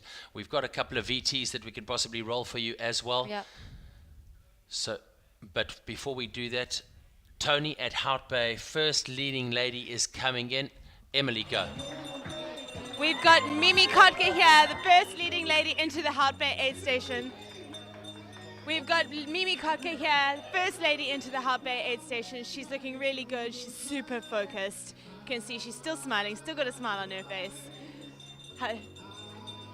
Drinking as much as she can. She's got tonic water in there, super refreshing, getting some good sugar and some good calories. She's now just come off Suffer Peak as it's named. This heat and this wind is going to have made the conditions up there really, really tough and tricky conditions. So she's come off of there and she's looking really good. She's just downed a whole bottle of tonic water, which is awesome. That's quite impressive. Anyone beating her in a down competition, I'd be very impressed. Mimi is now heading out of the aid station, and Cami Bruas is now coming into. Cami Bruas has just come in. She's come in second position. Also looking really good. Her aid is working really efficiently, really quickly. She's got an ice pack that's getting thrown on her back. You can see she's changing shoes here. She's changing shoes, she's changing socks. Just come off of the beach section. So she's trying to get clean feet so that she's not running with sand. Looking after your feet over this section is going to be really important. You know, you don't want to be running with sand in the shoes or wet shoes. Those kinds of things are blister creators, and you don't want that heading into the last sections of the races. Cammie's changing her shoes. She's looking very calm and comfortable. She's got an ice pack on her back just to cool her down. So the peak conditions up there must have been really hot, but she's looking good. Nice and cool and calm and collected. Cammie's looking good. She's getting in some water. Her crew's just pulled out some vegan sushi for her. So she's got some rice, some good carbs, something nice and savory to cut through a lot of the sweetness. A lot of the food that you take in when you're running these things is lots of sugary drinks and gels. So having something savory and solid would be really good. Some soy sauce, a little bit of salt, and then she's going onto that chia seed water. A good way to get in some hydration.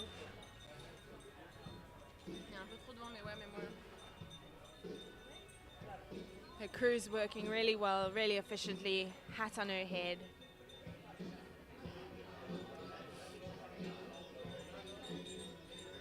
She's eating and drinking. She's getting restocked while she's eating and fueling. Her crew knows exactly what to do. It's so important to have your crew, well-oiled machine, so that you can focus on rehydrating and drinking and eating some food while you wait. She's looking super calm. She's got new shoes on. She's restocked. She's refueled. She's got ice on her back, and she's ready to go. She just dropped some water all over her face, and she's off.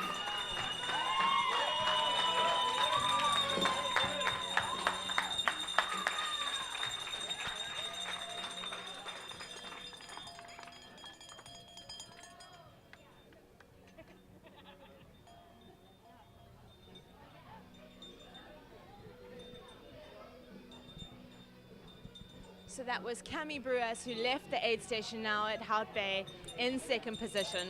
She's looking really cool and calm and collected. She's just followed Mimi Cocker out the aid station. She's heading up towards East Fort, which is one of the 4 forts that were built in Hout Bay. She's now heading up to Manganese Mine, which is another exposed section of the race. But once you're up on that mountain, there's a nice undulating kind of slow, gradual climb. She's heading out towards the Elfin Trail aid station.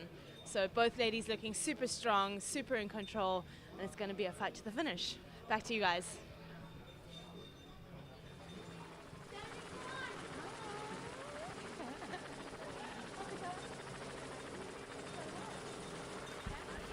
All right, so thanks so much to Toni. We do appreciate you giving us that information for the 2 leading ladies. Tell us a bit about that while we look at these visuals of the helicopter for the 100-mile leader going into Blockhouse. So Mimi and Camille came in pretty much together, less than a minute separating them. We saw that both of them did different things in the aid station. Mimi downed a whole bottle of something, I'm sure, that had a few calories in it, rehydrating her. Her crew was efficient and packed her up. Cammie changed her shoes and her socks, which both Corrine and I would probably opt to do at that point too. We know it's very sandy coming in there, so that just adds a little more comfort and kind of, you feel like you put on a new pair of feet. So that was exciting to see both of them on the live stream, have Toni there to kind of give us a rundown of how they were feeling. They both looked good and strong. We know they're being chased by Kaylee Wolf and the other ladies in there, Ekaterina and Vavara. Yep. And then Olivia should be and back Olivia. in 6th. Yeah, so super exciting out there at kind of the crux midpoint point for the ladies. Yeah, I mean, crazy racing, and definitely going to unfold into be an incredible race. Look at that little trail, that golden trail there as it makes its way up towards the Blockhouse. You can see the helicopter hovering above now. Schalk and the team doing an incredible job. Nice to have them back in the air. Obviously blown out a bit this morning, but Schalk up in the air right now as we see Fotis making his way up towards the Blockhouse. The Blockhouse up at the top. You might just zoom out a little bit there for us, not sure. But let's go to Hillary. Hillary on the Pulse app. Let's you see what you can see. And remember, there's a great story here. Tell us about this story about the little lady from George.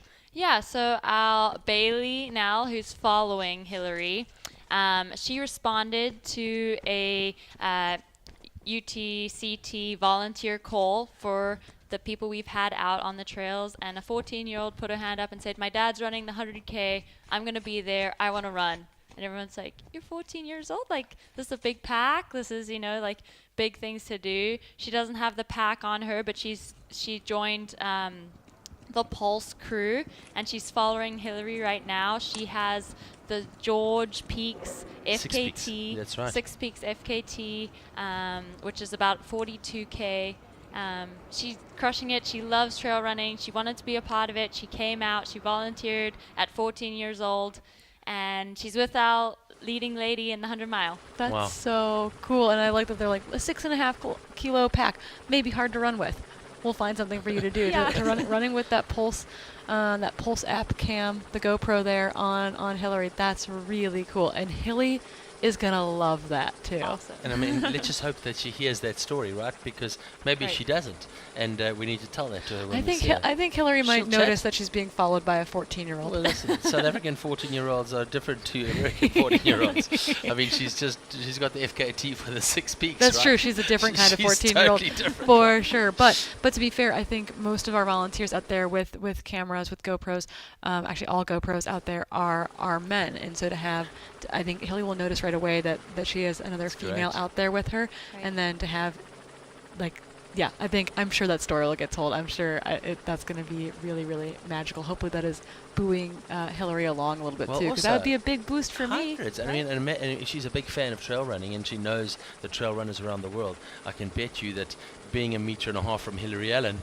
is a cool thing to do. It's probably a pretty cool, and who is leading the 100-mile race here at the inaugural event. Like, that has to be rock and roll. A little dream for everyone out there. Yeah, sure, absolutely. Yeah. So this footage coming to you from the helicopter, the guys from Cape Town Helicopter, Schalk Boonzaaier in the helicopter now, the pilot, and able to work with this camera, zoom in for us as he makes his way off that contour road and up the path to Blockhouse. Blockhouse, you can see just at the top of the image. If we zoom out a little bit, if that's possible, you'll be able to see just where Blockhouse is, and Blockhouse will then be that last big tick box for him before he makes his way onto the contour road and can really pin his ears back and start taking it in. You know, we spoke about it yesterday. So there is the Blockhouse. We're just zooming out a little bit. There you see the picture at the top of the screen. You see that little house over there? That is called the Blockhouse, and this is that vertical climb all the way up. It's the last big milestone next to Dead Man's Tree, but it's the last big milestone on the route, isn't it? Yeah, and for the runners, I think that's more even significant than Dead Man's Tree.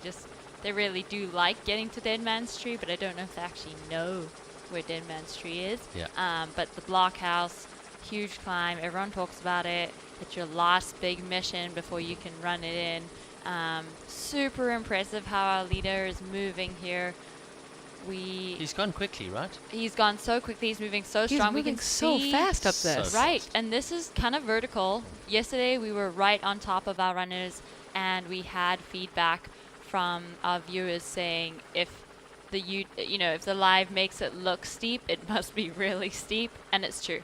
It's very steep, a big climb, and he's almost at the top already. It's amazing. He's been running for over 20 hours now and still moving this strong. Very impressive. He led from the start. He's still leading.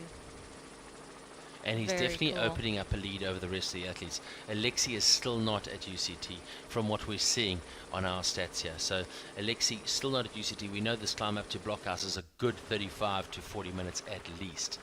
Alexi Fotis getting into UCT at 19:42, which means he got there 18, 20. I mean, he's literally motoring up Blockhouse. This is where it gets really, really steep here, but while we're going to kind of try to continue.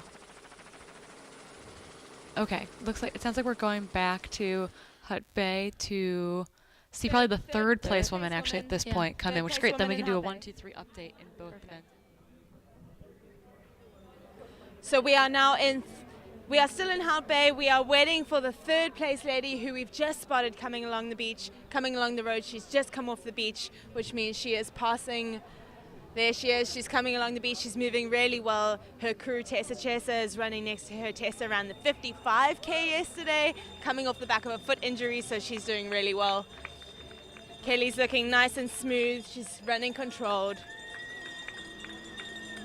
Checked in. There she goes. Kelly's looking good. She's just getting her number scanned in. There she goes. She's walking towards her crew.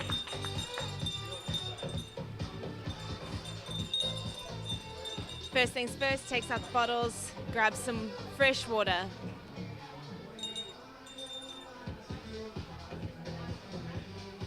Yeah, she's getting ice dumped in her pack to cool her down. Again, that weather at the top of Southern Peak must have been scorching hot. She, as well, like Cami Bruas, is going to change her shoes. And she's going to put on a fresh pair of socks again. You want to just get your feet out of sandy socks and wet socks. It's a recipe for blisters, and foot care in this kind of distance is going to be super important. Interestingly, we've just got the fourth place lady coming in.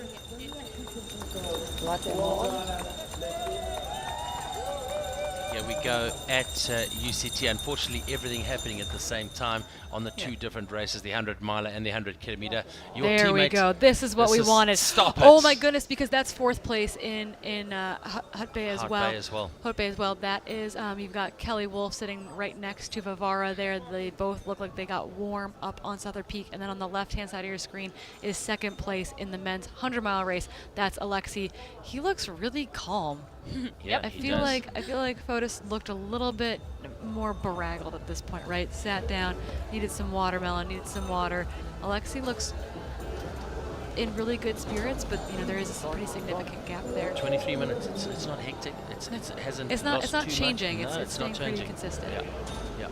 So Alexi really, I mean, he's looked so good all the time, hasn't he? You say he's a finishes on their way to the Gardens Club, and then halfway mark for the 100K has come and gone. Yeah, just over 40 Ks to go for the 100K. So the woman at 56.5 Ks at the moment, and we know then in the men's race, when you come into UCT, it's 11 Ks to go to the finish. So lots happening, lots of developments.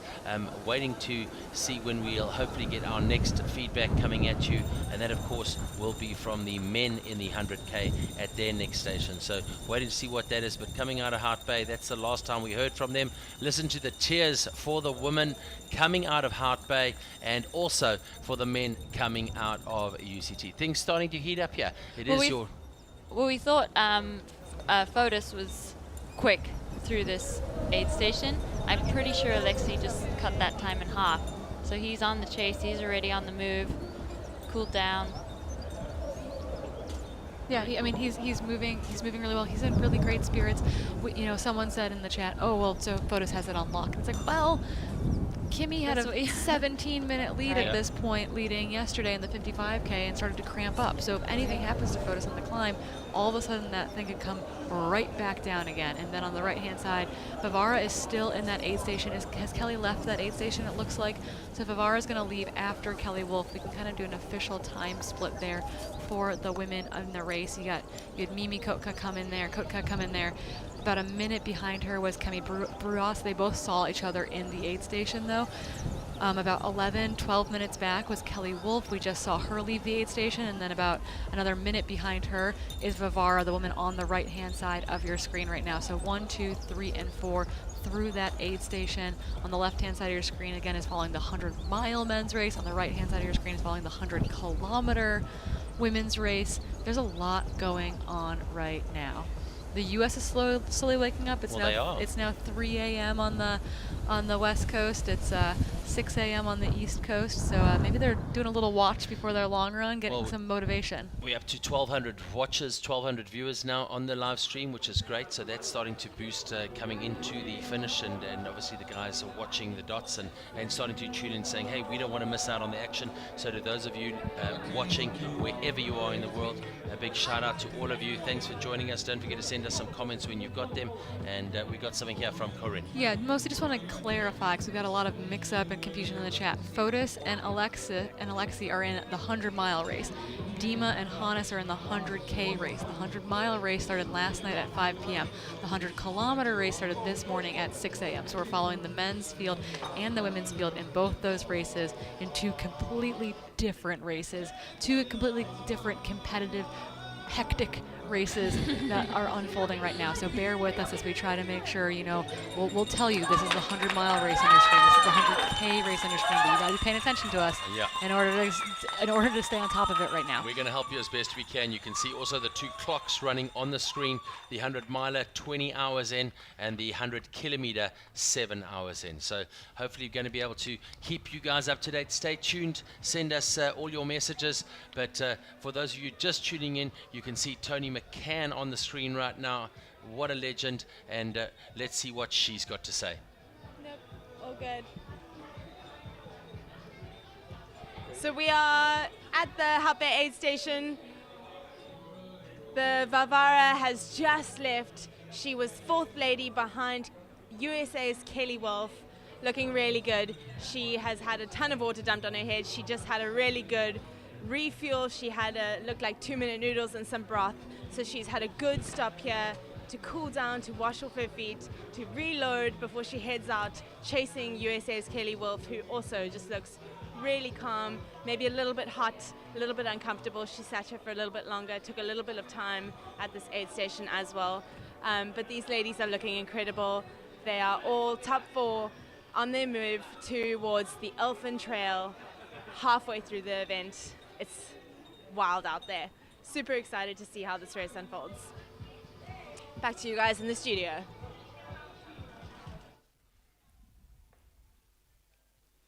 Oh, thanks very much, Toni, for the update. Corrine, I see you've got something there for us. I was just looking at the kind of back noise that we get from the studio, and it sounds like we should have footage from Hillary Allen coming into Constantina Glen here in a little bit. We've got a camera there. Frank One is at the ready. So that is exciting to have Hillary Allen making her way into that Constantina Glen aid station. She'll have gone a long way without aid at that point, a long way without seeing crew. She's still got a little ways to go, but she's making moves that direction right now. But I guess we can throw back to Toni at Hope Bay. Toni, what do you have for us?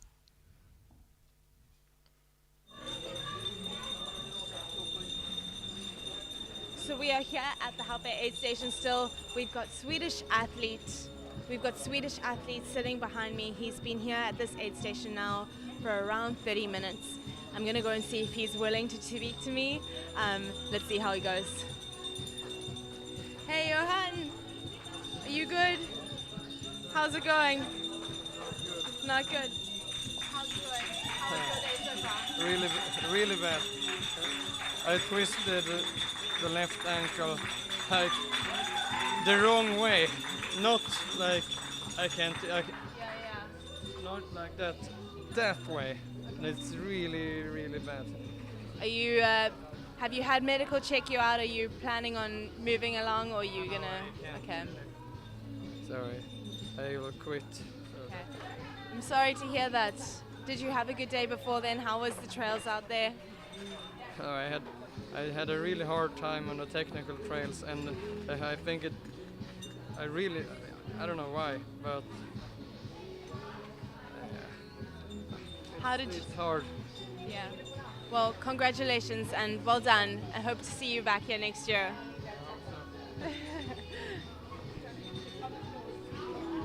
So there you have it. That's Johan Lantz of Sweden. Unfortunately, he had a really bad ankle twist, which means he has had to pull out of the race at this point. We're really sad to hear that. Sounds like he was having a good day, but he's very much looking forward to coming back next year. So hopefully we see him again next year.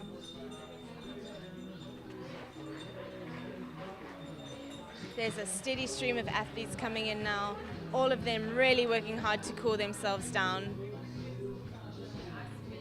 A lot of them opting to change their shoes here as they've come off the beach section and had to run through a little river.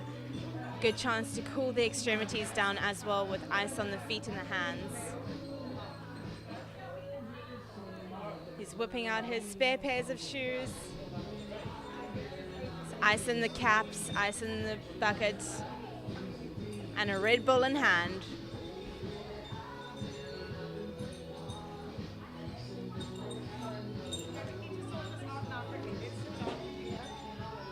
You can see he's working hard to get what he needs out of his drop bag.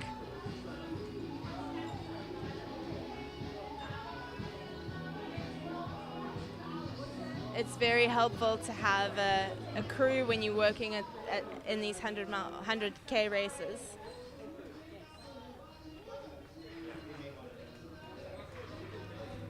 You can see him getting fresh pair of socks on. How's the conditions out there? It's very hot today and it's difficult race. Very technical profile and I have cramps or 20 kilometers and it's very hard, very hard. Well, you're doing amazingly. You're still really far up there and I think you're close to the top 10 men. How do you think the rest of the race is going to pan out? I'm most running. There you have it. That's how you do it. You just run. I love it. We've got more athletes coming in here for the 100K race. All of them looking quite hot. Again, another athlete opting to change his shoes. That seems to be the trick at this aid station, to get a fresh pair of shoes on after this beach section.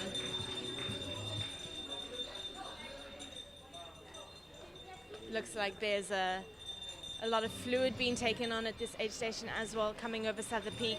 It's hot, exposed. There's lots of wind up there as well. So it's really going to dry the athletes out. They're going to feel that heat doubly so.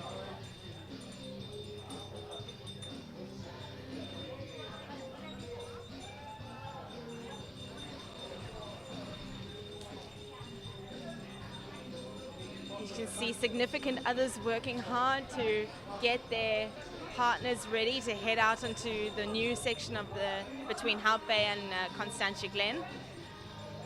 Watering down, getting that sand off their feet. The wind has also started picking up outside again, which means it's going to get even more dry out there.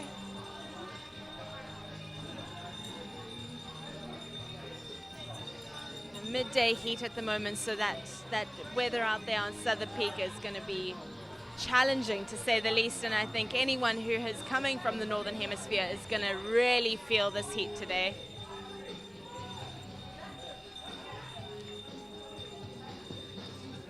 Fresh bottles are going in. Sunglasses going out. These guys are getting in as much fuel as they can. We've got a local South African who's walking into this aid station here. This is Ollie. He has taken on the 13 Peaks Challenge in the Ryan Sands 13 Peaks Challenge. He did it in over 24 hours, I think. So he's an athlete who is not foreign to this distance. 13 Peaks being 103 kilometers.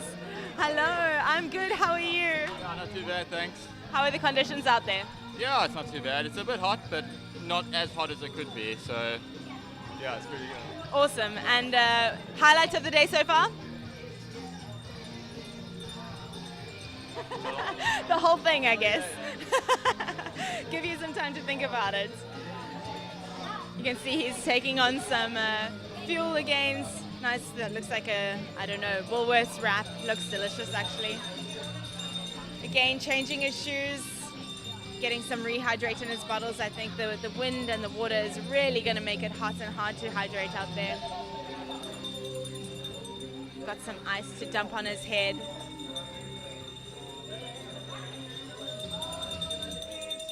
This is local South African Ollie Morris in really good spirits, looking really good and happy. You can tell the locals versus the foreigners when the Northern Hemisphere guys coming down from winter into the South African heat.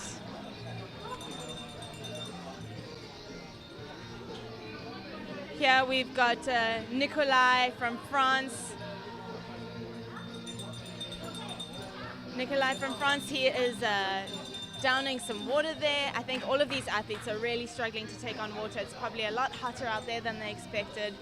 And they had a water refill at Rocket Road, but that's a good 10K section across some pretty isolated terrain that's very exposed, and this wind is not going to be making things easy out there. You can see he's dumping, what is that? He's got Morton going into his bottles. It's the Morton 160 drink mix.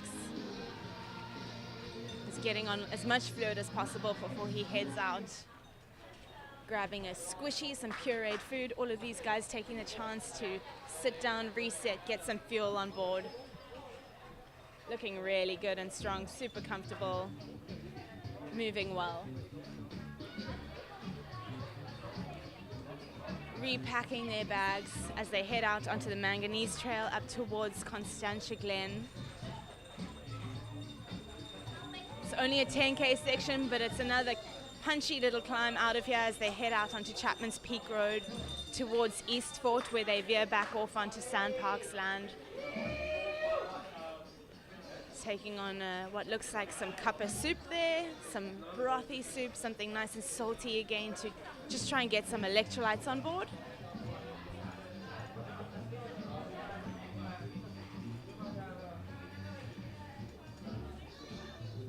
There we go. Getting some food in that pack before they head out.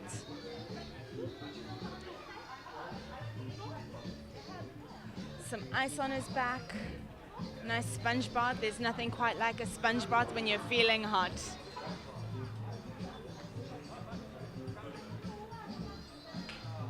I'm not sure about anyone else out there, but I can 100% say that there's nothing quite like a cold, refreshing Coke when you're midway through a race. There's something about it that just really lifts the spirits. And there you go, there he goes out the aid station. Moving really well. Awesome, these guys are just looking so fresh and so happy actually. You know, they're halfway through their 100K journey today, heading out into the heat of the day in Hout Bay. And they're all looking good. They're all taking on a lot of ice and a lot of fluid. I think that's going to be key as they head out into the Manganese Trail up towards the wine farms of Constantia Glen. Pity that they can't grab some, you know, a glass of wine on the way out there, but that's for after the race. If they're not taking beer, they'll take a glass of wine. We are seeing some more athletes heading out of the aid station here now onto the next part of this journey. They're almost on their way home. Looking good, looking good.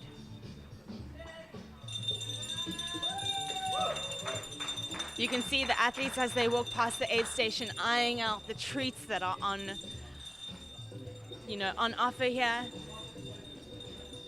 You've got some salty potatoes, some dates, some jelly sweets, some salty cracks. There's nothing like something salty to cut through all that sweetness that you've been taking on board as you head over the mountain. And my personal favorite, watermelon. There's nothing like a watermelon to rehydrate. It's quite a delicious treat. Ollie Morris is still sitting here. He's just changed his shoes. He's taken on some fluid. He's icing himself out. Getting some motivation, looks like, from his crew.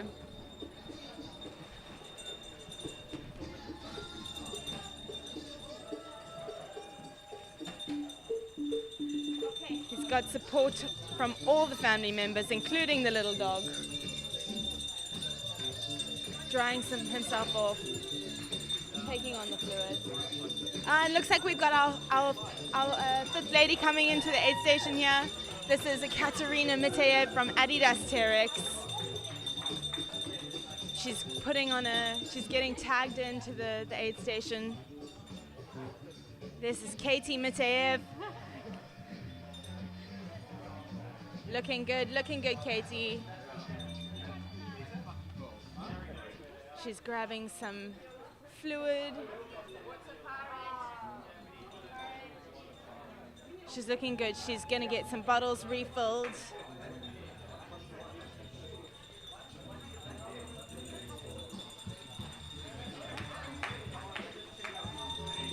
Good job, Katie. Katie's grabbing some watermelon. She's moving through here really well, taking her time to see what's in the aid station. Is looking good. She's getting some ice put in her pack as well to cool her down. She's grabbing some oranges. Everyone at the aid station here is looking good, looking after the athletes as they come through here. Her bottles have been refilled. What awesome work from the aid station crew here who are really looking after her.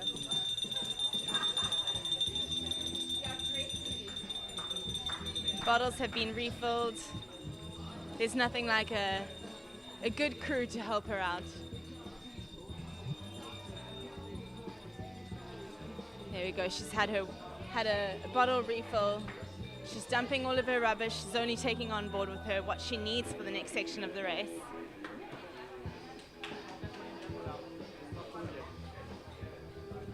Katie is partner to Dmitry Mateev, who is currently battling it out for first and second position in the men's 100K race.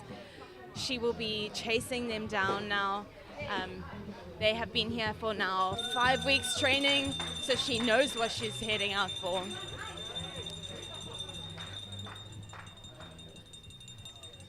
There she goes, and off she goes onto the last section of the race between Hout Bay and Constantia Glen. She's still moving super well. She looks like she's taken on a good amount of fluid here. She looks ready to take on the next section of the race and running towards the home stretch.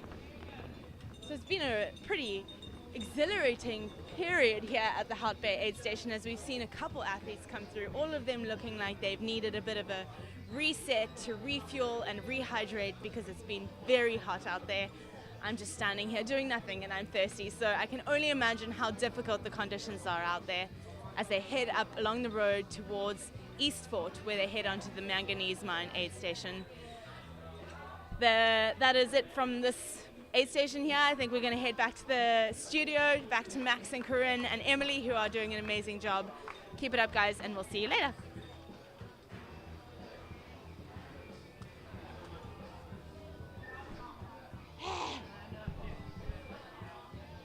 My throat. Thank you, Mom. In studio, guys, we've just come back into studio now. Toni, thank you so much for holding the fort there for us at Hout Bay. Just a shout out to the teams out there. Time check for you is 1:30 in the afternoon. We're expecting photos to be at the finish at about 2 o'clock this afternoon. So 2 o'clock this afternoon, the finish at the Gardens Tech Rugby Club. If you are wanting to watch the finish and come home and celebrate the win here today for the first man in the 100 miler, Fotis Zibipoulos is probably about 15 minutes maybe from Dead Man's Tree. So Dead Man's Tree, we should be able to get you visuals from there. Fotis is about less than 2.5 kilometers from the entrance to Dead Man's Tree. So I'm sure we'll have some e-bikes there, and we're not going to want to miss that. But we know that Fotis is working really well on that contour path off the Blockhouse, making his way towards Dead Man's Tree. Here is our leading lady on the e-bike, Corrine. Go. Oh, we have Hillary Allen. She is coming into Constantia Glen. This has probably been a hot section for her. She had some really hard climbing in there, and then she kind of had a gradual downhill into this aid station. I think our cyclist might be holding. No, he's got both his hands on the handlebars. He's supposed to have it on that stand. We need that bike to lift the camera back up. We're seeing Hillary's feet here in studio. Not quite what we need, but we do know that Hillary is moving her way to Constantia Glen aid station. That is great to see. When she makes it there, that will put her. I know, but there's some uphill here, so she's allowed. You guys, she's been running for a while. Be gentle. Be gentle. She's 140 kilometers basically into this thing. I think she's allowed to hike it out a little bit, hands on knees. It's a bit steep here, so. That's a completely rational place to be power hiking it out. So Hillary Allen moving her way towards that aid station. She's doing a great job. She'll be there I think in just a little bit, we'll see if we can pull that route back up. See what you've got. So just interesting as well, just on our side as we look at this 100-miler route, just a shout out to our team behind the scenes, a reminder that Fotis will be coming to the asphalt which leads to Dead Man's Tree, and that will probably be in the next 2 kilometers. So we don't want to miss that section. We know we're probably going to have e-bikes there to track him and bring him back into view. So he's literally